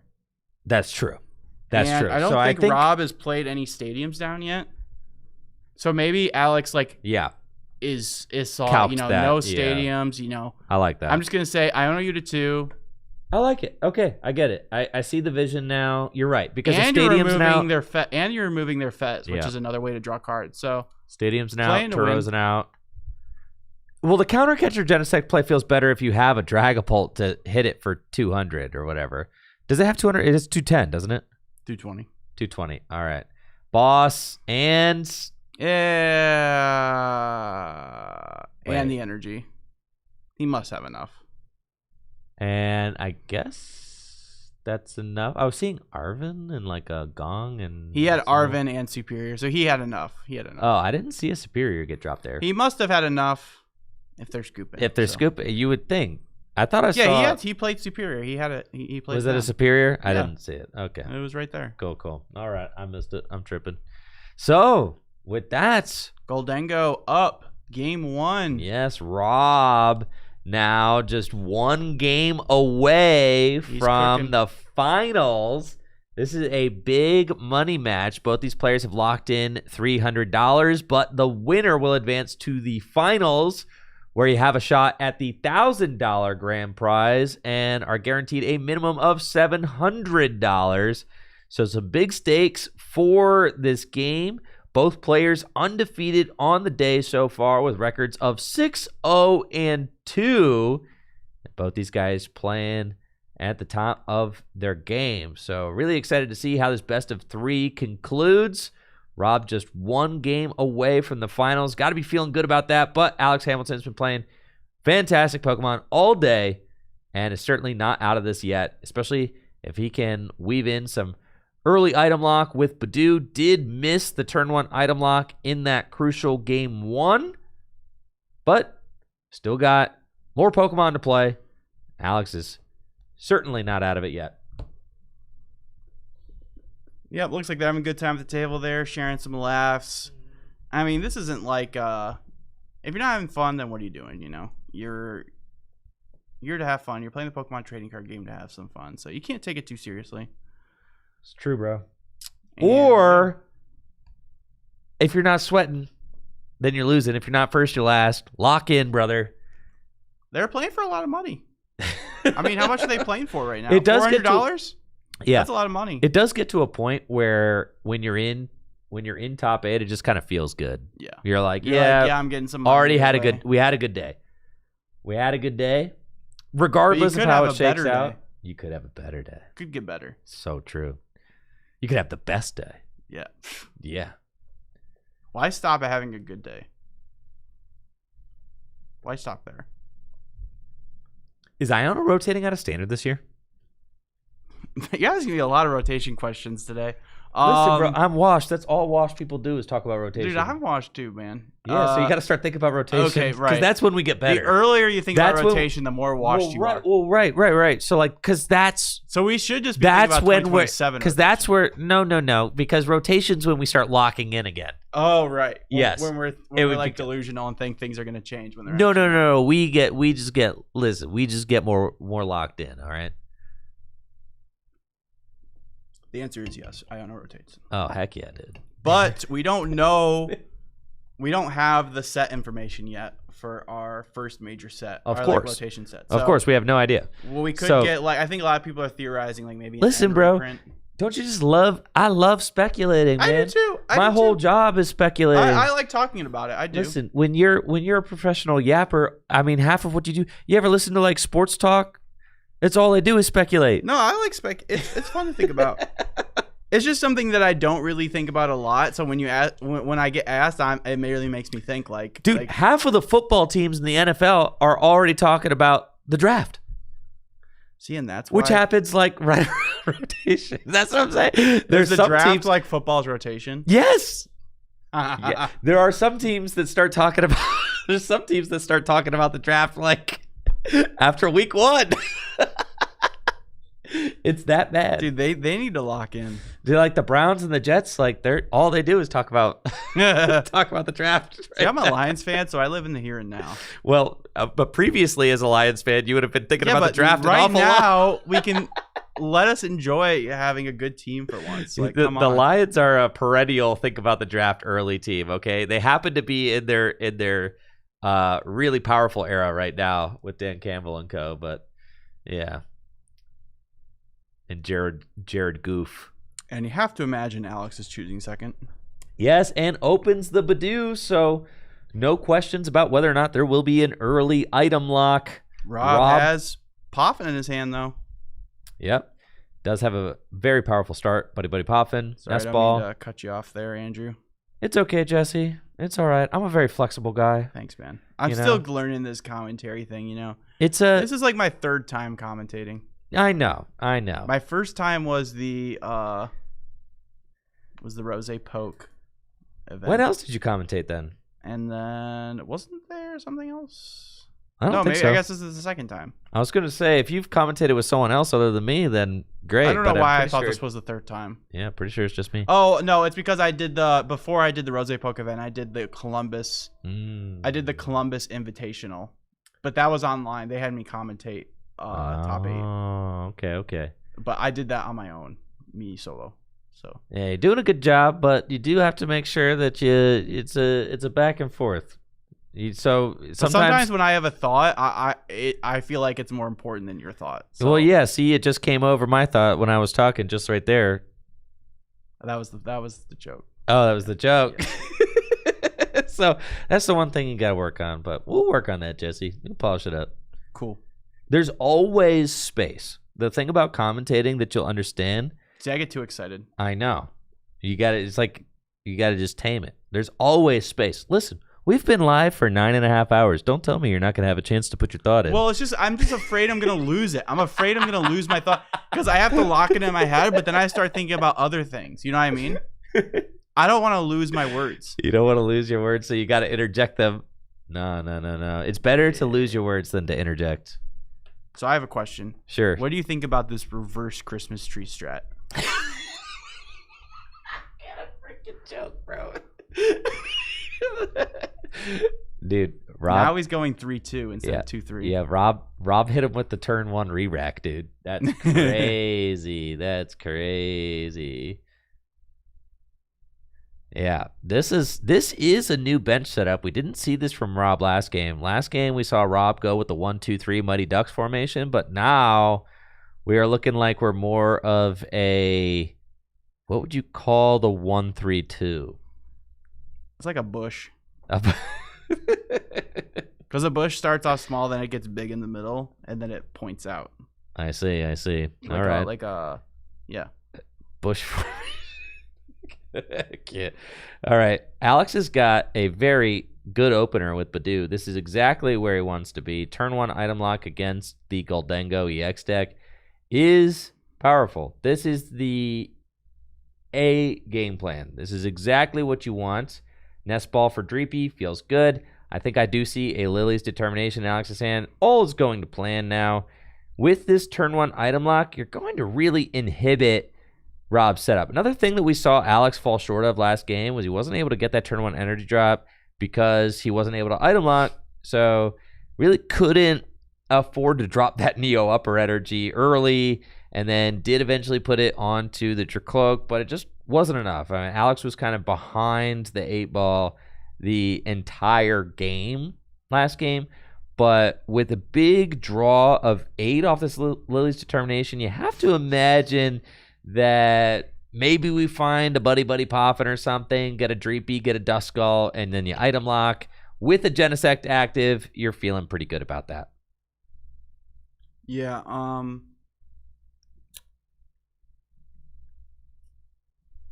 yeah, we'll see. He really needs to find at least 1 or 2 more Dreepies. Buddy would be ideal. Yeah. But I think it's just an Ultra Ball. Ooh. And you know what? We make that work. You got an 8-card hand. Man, having an Ultra Ball for a Dreepy never feels good. No, it does not. But you do it. You do it. It stings, man. It's an 8-card hand. It's fine. Just wait till we get Pokepad, bro. Pokepad is going to really switch things up. That card is crazy good. Yeah, I'll just Pokepad for a Dreepy. Sure, just free search. Let's just play like basically 4 Master Ball in the deck. It's nuts.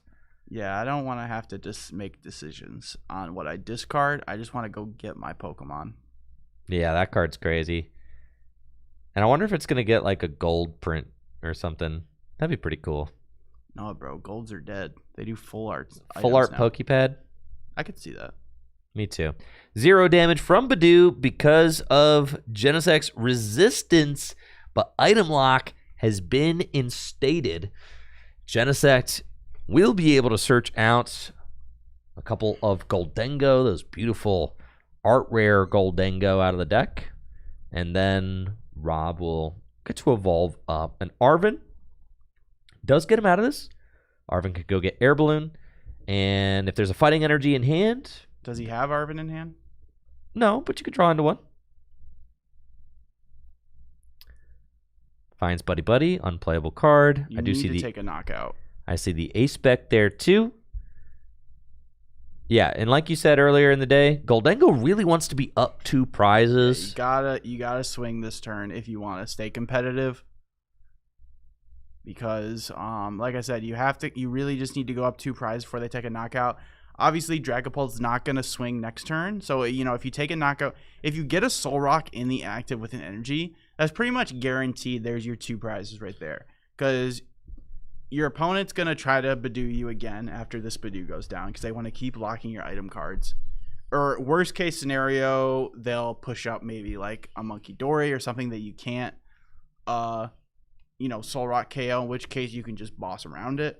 But yeah, if you can basically just get the Soul Rock active with an energy, you're chilling. And thankfully, Badoo only locks item cards, and tools do not count as items anymore. So you are able to Air Balloon, and Arven here is going to go get that item. You could just go get an item that could be useful later. Maybe, like Earthen Vessel is just a good vanilla item to get. It might just get Iono to the bottom, so... There's sometimes an argument just to grab like maybe a useless item because Alex does play 4 Iono, but he could just Lilies as well. So yeah, I assume he has a fighting energy in his hand. He doesn't. No, I don't think he has any energy in hand, dude. That's not good. No, and that's a pass. That's not good. Yeah. Oh man. I was looking at the hand. I didn't see the fighting energy, and sure enough, that item lock did pay off.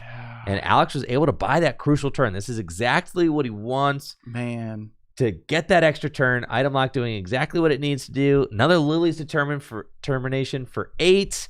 Hoping to find some Dracloak. Did unfortunately have to waste an Ultra Ball getting a second Dreepy online this last turn. But the Badoo surviving is so huge for Alex this turn because you don't have to worry about pivoting a Dreepy back to the bench. You don't have to worry about a runaway Soul Rock getting kind of like way too aggressive on you. And now you get to keep the item lock alive without losing a prize card. Just absolutely huge. What do you think about retreating there into Goldengo? Like, sure, you're drawing 1 extra card, but I kind of like being able to like potentially next turn pivot into Soul Rock if I find a fighting energy.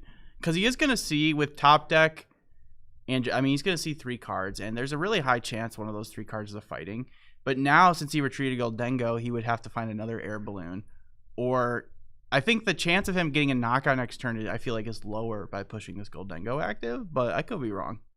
I tend to agree with you. I think leaving the Genesect active feels really good because you have the potential to pivot into a Soul Rock who's kind of your guy that you want. You have 0 energy in hand. So in order to take a knockout with Goldengo, you got to find a metal and +1, yeah, right? One of your 3 metal. I assume he only plays 3. Yeah, so that feels really bad, right? And you're also kind of serving a Goldengo into a potential Dragapult, yeah, which is also not what you want to do. If Rob does go on the aggressive with Soul Rock, you do kind of open yourself up to the counter catcher play.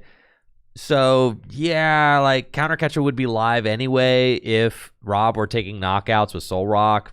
Just kind of is what it is. But I see why Rob retreated. You just are kind of getting this guy up there in case of a jamming tower. You want to draw more cards. Like, I get it. That's true. I didn't think about jamming tower. So, but then I think you could say, if you're afraid of jamming tower, just retreat to Soul Rock. I agree. I think you just retreat to Soul Rock and say, I'm going to top deck, double coin bonus into a fighting. We got a Recon Directive. Finds an energy. Needs Dracloaks. 1 Dracloak is kind of the bare minimum off of the Lilies. There's the fighting, like I said. Dude, I'm saying, bro. You were correct. Now, that's what worried me. This is like a matchup that I've played a good amount, so I feel pretty confident in that decision. I didn't like pivoting into the Goldengo. Like, I kind of get it, but I prefer keeping the options open. Retreating into the Goldengo felt like you closed off a chunk of options. But he could find an Arven, and if he gets an Arven, then he could retreat still. And he gets to draw 3 here, but now he's got to find another fighting. I think we found a Turo and a fighting. Sure. Well, he's got the knockout at least. But you don't even want to do that. You don't want to. You got to, though. You got to take a prize, dude. You do, right? But then you leave yourself with a Gimme Go on the bench, can get hit by Halucha. Thankfully, Alex was not able to get a Clops into play, so isn't threatening the kind of Goldengo wipe unless he goes double Clops. I mean, you never know. I mean, who there's no guarantee Alex even gets a Dragapult in the play next turn. Right. I mean, Rob just had very low variance and missing in energy. I mean, how many energies does he play? And he didn't find a single one in that first 2 turns. Like, that's really low odds. So, like, I mean, anything's possible, you know? I say you just take the knockout, force your opponent to KO you in return. Well, you're going to Turo and punch with Soul Rock? What's the alternative, you know? Chill. Well, I guess you could say what? Just, like, wait for them to punch with the Dragapult and then just take and your then first Turo 2 that. prizes. Okay. I Okay, mean, that's probably fine. The thing I like less about this play is that you're basically putting 1 Gimme Ghoul down, and that could just get annihilated. That's the thing I don't like. Here we go. And look, he's locking himself into 2. All right, we do see Getting Rob. the Pheasantipity down preemptively. I don't know about that. Rob committing to the 1-3-2 formation. Yeah, I think locking that's it really, in. I think that's what's doing him in this game. I think if he had gone for the Christmas tree formation like last game, he would be drawing a lot better. That's what I'm saying. I'm thinking if it goes to a game 3, we're probably going to see the return of the Christmas tree, but we'll see how this one plays out. All right. Dragapult EX has been found. Neo Upper Energy on it, but no evolutions on the bench for Alex. Where are the Dracloaks at, bro? Does he have a draw supporter? I have to imagine with the counter catcher punch.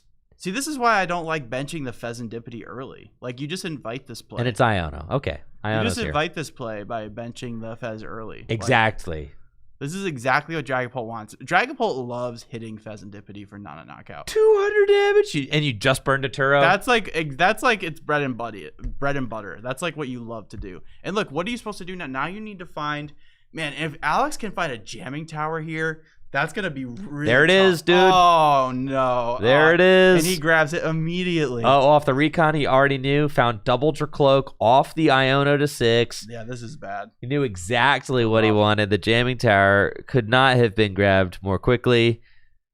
And then Dragapult will get to swing into the Fez for 200 damage, and just short of a knockout.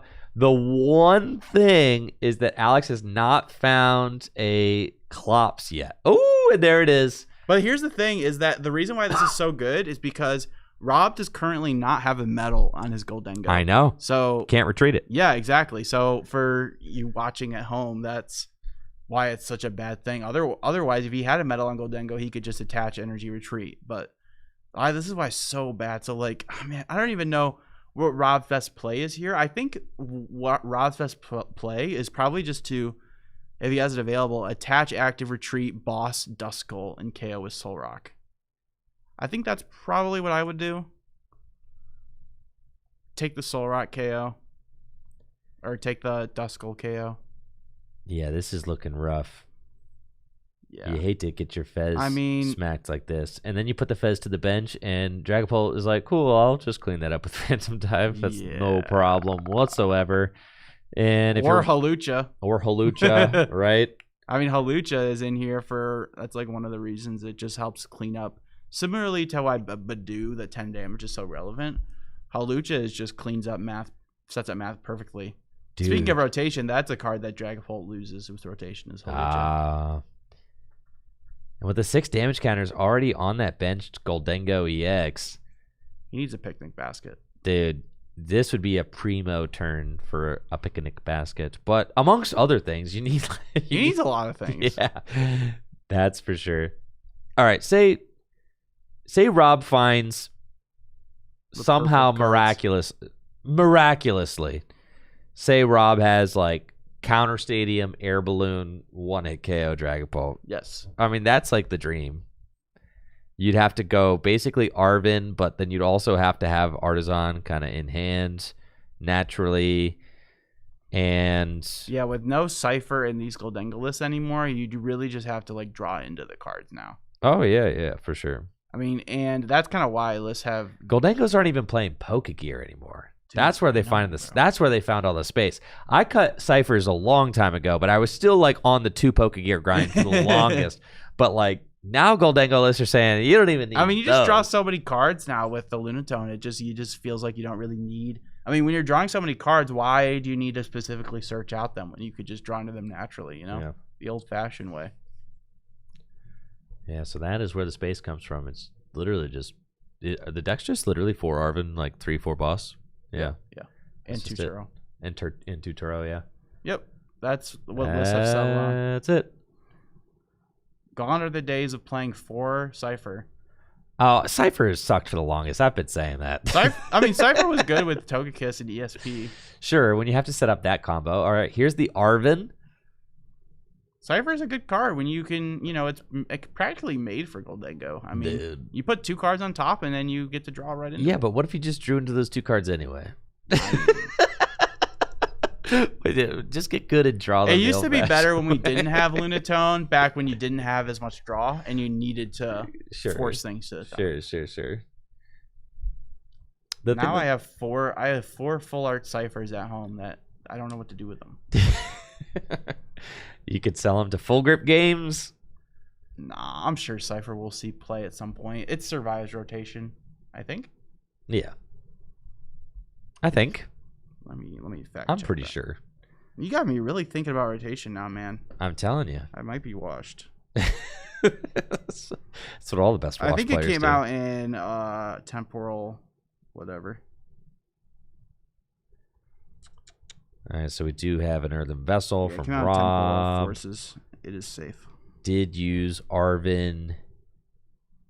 And we'll probably see a Lunar Cycle as well. Here it goes. Discard, draw 3.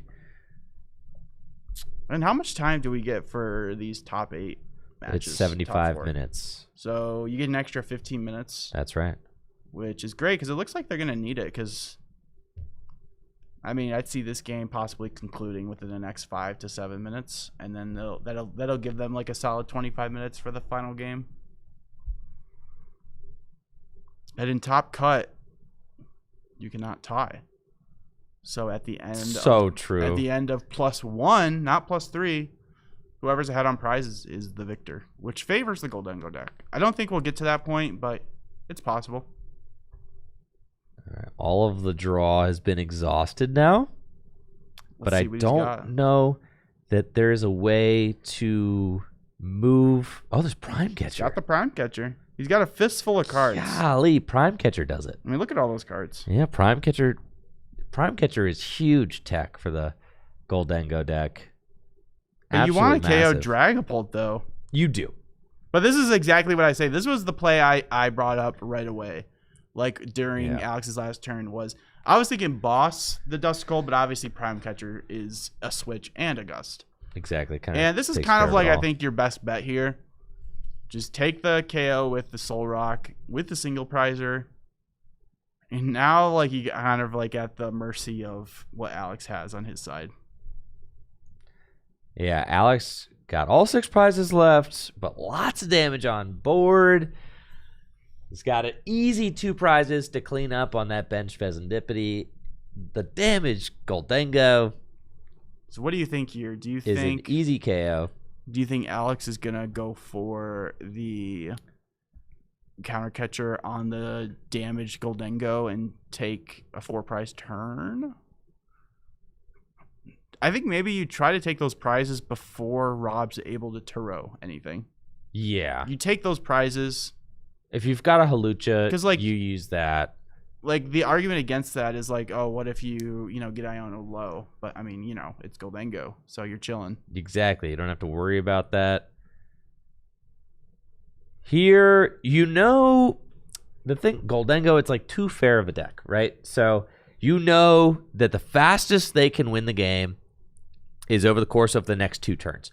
So as the Dragapult player, you have this turn and next turn to potentially win the game and guarantee that Goldengo cannot win in that time, right?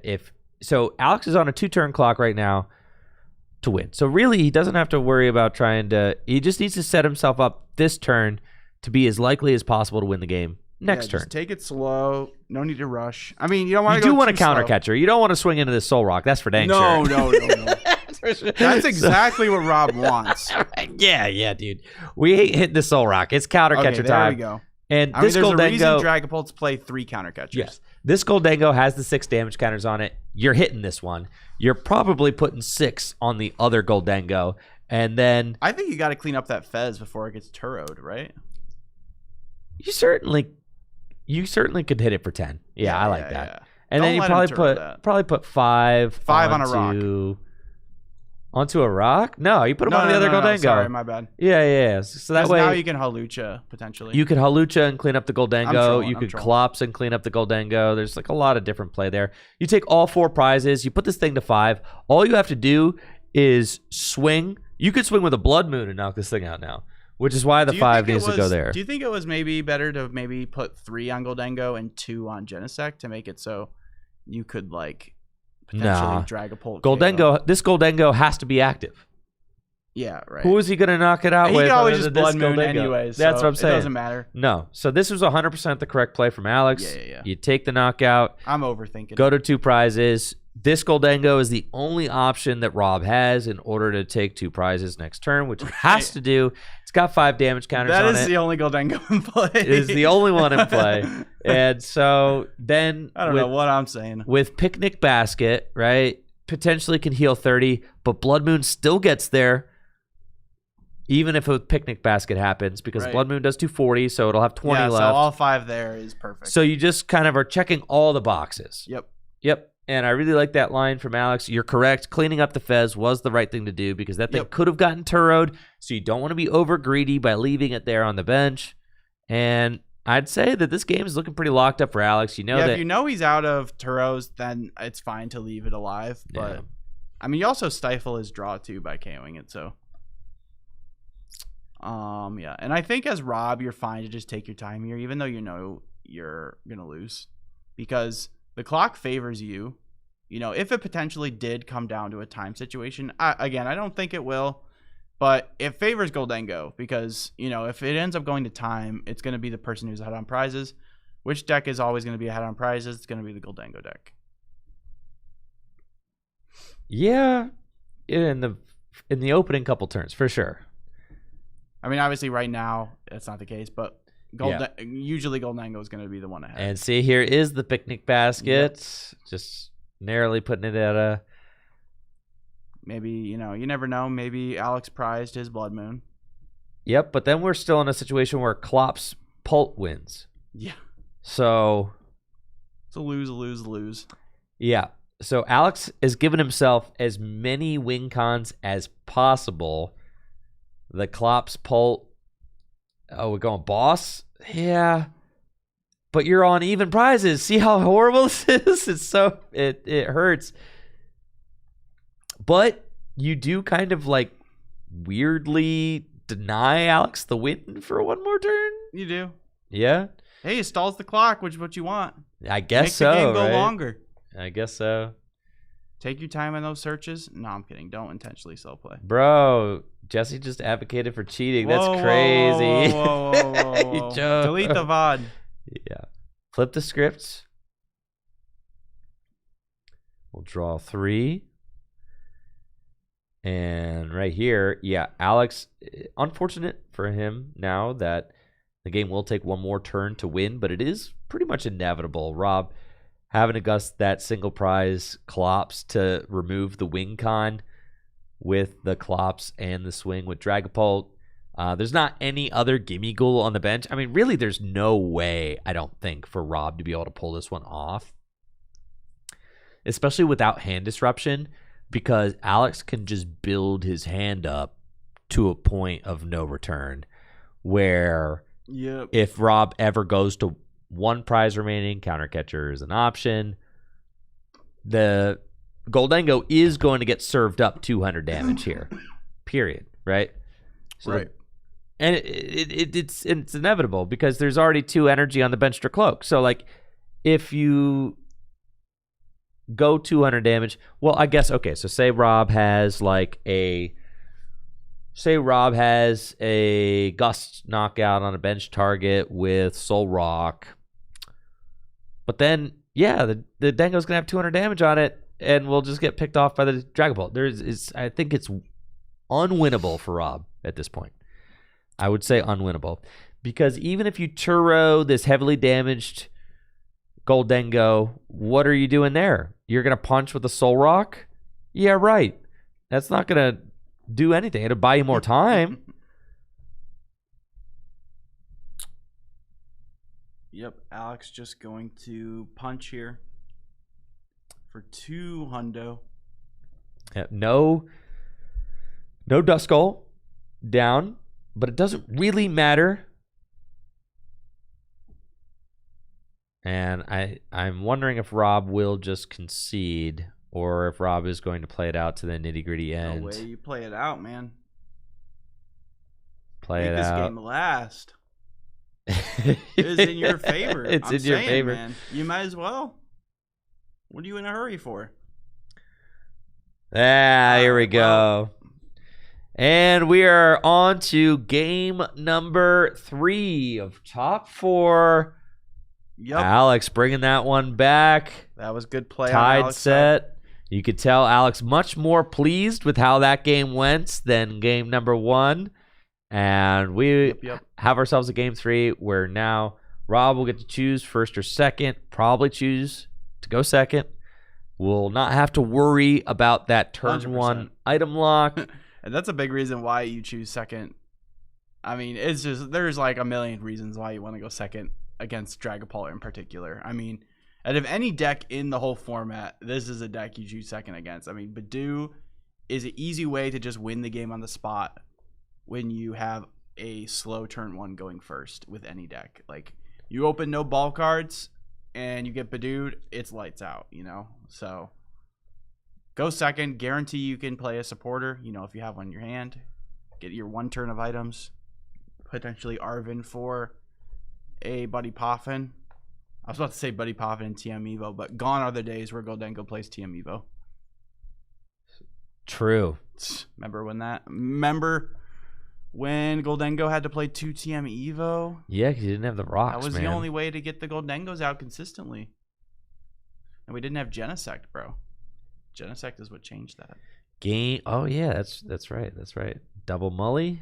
Ooh, he plays the Ericas. That's a nice little nifty tech for Cornerstone. It's What? the Erica's Invitation. Oh, in Goldengo. for Goldengo. Yep. So Wow. he's choosing to play, instead of playing a Pokemon counter to Cornerstone, you play the supporter out, which is it's got the benefit of you aren't able to start the Mawile, which is really nice. When you don't, you know, that could be a death sentence starting the Mawile. We saw the Goldengo start the Mawile versus the Sharpedo deck, and that was really bad. Yeah. Or not Sharpedo. Was it Sharpedo? But yeah, it wasn't good. But the Erica's Invitation is a supporter that lets you look at your opponent's hand, choose a basic Pokemon, and bring it right into the active. So that's a way to, take, potential free 2 prizes versus the Cornerstone deck. It's actually what Diego Casiraga played in his Goldengo deck recently at 2017 World Champion, dude. Yeah, I believe it was good. Yeah, I could be wrong, but it was at a recent regional. Legendary Pokedad. Yeah.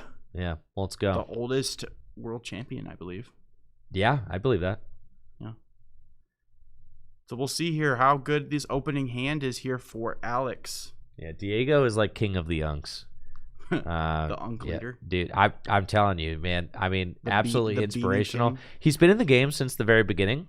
Just such a long time player, and has just been at the top of the game for a very long time. Also, just an all around great guy. Just really cool dude. So That's cool. I've never met him personally, but I've certainly seen him at lots of tournaments. I got to interview him for my greatest player of all time video. Oh, yeah, he was in that, wasn't he? Yep. I gotta go back and rewatch that. Yeah, that video was hype. I think it's funny. I made that video a little over a year ago.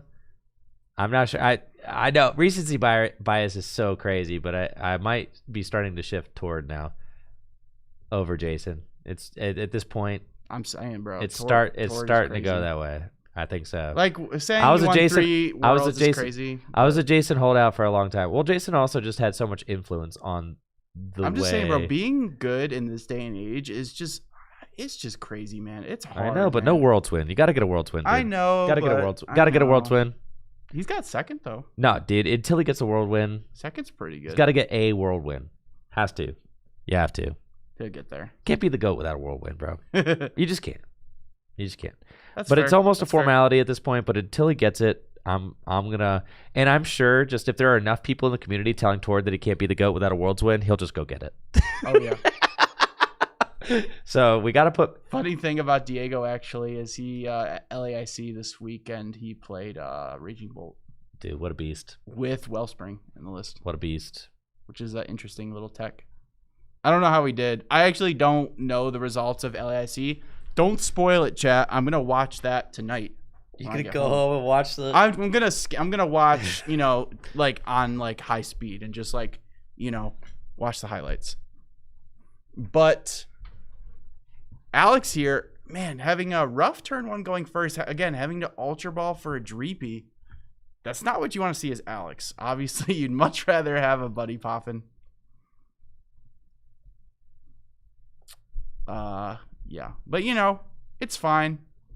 As Alex, I think you're totally chill here. You got 2 Dreepies in play. You got an energy. So you're chilling. Rob, on the other hand, what Rob really needs here. What does he need, Andrew?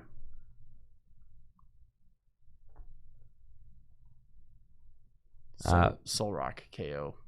Soul Rock KO. Oh yeah, I mean you're feeling fantastic if you get if you get Arvin Soul Rock KO this turn, you're cruising, you're chilling. That's the Dengo way, honestly, and that's one of the reasons why I was so into the gears for a while because I wanted that turn 1 Soul Rock KO every single game playing Goldengo. Turn 1 Arvin is very, very good, and yeah, the gears does increase the odds. It just does, right? Because not having an Arvin turn 1 feels really, really bad. Yeah, you still win games.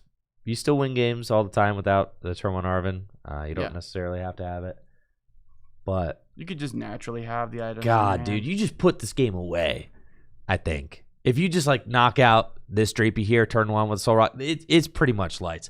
I mean, I wouldn't. We watch dude. The dominoes just fall that way, man. Standard formats like that. You just say all right, dude.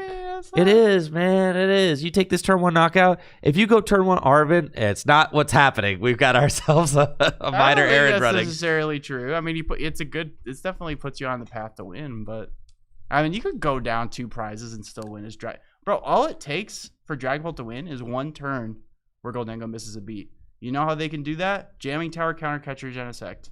I know. All it takes is 1 turn, and Dragapult can win just like that. For sure. But there's always a chance. That's I mean, there's a good chance. I mean, that's the whole reason why. Dragapult can always. That's the Dragapult head. That's Dragapult plays from behind. That's the deck. That's the Pult head in you talking.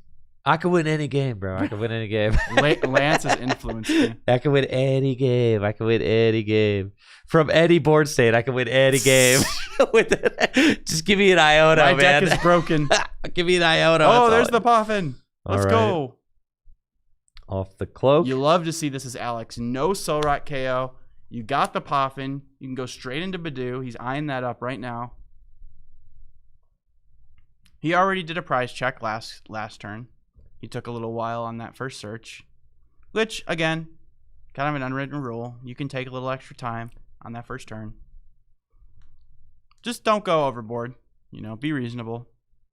And I personally have no problem with it as long as you play speedy with the rest of your searches. You can take a little extra time on that first turn. Just be speedy with the rest of your searches. Yep, so big draw of the Buddy Poffin for Alex. Does he have the energy to retreat? Neo Upper. And Iono. Ooh. Man. Gotta find a Latias here. You do not. Yeah. Yeah, right? There's an Ultra Ball. All right, Latias is guaranteed. Chilling. If it's not prized. Nest Ball even better. Can go get the Latias. There is a Nest Ball. Ooh. Yep.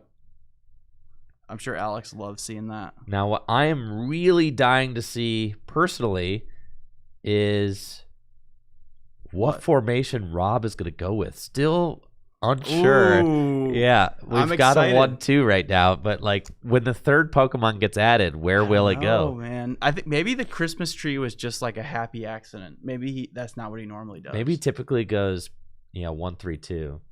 I really hope not. Ayana in the finals. Ayana in the finals. Okay. Dude, Ayana's grandma blessing. Dude. I've been saying the grandma For some blessing. reason, when you brought that up earlier, I thought you were talking about at the last GLC event. You meant that happened today. Yes, dude. Oh my goodness. Okay. Ayana got the grandma blessing today. Well, they're winning. That's what I'm saying. It's already over. That's what I'm saying. Sign the match slip. That's what I'm saying. Ayana, it might just be the grandma blessing. Dude. Ayana is killing it. I know. Insane. They're doing great. So Ayana finals with Dengo. Who will be Ayana's opponent? I would actually really like to see a Goldengo mirror in the finals. I hope that happens. Really? Yeah, because like I said, I think the Goldengo mirror is really interesting the way it plays out. You're a sicko, dude. I want Bolt versus Dengo. It's very skillful, bro. I'm not even trolling. You're a sicko, dude. It's a very skillful mirror. It didn't used to be that way, but it is now. It's basically board management. Okay. Oh. 1, 2, 2. Please, Christmas tree. Which way are we gonna go? Dude, Rob, one for suspense. I have to say, he's really playing it up. Without knowing it, Rob has really increased the drama of this game tenfold. He has no idea. No, he has no idea. Where will the 5th Pokemon go?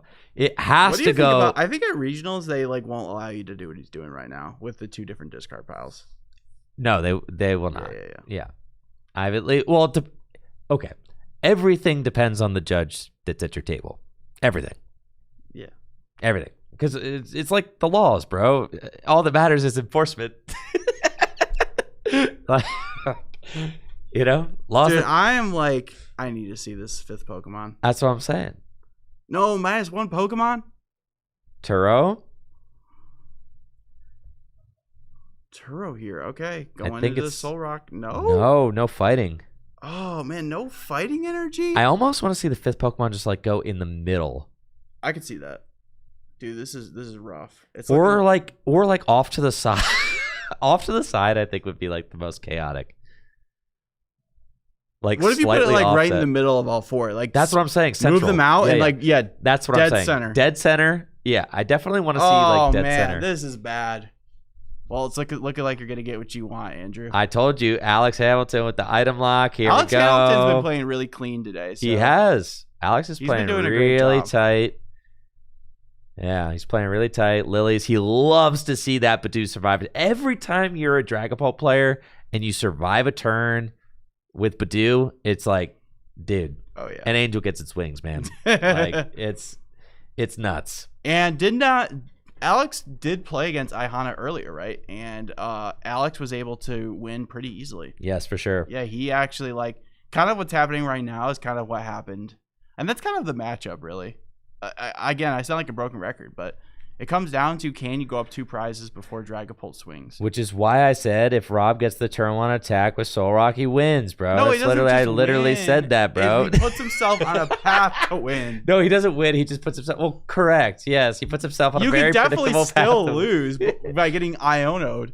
You could still lose. Yeah, bro. Me as the pole player, I could win any game, bro. Just give me an Iono. I can win. I can win from any board state. Just give me a jamming tower and an Iono. Just one more game, Jesse. One more game. Are you sick of me yet? All right, Recon Directive.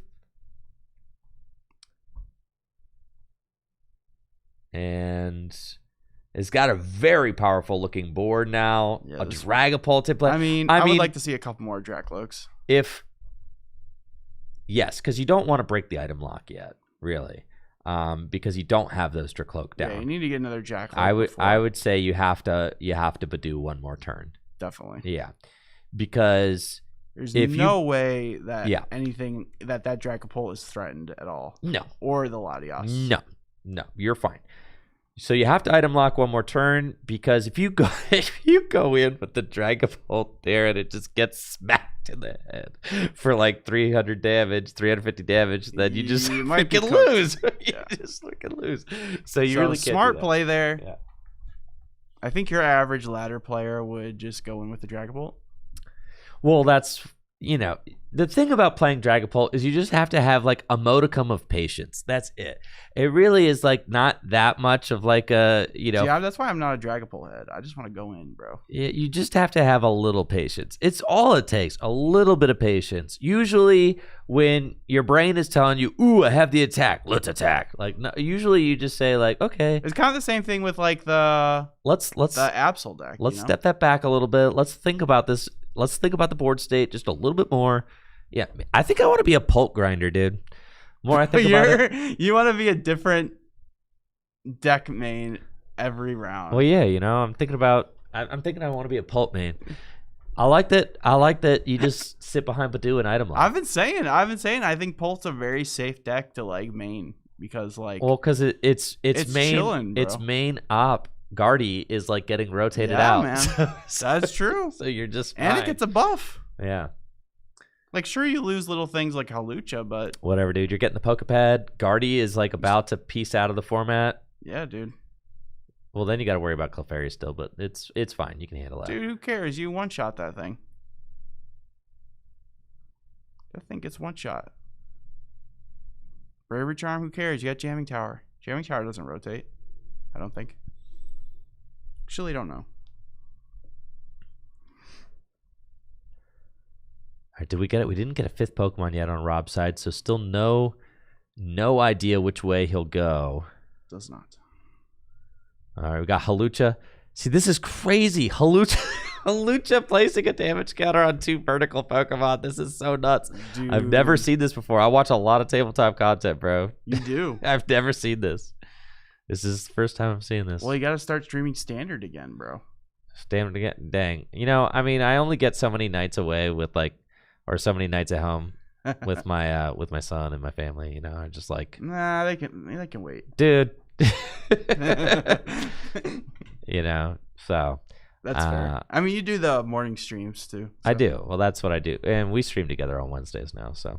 Oh yeah, don't fire me, bro. Yeah. You seem like you're all right. You're all right. Yeah, I think your future's okay here. Cool. Yeah, you're locked in, Jesse. Let's go.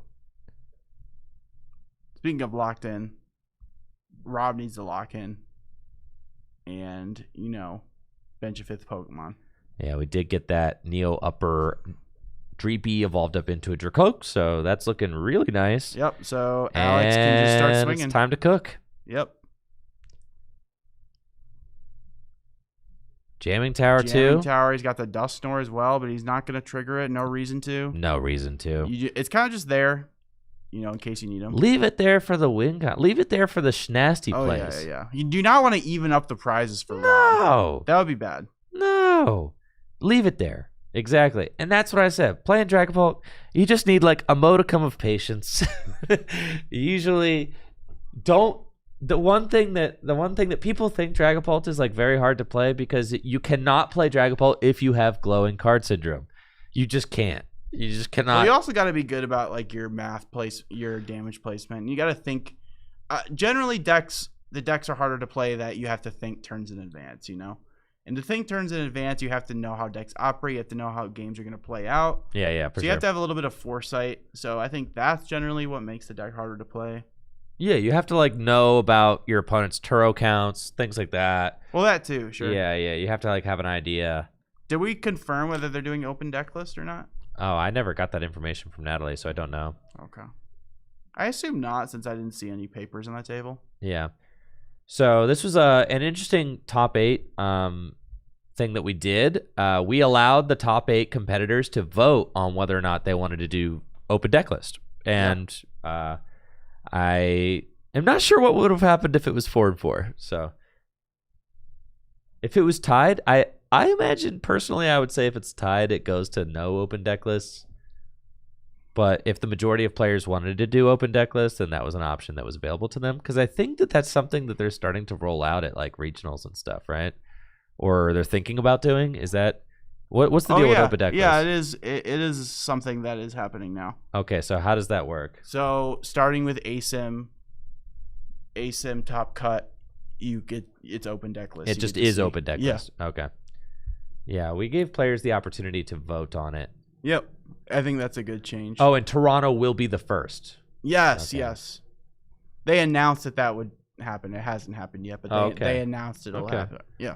Yeah, so basically we gave players an opportunity Which makes sense because, like, most of the times the people who that are in ASIM cut, probably half the people have been streamed already. Yes, that makes sense. I think, like, from a purist standpoint, from a purist idealist standpoint, I don't like the concept of an open deck list because I'm like, oh, well, you should be able to benefit from having your list be different.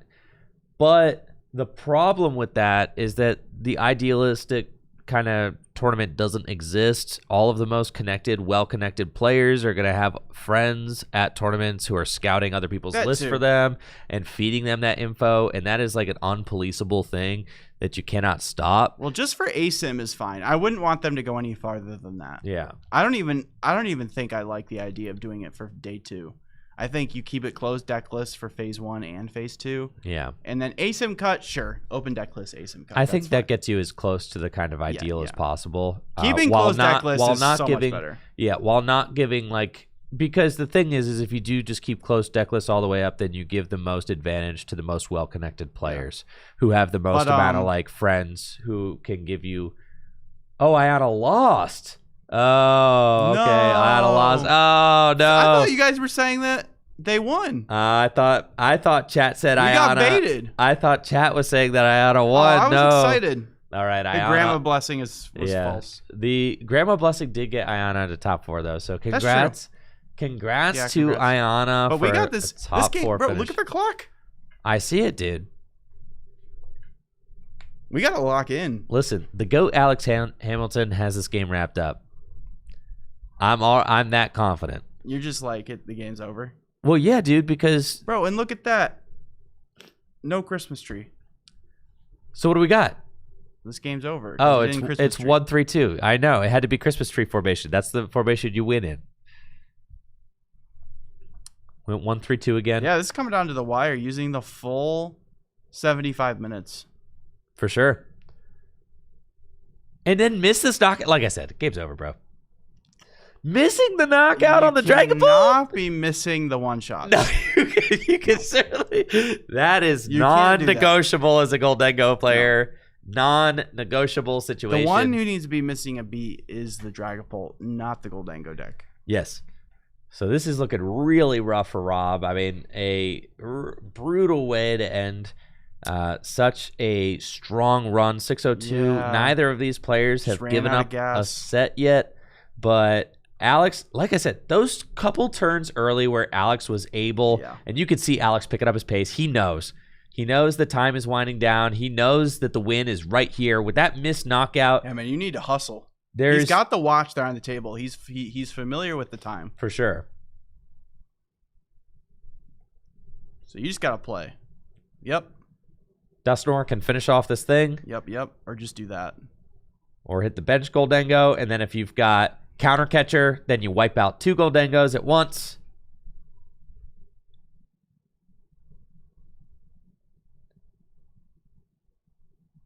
Enjoy your prize. Artisan. Double knockout on Goldengo. Just feeling pretty nice. Yeah, but this is the scary thing of this is like the scary part of Dragapult, how you can just do these crazy plays. You can just set up these super powerful, the most powerful Terra Pokemon that we've had or will have. That's what I'm saying.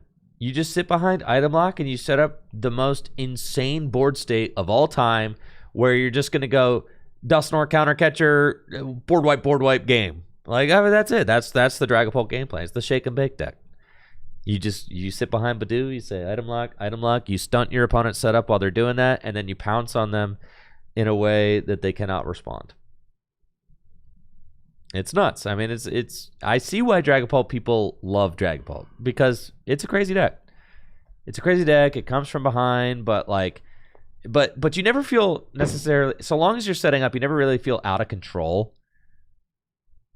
You know, so long as you got your cloaks and your energy are flowing, you're attaching for turn, you're never out of it. Jamming Tower, Iono, counter catcher, knock out both your Dengos. taking the most time on this turn. But I might as well just play this down to 0 minutes left But- and give Goldengo one more turn. okay. This is kind of like, all right, so the benched Goldengo has 200 on it. You're taking 4. You're going to 1 prize. Okay. And Alex did play with the quickness there, right? So now Rob can return KO Dragapult with Soul Rock. It's true. But why would you, I mean, you don't want to do that, though, because that is a very easy card to knock out, right? You would rather put a 260 hit point Goldengo body in the active, right? Yeah. certainly. So it's a really interesting situation because Alex has got a 1-card hand, but it doesn't really matter because it can't get, or not a 1-card hand. He's got 1 prize left. It doesn't really matter. It's not like he can get Iono to 1. So he's got a nice large hand to work with. Rob could go evolve into Goldengo, take this knockout with Goldengo. And I imagine Rob will be turn 0. So really, if Rob's turn 0, Alex wins. Yeah. Because that means that Rob is turn 0. So that's it. The game is over. And there's the flip. 4 energy my prize. gosh. Oh, no wonder he missed that knockout. Well, it makes a little bit more sense now. So Oh my the god. fault is not all on Rob there. Unfortunately, your prize cards are something you cannot control.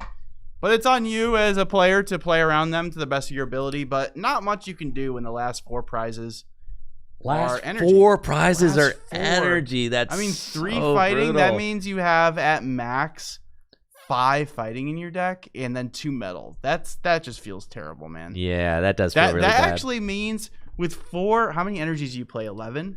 So 7. So you don't even have enough energies to one-shot a Dragapult. Because 11 minus 4 Yeah. Oh my is god. 7. Couldn't So do it.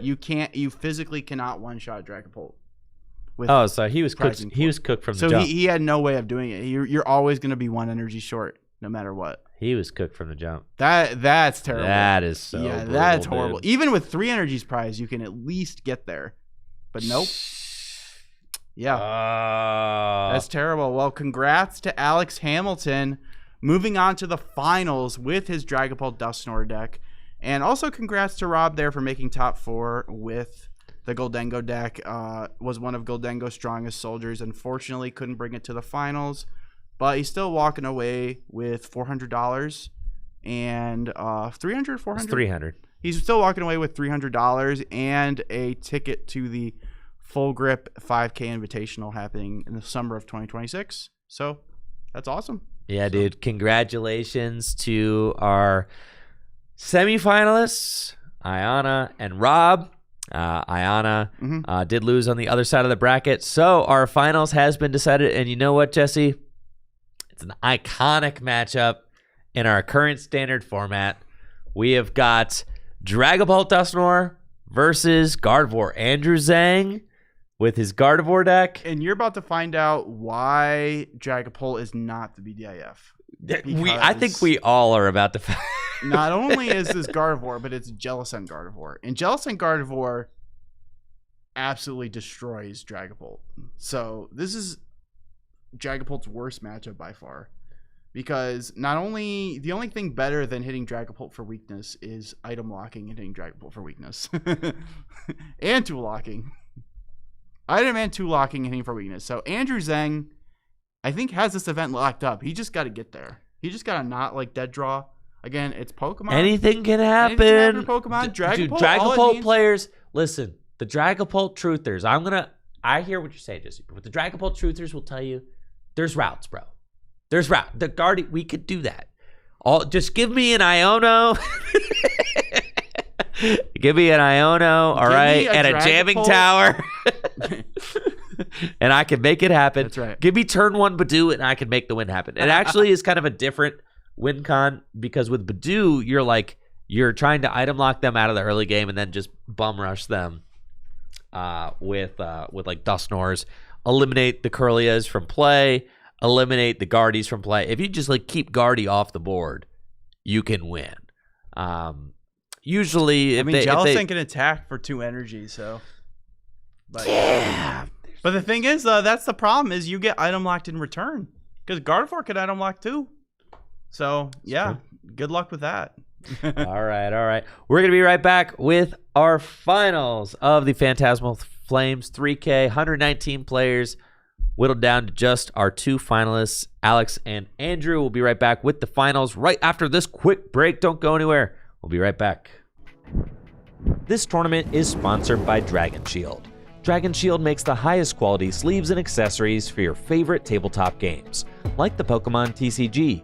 Dragon Shield sleeves are super durable, making them perfect for tournament play and collecting. They also come in a huge variety of colors, so there's always a great choice to match your deck. You can even turn your favorite photograph or design into a custom box of Dragon Shield sleeves using the Sleeve Crafter on DragonShield.com. Head over to DragonShield.com and place an order for your favorite sleeves today. Use code TrickyJim at checkout for 5% off your order. Again, that's DragonShield.com for the highest quality sleeves and accessories for your favorite tabletop games. Huge thank you to Dragon Shield for being a continued sponsor of the channel.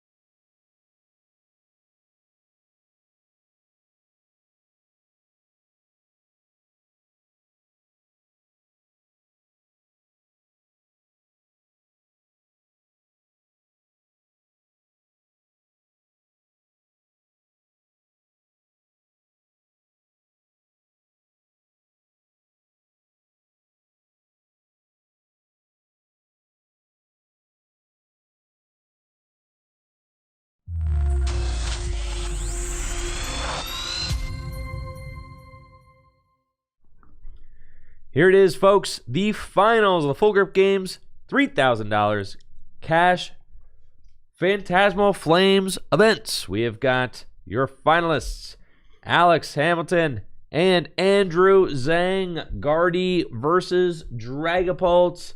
The most iconic matchup possible from our current standard format. Two of the best decks in the format. These players have battled all day to get here for a shot at this $1,000 grand prize. Look at that. Fez versus Fez. There you go. A Spider-Man meme. Hey, you too. There we go.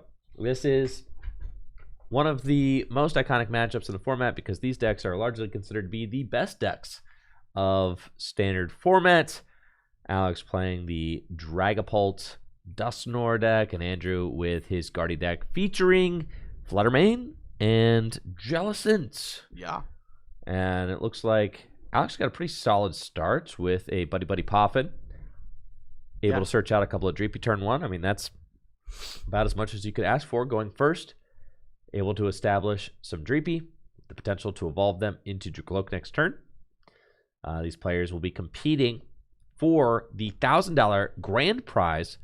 They are guaranteed to walk away with at least the second place prize of $700, and both have earned an invite to the Full Grip Games $5,000 invitational happening in the summer of 2026. Going to be a free invitational that hands out $5,000 divided up amongst the top 8 finishers, and you can earn an invite by attending and finishing in the top 8 of any of our release weekend events, the standard event leading up to the invite.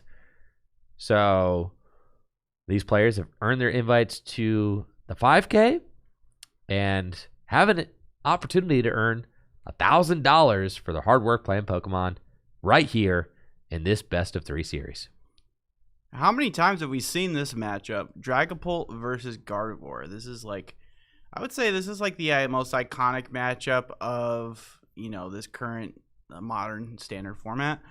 Now, it's not much of a matchup, funnily enough, because it is just like so heavily Guardy favored, especially with the Jellicent. I think without Jellicent, it's about 60-40 in favor of Gardevoir.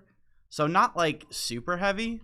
Definitely is pretty favored to Gardevoir without the Jellicent, but it's definitely like there's definitely things Dragapult can do for sure. Like it's definitely not like crazy for Dragapult to win versus your standard Gardevoir list. But unfortunately for Alex, Andrew came packed with the Jellicent EX. So yeah, not only is that bad for Dragapult because they can go potentially turn one Oceanic Gloom for item lock in return, a little taste of its own medicine, but they can just evolve that straight up to a Jellicent EX and not only lock items but also lock tools, and then in combination with Lily's Clefairy they can also hit for weakness. So it's just very, very difficult for Dragapult to deal with. And we see here they both started the Pheasantipity. Both have a Psychic on it. And are we going to see this Fez get in there with the TM Evo after this Lily? Go get a Kirlia, but we are going to Lily first, obviously. Draw 8 cards. Hopefully not drawing into both Kirlia. You would like to find another Ralts. Yeah. Definitely. Do we find Monkey and no other Ralts? Monkey. Yeah, so just a bunch of energy and supporters. And Evo. I mean, it's fine. It is fine. It is fine so long as you can kind of establish another Ralts next turn. It shouldn't be under fire. You'll be all right. There's no Duskull down or anything like that, so you don't have to worry about a quick Clops coming out or anything like anything of that nature.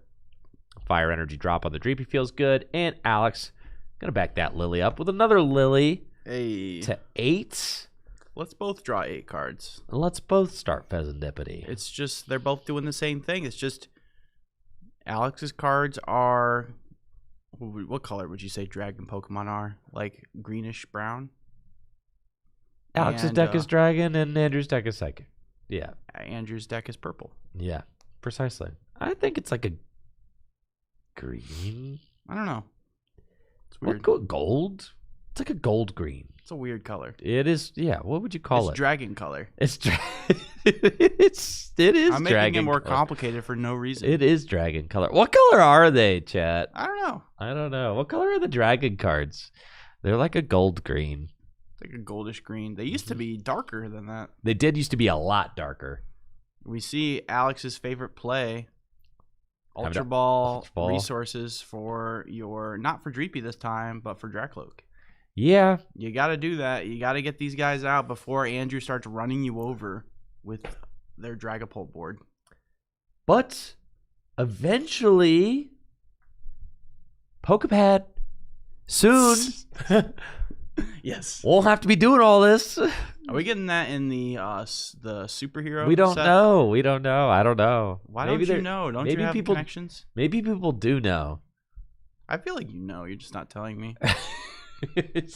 That's probably true. Yeah, I feel like we should get it in that set, but I'm not going to promise you anything. You know what I think we're going to see coming up is Andrew Screamtail this Dracloak. And that's one of the reasons why this matchup sucks so bad. For sure. But we'll see. I mean, how many energies does Andrew have? If you item lock 0, soon to be 1. I don't know why if you item lock here, which is what's happening, then anything can happen, right? You could stand the jamming tower. All right, here we go. Item lock, jamming tower. He already used TM Evo, so that's not going to do too much. But it does deny Bravery Charm. But yeah, Andrew's like, you know what? I'm going to item lock you right back. Except my item lock does 20 damage. It's true. How about that? Yeah, I was about to say that. How about that? How about them apples? My item lock is better than yours. And you know what? I'm going to shuffle draw 8 as well.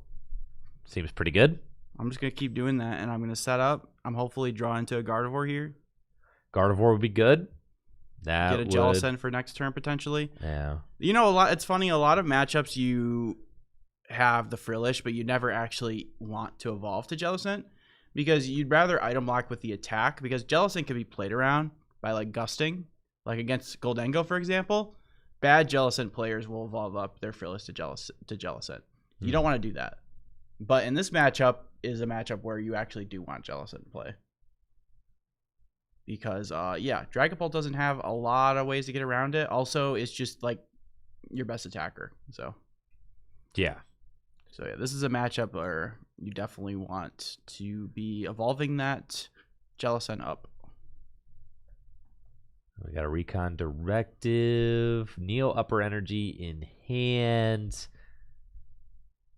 I think, yeah, maybe looking like an Iono, or is that maybe a boss? Does Dragapult play boss? Yeah. Yeah. There's like 3 copies. Yeah. Okay. 2-3 copies. It depends on the list. Yeah. Most lists have settled on, like, I believe 2 or 3. Cool. Let me double check that, actually. I should know this. I don't know why. Ooh, the Neo Upper with the fire and just going in. Here it is. Pulse. Curlia. This is how we do it. All right. Well, that's what you want to see. This is what you got to do as the Dragapult deck if you want to win. Yeah, you got to go on the offensive. You have to chase down the Guardies. You have to. Yep. And This is that like percentage of games where Dragapult can potentially win. Is by doing things like this, if you're able to do it. Andrew did not get down another Ralts. Unfortunately, pretty low odds that happening, but, you know, we take it. All right, there was item lock there. And now, obviously, the Badoo, it's a free prize, but who cares? You were able to slow Andrew down. The TM Evo is already down as well. And you're just kind of hoping. That you could even TM Evo with the jamming tower. That's true. You're kind of just hoping that the setup is just so slow at this point. What is this hand? This is such a bad hand. Yeah, there's like no items in it. It's just all like energy and supporters. Like, what's going on and here? Pokemon. There's an earthen vessel. Ugh, there's like no search cards in it. I should say. As Andrew, you got to be like, man, why can't like my deck just needs to work for one more series? But Right. this is why best of 3 is great. You can give up one of these games, but I mean, the game's not over. No, Guardy could easily still win this. It's obscene how easy it is. Not about easily, but I mean, what do you? Yeah, it's gonna be hard. easily, bro. Easily It's could so still win this. easy. Easily could still win this. All you need to do is like put her alts down, rare carry into Gardevoir next turn with like a Clefairy, easy peasy. You win. You win the game, right? So Simple as that. it's just that easy. Easy. And you item lock Alex this turn. Andrew taking stock of his deck one more time. Just thinking like, what do I Arvin? do here? How do I make it back into this game? He's thinking counter catcher is the way. Without does he have a out to does he have it out to Ralts though? Grabbing counter catcher makes me think that he's deciding I'm not gonna get a Ralts. I'm just gonna go counter catcher, try to lock you with Jellicent, or sorry, Frillish, and then maybe next turn evolve up to Jellicent. Does have Night Stretcher. So Oh, okay. that's the out to Ralts. Yep, we're good. Okay, we're chilling. And then this counter catcher makes sense. Darkness Energy 2. Bravery Charm the Fez. Although it is turned off with jamming, it's still probably good to put it somewhere.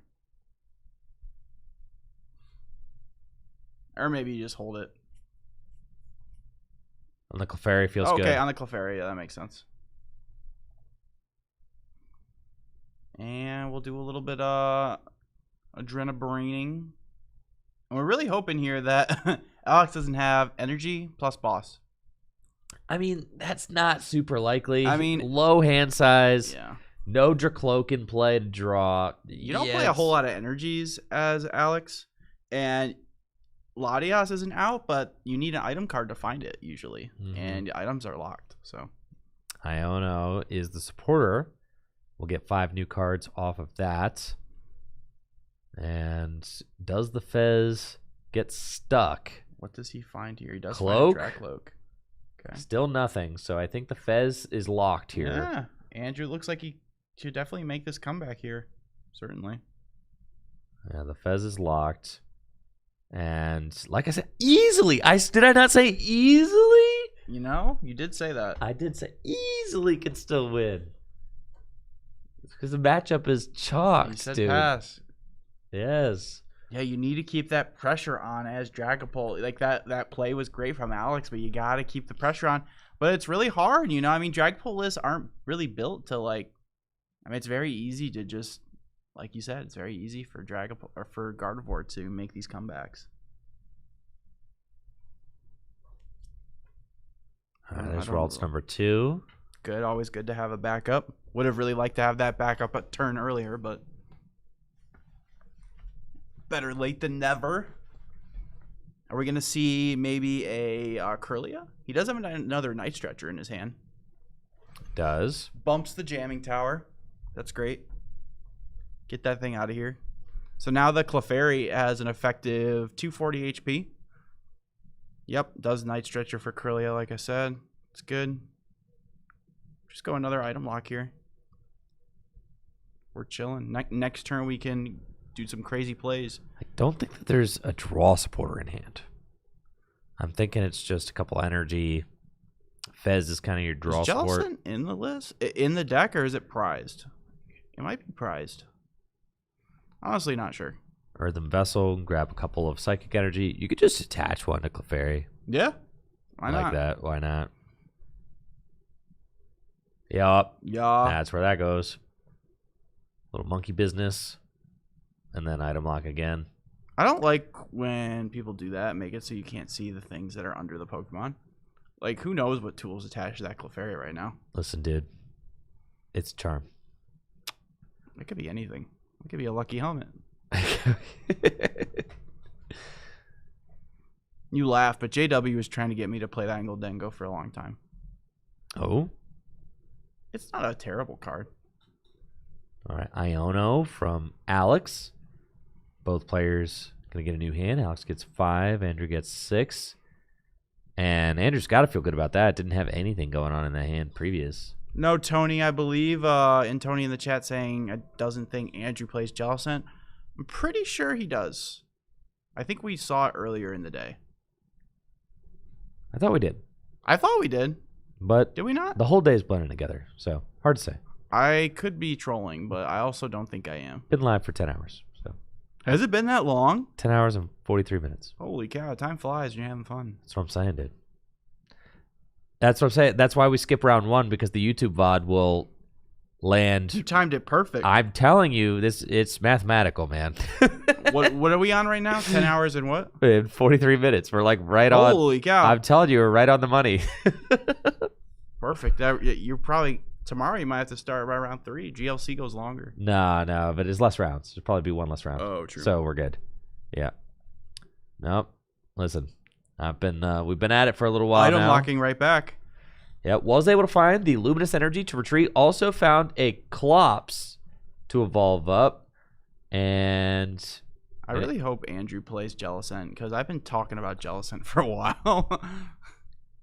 This is why I like having the list, but it's all good.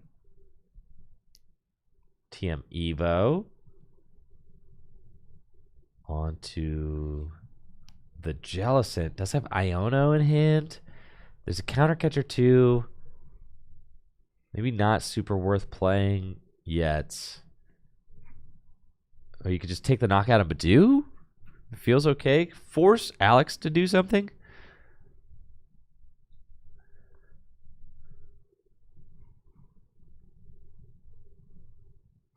Looks like continuing to move damage around, putting some damage counters onto Tricloak.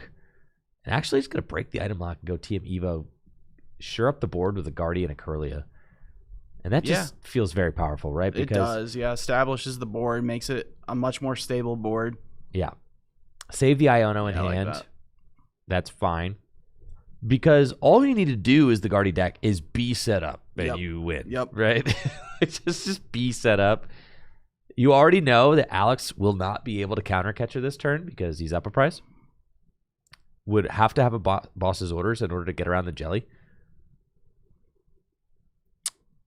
Yeah, so I apologize. I really was confident that Andrew played Jellicent, but I guess he does not. He does not confirm. It looks like Jellicent. this is, I mean, according to lots of sources. Ah. Yeah, so I guess only the Frillish. And that's kind of interesting. I mean, it definitely if I think he might play, I wonder if Alex is thinking he plays it as well. I mean, when you see Frillish, you kind of assume, that they're playing the Pokemon that Frillish evolves into. But no, it looks like this is very similar to Makani Tran's list. Oh, yeah. Where he just played the Fluttermane. And that's kind of how he has room for the Fluttermane by not playing the Jellicent. So that makes sense. I mean, Frillish on its own is doing work. Frillish is a heck of a card, dude. Yeah, man. I mean, like I was saying earlier, just the attack, like item locking for your attack is better than it being locked to your ability. Because, again, your opponent can play around that. There's nothing your opponent can do to get around item lock off the attack. The ability you can gust around. But, yeah. So, very, very strong card. Hilda going to grab Dusknoir. And do have the option for a Phantom Dive plus a Cursed Blast. But Andrew's board is so established now that it feels like that would hardly make a dent. With the Gardevoir, Clefairy with the Bravery Charm, exactly where you want it. Alex plays 2 Jamming Towers, correct? I think. Pretty sure. 1 or 2. But it's hard Most to say. lists play 2. We don't have the list here in front of us, so it's hard to say. And we've got another item lock from Badoo. But that damage can just be moved via Monkey Dory. And will be moved to the Badoo to finally knock it out. Tie up the prizes. Now Alex has to promote something else. Going to choose to promote Oh, no. Just actually moved the damage counters and then used the Frillish to knock out the dude. Oh, Sorry. okay. Yeah. Okay. Yeah, I thought the same thing you did there. Yeah. I thought it was a Oh, Monkey Dory. whoa. You cannot play that Ultra Ball, sir. Ooh. Yeah, good catch. Because it was item lock. Yep. He almost picked up his deck. Good catch. You have been item locked. Good catch, judges. You've been blocked. Nothing happened. No, the deck didn't actually come up, right? I mean, he picked it up, but he didn't flip it over. Yeah, so you're chilling. Yeah, just carry on. And we see here, Andrew just taking it very slow. Because there's inevitability to it. You got the Guardy set up, the Clefairy set up. Yep. You're tied on prizes. And it's extremely easy to hit the Dragapults for weakness with the Clefairy. It's got the Charm on it. So, not an easy card. Are they tied on prizes? Yeah. Yeah, they are. It's kind of a pile over there on Alex's side, but the only prize it looks like Alex has 4 prizes. No, the only prize Alex has taken was when he bossed up the Curlia. That's right. All right, here's Dragapult number 2. Has another boss in hand with Dusknoir. Okay. The Clefairy could beef it, but is that? Yeah, no, right? I'm Can't do going that. for Pheasantipity. It's 200 of the Fez. Hope to stick it. Deciding to put some damage counters on Frillish, putting all 6 there? It could eventually get picked off. You've got I like this, right? Because you put the Fez to 200, you put the Frillish to 6, and you kind of say, all right, even with your monkey, I will be able to clean up both those next turn for 3 prizes. Even with a Monkey Dory? Yeah. Yes. So that's cool. That's 3 prizes there. And then you say, jamming to, all right.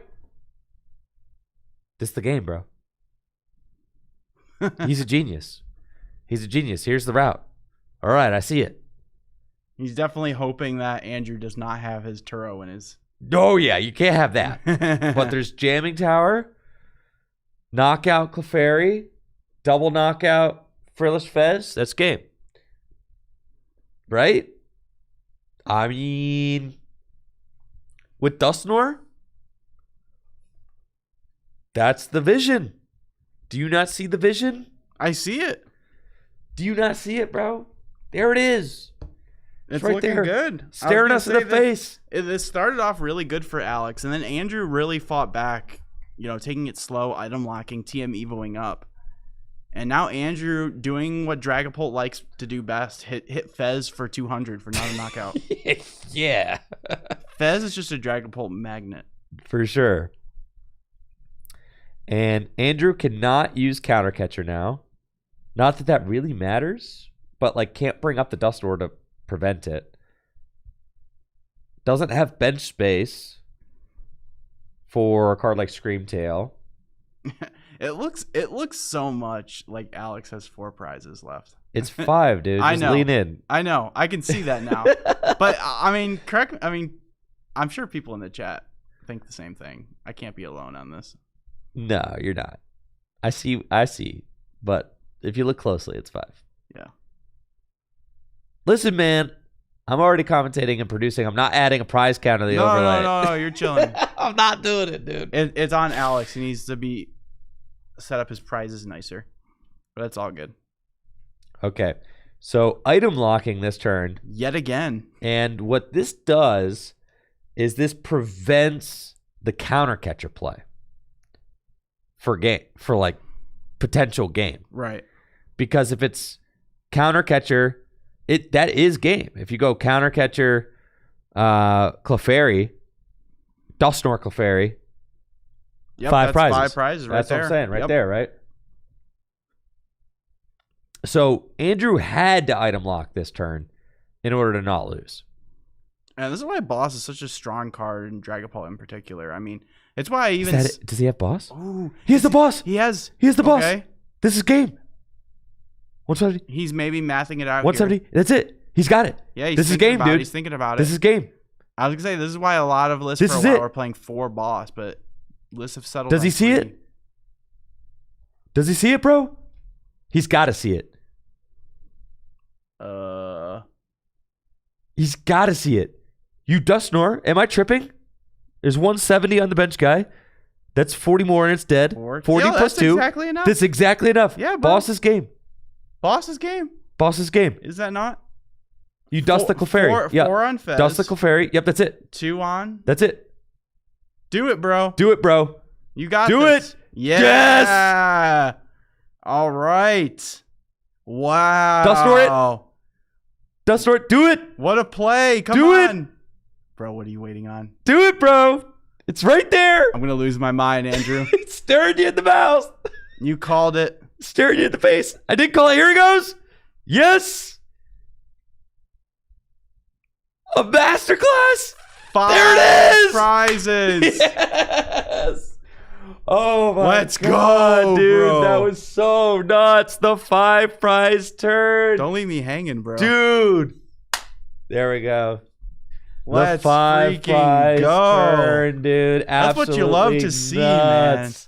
Absolutely nuts. And I thought Alex was locked in on that play when he gussed up the Fez and hit it and put the 6 on the Frillish. Because I was like, oh, he's like 1 step ahead of me because like this is it. This is the genius play. He's setting up both of these, and with the board being locked the way it is, there's not enough bench space for a second monkey. If he doesn't have the Turo, he can only heal 30. The math is perfect. It's literally perfect. Did Andrew play that maybe a little too slow? I don't know. I feel like I don't know. I feel like you maybe got to put on the pressure a little bit more as Andrew.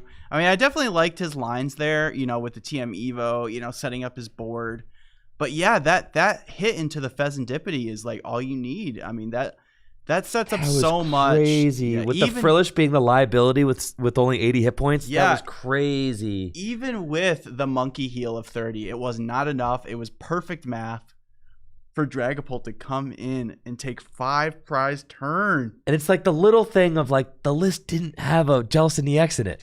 So you like don't have the option to evolve that out of harm's way. You really needed that one of Turo. So yeah, I mean, we're really seeing the and this is why the non-Jellicent version of Gardevoir, you're even seeing it here. Like even I thought it was the Jellicent version, but I was mistaken. It is just the Frillish. No Jellicent, and this is why the matchup isn't terrible for Dragapult when you don't play a Jellicent, because you can make these explosive plays. You see what I'm saying, bro? Dragapult could be anything, dude. It could be anything. We're Dragapult heads now, man. I'm telling you, dude. Dragapult could be anything. It could be anything. I understand why Lance is obsessed with this deck. Yes, you can win. Those plays right there is why you play the deck right there. Exactly. Those lines right there are why hype, you play the deck. Those are hype. Yeah, that was a crazy route from 5 Alex. prizes, man. That was a crazy route. A perfect route with the damage placed on the Frillish. God, I mean the foresight to make that line, incredible. Really, really strong. Absolutely well fought. Now, Alex is just 1 game away from taking down a unfavorable matchup in the finals. All it could take, a simple brick, and it's over, right? Dude, and as Andrew, you gotta be like a little shocked here, you know, off that play. I don't think Andrew saw it. It didn't seem like he saw that play, because I think if you see it, you know, I don't know. It took a while for Alex to see it too. I think he really was like double, triple checking, making sure like, is this like this it almost doesn't feel real. You know what I mean? It's like, is this really game right here? For sure. Yeah, right? It is. Yeah, dude. Absolutely nuts. So yeah, really interesting. Yeah, this matchup it's definitely got a lot more depth to it than I originally thought. Yeah, things were getting funky there in the middle. I think maybe Andrew took it a little too conservatively. That's what I think. Yeah. Like, I don't know, man. It's like if you have the knockout on the big dragon Pokemon, you just take it, bro. I think the Frillish ended up doing him in. Yeah. I mean, personally, I think the Frillish ended up doing him in. You really just need to get Guardies and Clefairy out and just go. Yep. Right? And just mow things down. And that's it. Now, what is Alex doing here? Is he playing a... I missed it. Is he playing a Ball Search card? Oh, he's playing Ultra Ball. Okay. He Ultra Balled away a Dragapult and a Monkey to go get a Dreepy. Pretty much the same thing he did game 1. Like here pretty it much is. exactly what happened. And let's see what Andrew has here in return. No supporter in hand? No support. That's what I'm saying.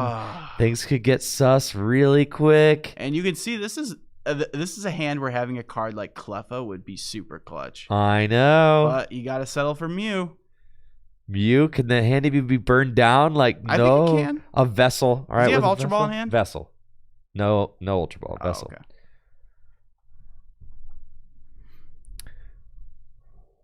I've got a question in the Twitch chat. First time chatter. Does Andrew work for Full Grip? Good question. Oh, you Andrew or this Andrew? Me. Andrew Zhang? No, me. Andrew Mahone. Good question. I'm a content creator who owns Tricky Gym, and am sponsored by Full Grip, but I'm on Full Grip's. I mean, my sponsorship is in the place of a payroll, and I have complete creative freedom over the content that I want to create. But I also advertise for Full Grip, so it's like a sponsorship. My parents always think you work for Full Grip too. I'm like, no. Well, it's like the joke, right? Because like I'm on payroll, and but kind of like, work for them, but not but really. like yeah, I work in that I advertise for them, but I don't like work front of store. I don't know how to work the cash register or anything. Like we need to get Andrew behind the cash register. Yeah. Oh, finds is that a Woo! Lily? A nest ball and a Lily off of that. That's yeah. crazy, dude. Andrew probably breathing a nice sigh of relief. Absolutely insane. Very, very nice. Yeah, Full Grip and I basically we have this like partnership. Exclusive relationship. It's a partnership. It's as I've grown, Full Grip has grown. As Full Grip has grown, I've grown, and we've grown together. Jameson, who owns Full Grip, just invested into this huge studio and stage for me, which I'm very thankful for. But like I own all my other equipment. The tournament hall. In the tournament, I mean, the tournament hall is obviously like the shop, but like the stage is like an investment into my channel, which is really great. But I own all the equipment in my studio. That's all mine. Yeah, it's a partnership. Another earthen vessel. You love to see this as Gardevoir. When you see earthen vessel and Ultra Ball together in your hand, that's like the Gardevoir, every Gardevoir player's dream. And this is exactly what we're seeing. 2 earthen vessels. Oh my word! He's got 2 earthen vessels. That is That's crazy because he played 1 in the hand before Lily, so he just drew into his second and third earthen vessel. Holy moly, that is crazy. This is an insane draw from Andrew here. You just love getting all of these energies in the discard pile this early because you're about to get item locked by Dragapult. So play all these item cards. I mean, you hate to see that as Alex. You hate to see all these item cards coming down because that's exactly what you are trying to prevent as the Dragapult player playing Badoo. You're trying to prevent the Gardevoir player from getting all this energy in the discard pile. Because once they have that and can get a Gardevoir established, they can do whatever they want. They can just go crazy. So this is big on the side of Andrew. This is exactly what he needs to potentially bring this to a game 3. Still a lot of game left to play here. Yeah, that was an insane dude, 0 to hero draw. All his vessels, literally all of them. Absolutely nuts turn of events. I mean, that's the power of Mew. Restart for 3. Yeah, man. If your hand sucks, dude, I always say, if your hand sucks, you've got all the bad cards in your hand. The good cards got to be in the deck. That's true. So if you're drawing them, you're going to find them. Like, if you got no supporter in hand, the supporter's got to be, like, right here, right?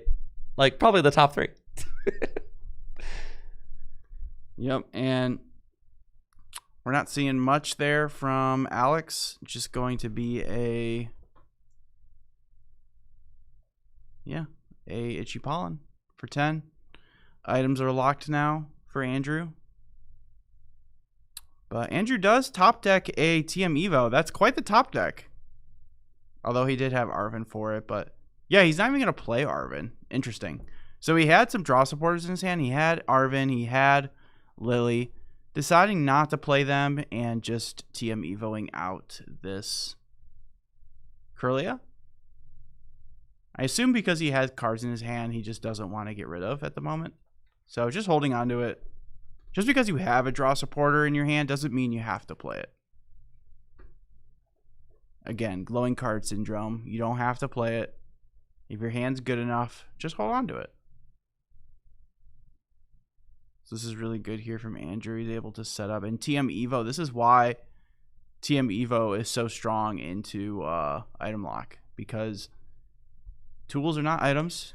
Correct. It's not your way, anymore. It's your way to get into your middle evolutions, which is exactly what you want to do to be able to get into a Gardevoir. So we'll see how Alex responds. Alex had a really explosive turn 3 the last game. His setup this game's looking a little slower, but that board's looking pretty fine. He's got 2 Duskulls down, 3 Dreepies. Yeah, soon to here become comes Dracloaks. Dracloak. Yep, Recon Directive. Can we see 2? I think something that really felt like it was missing last game is that Andrew wasn't able to get that Screamtail going. No. And that felt bad, right? Because wasn't able to start just targeting down those Dracloak with Screamtail, chase those down, chase the energy. Yeah, and Alex just got out of the gate really quickly, which is part of the reason why it was hard for Andrew to establish. I mean, he was too busy trying to set up his Gardevoir line. And we'll see. Yep. Alex just evolved up to do 2 Dracloaks, which is great. You're protected from the Screamtail. If you only get 1 Dracloak, it's very scary. That means all Andrew has to do is find a Gardevoir and Screamtail your 1 Dracloak. He's got 2, though. So that means, Andrew still will probably target that Dracloak with energy, but you could still, like Hilda for Neo Upper, get a Dragapult, and have a strong turn. And Lily going to get 8 big ones. A really amazing, sorry. Yep. And God, Alex's board is just looking so good right now. I mean, it's really insane. The double Dracloak, the Clops, it's scary. That's going to be scary. But Andrew has, really? Nothing, dude. No Gardevoir. No, dude. No. Because of item lock. Yeah. Yes. The Ultra Ball. That's the power of item lock. He doesn't have much. Dude, and this is shaping up like this could be one of those games. Man, dude. This could be one of those games where Alex gets to do the, I Dusclops your Kirlia counter, or I Dusclops your... Yeah, that's all you need. Yeah, Dusclops counter catcher. Boom, they're both gone. Yep, and that's all you need as the Dragapult player is item lock to stifle your opponent that little bit, and then if you can come in there with the Dusclops, you don't even need a Dusknoir, and this is why... this is why all these Dusknoir lists, all these Dragapult lists have settled on a 2-2-1 Dusknoir line, because the Dusclops is usually all you need. Yep. Because it puts your opponent ahead, which activates counter catcher, allows you to pick off the little guy. Yes, exactly. So that's all you need. It gives your opponent a free prize, which never feels good, but in return, you go up big on the board. We got your Cloak. Here we go. Recon Directive. Yeah, this is dude, a dream. Dude, is Alex running away with it? I'm saying, man, is Alex running away with it? Can't sleep on Dragapult. This deck is no, dude. strong. That is not what you were saying, bro. That's not what you were saying. It's a wash, and that Guardian was gonna win. That's what you were saying. I said you can't sleep on Dragapult. Most people would have agreed with me. Oh, bro. And here it is. The Clops, the counter catcher. This is it, dude. This is it. Dude. Alex Hamilton is living out every Dragapult player's dream right now. He's living out every Dragapult player's dream. I might have to become a Dragapult head, bro. Oh, no. And Andrew, this can't feel good in a matchup where I'm sure you were feeling quite favored. It's just, you missed the Gardevoir there. That's just unfortunate. Sure, you got item locked, but you saw so many cards, You would just hope that you would have seen one of your 2 Gardevoirs, but yeah, that sometimes you just don't. God, that Artisan is looking really pretty in the light there. Oh yeah, it's in the light just right. Dude, man, that sparkle on that. That's the prettiest Fartazon I've ever done. Dude, the play promos, they look nice. They look crispy. I do not like the stamps, but the hollows make up for it. That's the thing, is I don't love the stamp either. But the hollows are so cool. But the hollows are cool. Like you can't get if it's a hollow, you can't like if it's a card like Artisan, doesn't normally get a hollow. And you get one with I'll take the stamp. The stamp is fine. It's the Play Pokemon logo, dude. You can't change it. It is what it is. It's been around a long time. It's been around a really long time. It's been around a really long time, man. Whoa, easy there, Andrew. Don't draw too many. He does immediately get the 2 Ralts back down, so that's good. If you can just reestablish a board here, I mean, similarly to Dragapult, Gardevoir can make some pretty nasty comebacks. So the game is most certainly not over. Especially when you have a broken attacker like Monkey Dory. Monkey Dory doing the confusion thing. Oh, yeah. He does it real well. Mind bend. That Dragapult's mind is bended. As you can tell by the fact that it's upside down. Yeah, and what's he looking for here? A Neo Upper and another Dragapult? Retreat? Attack with another Dragapult? I mean, double Ralts on the bench. You could go Halucha. You can't be behind on prizes, but you can knocking out this monkey and a Ralts, dude. That's crazy work, right? And then you're just like, you don't even have to do any fancy gust or anything. If you've got Boss and Halucha, all you need is a single energy because you could retreat. You could retreat and like clops to like break the confusion, right? So there's a lot of different things that you could do. You could do some fancy stuff like that to get out of confusion. But I don't even think that that's all worth it. I think that realistically, you just are trying to launch an attack and keep the pressure going. That's it. You don't really need to do anything crazy. Or you could do this. Dragapult's confused. You just flip for it. Just flip. No, we ain't flipping for it, just dude. like in the finals of the Champion League earlier this year. Alex, all right. Alex sees the sauce. All right. If you clops. No. He sees the sauce with the energy clop situation. He sees it. Yup. Love it. Really heads up play. And the boss is in hand. And Halucha. Yeah. Bro, he's got it. He sees it. I do this all the time with Miraidon, where I retreat to the Magneton when I get confused, blow it up. So it's cool to see this. It's cool to see Dragapult do this with Dusclops. Dude, this is so hype. Yeah, this is so beast. And I love that Alex saw this play. I love that he's seeing. Oh wait, whoa, where are we going? Okay. Nope. Oh, I thought we got juked. We did get juked. I thought it was a retreat, boss. I was about ready to stand up and pop off. I know, dude. I thought it was happening. All right, never mind. False alarm. He does pay a retreat there. Yeah, it's interesting. I wonder. I guess you save the Neo Upper for the clean. Neo Upper's in the discard. Oh, he discarded it? That's what chat say. I must have missed that. Yeah, I think we were in Yap Town. We might have been in Yap Town. I think so. Oh, that's right. He did. I do remember that. Yep. He did have to attach and retreat it early. He did. To get into the Badoo. He sacked it. Yeah, I mean, he did, but you see how much that pays off. Yeah. So that's what Andrew has going for him right now. Item Lock Jamming Tower, you pretty much are saying, like, it doesn't matter. I'm getting that +1 turn.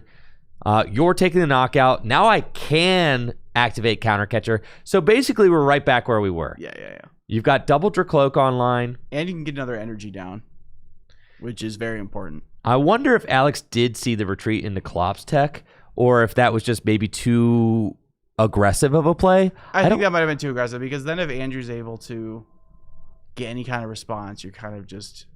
I do like that this situation here does put them back on even 4-4 prizes and makes it so that now Alex can sack Klops or Dusknoir to forfeit the lead again, activate Counter Catcher. Yeah. Right. So I do like that. It also gives you this extra turn where you can like put an energy down. You item locked, so you basically were saying like, I bet that you're not going to do too much under item lock. Was correct, right? It's going to trigger the Dusknoir there. Yep. Curse Blast, take out the Ralts, Counter Catcher live. There's a lot of nuance to this matchup for sure. Like I said, you just can't have glowing card syndrome. But I've been very happy with Alex's play. Yeah, me too. All the times that I've seen great. him on stream. I mean, he's playing. Get him into the Counter Catcher. Oh, Yeah, and just going to do it this way. Yeah, this play is even better, right? Because you just Halucha the Ralts, knock out the Monkey and the Ralts. Yep. And this is why taking it a turn slow was good. He also has the Luminous Energy to put on the bench Dracloak, so he even has a backup. Oh, Counter Catcher's not live because they're tied at 3-3. That's right. Because he took the knockout with the. Yeah. I was thinking that maybe he would, like keep it a Klops and not take a knockout, which would then activate Counter Catcher. But this play is even better. This is even better. Yeah. Dusknoiring the Ralts and then putting the Ralts. You're getting that extra KO. Your board is set up better as well. Yeah. Because I believe he can still attach an energy for turn. So he can attach that Luminous to the benched Dracloak. I think he still needs to do that. Yeah, definitely wants to get an energy down. If he Lily for 6 does find Luminous. Okay. Double Luminous, which is kind of, not exactly what you want. But did he already attach for turn? No, because this thing had 3 energy on it when he retreated. Right. Okay. So no, he's got one. Because I thought he had one in his hand before. I thought he did, but I think he was. Maybe he's looking at his discard pile or something. Yeah. I thought I saw one earlier too. I thought it was he had one in his hand, but here we go. Alex down to 1 prize remaining. Yep. And Andrew got Secret Box in hand. Has access to items again, but oh lordy. Yeah, enjoy those items, man. What are you gonna do? I don't think any amount of items is gonna get him back into this game. Oh my gosh. Okay. You're in scramble mode as Andrew. You are down 1-3, and you've got no energy in play, no Ralts in play. What's the juice?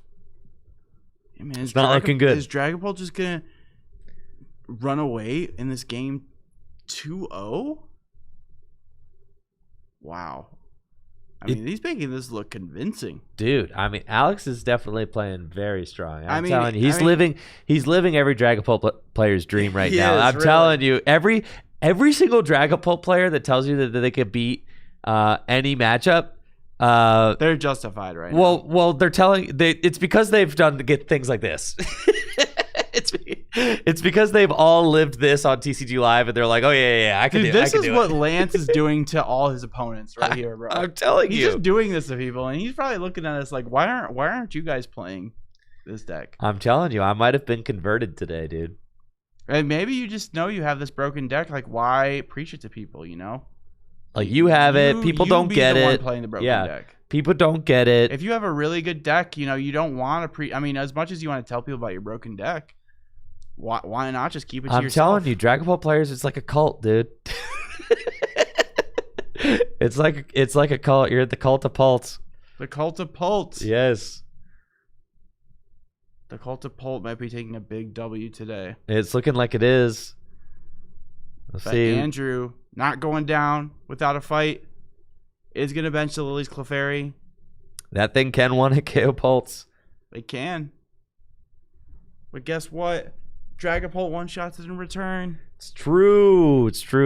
Need a Bravery Charm on that sucker. The devs balanced it accordingly. Made sure not to give that guy 210 HP. Yeah, that's for sure. He's got to gust something. He's got to stall. This could stall. I mean, Alex is definitely low on energy. He's down Neo Upper. Yep. He's down that Fire in the discard. He's got 2 energies on a Dragapult and 1 energy on a Dracloak, on another Dracloak. So that's 1, 2, 3, 4, 5. He can't have more than 2 energy left in his deck. He's certainly a little low on energy. And look at that. He's doing a little count there. Yep. Iono to 1. But we know he's got at least a Luminous left, but that is now going to the bottom of his deck. Yes. Now, the downside of Alex triggering all these Dust Clops and Dust Snores is Andrew did get some free prizes. So he only needs 3 prizes to win. So looks like there was a little bit of a mess up there. But judges are on top of it. Cool. Love to see that. Like to see the judge staff has been doing a really good job today. So shout outs to them. For sure. The judge staff that has been here for like every 6K, it seems like. I know. No, yeah. Edelgard's been doing a great job. We got Goated Edelgard. Brooke. Brooke has been helping to judge as well. Shout out, Brooke. Yep. And then Michael from Good Game Chicago has been helping us judge also. Shout out, Michael. Yeah, dude. Michael's a GLC player. Has been helping us judge standard today. So he's probably excited for tomorrow. Yeah, shout out to the judges. Is he playing tomorrow or is he judging tomorrow? I think he's playing tomorrow. Okay. Yeah. Here's a Ralts. No point in benching more than one because guess what? One more prize. Dragapult wins. Right here. I mean, just Mew active does have 230 hit points, so barring a jamming tower, we'll be able to survive a hit. With 3 prizes left to take, it certainly feels rough. And there's the pass. What do we find? You've got 2 Dracloak to make it happen. Energy just got sent to the bottom of the deck. I'm not sure if Alex plays a Turo. I haven't seen it used yet. He's going to look at the deck. Let's see what he's got there. It's kind of hard to see. There's at least a Psychic in there. Blood Moon's in there. Yeah. We know there's a Psychic in the Luminous. I think those are the energy left. Because an energy alone doesn't win. Because the Mew does have a Bravery Charm. Exactly.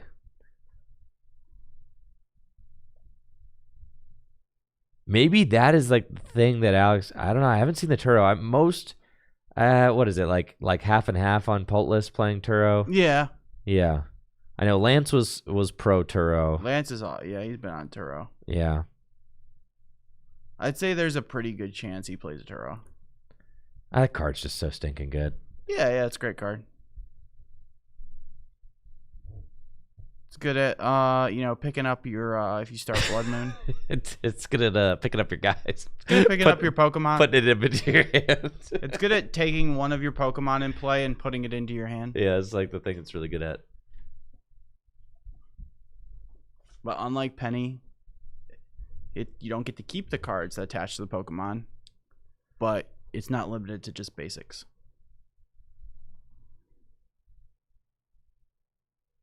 Definitely pretty hard to see what Alex has left in his deck, but you can see him calculating what is the best way for me to take this last prize. I just need one more stinking prize. I know. And you're like calculating Let me just take this prize. Reward. Like, is it Fez or is it Latias?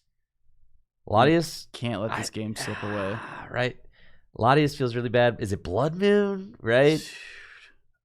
You can see him. The gears are turning. You want to thin, but you have to make this preemptive decision about which basic I want to search out with the Nest Ball. Latias does make it so that your basics can't be trapped, which is nice. The bench Dracloak has energy on it, so that means that like Recon Directive. Boss and Lily, you have to take the Lily. Yeah, I think you take. You got to just re-up the hand. Jamming Tower. Jamming Tower is a great find. Lily. Jamming Tower, Lily into energy, game. Yep, that's game. Thinking a little bit about this one. So you got to take the Jamming Tower and just go for it. You just go for it. It's $1,000 play. Can he find? It's $1,000 play, bro. $1,000 play. Tower. Is it Iono? It wasn't a Lily. It was an Iono. It was an Iono. They look so similar. Energy off the top. No. Nope. that would have been crazy. Yeah. Well, that's much worse than Lily. And it looks like he's stuck. I think he's stuck for a turn. I'd love to know what that card is. It's a pass. It's fine. He's not really in danger yet. I mean, it's literally a Ralts down. Does Andrew have any rare candies left? You'd have to imagine he at least has one. And the thing is like you can't even go like you go like Screamtail or something. Sure. It's just so close to dying. Well, it's fine because if it's stuck. I mean, you're banking you're just on assuming that, you know, Alex is not. I mean, stuck. he's only got one card in his hand. I know, but he's got double recon. Yeah. So you have to. That's true. Yeah, it's you like having a body active is what I'm saying. Like I like a get what you're guy, saying. not Sure. because then energy doesn't just insta win. So you just go attack with Gardevoir. You want to attack with a Gardevoir. Yeah, and then you're chilling. Yes. Oh, there he's got the candy. And he's got the candy and Gardevoir. the Ultra Ball. Yes. Is Gardevoir in the deck? It's got to be, right? So then you're saying it has to be because, dude, there hasn't been like a Gardevoir. He hasn't put one in play yet. There has to be a Gardevoir in the dang deck. It's like they haven't been in play. Hey, there it is. Yeah. All right. So we've got the rare candy Guardian. So that much of this. Okay. Is he going to bring this here we are. to Are we game 3? cooking? Are we cooking, He chat? might be cooking. Dude, 19 minutes left. You have to attack with Guardy. So you attack with Guardy. Alex has a 1-card hand. And dude, then Alex can't, like we know that Counter Catcher cannot be a win con. Has to be boss. And here it comes. Yep. Retreat. Is it pass? Just passing. Whoa. What are we doing here? What's the idea behind that? I'm not sure. I am confused.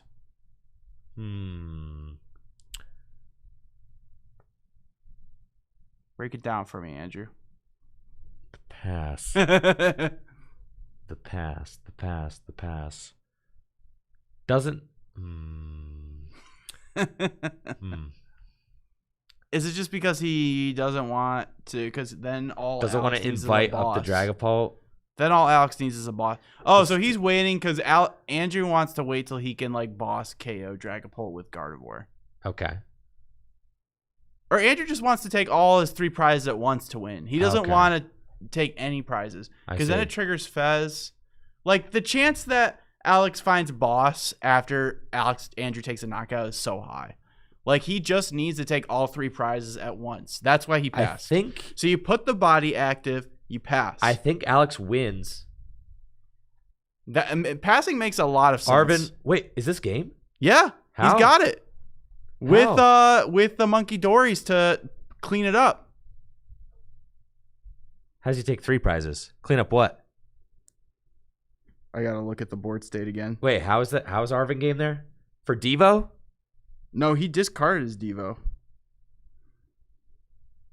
Mew Genome Copy Pult. There it is. Oh, Yes. dude. There it is. That's I didn't why he think passed. about that. Yes, Mew Oh. Genome Copy. That's it. Yeah, so yeah, Dude, that's insane okay, game. Wow. Insane wow. game. Okay. Holy crap, dude. Yes. It was Copy Pult. That's how we get there.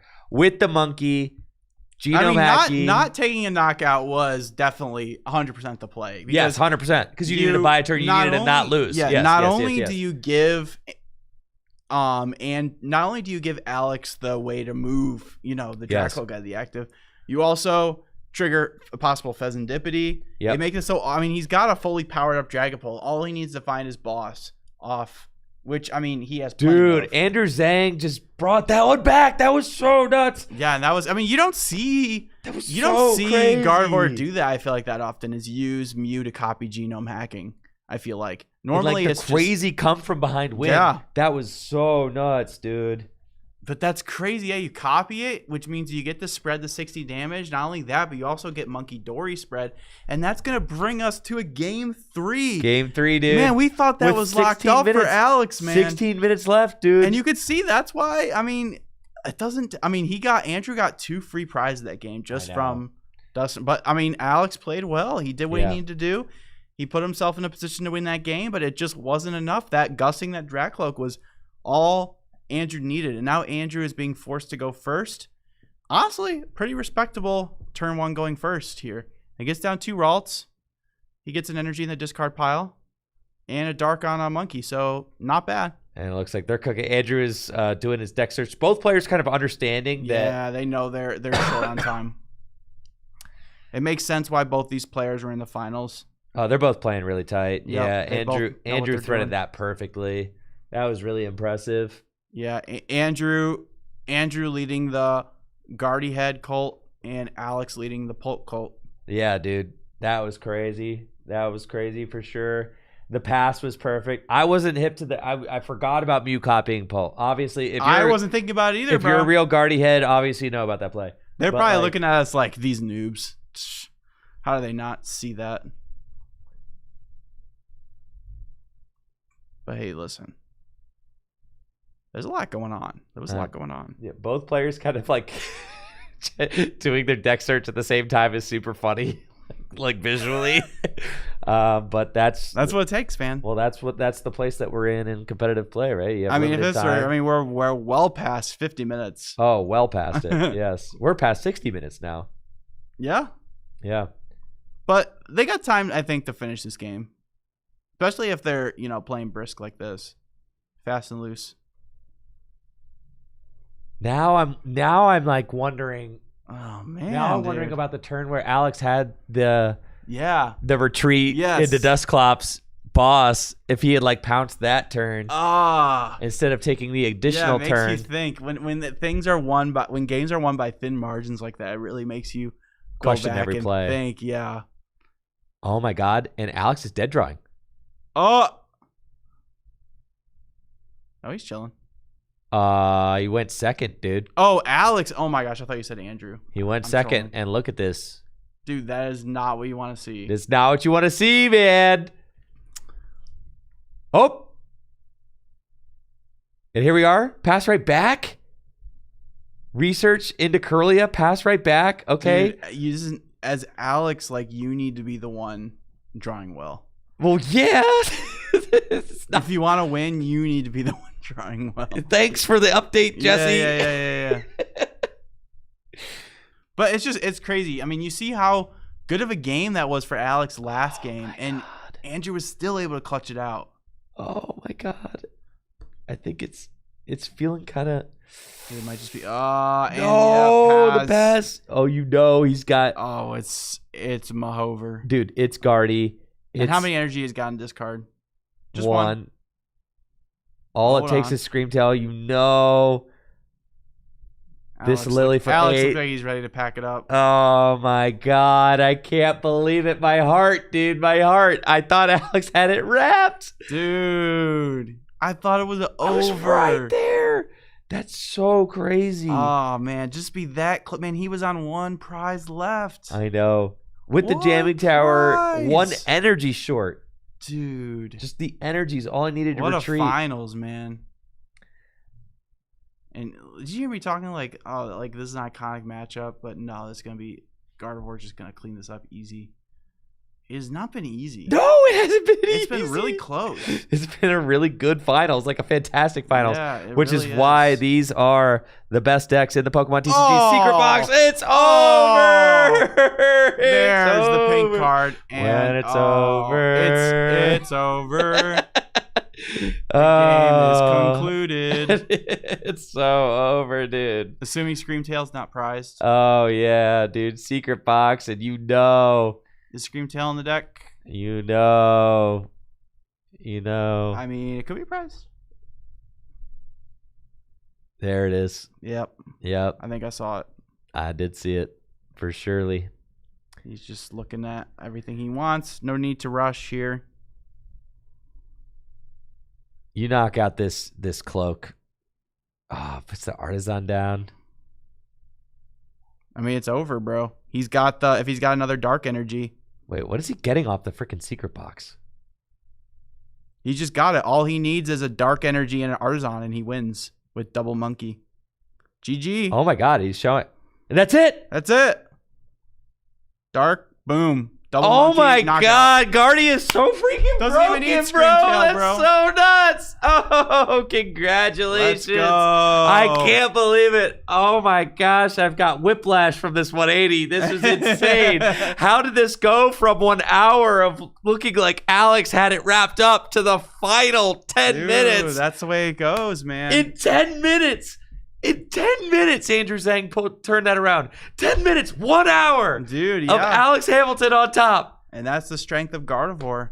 Oh my And that there is God. why that's why Gardevoir is the BDIF. Absolutely insane. And you can see Alex just sitting there like, dang, bro, that is Yeah, crazy. they're talking about it. I think they got to be talking about that game too. Obviously, Oh, the game too, obviously. that game right? too. You know, I'd love to hear from them. I don't know if you're trying to do like a winner's interview or anything like that. Probably not. No, dude, we're out of here. Dude, it's almost buttoned up on the You're 12 right, you're hours, right, dude. you're It's right, time you're to right. go. And I'm sure they want to go too. Yeah, so, but everybody wants to go. congrats to Andrew.